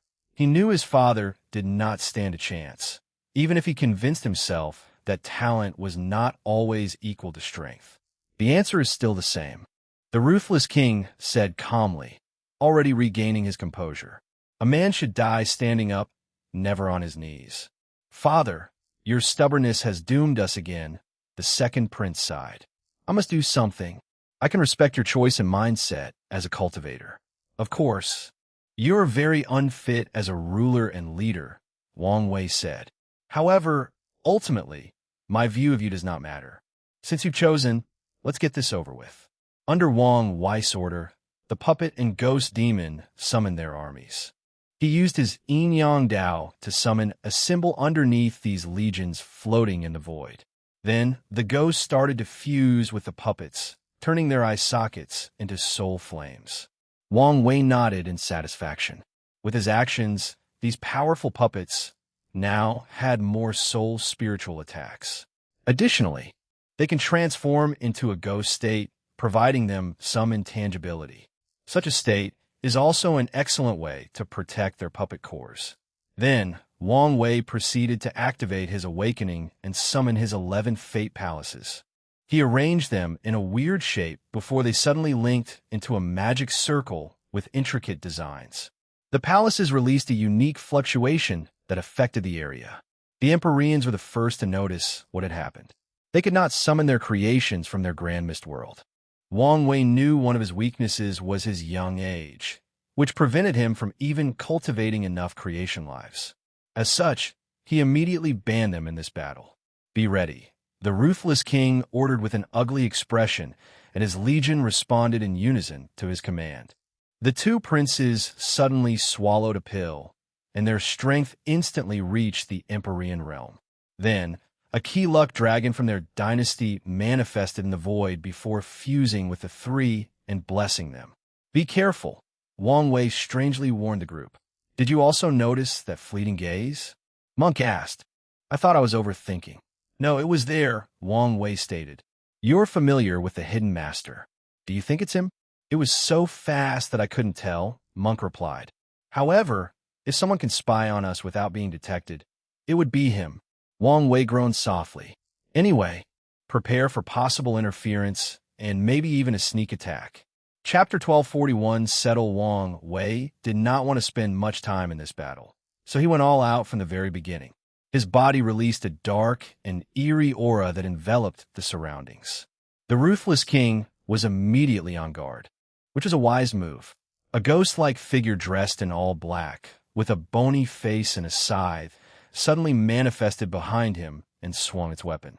The ruthless king felt that death itself had come knocking on his door, so his intuition warned him to get as far away as possible from this embodiment of death. His feet turned golden, with small dragons rotating around his ankle. With one step, the ruthless king was a few hundred light years away from the creature. However, Wang Wei had predicted his movement as he moved exactly next to a colossal black door that became visible due to his presence. The door opened, releasing a suction force, trying to capture him. The ruthless king heard the cries of millions of souls, many of which he felt were people he had once killed. He resisted the suction, trying to move away from this terrifying thing. However, Wang Wei suddenly appeared before him and punched him into the door. The ruthless king's dragon protection technique manifested the head of a dragon in the exact spot where Wang Wei's fist landed, protecting him from a direct attack from the fist. However, the force behind the punch still sent him flying into that terrifying door that resembled a ferocious beast's maw. As the ruthless king approached the death door, he finally used his Tao. I reject death, he screamed in his mind, and that's exactly what happened. His rejection Tao allowed him to reject the very concept of death itself. The door dissipated, but the ruthless king's suffering had only begun. What about the death of the mind? Wang Wei's voice echoed. The ruthless king found himself in his sea of consciousness, but with each passing moment, everything around him turned slightly darker. He knew once everything turned black, this would mean the death of his mind, his memories, the death of his soul. He tried to reject death a second time, but this attempt was futile. The ruthless king reacted swiftly and changed tactics. He rejected all negative status affecting his mind, soul, and spirit. His swift reaction allowed him to block the enemy's technique, but his soul was slightly injured in the process. Boom! A powerful force hit the ruthless king on his chest, sending him flying away. His dragon protection cracked under the sheer power of that fist and the additional boost from the enemy's true will. Luckily for him, his Tao was decent, and he protected himself. The ruthless king rejected all force and momentum around him, allowing him to regain control of his body. However, he saw a pair of terrifying eyes coldly glancing at him. A terrifying pain rushed to his body. The pain was so intense that his soul, no, his very existence could feel it.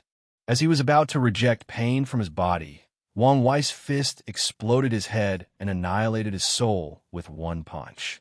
Such a swift and decisive move should have ended this battle. However, This was far from the truth.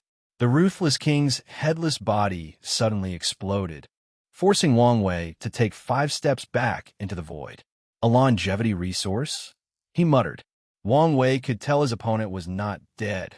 However, with his background, it makes sense. He looked in the distance, and, as expected, the ruthless king revived with a grim expression. The situation was less than ideal.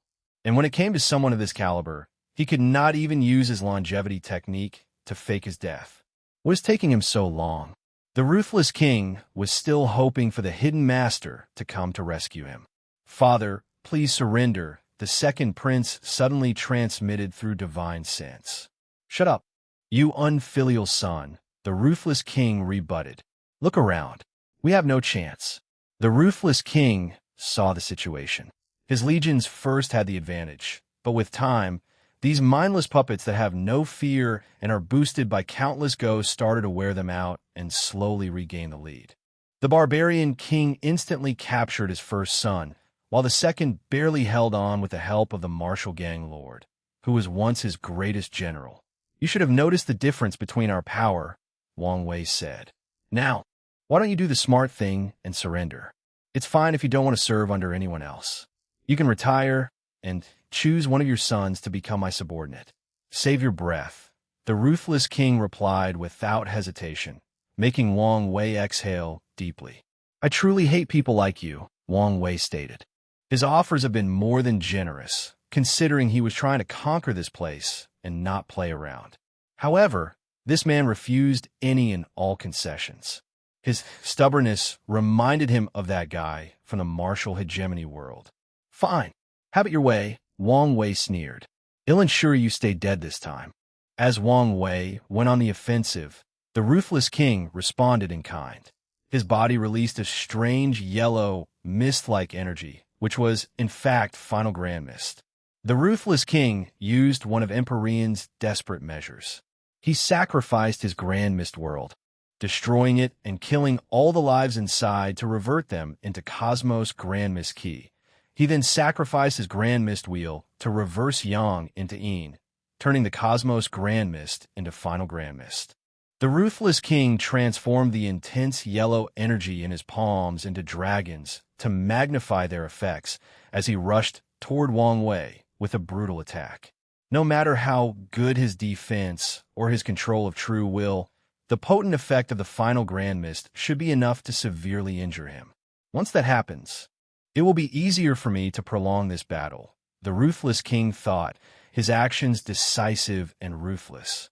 Sadly, the ruthless king made 2 mistakes.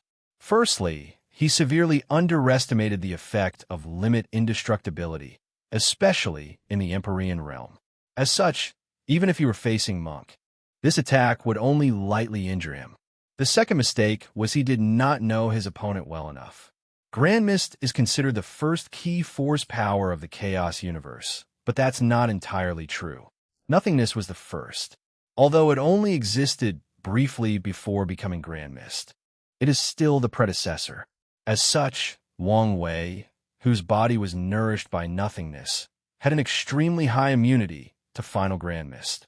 However, he did not use this immunity for this clash. Instead, he used an absorbing spell to swallow all of the ruthless king's Grand Mist Key and convert it into the power of nothingness. As such, the final result of this clash was Wang Wei holding a shocked, ruthless king by his neck as he looked at him calmly. "You're lucky. You did not annoy me enough or be such a threat that I need to go the extra length to grant you true death," Wang Wei calmly stated. "And by the time you revive yourself, it should be time for your dynasty to judge your incompetence." The ruthless king's body dissipated. His eyes showed calmness, even a sense of relief. The battle over there is finished? Monk thought. I guess I should put an end to this. Giant pressure, he summoned the weight of all the giants fused in his body and converted them into a gravitational pressure that he released on this entire battlefield. Everyone who was not his ally was forced to kneel, unable to move a muscle. Wang Wei returned to the group, secretly nodding in satisfaction. He glanced at the second prince. "I will not provide true death to your father. So, you should understand what I want." "Dory, sir," We will surrender and serve you loyally. The second prince immediately replied, Bastard, who gave you the right to speak for me? For us? Yelled the first prince. This idiot, the second prince thought. He did not hesitate to use a soul attack to instantly annihilate his brother's soul. I apologize about my brother. He won't be an eyesore anymore. Decisive. I like that, Wang Wei praised. But can you control your people? Half of the legion are my people. The second prince calmly announced this shocking truth. As long as I convince General Long, the other half will follow me. Good. He'll give you half an hour. The prince immediately started to converse with the martial gang lord, or as most people knew him, General Long. A little over 10 minutes later, the general boldly declared, We will serve the second prince. Excellent. Wang Wei smiled. Let's return to the Azure Sky Pavilion. I'm interested in your story. Dulgun waved her staff to open a large portal for large-scale use. One by one, everyone left the battlefield until only Wang Wei remained. He looked in the distance, lost in thought. Was it someone else's sight I detected? Or was it the hidden master? But he's planning something else? Wang Wei grunted softly. He did not like the uncertainty of it all. Chapter 1242, The Double Pupils. After settling the martial outlaw gang, Wang Wei summoned all his new subordinates. He sat on a throne in the middle of a room, with Monk and his wife on his right and the flame blacksmith on his left. He looked at everyone else, but his gaze did not immediately focus on the second prince, but on the poison and flesh demon, who were fine after being rescued. You should understand that it's not a good look for you two to be captured on the first task I assigned you, right? We understand. The flesh demon bowed, accepting this reprimand. Meanwhile, the poison demoness felt this was unfair given the situation. However, she also apologized. This is your first failure, and there were extenuating circumstances, so I'll let you off with a verbal warning, Wang Wei continued. However, all you must understand what is at stake. We are about to fight a war to end an era, so I don't need to remind you what failures will mean for us or anyone we care about. Wang Wei let his words simmer for a few seconds before addressing the second prince. What's your name? I am Jia Ping, the second prince of the Great Tan Divine Court. Great Tan? I remember you guys were top members of the Dynasty Assembly, Wang Wei stated. This assembly was not among the 13 overlords, since Great Qin was the only dynasty-formed faction in the 13. However, the Great Qin Saint Court was too ambitious, forcing countless dynasties to fuse or bow to them. So, the other 13 supported the establishment of the Dynasty Assembly to quell their ambitions and balance them out. That was in the past, Jia Ping replied. Our dynasty was destroyed and looted by these parasites. Now, we are a shell of our former past. What exactly happened? The Five-Feather Phoenix wished to use us as pawns against the Earth Emperor, who started acting like the human emperor and the Great Qin Saint Court. The official warned my father to use diplomatic means to remain neutral and isolated, but he wouldn't listen, Jia Ping explained, sighing deeply. He was first rude to the envoy, and afterward he tried to contact the undead Phoenix to join him in eliminating Five-Feather. He probably thought he could take her out and replace her amongst the 7. As you can guess, his actions backfired, and the others used this opportunity to eliminate us and plunder our territory and resources. It appeared as if your father was not the best ruler. So how did he get the throne? Dulgun asked. He was indeed subpar regarding governance compared to his siblings, Jia Ping admitted. However, he was the best military commander. From what I pieced together, the elders and ancestors chose him as the successor because they believed they could make up for his lack of governing ability with their presence. Unfortunately, they died, and without their presence to restrain my father, he did whatever he pleased. A terrible twist of fate, Wang Wei commented. What about your situation? It's now apparent that you were already in the Empyrean realm, but you hid your cultivation. Then, there is the fact you've secretly controlled your father's army. I had no choice, Jia Ping said, smiling wryly. Since I was young, it was apparent I was more competent than my elder brother, meaning the throne should have been mine. However, my father secretly despised me for some reason and treated my brother better, even though we had the same mother. He probably saw his past situation with his siblings in our competition and projected his insecurities on me. When my mother was still alive, he at least pretended to treat us equally. But after she reincarnated after failing her Paragon tribulation, he no longer had to pretend. I suspect that's why he also never searched for her reincarnation. Jia Ping had a sneer on his face. Mother suspected this may be the case, so she warned me to look out for myself. Your mother tried to become a paragon in this political climate? She's a bold woman, Wang Wei praised. That she was. One of the main reasons the elders allowed my father to ascend to the throne was his marriage to Jia Ping's mother. She was to be his anchor, reigning in his arrogance and pride. So, what method do you use to hide your cultivation? Wang Wei wanted to know what method could hide from him. It's nothing impressive. A Tier 12 talisman, Jia Ping replied, showing the jade talisman to everyone. My mother gave it to me before entering the source key space for her tribulation. It's one of the few things I have left of her.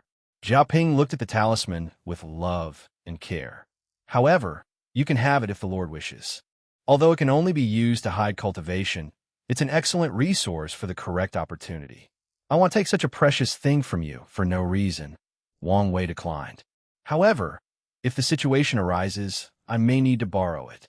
He knew he needed all the resources for this upcoming fight, but he did not need to take it from his subordinate. Such an act is detrimental to the team's cohesion. No problem, Jia Ping nodded. I have 2 more questions, Wang Wei stated. Firstly, it's about your reaction when we first appeared on the battlefield. Your eyes saw something. What was it?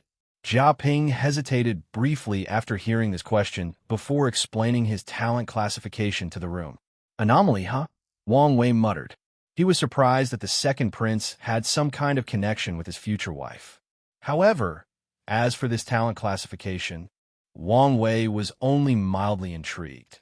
And that's because there was too little information to determine what made him and Wu Hong an anomaly. For example, would his ancestor, the Sword Empress, known for her unparalleled talent, be an anomaly, or someone close to it like Monk? Does it have to do with achieving a perfect 9 supremacy, or do other factions come into play? There were too many questions and no answers. Lord, what do you think I'm missing? Monk asked. He suddenly felt this question was crucial to his future. I can't say for sure since there is too little information, Wang Wei replied. It could be that you need to double cultivate the Tao. But I'm a body refiner. Could it be that a single focus path cannot become an anomaly? Like I said, there is too little information to tell, Wang Wei reinstated. Another possibility might be you must achieve Taboo Realm. I did it in the Emperor Realm, so maybe that's what you're missing. Wang Wei theorized his future wife might have achieved Battle Realm Taboo Realm in the Empyrean or Paragon Realm. However, these were all speculations. Taboo Realm, Monk muttered. You should not focus too much on this now, Dulgun reminded him. This classification is based on the lad's visual prowess and personal interpretation. And, as the Lord said, there is too little information to go on. So, don't lose your focus. Dulgun knew how her husband could easily become obsessed with strength or achievements. As such, she warned him not to put all his focus on this classification and lose sight of their current situation. On to my second question, Wang Wei continued, secretly nodding that Dulgun reminded Monk of his current priority. Did your eyes awaken? They did, Jia Ping responded proudly. The double pupil was a top physique in itself, but if its own could awaken it, its value would be comparable to the top 5 heavenly physiques due to the ability it will acquire, Copy Tao.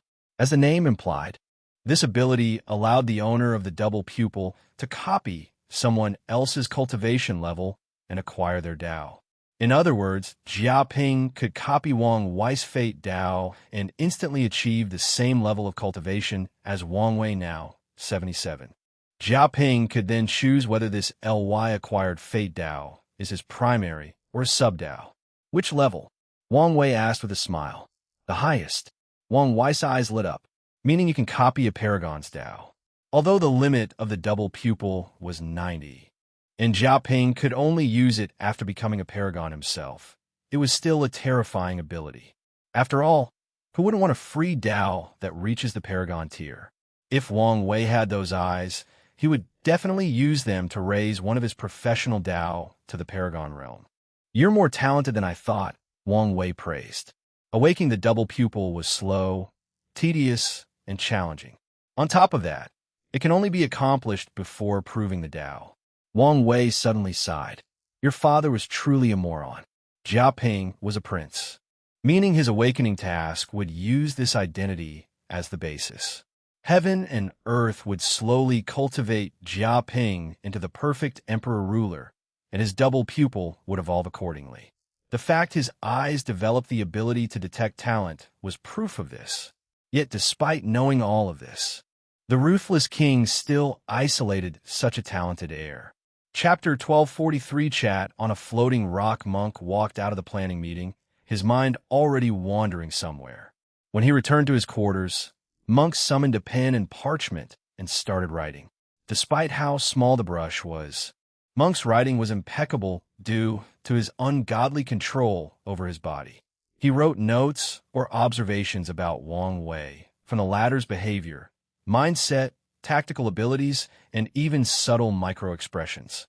Monk even wrote about Wang Wei's flaws, like his often casual demeanor, which Monk viewed as not appropriate for a leader. If your subordinates are too comfortable for you, it becomes easier for them to walk out of line. Of course, Monk also recognized that Wang Wei can instantly switch from joyous and casual to noble and intimidating. His personality could not walk this fine line, so Monk decided not to learn from this aspect. Another critique he had was that Wang Wei was not ruthless enough. He believed Wang Wei should have been more harsh on the demoness, especially the poison demoness. Her resentment at being reproached was visible, and if he were him, he would have punished her harsher. Maybe this was a wise choice since the group has just been established. Monk pondered on the last criticism. Kindness is also a weapon that can be used as a means of control. I can learn from this mindset. Monk continued writing his observations and analysis, all with the desire to improve himself as a cultivator and a leader. His first instinct seems to resolve any situation using the less violent approach. I learned this lesson before, but he's more extreme. Negotiation seems to be the first solution, and he also ensures that everybody benefits while he benefits the most, even if that is usually secretly. That is a good approach to things. Monk wrote down his last thought. "I have much to improve, and it seems it won't be easy to reach his level," he uttered. "We have plenty of time," Dulgun, who sat next to him, reassured. "Wisdom cannot be acquired or achieved in one day." "That's true," Monk nodded. "Tell me what you—" He suddenly stopped mid-sentence, frowning intensely. Dulgun waited for 10 minutes before asking, "Is something all right? I feel a brilliant idea coming my way, but it keeps eluding me." "Oh, what kind of idea?" "One that could help my situation and even break all the shackles I'm facing." "That's quite the idea. Did you catch it yet?" "No," Monk replied, not hiding his frustration. He tried countless memories, mind, and spiritual techniques and skills, but still could not catch the idea. "Maybe this is not the right time for this idea," Dulgun reassured. "Maybe you're right," Monk sighed. "Huh." He looked in the distance and suddenly stood up as he had detected something. "Should I provide assistance?" "No." He would ask if he needed it, so let's just wait. Wang Wei was left alone after the meeting. He discussed the group's next course of action in detail, including moving out of the lawless zone. Now, he only had two things to finish: Guxian's secret resources and payback to Empyrean Blackheart. As for the group, they had their own tasks since the conquest was not completed. There were a few scattered Empyreans or Tier 11 insurgents in this place. Those people did not join or build any large factions, but they were powerful enough to remain relatively independent. The group's next task was to bring these people under his command. What should I do first? Wang Wei contemplated. Guxian's treasure is not going away anytime soon, but he is also not in a hurry to beat up Empyrean Blackheart, since he tasked people to look out for that bastard. These tasks bring him immense pleasure, so it is a decision of which pleasure to experience first, acquiring great wealth or finally getting revenge, petty revenge. It's probably best Wang Wei suddenly stood up from his cushion as he sensed something. So, finally showed up. He teleported to an isolated location of a lawless zone full of debris of destroyed planets, dimensions, and vast continents. An elderly man dressed in black and gold sat on a floating rock with a pot of tea and 2 cups before him. "Cool, mate. Seat. Let's chat," said the old man with a smile. His brown eyes calm but reassuring. Wang Wei looked at this person. He could not detect anything, no matter the mean. It was as if a normal mortal was in front of him. But that analogy made no sense since he could see everything from a mortal. He checked the surroundings before accepting the offer. "You can call me Old Man Dai, or if you want to be more formal, just call me the Hidden Master like the people here do."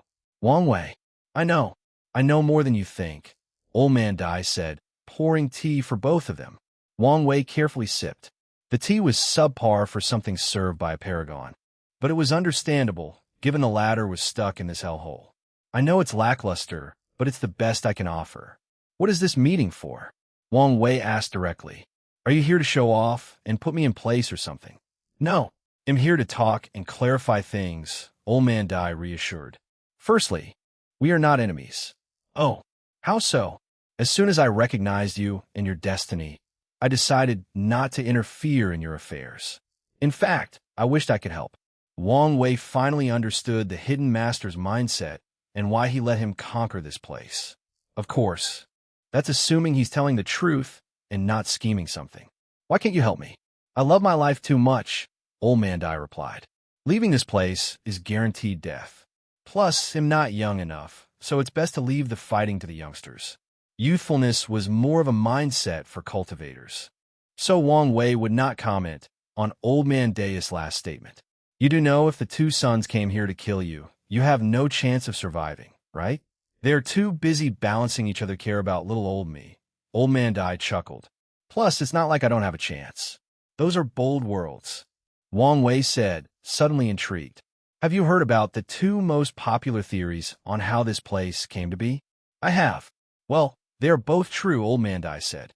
Long time ago, this place was created by a man with an outrageous amount of hatred and obsession. He even sacrificed his life to make this place. However, he did not stop at that. He somehow convinced true heavenly Tao, probably through merit or something else, to help him make a safe zone in the eternal ascension world before sacrificing himself to imbue this place with his will and obsession. So, even if Supreme Unity took complete control of true heavenly Tao to lift the power it kept in this place, or Mithria went the extreme route and eradicated true heavenly Tao's power, the obsession should buy me enough time to run and escape through the source key space. You thought a lot about this, haven't you? It's one of the main thoughts that keep this old man the most at night. Old Man Dai chuckled. "Yes," Wang Wei muttered before squinting. "You seem to know a lot of secrets or hidden truths. Didn't I tell you? I know more than you think. My question is how?" Wang Wei followed up. "That is my secret to keep," Old Man Dai smiled. "My thought is 4 ways to explain it." Wang Wei continued before counting with his finger. 1. You're an unparalleled genius like me who can deduce these truths from a data pool. 2. You're a diviner, unlike anything the world has seen. 3. You have one of the best information agencies in the world. 4. You have direct information from the inside. Which one is the correct one? Can you tell me? Or do you want me to deduce it? Old Man Dai secretly cursed himself. Why did he have to show up by appearing more mysterious and revealing so much information? "I think you're overthinking," he responded, his expression unchanged. "Let's see." Wang Wei continued, looking him in the eye. "You talk like you know a lot about me, but this is the first time we've met. So where did your information come from?" "We can start by eliminating the fact that you're an unparalleled diviner." Wang Wei was a master of fate and a fateless. So he doubted Old Man Dai could divine his information without him even detecting a hint of it. This might be possible if the old man was a top paragon. But if that were the case, the 2 sons would have eliminated him no matter the price needed to pay.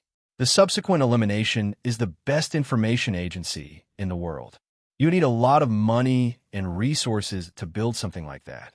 And if you had succeeded, your way of life in a lawless zone would not be much different on the outside. Additionally, The parasites would put more effort into eliminating if you had access to such resources. The third to eliminate is intelligence. You don't conduct yourself in such a manner. However, that's not a completely valid reason to discard your intelligence. After all, you may be putting on an act capable of even fooling me. No, I eliminated intelligence because that also requires data. You can't deduce such knowledge and secrets without some basic information. You don't know me, and we have never met. So how would you know much about me? How did you know enough about Mithriya and Supreme Unity to deduce their strength and capabilities? We've already determined you don't have one of the best spy agencies in the world. So where did your information originate from? Wang Wei asked, looking him directly in the eyes. He was already on guard, preparing for things to get sour. Old Man Dai sighed deeply. You told me to be careful when dealing with you. I should have listened. Who? Chapter 1244. Oh. Fate. Oh. Fate. Old Man Dai pondered briefly. It was no use hiding at this point, since he may figure it out, given enough time. Produce. Revealing the news has no downside, and it might allow them to establish some level of trust. It was Disaster who told me. The hidden eighth moon? Yes. I see. Wang Wei nodded. You don't seem surprised, Old Man Dai asked. He was on my list of people, albeit not at the top, Wang Wei explained. Logically speaking, it explained some things. For example, I now knew why you could hide from the parasites when they came together to clean up this place. Thinking about it now, the fact you could hide at all means you have a decent technique. Did it come from Disaster? For what I deduce about him, he should be excellent at hiding, probably the best in the world currently. That's right. I did use his technique of avoiding disaster to hide myself, Old Man Dai acknowledged. That means you must be closed, Wang Wei added. But how? Brothers? Apprentice? Lovers? Which is it? Old Man Dai's lips twitched. It wasn't hard to guess since your personality is very similar, Wang Wei continued. You both value your life above everything else, and you have no shame in hiding and running when necessary. However, Disaster seems more extreme since you're willing to fight the parasites under the right circumstances. Old Man Dai sighed. This conversation has been nothing but frustrating. We are disciples under the same master, he replied. Our sect only had 3 of us, and the master's philosophy was extreme caution will lead to a longer life. He repeated those words to us every time he had a chance. I was right. The Disaster Paragon does follow the Go Dao, Wang Wei thought. Your master must be very talented if he cultivated 2 paragons in his sect. I guess. Is he dead?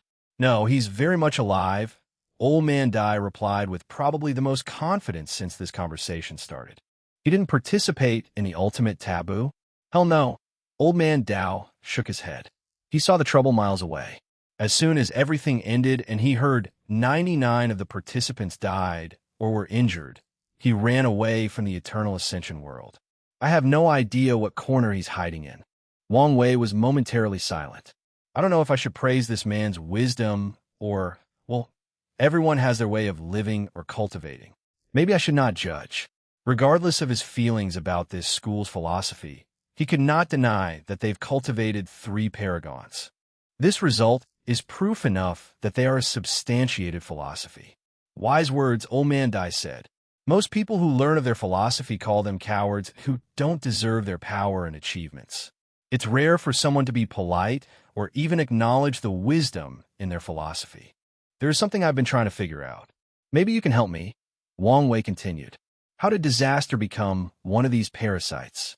His personality indicates that he should have run away from this trouble. He didn't have much choice, Old Man Dai sighed. As you may have already deduced, the true leader of the Moon and Sun Council were the 2 sons, but that also meant the Moon Council was left with 5 individuals, meaning they were not balanced. Their plan from the beginning was to have 8 members, and when they chose the 8th, they selected Disaster because of his personality. He valued his life above everything, and such a person would only vote for the neutral decision that kept the balance since it would be chaos and strife otherwise. Old Man Dai sighed. When they appeared before him, he knew this was a disaster he could not escape. So, he accepted their offer with the condition his identity remained a secret. He was probably preparing his escape when things went awry. Wang Wei commented. I have to admit, he's a man of foresight. It was not a simple act for disaster to predict the eventual end of the parasite's era the moment they recruited him.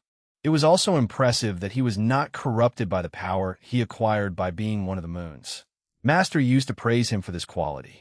Speaking of your master, why didn't he warn you two to be careful of the upcoming chaos? Wang Wei asked, and Old Man Dai's eyes twitched after hearing this.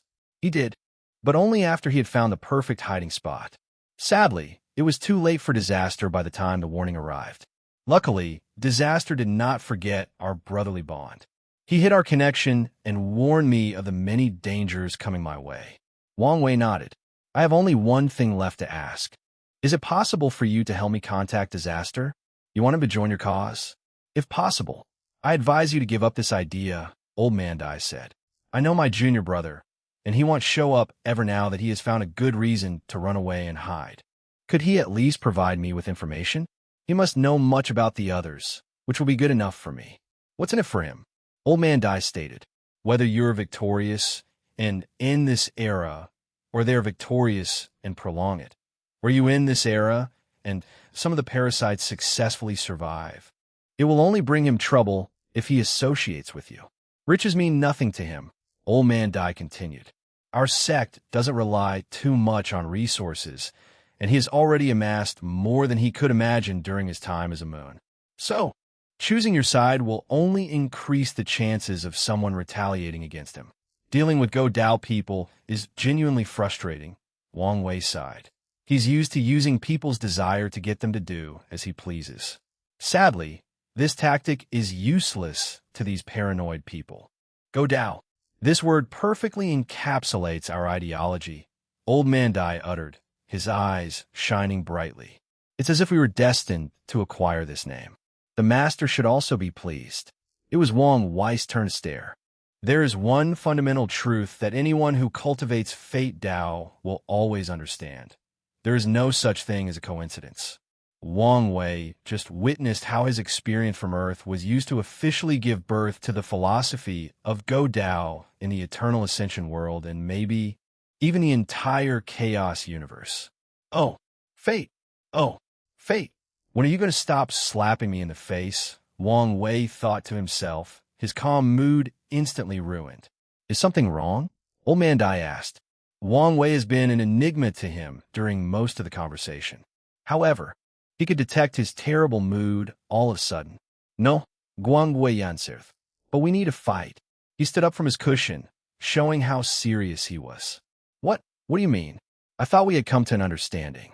We have. Then why are we fighting? For 3 reasons, Wang Wei explained. Firstly, fighting you is a great learning opportunity. I don't want to pass on that. Secondly, I believe your true nature will show up while we fight. In my experience, battle is one of the best ways to judge someone's true character. Lastly, I'm in a foul mood and must vent. I understand the first 2 reasons. But what's with the last one? I don't think I did something to offend you. Don't overthink about it, Wang Wei said. I'm sure this conversation was as frustrating to you as it became for me. So, I used this opportunity to vent or teach me a lesson. No need to say another word. Old Man Dai stood up, completely energized. He put away the tea and everything else. Do you think this is a good place for a fight? Or should we go elsewhere? This place is fine, Wang Wei replied, and the old man teleported 10 light years away to signal the beginning of the battle. They stared at each other for a while, clashing their aura to test their opponent. His cultivation should be around 93 Grand Dao Source, Wang Wei concluded.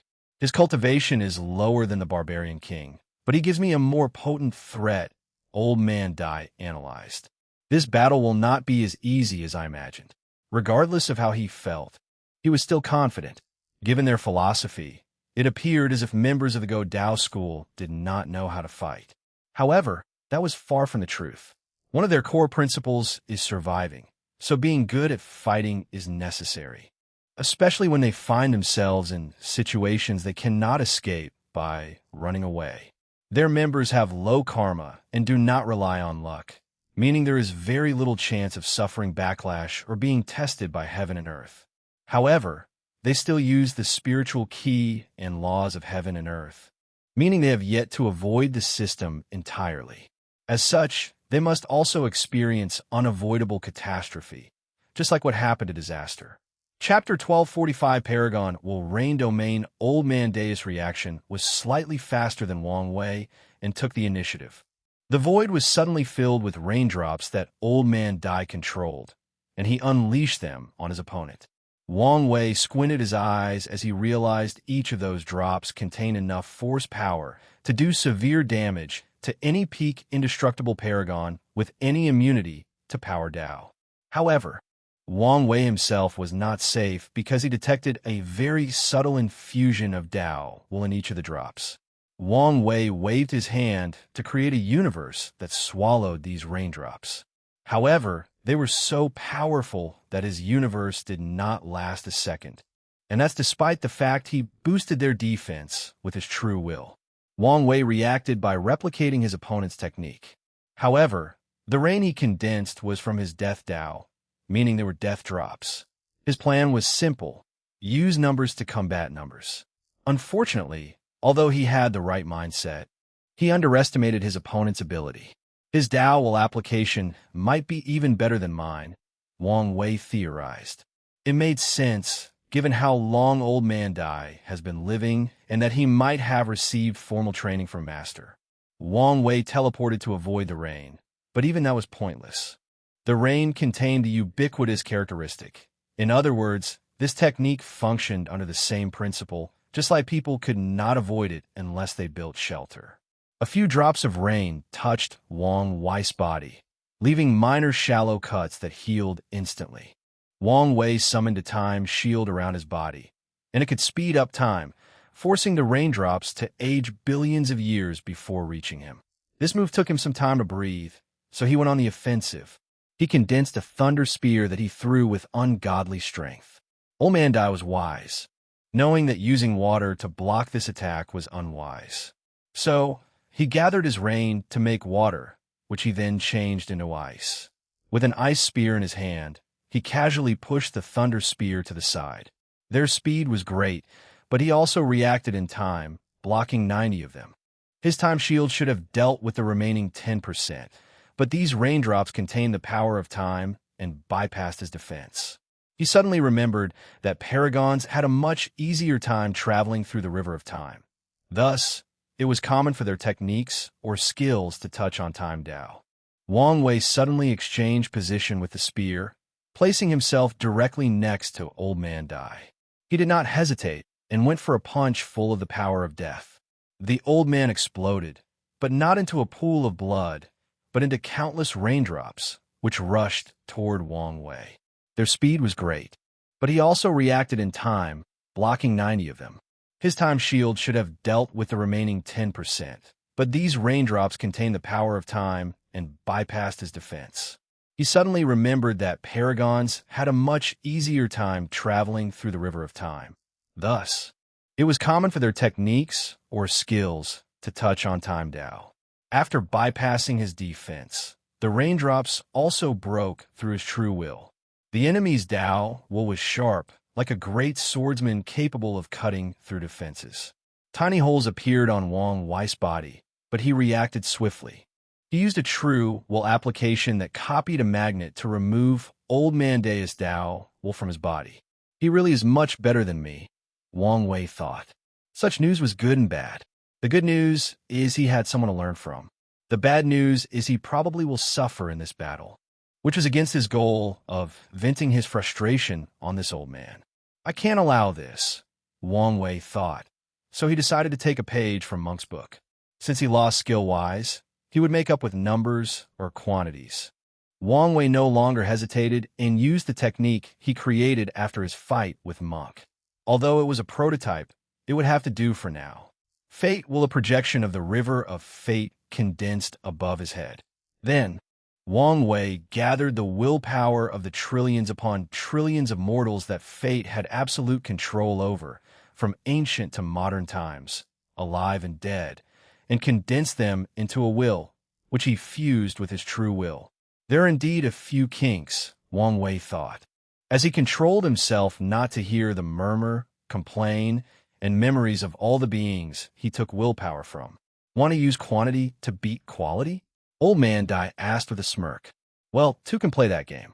His body released a mighty, noble, and beautiful will that can be described as infinite, as boundless. Paragon's will? Wang Wei asked incredulously. How is that possible? You failed to become a boundless paragon. So how did you acquire a paragon will? Fortunate encounter? Or someone gave it to you? Wang Wei suddenly paused as he figured something out. Your master, is he a boundless paragon? As expected, you immediately figured out. Old Man Dai did not deny it. The essence of their Go Dao is survival. So walking the eternal path was a requirement. Their master succeeded until the end, but Old Man Dai and his junior brother failed at the boundless mark. Wang Wei sighed. Empyreans can train their true avatars to be in the same cultivation realm as them, so they don't have to worry about experiencing the long, tedious process of returning to their peak. Meanwhile, boundless paragons can cultivate paragon true avatar. However, they also have another ability. They can stack the Dao will of their true avatars, making their Dao leagues more potent than the Empyrean realm. Due to incredible change, the Dao will was called Paragon Will. It's another way to distinguish from false boundless like Old Man Dai, who still has a Dao will. So, Old Man Dai asked, not hiding his smirk, do you still want to continue? He had never used his Paragon, while out of fear the parasites would increase his level of threat. Why would then lead to them putting more emphasis on eliminating him? However, this battle was an excellent opportunity. Wang Wei's lips twitched. As soon as Old Man Dai used a Paragon will, he knew he could not win. It didn't matter if it was not his power and from an artifact. The sheer difference between those two power would mean Wang Wei had no chance, and that's not even taking into account his lack of skill compared to Old Man Dai. Why not? Wang Wei replied as he exhaled to calm down. As I said, this is a learning experience. Your new strengths only mean a great opportunity for growth. Wang Wei's fighting intent did not reduce in the slightest. On the contrary, it intensified. Without hesitation, he rushed toward his opponent to confront him. A raindrop rushed into his head, and his danger sense went haywire. He dodged, but the drop barado his shoulder. Wang Wei was injured, and it was a genuine injury.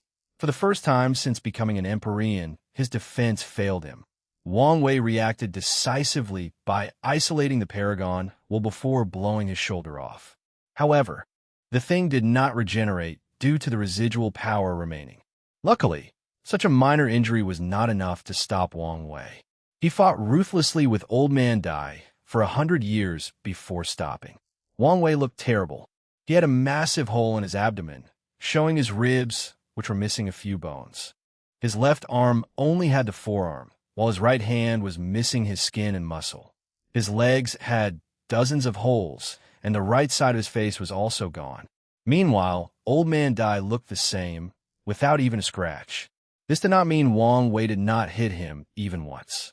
On the contrary, Wang Wei landed many decent hits during this long battle. Sadly, Old Man Dai's Paragon was too overwhelming, meaning he could regenerate since Wang Wei's true was basically useless. Had enough? Yes, Wang Wei nodded. Old Man Dai secretly sighed in relief. It was terrifying how much this man stole his technique in this short period. He reckoned that if they kept fighting, it would only take him 10,000 years to learn all his Dao skills he spent billions of yuan epics honing and mastering. Are you sure? Old Man Dai asked, trying to pretend. It's fine, Wang Wei replied casually. He had analyzed Old Man Dai enough to recreate all his abilities with his dream combat technique. As you wish, Old Man Dai nodded, showing his high demeanor as an old and powerful cultivator. Wang Wei ignored the latter's petty behavior and asked, Can you remove your Paragon Will's influence? Oh, no problem. Wang Wei's body instantly regenerated to its normal state. He condensed a brand new white and purple robe, thus returning to his peak handsome state. I must thank you, Wang Wei said. Although he lost the battle, paved the way for his future while saving him a lot of time. That's no problem, Old Man Dai said proudly. Well, I'm leaving, Wang Wei continued. Even though your junior brother will reject me, I wish you would still tell him of my offer. No problem. But as I said, don't hold your breath. Wang Wei nodded before teleporting away. Chapter 1246 Go Daos Rise, Dao, Abandoning World. An unknown cultivation cave. A young man dressed in white with luscious black hair, smooth skin, a well-defined jawline, pointy eyebrows, and burned flesh on the right side of his neck suddenly opened his eyes, showing his bright blue eyes. Did something happen? The handsome man muttered before using his finger to calculate. The results were vague, making him frown. Instead, he summoned a pair of extremely white bones and randomly tossed them before him. His blue eyes lit up as he observed the patterns the bones made as they landed. My first disciple, and my fate nexus? The young man swiftly checked his fate, and, as expected, it was time for him to experience that event. I can finally get rid of this burdened destiny, the young man, also known as Han Fa, thought excitedly. However, he quickly calmed himself down. But what does this have to do with that idiot disciple? Why couldn't I divine anything? These thoughts alerted him, making the Han Fa enter careful mode. He activated his catastrophe eyes, a physique he created and elevated to the peak of the world. What the hell did this bastard do? Anfatut. He just detected that if he were not careful, that stupid disciple would draw him into a whirlpool of events with disasters, catastrophes, trials, and tribulations everywhere. I knew that stupid disciple would be my downfall one day, Han Fa. Compared to the second, the first did not inherit enough of his cautious nature. The worst part is I still need to know what happened to him, Han Fa complained. He needed to deal with that fate nexus so fate could stop paying attention to him, and he could continue his peaceful life. In other words, as long as that fate nexus still exists, he will never be able to sleep peacefully. I guess I have to take some risks, Han Fa thought before glancing outside the cave. If anyone were here, they would be shocked, no, terrified at the level of security protection in this hidden cave. First, the cave was inside a dimension built from carmelous crystal, making it an excellent place to isolate any form of karmic causality detection. Secondly, there was a sea of immortal energy around this cave, which was so intense that it was enough to train more than a dozen immortal kings. However, Han Fa used the energy to interfere with all kinds of detection methods. The third layer of protection was the countless formations around. There were millions of them, and they involved myriad aspects: anti-divination, anti-calculation, anti-karma detection, anti-time retrograding techniques, information control, and many others. Finally, there is the secret transmission array that will teleport the hidden cave to different locations in case of an emergency, including to other chaos worlds, the River of Time, or the Source Key space. However, this was not the end. The fourth layer was the chaos world, called the Dao Abandoning World. This place had this name for a reason. Grand Dao abandoned this world, thus limiting the latter's influence control over it. This world situation limited the use of many techniques, turning it into a perfect hiding place. This place's fifth and final layer of protection was the fact that Han Fa was a fateless. In his life, he took a few risks, and one of them was to kill a fateless to get the status, just like Wang Wei. Han Fa held a communication talisman in his hand, his face very ugly. He was angry that his stupid disciple was putting him in danger. He trained them because he knew they might be helpful one day. He's alone, and sometimes having a few powerful allies might be beneficial for his survival. Of course, his primary reason for acquiring disciples was because he deduced it was the best way to get rid of his fate nexus. After Han Fa sent that talisman, primordial chaos experienced a small but unnoticeable vibration. It was like someone dropped a stone on a large body of water, but no one detected the fluctuations. The talisman headed to one chaos world before disappearing as if it never existed. However, its message was then redirected to more than 1,000 chaos worlds. It went back and forth another 1,000 times through the Source Key space and another 1,000 dimensions in primordial chaos before reaching the Eternal Ascension world. While this message traveled to these worlds, countless people of different races, sexes, and cultivation realms were involved. These people never met each other and had no connection whatsoever except to Han Fa.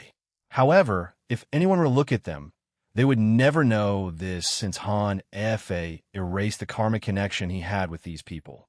They've never met Han Fa, known his name, or seen his face. However, he secretly helped them and left them with a binding contract. When a message arrived, these people followed the proper procedure and sent it to the designated area by the contract. Then, they erased their mind to the fact that they've received any kind of information. Some people had harsher contracts and had no choice but to enter reincarnation to hide the message tracked. Some people were embedded with terrifying curses to kill whoever tried to get the information from them. Han Fa did all this to ensure no one could trace the message to him. He was so careful because the eternal ascension world had those monstrosities called half-step transcendent. His train of thought was if one of those two captured his message and tried to trace it back to him, the trouble would deter them, and if not, it should buy him enough time for his catastrophe to warn him of danger, and he can run away. Han Fa's message did not reach Old Man Deus until after his fight with Wang Wei 100 years later. However, that's only relative to the eternal ascension world. This message took different times in different chaos worlds, making it hard to calculate how long had passed for Han Fa. However, in some places, more than 1 million passed before the message was transmitted to its following location. The message silently reached the eternal ascension world. Supreme Unity and Mithria did not notice for 2 reasons. Firstly, they were locked in battle. Secondly, many top factions communicate with other chaos worlds. These communications stopped or were reduced to a minimum after the ultimate taboo. But since the parasites left for the frontier to stop the invasions, they became increasingly more frequent. So, Han Fa's message could easily enter undetected underneath the countless other more open modes of communication. Old Man Dai was happy to suddenly receive news from his master. The message was encrypted, so he had to spend time using their sect's unique decoding method before he knew its content. He was then slightly surprised by his master's content and replied accordingly. The return message experienced a similar process before arriving, but this time it was another group of people unrelated to the first. Zhao abandoned Gu Zhao, Anfam Mutarat. So my destiny was to build a new philosophy. If it were any other individuals, they would be pretty excited. After all, only a few people had such destiny, the most famous being the creators of Taoism, Buddhism, and the Way of Virtue, also called the Scholarly Way, the Gentleman Way, or the Way of Literature. Now, I finally understand why I felt that unfilial bastard was connected to me, Han Fa muttered. He had a 3rd disciple that he took after leaving the Eternal Ascension world. That disciple was the most talented of the 3. He became a peak Empyrean in rapid record, and Han Fa was confident he would be the 2nd boundless paragon in their faction. However, the 3rd disciple only absorbed a small part of his philosophy. The 3rd one wished to create a large faction, to gather people who wanted to cultivate peacefully without getting involved in the chaos and strife of the cultivating world. However, Han Fa disagreed with this idea. It was one thing if it was a hidden faction, but his disciple wanted a proper sect. Since he wants the limelight so bad, he can have it. Anfam Mutarat. He can inherit the destiny of the Go Dao school, and I can get rid of Fate Sight. Han Fa chuckled before sending words to his 3rd disciple. He was not as paranoid as when he contacted the first, but it was still very hidden. Han Fa exhaled, feeling a burden uplifted from his mind. He looked in the distance, his mood suddenly becoming somber. What should I do now? Han Fa had hit a wall.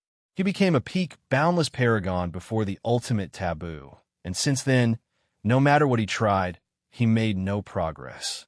After many failures, he decided to temper his body and recently opened the gate of flesh. Han Fa knew this path would increase his survivability and strength, but it would not help him reach the next realm. Do I have to take the risk and participate in the upcoming tribulation to have a chance at enlightenment? Chapter 1247 Beyond Comprehension. Wang Wei was in a cultivation room, reflecting on the battle. The character profile he made for Old Man Dai mostly stayed the same from the initial conception when they were talking. The only thing new he confirmed was that the old man was not as low-key as he should be, and he wanted some attention and glory. This was further proven when he used his master's Paragon Will, which he should have hidden as a last result trump card. He also should not have revealed it so quickly that it came from his master. From what little Wang Wei could gather about these two's masters, I don't think he's a man who would be glad that his cultivation realm was revealed. Could I draw Old Man Dai's master in the current mess? Wang Wei thought. The situation would become much more complicated if a boundless paragon suddenly appeared. However, Wang Wei immediately shook his head as soon as this thought manifested. He reckoned their master might let his two disciples die if their actions put him at risk. However, I may be able to use the fact that Old Man Dai revealed his master's information to blackmail him into working with me, Wang Wei thought. No, maybe take action once, but he'll still prioritize his life. Wang Wei was satisfied with using Old Man Dai's power once. After all, he is still a decently talented paragon. He sent someone outside and said, "Come in." Monk's humongous frame walked into the room. Wang Wei did not stand up from his cushion. Did something happen? No, I wanted to check on you. Monk replied, "What happened out there? I thought the fight would at least be a draw." He saw most of the fight and was shocked as he did not expect things to be so one-sided toward the hidden master. He had an artifact with a Paragon Will, Wang Wei explained. That explains everything. He wondered why Wang Wei's defense was so easily bravado. After processing this news, Monk suddenly became angry. So, that bastard did not do his best against me? Apparently so. Wang Wei nodded casually. Let's change the subject. What happened during my absence? Anything to report? Yes. Everything is in order as we now control the lawless zone, Monk reported. We've also finished the preparation for leaving. We can depart as soon as you say the word. That's good to hear, Wang Wei nodded. You should have observed Jia Ping in the past 100 years. What are your thoughts?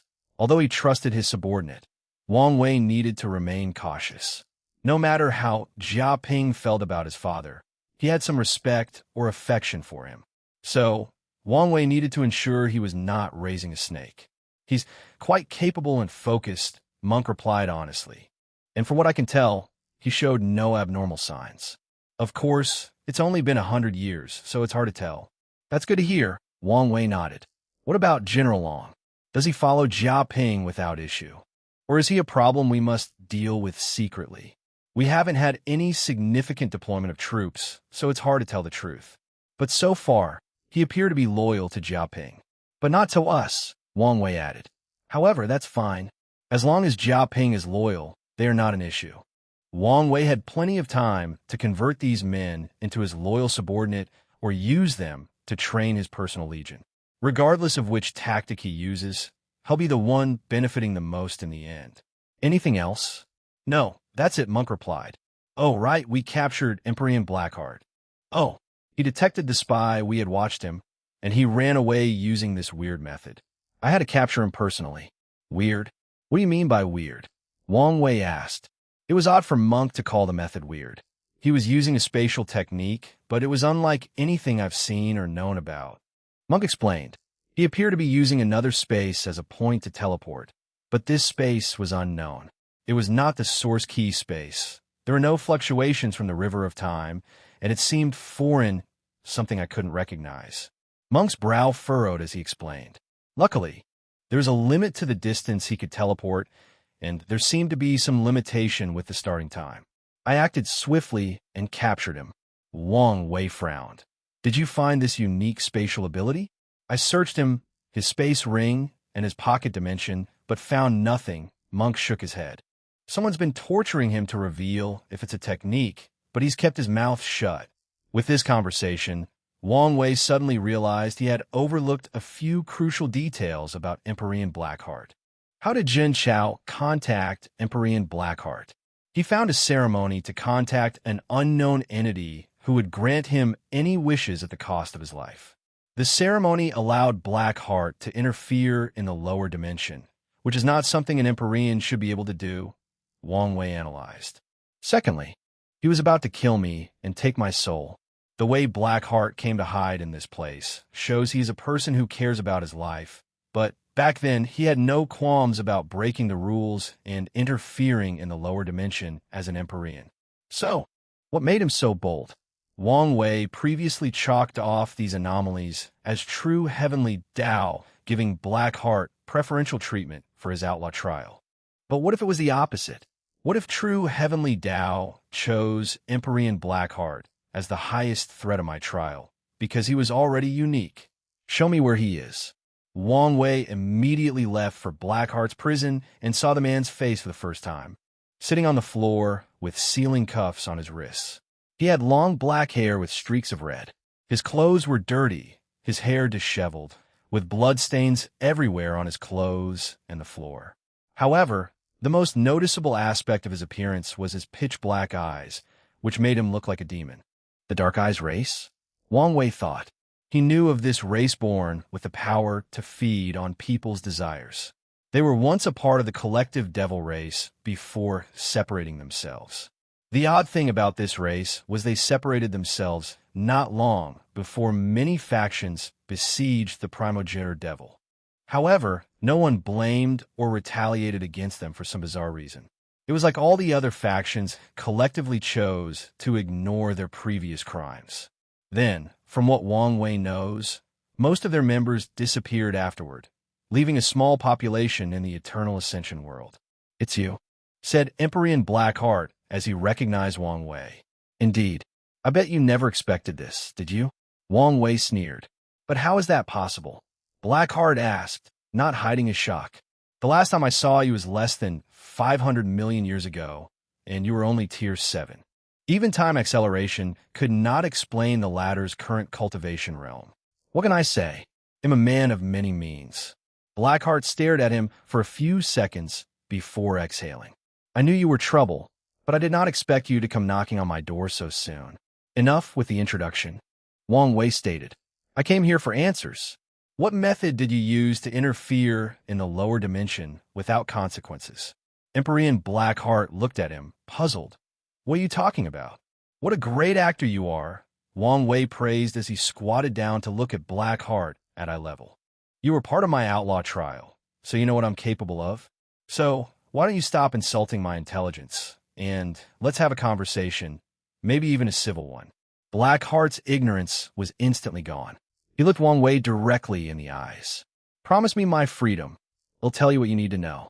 Wang Wei looked at him calmly despite the fact he was secretly shocked. As he read Blackheart's fate line, he found nothing.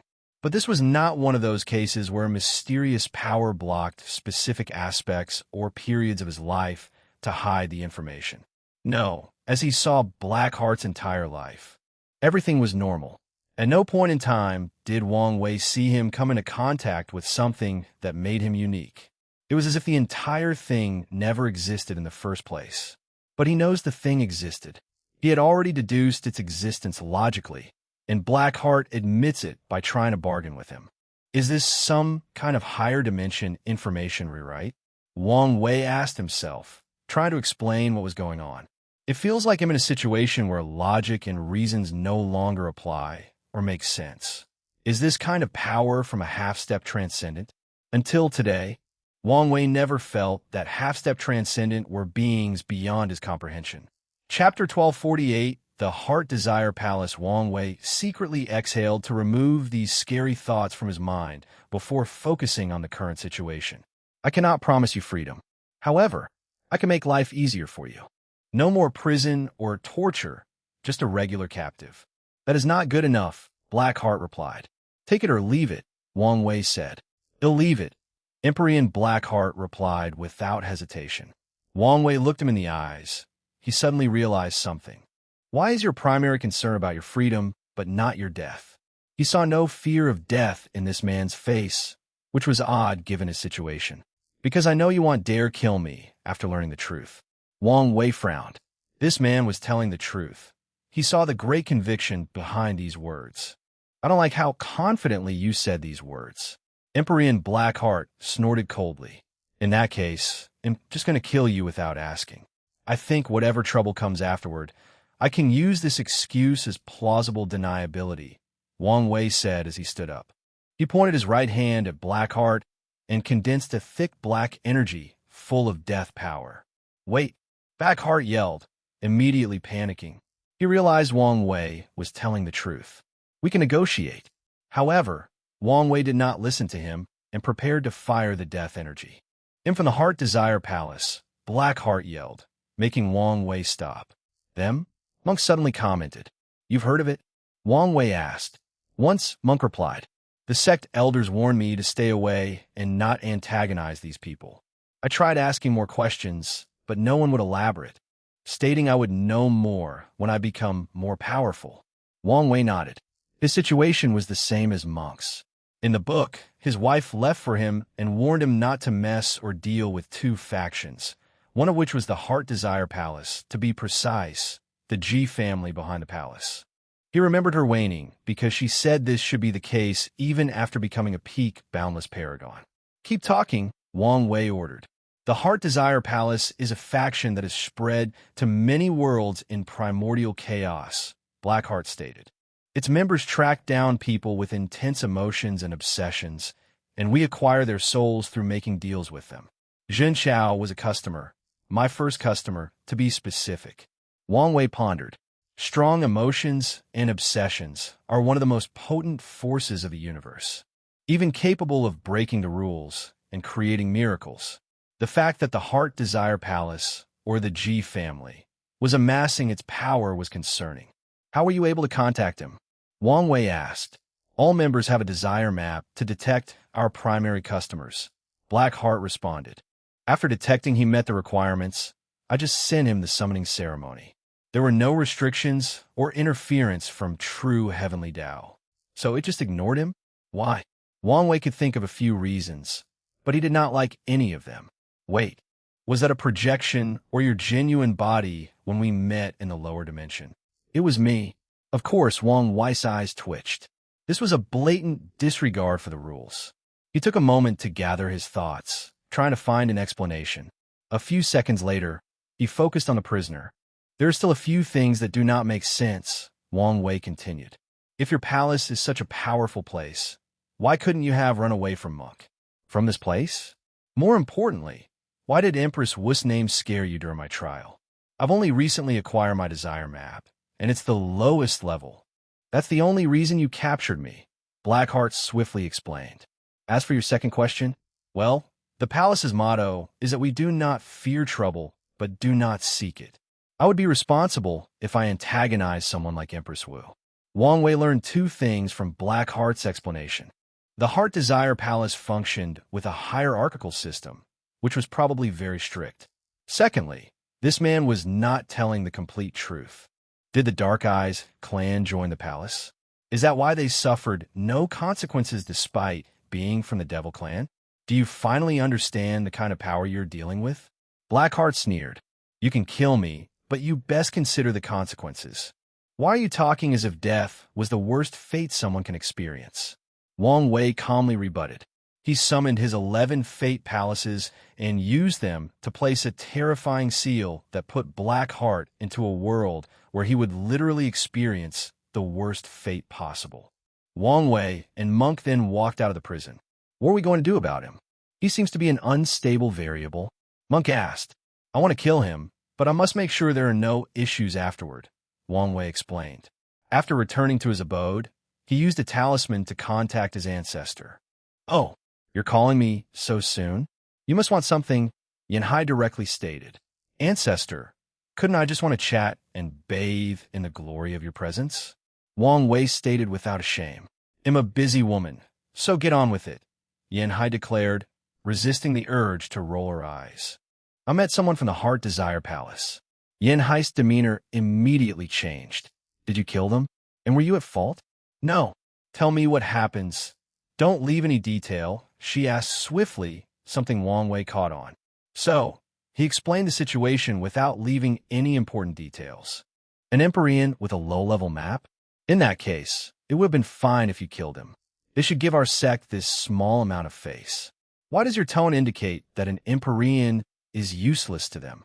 The G family values the palace's internal members compared to the others, and their recruitment process does not value cultivation as much as your affinity with emotions, desires, and the soul. Wang Wei squinted. So, I can kill Blackheart? Yes, but I wouldn't recommend it, Yanhai explained. The palace operates in a neutral system, but they also protect their members. If you kill him, someone will come to investigate. Given Blackheart's low level and the fact you're not at fault, they won't cause you trouble. However, you know the current situation of our world. If these people intervene, even if not directly, things will become more complicated and escalate into, well, I don't even know. You have a point, Wang Wei nodded. But I'm confused. What makes the Heart Desire Palace? No, the G family. So feared that even you're careful when speaking about them. Yanhai looked him directly in the eyes. Kid, I know you are wise beyond your years or your realm, but there is such a thing as too much on your plate. You have plenty to do now, so don't add unnecessary stress to yourself. All you need to know is stay away from these people. Don't antagonize them if you have to deal with them. And no matter what, don't make any contracts with them. Understand? Wang Wei could tell she would not say more. I understand. Good, Yanhai nodded. You should be preparing to meet my future daughter-in-law at Sun Junyo's celebration. Do you need any advice on how to proceed? As if I would seek advice from someone who's been eternally celibate. Wang Wei thought to himself. Yanhai's eyes suddenly turned fierce. You just thought something offensive, didn't you? Boy, don't you know my sword can reach you instantly with a thought? Ancestor, don't sully my character, Wang Wei swiftly said. I was thinking of what appropriate advice to ask. Danhai said not Gun Li. You've ruined the moment. Anyway, you better not mess things with her. I have plans to lord over my seniority over her for eternity. They'll never forgive you if you ruin this for me. You better not. Yanhai ended the communication, leaving Wang Wei alone to smile wryly. Is this marriage for me or you? He complained. He sighed before focusing on the present. He did not need to worry too much about the Heart Desire Palace, since he wouldn't contact them until he traveled through primordial chaos. However, this incident reminded me of something I've overlooked: foreign forces. Wang Wei thought, the parasites are holding the front line, but what if someone breaks through or they give up protecting the world? What will happen? He took this moment to deduce the future. In the best-case scenario, Mithriya and Supreme Unity will stop their fighting and stop the invaders. Then, they would continue their fights. The worst-case scenario is they stop the invasion and return to overlook the situation. I would rather not deal with the present Supreme Unity, even with Mithriya's protection. The middle scenario is they keep fighting and allow these foreigners to interfere in the world's current affairs. The situation is also wrong, since my priority will not be these weak parasites, but some of the most mighty paragons from primordial chaos. Chapter 1249 Gu Xian's Treasury. Wang Wei could not think of a good solution. The best option would be for these transcendent beings to allow the paragons from Limbo to return to the world to deal with the situation. But this plan is also complicated. It seems Mithriya no longer requires the world to be peaceful, so she might support the Paragon's return. However, Supreme Unity is another thing. Wang Wei pondered. It would be great if they could come up with an agreement. For example, the Limbo Paragons can return, but they can only stay outside of the world. However, Wang Wei doesn't know whether Supreme Unity would accept such an agreement. This plan is a no-go, so I need something else, Wang Wei thought. Maybe the escaped Paragons? He did not believe Mithriya and Supreme Unity eliminated every Paragon left in the world for a single reason. They were not powerful enough. At least when they tried it. Wang Wei conjectured that these two did not leave the ultimate taboo as half-step transcendence. If that were the case, they would not need heaven and earth in a peaceful state for them to cultivate. They were probably in the transition phase of becoming half-step transcendence, making their powers leagues ahead of even the best boundless Paragon. Their strength at that time meant plenty of room for a few Paragons to escape and survive. So, Wang Wei's plan was for them to return and deal with these foreign invaders. This plan is even worse than the first one. Wang Wei smiled wryly. These paragons would be extremely careful if they return, and that is if they choose to return. Additionally, these people must have scattered in countless worlds throughout primordial chaos, meaning Wang Wei had no way of knowing who escaped or how to contact them. Qin Tong would be an excellent choice for such a situation, Wang Wei thought. He's powerful, already has enough resources to revive himself, and he doesn't seem like the kind who can remain indifferent to the situation of his homeworld. Wang Wei then smiled wryly. He exiled Qin Tong into the source key space, but he did not know exactly where. In other words, finding him would be worse than searching for a needle in a haystack. So, unless Qin Tong chooses to show himself, there is no need to consider him for any plan. The only solution left is for the ancestor and my future wife to sit on the frontier and intimidate everyone else, Wang Wei concluded. He sighed before muttering, "Hopefully, I'm overthinking," and those two chose a temporary truce when dealing with these foreign invaders. He slowly stood up from his cushion and teleported away. He wished to use the treasure from Gu Xian's treasury to relieve his current stress. Wang Wei appeared on a desolate planet on top of a volcano spewing blue lava. He pointed into the void to open a secret dimension. However, Wang Wei did not go in as he knew this was a decoy. Instead, he gathered a unique aura before teleporting to 10 more locations and doing the same. He condensed a token from the aura of all these decoy dimensions and activated it. However, Wang Wei did not enter this one as well. Instead, he entered the 7th decoy dimension. That bastard took the word deception to the core, didn't he? Wang Wei complained. I hope this bastard has some useful stuff. Wang Wei did not have all of Gu Xian's memories, but he knew these resources should be high-end since the bastard had prepared them for his future rise after becoming an unparalleled genius. Wang Wei smiled after seeing the inside of this dimension. He first checked a few talismans with cultivation techniques. This soul technique is decent, Wang Wei commented. Gu Xian had a soul cultivation technique that could cultivate a paragon soul. Although this technique was not top-notch, he could still use it for his subordinates. As for himself, well, Wang Wei needed to start cultivating his soul like everybody else. But he didn't have to worry about cultivation techniques, since his Wuhong left him one of the best soul techniques. Wang Wei checked the other talisman, and he found something interesting. Gu Xian was working on turning his heaven deception art into a longevity technique usable for tier 11 and 12. Although he failed, there should be enough data to succeed in his stead. He turned to the last interesting talisman, which contained a body refining technique called Thunder Body Refining Scripture.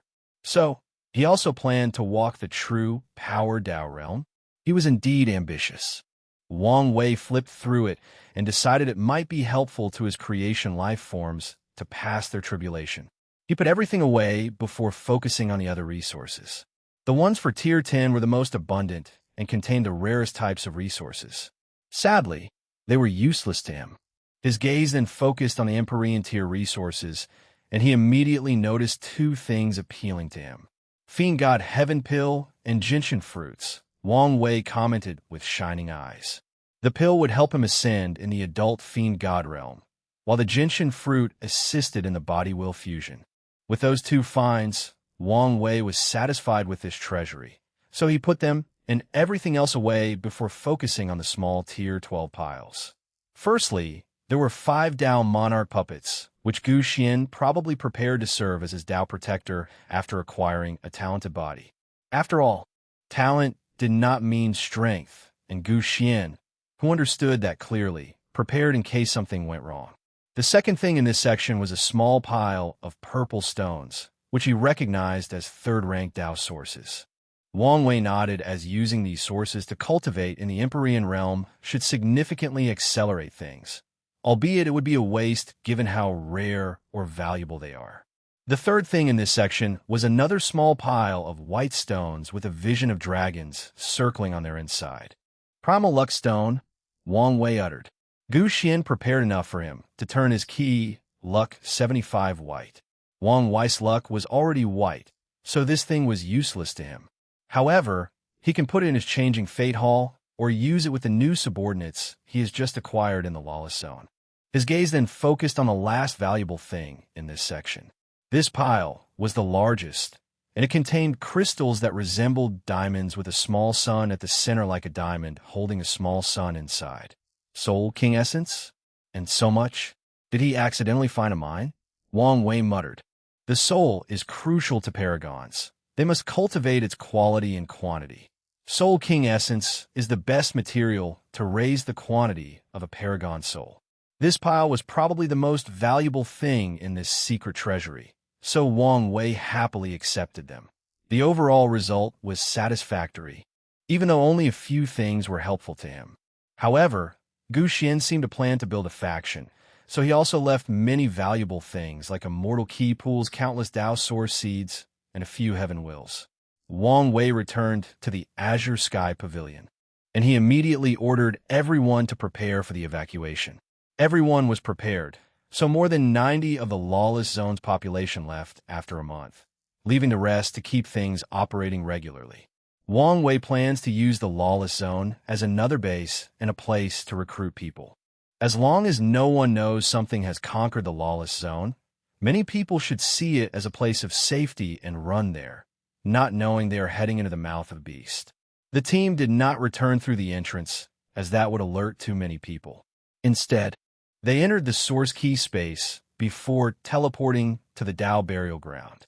Before leaving, Wang Wei talked with Old Man Dai about his junior brother's response, and unfortunately, the latter rejected his proposal.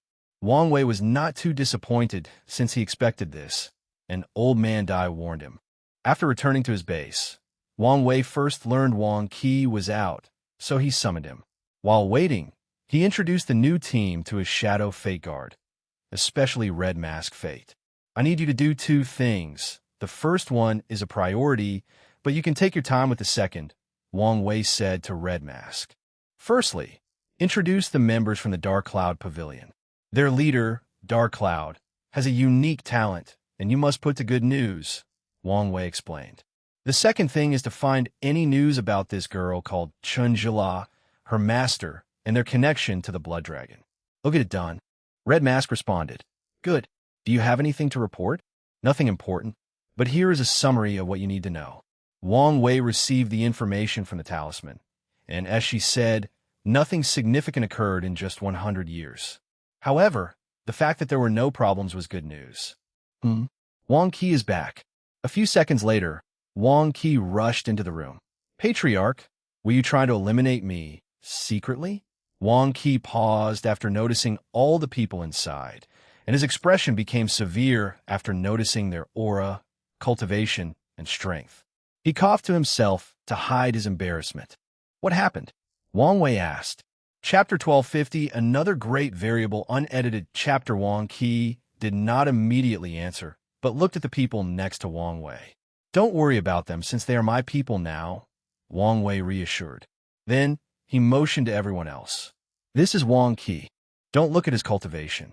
He is the steward of my operations, and, thus, holds my complete trust.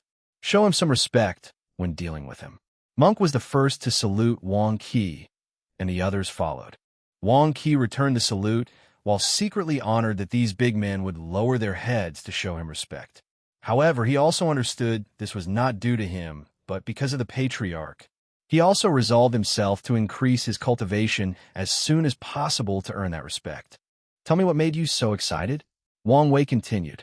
The brilliant Smile Emperor was captured. Wang Qi swiftly replied. By who? The Five Feather Phoenix people, Wang Qi explained. Is it because of his ascension? Yes.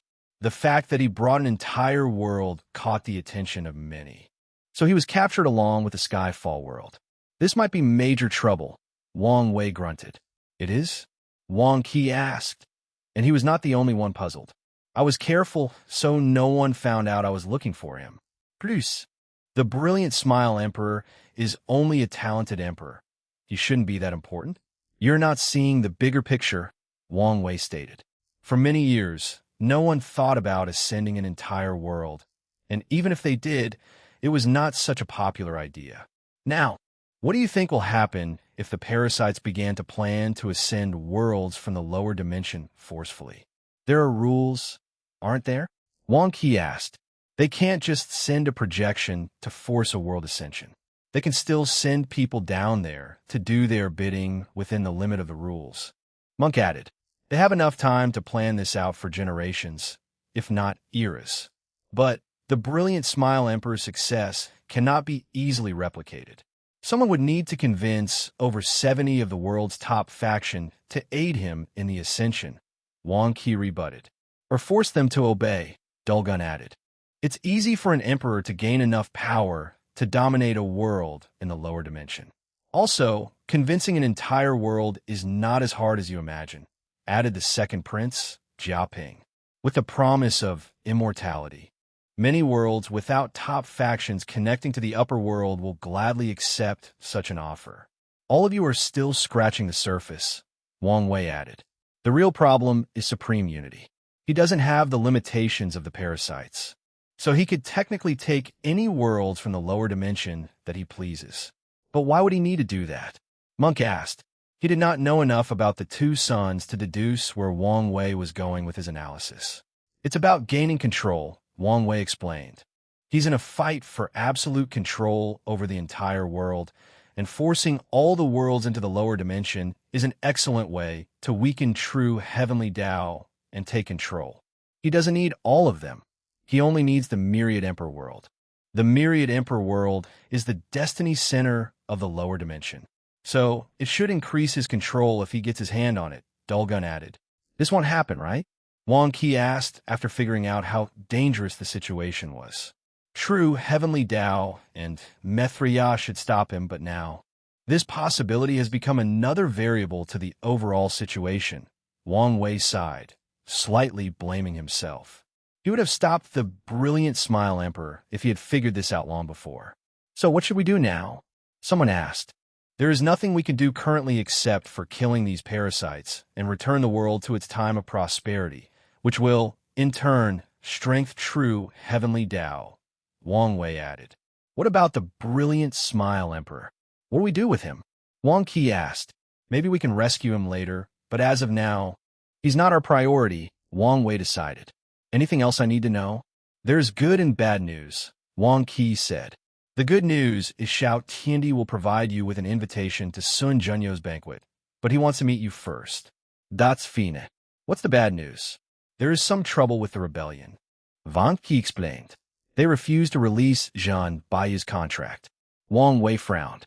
He agreed with Zhan Biyu that she would report to him now instead of the rebellion.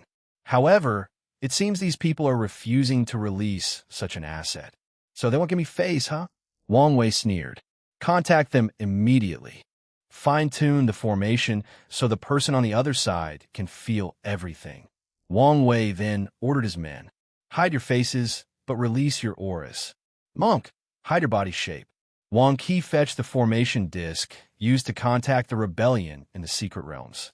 After modifying it accordingly, he returned it to the meeting room and activated it.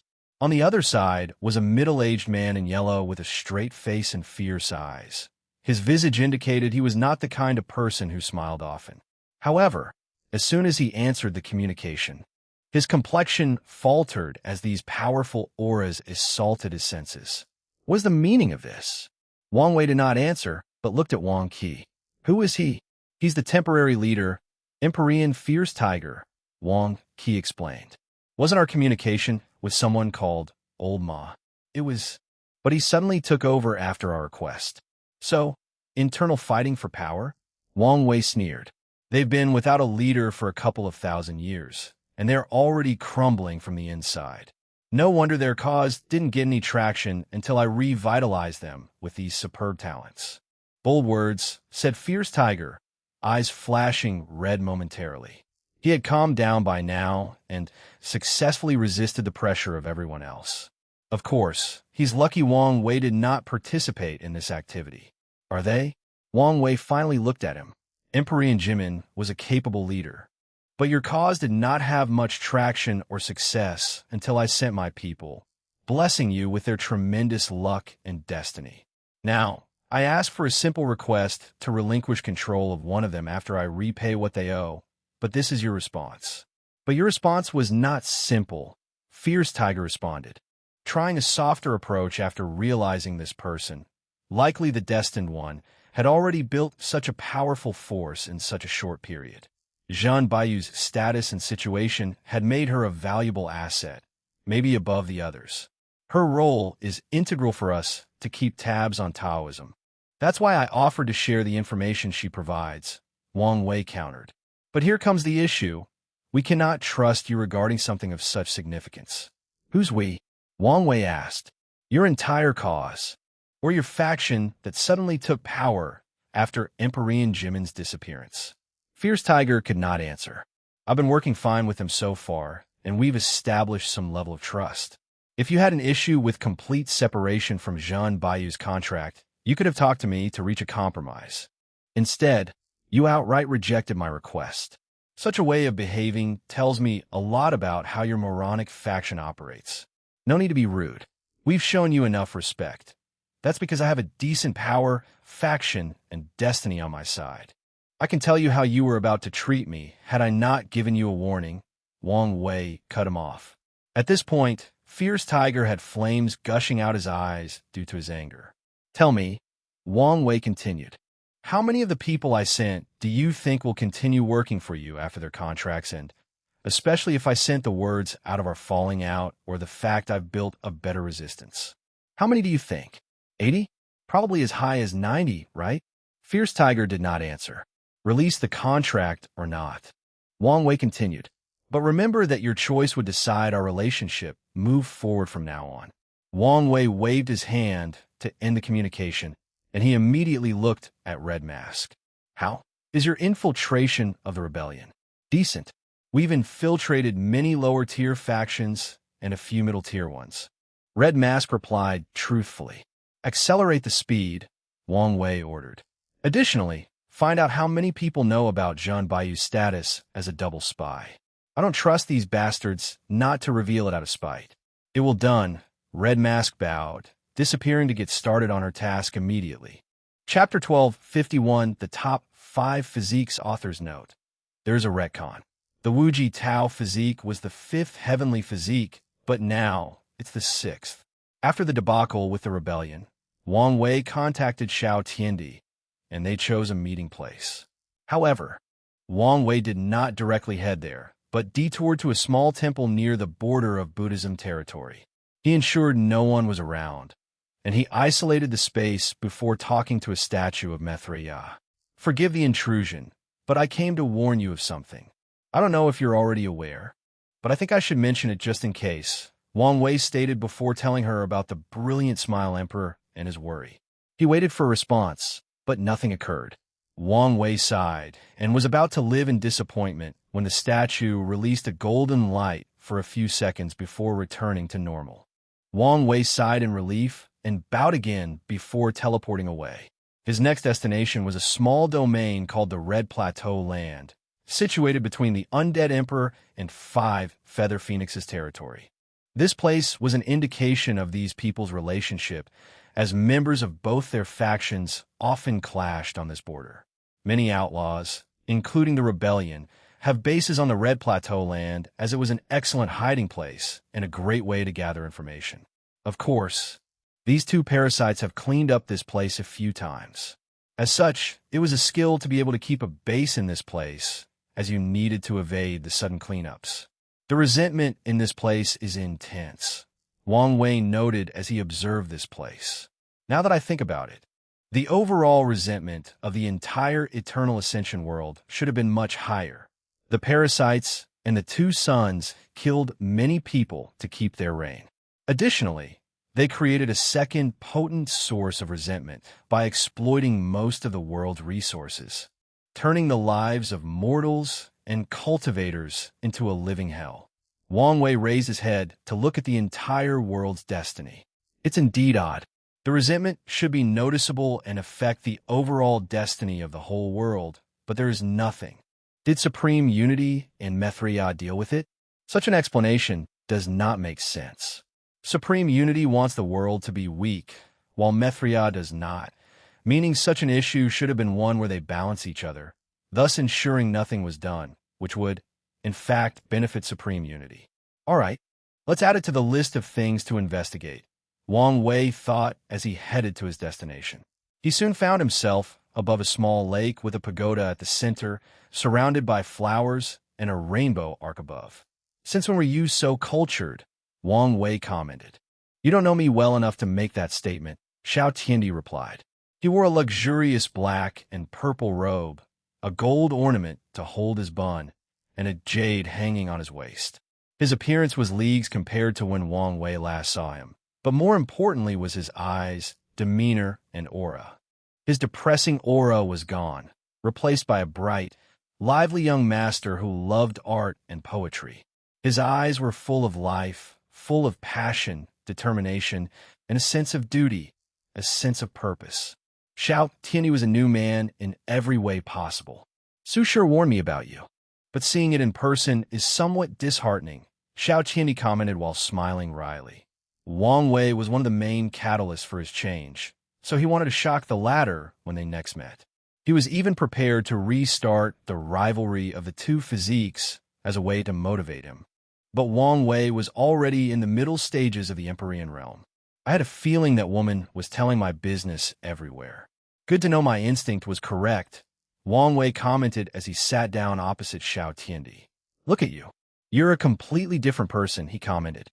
Xiao Tiandi's current cultivation was 50, which shows how much he has improved since their last meeting. However, this was not the most promising thing about him, nor was it that he succeeded in achieving a 5-root 9-extremity foundation before proving the Tao. His most impressive achievements were the fact he was a Tao Lord and that he awakened his physique for a second time. Heavenly physiques in the upper and lower dimensions differed in their purpose and the fact that some have an awakening process. Lower dimension physiques are created to cultivate powerful emperors with good Taos, while the top 5 upper dimensions focused on cultivating paragons, while the lower 5 focused on cultivating Empyreans. The first physique, the innate Grand Tao Source physique, was one of the few with an awakening process. The first awakening can be achieved after its owner proves the Tao, resulting in an ability called the Grand Tao Map. The map contains a detailed explanation of all 3,800 primary Taos. If the owner of the physique can achieve the third awakening, the map will provide a detailed explanation all the way to 100 of all 3,800 Grand Taos. Technically speaking, the first physique has a lower understanding than the second, but the map makes up for the gap. It could even be argued that they are better because the map was like having an explanation outline of all Taos created by Grand Tao. On top of that, the physique owner can allow other people to use the map, which is why many factions always do everything possible to acquire people with that physique. Sadly, everything is balanced. Awakening the physique is extremely difficult, especially if you wish to do it above your realm, as Xiao Tiandi did. Many people died in the process of awakening these physiques. "Thanks to you," Xiao Tiandi replied while secretly observing Wang Wei. He had finally confirmed something. This bastard was an anomaly born with his soul quantity already reaching the paragon level. Xiao Tiandi was secretly jealous. The fifth heavenly physique was called the Tao Mind Physique, and there was no awakening, and its owner was born with a terrifying Tao heart and willpower. After a bit of cultivation, they can pass what is arguably the hardest aspect of becoming a paragon, the time-washing tribulation. The fourth physique Grand Fortune physique grants its owner white luck. In other words, the owner is born with a paragon level of luck. The third one is the Prime Essence physique, and this one is dedicated to inextinguishable paragons. The owner can achieve immortality after absorbing the heaven, while instead of being limited to 1 yuan epoch of lifespan, like other true power Tao realm. They only need to survive 3,800 tribulations to achieve limit indestructibility, and their will is already fused with their body, thus skipping this step to open the gate of flesh. Of course, they still need to temper their willpower. Then there is the second physique, the innate paragon soul. It grants its owner a paragon quality soul and makes it easier to cultivate its quantity. Cultivating a paragon soul can be the most time-consuming aspect of entering the paragon realm, the most resources required, and arguably the second or third most difficult aspect of the process. He had already met the soul and luck requirement, leaving the cultivation realm, the immeasurable tribulation, and the Tao heart requirement to pass the time-washing heart tribulation. Xiao Tiandi analyzed. From what I know about this bastard, his Tao heart is solid and only needs some time to temper it. In other words, he only needs to reach 90 of his understanding and pass the tribulation, and he'll be a paragon. Meanwhile, Xiao Tiandi did not like the fact he was left behind, or the fact Wang Wei was now technically in the same generation as his master due to his cultivation realm. On top of everything else, he wanted to beat this guy up at least once. Yes, Wang Wei helped wake him up from his slumber state, but he did not appreciate the way he went about it. As such, he wanted to show him off before putting everything behind him. But what can I do to accelerate my cultivation? His master was already providing him with the best resources. The other solution was merit, but that's not available in large quantities. He had access to the best time acceleration resource, so unless he found a unique treasure like Emperor Kong, he could do nothing. Chaos Tao, huh? Wang Wei asked. It makes sense. The innate Tao source was perfect for cultivating Chaos Tao. It was probably created for that purpose. Additionally, the physique even allowed its owner to only pass the outlaw trial, and not the supreme trial, to cultivate Chaos Tao. So, why did you want to see me? Wang Wei asked. Xiao Tiandi did not answer, but took out a small mirror and glanced at it. I knew it, he uttered before looking at Wang Wei with a fierce gaze. What's your intention with my master? Chapter 12, 52, Invitation. Wow. What's with this sudden aggression and hostility? Wang Wei asked. When we first thought, I felt you had some kind of connection with my master. At first, I thought I was thinking too much, but now I just checked, and your destiny resonated with hers, Xiao Tiandi stated with red eyes. She told me about her fate nexus and her fated love. Are you the bastard fate chose for her? So what if I were? Wang Wei asked calmly. You're not worthy. Oh, do tell me how I'm not worthy of her. Xiao Tiandi opened his mouth to say something, but almost choked on the words as he forcefully stopped himself. Wang Wei was handsome. His strength was very high considering his age. His talent reached the top of the world, and his background was amongst the best in the world. By all categories. He was perfect for Sun Junyao. All these facts made Xiao Tiandi speechless. Luckily for him, Wang Wei was hiding his perfect aura. Otherwise, it would be evident that these two were perfect for each other. You're married, Xiao Tiandi suddenly said, as if he had found a lifeline at the last possible second. So, Wang Wei replied, it's normal for a man to have 3 wives and 33 concubines. When it comes to a man of my ability and status, it won't be a problem to have a harem of 3,000 beauties. Bastard, do you think my master is any ordinary woman? I don't know your master. But if all she is going for her is her status as the most beautiful woman in the world, then that is not enough for her to be the only woman in my life. Xiao Tiandi immediately released a terrifying killing intent. Do you want to fight? I'm willing to risk it all. Don't embarrass yourself. Wang Wei waved his hand. Anyway, why do you care so much? He asked, giving him an odd look. Don't look at me like this, Xiao Tiandi grunted. I just want to make sure whoever she ends up with can give her the entire world. That's the minimum she requires. Is that so? Wang Wei uttered. I thought you had confused the maternal feelings you had for your master with love, because throughout your life, she was the only good and constant thing you've ever known. Or maybe, after getting your life together, you became bold and wanted to try your hands at a forbidden fruit. Boom! A terrifying palm with the power of destruction hit Wang Wei. However, a small shield appeared and easily blocked it. He blocked it so thoroughly that nothing in the pavilion was even scratched. Oh, calm down, Wang Wei said as he served himself a tea. How can you be so easily riled up as a Tao Lord? Even if your master is your weakness, you should do a better job at hiding it. Wang Wei sipped his tea. Anyway, it's not like the relationship between master and disciple is considered a true taboo. Besides a few strict factions, usually the ones involving religion, no one cares about this kind of relationship. After living for so long, the morality of cultivators can be described as a thin thread. Even relationships between families are more common than in the mortal world. After all, Tier 10 cultivators could live long enough for their family to have bread for millions of generations. After a certain number of generations, some people just don't care, and that's not mentioning the ones who try to keep their bloodline pure through devious techniques and intermarriage. Xiao Tiandi exhaled to calm down. Answer my question, he asked, no, demanded. What's your intention with my master? Wang Wei ignored his rude attitude and said, I have no intention. I must meet her to break the fate nexus, and that's what I will do. That's it. Pretty much. You're not tempted at all? Like I said, if beauty is all she has, that is not enough for me to care, Wang Wei stated. And, as you said, I have a wife, and she's the only one for me. Xiao Tiandi looked at him closely. My intuition tells me you're telling the truth, but my mind cannot believe your words. That's because you're biased, Wang Wei replied. You've put her on a pedestal, so you cannot fathom any men rejecting the opportunity to get with her. However, the world is vast, so although I'm in the minority, I'm sure there are many others. That's because you haven't seen her yet, Xiao Tiandi rebutted. He knew his master was the kind of beauty that transcends gender, race, or species.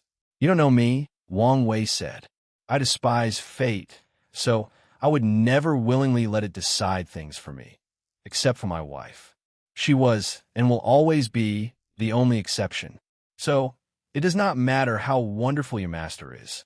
Just because she was chosen for me made it impossible for us ever to be together. That's an odd way of life, Xiao Tiandi commented. If he accepted it once, why not do a second time? However, he could understand this kind of determination and spirit of defiance.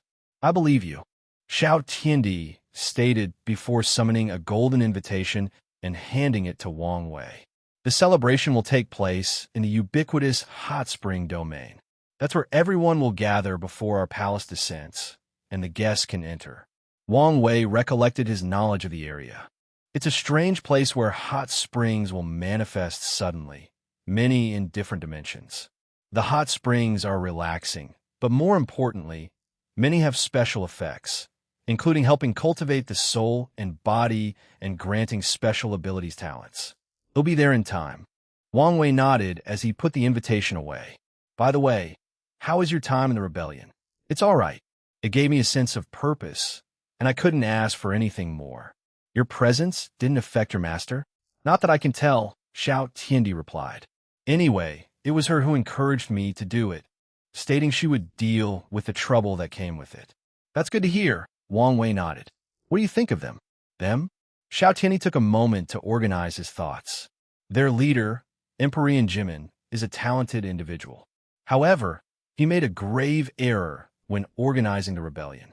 He did not centralize power and recruited too many people, creating a situation where so many factions vie for power. Xiao Tiandi squinted. I reckon it was not a mistake, but he did it purposefully.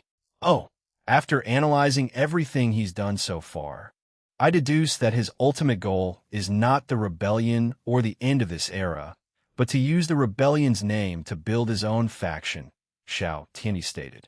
He's that ambitious, more than you think. If my analysis is correct, his disappearance is because he's trying to enter the Paragon realm. If he succeeds, it will be easier for him to control all the resistance, especially since he already has the majority of control, Wang Wei commented. That should have been his long-term goal from the start, Xiao Tiandi agreed. Wang Wei tapped on the tea table as he pondered. His mind was on the verge of catching something. In the current situation, where would I hide to break through? He asked himself, and the answer was simple. There were 3 possible situations. The first is the source key space, but the volatile nature of that setting means it could affect the immeasurable tribulation, thus raising the difficulty exponentially. The second option was the forbidden place of the Eternal Ascension world, but after the 2 suns took over, these places ceased to exist or disappeared from the face of the earth. That left the last and best solution, the lawless zone. Its power will not affect the breakthrough, since the tribulation originated from true heavenly Tao.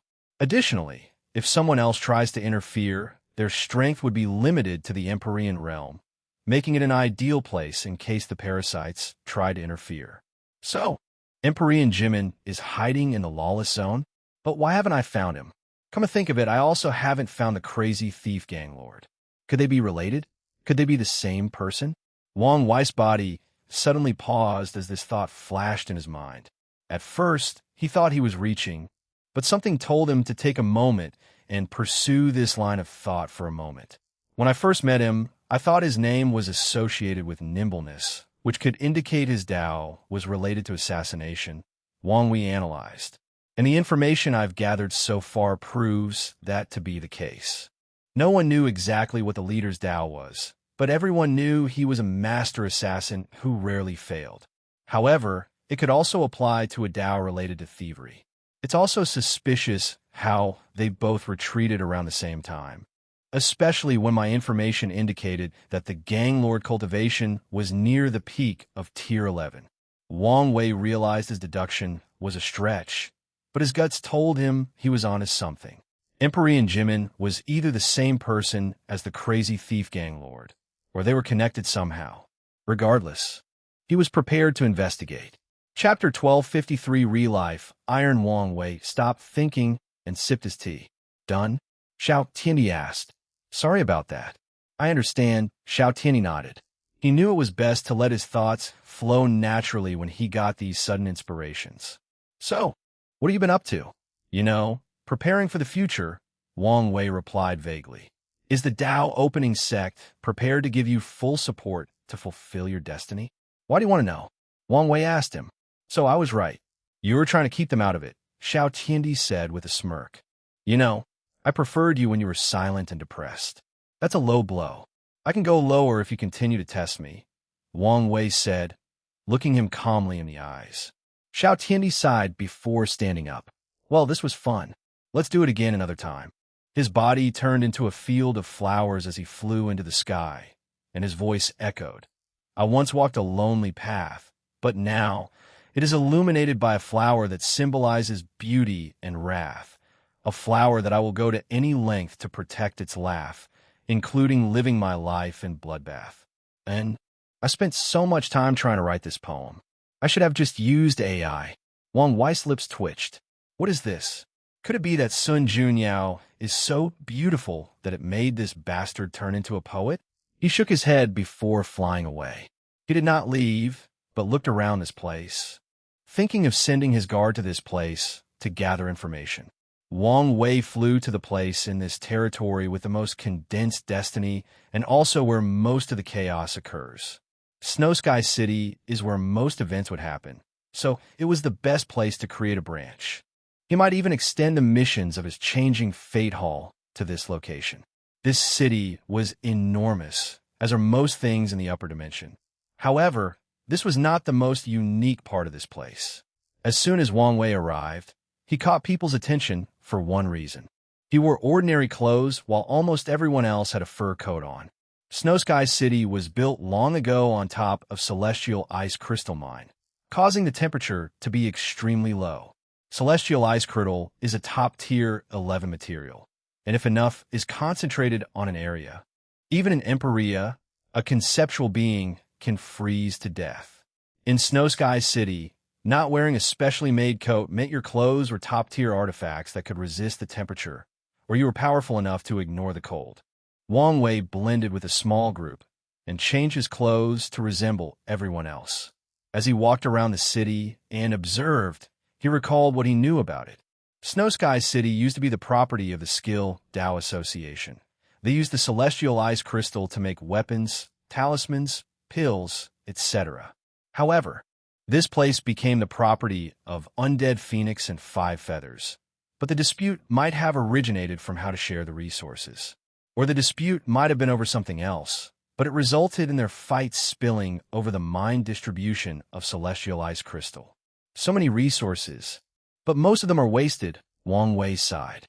The parasites killed most of the professional Dao paragons, meaning that they could not refine resources on that level. Wang Wei guessed that Mithraea and Supreme Unity might have allowed them to keep a few, but that is unlikely since the creation of some paragon pill, depending on the type, could cause severe vision and affect the entire world, which is what they wanted to prevent. Additionally, these parasites, maybe except Time Eater, were not brave enough to keep another paragon close to their side. As such, the best they could do was keep a rare insurgent Dao monarch that could refine paragon grade or close to that, artifacts, pills, talismans, etc. As Wang Wei was walking around the city, he heard something that caught his interest. "Are you serious?" said a female Dao ruler. "Yes, I just heard the news. The Purple Lotus Actial Hall released the news that the next auction will contain real-life iron," said her companion, an immortal sovereign. "Shoo, don't say so loud," warned the woman. "But they are so bold to announce selling such a thing? It's probably because it's only second tier.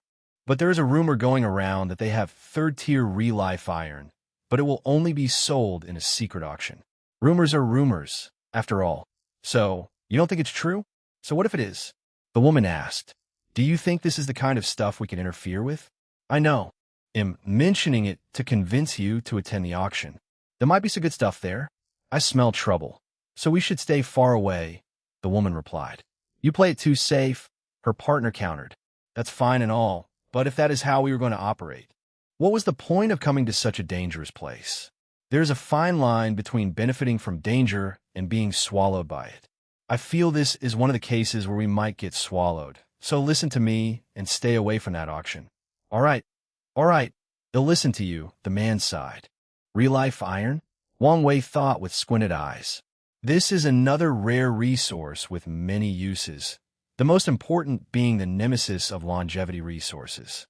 Initially, this thing was used by people without access to a Dao or to kill emperors and above. They would seal the body in prisons built from real-life iron, preventing the emperor from reviving.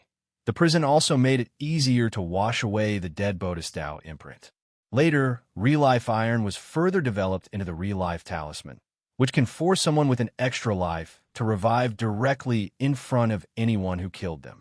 In other words, people would use the talisman to force people with extra lives to revive before them to kill them again, ensuring they are truly dead. The parasites outlawed real-life iron. Although they only reinforce the rules when the third-tier ones are discovered, their subordinate does reinforce the rest of this rule. Wang Wei thought, so why are those people so blatantly selling it? He was intrigued, so he participated in this banquet. He had to wait 6 months, but decided to take a small vacation.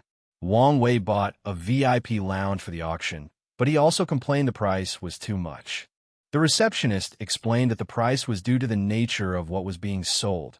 However, he still felt it was needlessly pricey. On the day of the auction, he waited and observed. The announcer hostess was a beautiful woman with a goth vibe. She wore dark purple lipstick, long black nails, and a revealing winter fox coat. Why would a coat be revealing? No one knows, but that's how she was dressed, and the audience seemed to love it.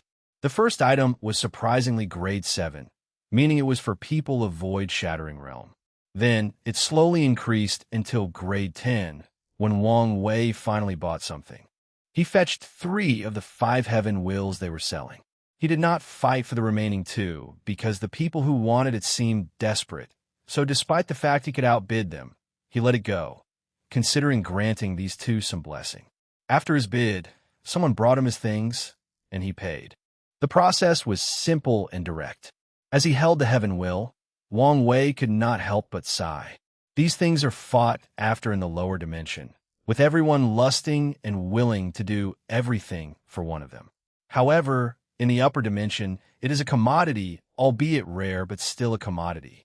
Wang Wei did not buy anything more, as even the things in the Tier 11 section did not interest him. Then, it was the last object of the auction. The hostess waited a few seconds for someone to bring it out, but no one cared. "Apologies, everyone. It seems there might be some issue. Give me a moment to resolve everything," the hostess announced as she bowed. "To compensate for this blunder, everyone here will receive a 5 discount in all future auctions." The crowd erupted in murmur, and the auctioneer walked behind the curtain, returning about 3 minutes later with the item floating behind her. "Now let's move on," she said, removing the red cover, showing black rock with white stripes running in a circular pattern. Countless divine senses checked this thing to ensure it was the real deal. And the auction allowed it, since this was an unwritten rule of the auction business. You all know this thing's value, so I won't repeat it, the auctioneer said. For the starting bid. She paused for dramatic purposes and to build suspense. Your life, she said in a severe tone, her eyes full of disdain and killing intent as expected, Wang Wei thought. A barrier suddenly surrounded the auction, and two armies wearing Phoenix-designed armor rushed into the place and immediately attacked everyone present. Chapter 1254, The Mortalhood Trial, in. Su Junyao is changed to Sun Junyao to differentiate her last name from Su Shi. The chaos erupted. Lights, weapons, and transformations flashed everywhere in the auction. However, it was evident that the army had the advantage as they captured most of the participants instead of killing them. Meanwhile, Wang Wei was the only one calm and still sitting down. Someone busted into his room and looked around, including past him, but saw nothing. Then, the person left in confusion. As soon as the trouble started, he used his time Dao to enter, or maybe create, a parallel space-time similar to the mirror dimension so he could see and interact with everyone else, but they couldn't do the same to him. Well, I might as well get something out of this, he thought.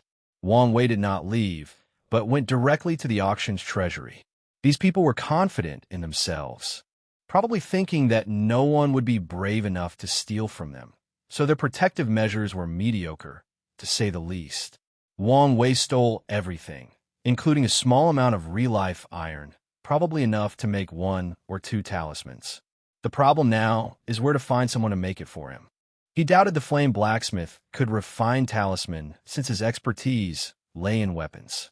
As Wang Wei was about to leave this facade, he sensed a powerful person in one of the rooms, which he learned was where the auction's manager lived. So, he decided to take a look. He passed through the door and saw 2 people staring at each other. To be precise, a beautiful woman with a phoenix headdress and red hanfu glared at a man looking at the floor while trying to make himself as small as possible. The mighty person he sensed was the phoenix woman, as her cultivation was the peak of the Empyrean realm, and she was close to opening the gate of power. Well, she asked, I really didn't know it was a fake. You keep saying that, but do you think this is good enough? Lady White Phoenix, even you were almost fooled by this fake. What can someone as lowly as me do in such a situation? White Phoenix looked at this fake third-tier real-life iron on her left hand. It was indeed an excellent fake, and if not for her unique ocular prowess, the heavenly phoenix eye, she would have missed it. Your excuse is good, but it's not enough, White Phoenix declared. This operation was supposed to lure these ridiculous rebels and maybe even some excellent fishes, but you ruin it. According to the plan, they wanted to use the excuse that the price the iron sold was not to their liking. So they would delay this auction by another month, all in the hope of the news traveling far and luring some important individual. Sadly, this plan failed once they realized someone had stolen the real thing, leaving a fake. You should have listened to my advice, postponed the operation, and bought a new iron. The manager complained. He suddenly felt a surge of strength and looked her in the eyes. Do you think it was easy to put this operation together? Lady White Phoenix snapped. She knew how much effort she put into convincing these people to lend her this iron without someone labeling her a traitor. Forget about continuing the operation, and she will be in major trouble after returning home. She might even be executed. The manager's body trembled, and he quickly lowered his head. White Phoenix looked at him fiercely, contemplating whether to kill this imbecile directly. No, the action and this imbecile works for Sister Red Phoenix, so I can also put some of the blame on her and reduce my fault in all of this. White Phoenix's mood suddenly improved, but she showed no emotions. Meanwhile, Wang Wei was surprised by this news. Who could be responsible for this theft? The Resistance? No, my guard should have sent notes of such vital information, Wang Wei thought. Is there an excellent thief in this area? Another event related to thievery. He shook his head before focusing on this woman. White Phoenix, one of the primary subordinates under the 5-feather phoenix. What should I do with her? Kill her now, or turn her into a pawn to use later? He considered briefly before deciding to make better use of her. So, he blew an invisible gray mist into her body. White Phoenix suddenly reacted and turned to look in his direction. She frowned as she saw nothing. So her eyes turned into Phoenix's before she looked at every corner of the room. Am I too sensitive? She pondered. She checked a second time with the same result. It seems I am. She turned around and started using her divine sense to check the situation. Another talent wasted. Wang Wei thought as he looked at her with pity. The fact that White Phoenix detected his actions proved she was talented, especially in the detection category. Sadly, she can never fulfill her potential because of who she serves. There's also the fact he might have to kill such a talent. Wang Wei left the room, but he did not leave the auction. Of course, he had his reason. He feared breaking through their formation might warn White Phoenix of someone capable of breaking their array. And if someone can do that, that person can also spy on her. Wang Wei did not want to alert her in any way possible. So he waited until the operation ended and the auction lifted their formation before he left. He returned to the Tao burial ground and immediately started researching any connection between Empyrean Jimin and the crazy thief gang lord. He also asked Red Mask Fate to send the next batch of train guards to the Red Plateau land, even tasking her to look for a talented individual with the Tao of theft. Heavenly Beauty Palace. Sun Junyao, with a veil covering most of her face, sat on a cushion with a large scroll in her hand. The scroll's content kept changing as she read, and she mulled over every word. Once in a while, after reading the content, Sun Junyao would wave in the air to send information talismans to different places throughout the palace. She had one of the best intelligence agencies in the world, and she built it simply because of her beauty. Many men and women in the world are willing to tell her any secrets just for the chance to get close to her. And this closeness doesn't have to be something excessive. Most of them are happy as long as she writes a letter to them, or some tell her their deepest secrets as long as she acknowledges their presence. Everything is prepared perfectly. Sun Junyao pondered, and with a thought, the scroll disappeared. At the same time, a spatial wave spread into the room, and Xiao Tiandi appeared in the room. You're back, Sun Junyao said. How did it go? It was fine. So, who was this friend you went to see? It was the asshole from the lower dimension I talked about. Oh, what did you talk about? He wanted an invitation to your celebration? So, your friend is also intrigued by my beauty? Sun Junyao asked with a playful voice. Something like that. Is something wrong? Sun Junyao asked. Master, is there a way for me to become an Empyrean in like a few Yuan epochs? What's gotten into him? Sun Junyao thought. How few are we talking about? Let's say less than 1,000, no, less than 500 Yuan epochs. Are you crazy? I'm serious. Xiao Tiandi has been thinking about this on his way here, and he could not think of a solution other than gathering merit. He could try to awaken his physique a third time, which would boost his cultivation speed, but the chances of succeeding were astronomical low. From the records, only one person in the Eternal Ascension world achieved a third physique awakening while an emperor, but the record stated clearly this person was extremely lucky to have survived. Sun Junyao looked at him intently. What did your friend say to make you act like this? That's not important right now. Xiao Tiandi replied. So, do you know of a way? I can only think of the mortalhood trial, but that might as well be a myth, Sun Junyao replied. What is it? It's a trial for immortals in which they sacrifice their eternal life for an exponential boost in cultivation speed. The participant will have a limited lifespan based on their cultivation realm, and if they cannot get through to the next stage before time runs out, they die permanently. Just like true power realm body refiners, Xiao Tiandi thought. And it's true death? That's correct, Sun Junyao said. Being an eternal or other cannot save someone who enters that trial. How do I get into that trial? As I said, it might as well be a myth, Sun Junyao replied. The trial is not something that originated from our world, but from primordial chaos. No one knows, or I should say, I don't know the criteria for it to appear in any world. The last time it appeared in our world was before the Golden Era. Chapter 1255, The Frontier Situation. Xiao Tiandi frowned. thinking about this trial. Don't worry too much about it, Sun Junyao said. You're a person with a great destiny. Who knows? It might appear now that you have such an intense desire for it. She did not want her disciple to revert to his former self because of this small inconvenience. So Sun Junyao chose to give false hope. Technically speaking, it was not false hope since she did not know the exact requirements for the trial. For all she knew, it appeared when someone of great destiny required it, or during a time of chaos and strife just like the current era. Destiny? Xiao Tiandi muttered as an idea flashed in his mind. Could we summon it? That's an idea, but how would we go about that? You remember your history lesson of the Second Origin War? Xiao Tiandi stated. You said that Paragon Qiyuan started a war to gather a tremendous amount of luck and destiny to summon the ultimate taboo. Couldn't we use his method to summon this trial? That might work. Sun Junyao nodded.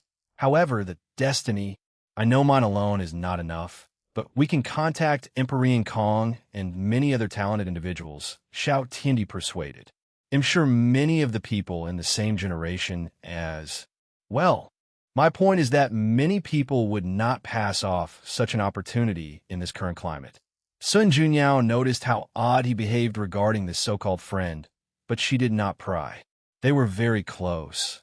If her disciple did not tell him, he must have his reasons. That's one part of the problem, Sun Junyao sighed. How would we get such an important thing from the Tao opening sect? I can ask them, but I doubt they will give me face regarding this matter. We don't need the complete method. No, we don't even need to be the ones to summon the trial, Xiao Tiandi persuaded. I'm sure the Tao opening sect would benefit from such an event. In other words, we only need to persuade them. Xiao Tiandi was confident in this plan because the Tao opening sect had a high chance of agreeing because of Wang Wei. Although he would prefer for that bastard not to enjoy such benefit, he knew it was impossible not to include.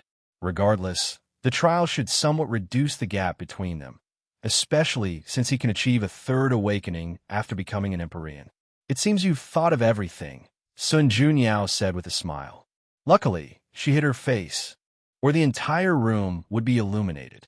However, despite this protection, Xiao Tiandi already thought of 100 poems describing the fleeting smile. Excellent. He'll contact them immediately, Sun Junyao said. Such a trial could also benefit her. No, inviting them to my celebration and asking in person would be better. If so, I can't send just anyone to give the invitation. He'll go. Yes, you're my direct disciple. And what better person to represent me? Sun Junyao nodded. Go right now. No, change into something more presentable. You should also bring gifts. No problem, Xiao Tiandi stated. By the way, is the trial also useful for paragons? No, you must leave after becoming a paragon. That's good to hear, Xiao Tiandi sighed. If those people could also use the trial, the current situation would worsen to a terrifying level. He walked out of the room, heading to his quarters to change. Wait, Sun Junyao yelled. What about the thing I asked you to fetch? Oh, I almost forgot, Xiao Tiandi replied. He did not turn around but threw a space ring over his head, which landed perfectly on Sun Junyao's hands. Rude, she complained. Nothing went wrong? Nope. Everything was fine. Eternal Ascension World, Primordial Chaos. A blood-red dragon fought a cultivator with a flying sword. The dragon had countless blood marks on its body. His scales were destroyed or slashed in different parts of his body. From their auras, the swordsman was obviously more powerful than the dragon. However, the supposed divine creature had its power boosted by a potent array. The swordsman tried to remove the array, which was the source of his opponent's strength. However, he had to give up this foolish thought as he realized he would have to destroy the Eternal Ascension World to remove the array. Sadly, he did not have such power, so he could grit his teeth and curse whoever created such a brilliant formation. The swordsman suddenly sensed people rushing toward him. He knew this raid had failed, and if he stayed here, he would probably be exiled to some dangerous area of the Source Key space or lost in time through the River of Time. He took one last look at the dragon before flying away. This was far from over. The Chaos Universe was about to experience another turmoil similar to the Second War origin. and the eternal ascension world might be the key to knowing what will happen. Better yet, they might be the key to ensuring maximum benefit. The top powers have yet to show up, only observing in the shadows and using people like this swordsman as pawns. However, sooner or later, they will be tired of observing and taking action. The dragon waited until he could not sense anything before turning into a tall, muscular man about 2.8 meters in height, with 2 red dragon horns and a loose robe showing his upper body. "When will this end?" Blood Dragon complained. As he was about to turn around, he suddenly felt a terrifying pain in his chest. Why now of all time? He thought. However, despite the intense pain, his complexion did not change. "Blood Dragon, what are you doing? Are you injured?" asked a beautiful voice. "I'm fine." "Is that so? Well, we're having a meeting." "He'll be right there." Blood Dragon. He secretly teleported a few pills from his pocket dimension directly into his stomach, and a few seconds later, he could move. He flew into a pavilion floating right outside the eternal ascension world, which resembled a colossal egg from the point of view of primordial chaos. Everyone was at the meeting, sitting on thrones around a circular table. Well, everyone except for the Disaster Paragon and the Twin Flower Monk. "This can't go on like this," Time Eater immediately stated after everyone arrived and took a seat at their position. "Someone must be chosen to return home and cultivate a few paragons to aid us. We've had this conversation countless times, so why waste time?" Five Feather asked. "Everyone wants to be the one to return, so how do we decide?" "I'm putting my foot down this time," Time Eater announced. "He'll be the one to return, and I want to take no for an answer." He released his aura, suppressing all the others in the room. "Watch your tongue," warned Seven Cauldron. "If anyone here should return, it's rightfully me. Unfortunately for you, I no longer care about your special identity," Time Eater replied, even releasing a slight killing intent. "You, do it, and it'll burn everything down." Undead Phoenix said. "He'll either open the formation and allow these people entry or run away and sell all your information." "You wouldn't dare," Time Eater growled. "Try me," Undead Phoenix replied before looking at Five Feather. "I might even find someone willing to kill this bitch for me." Bold words. Five Feather replied, releasing her own killing intent. "Can we even return?" The Earth Emperor asked calmly. Their orders were to protect the world at all costs. Would they consider our return an act of treason? The room was momentarily quiet until Time Eater spoke.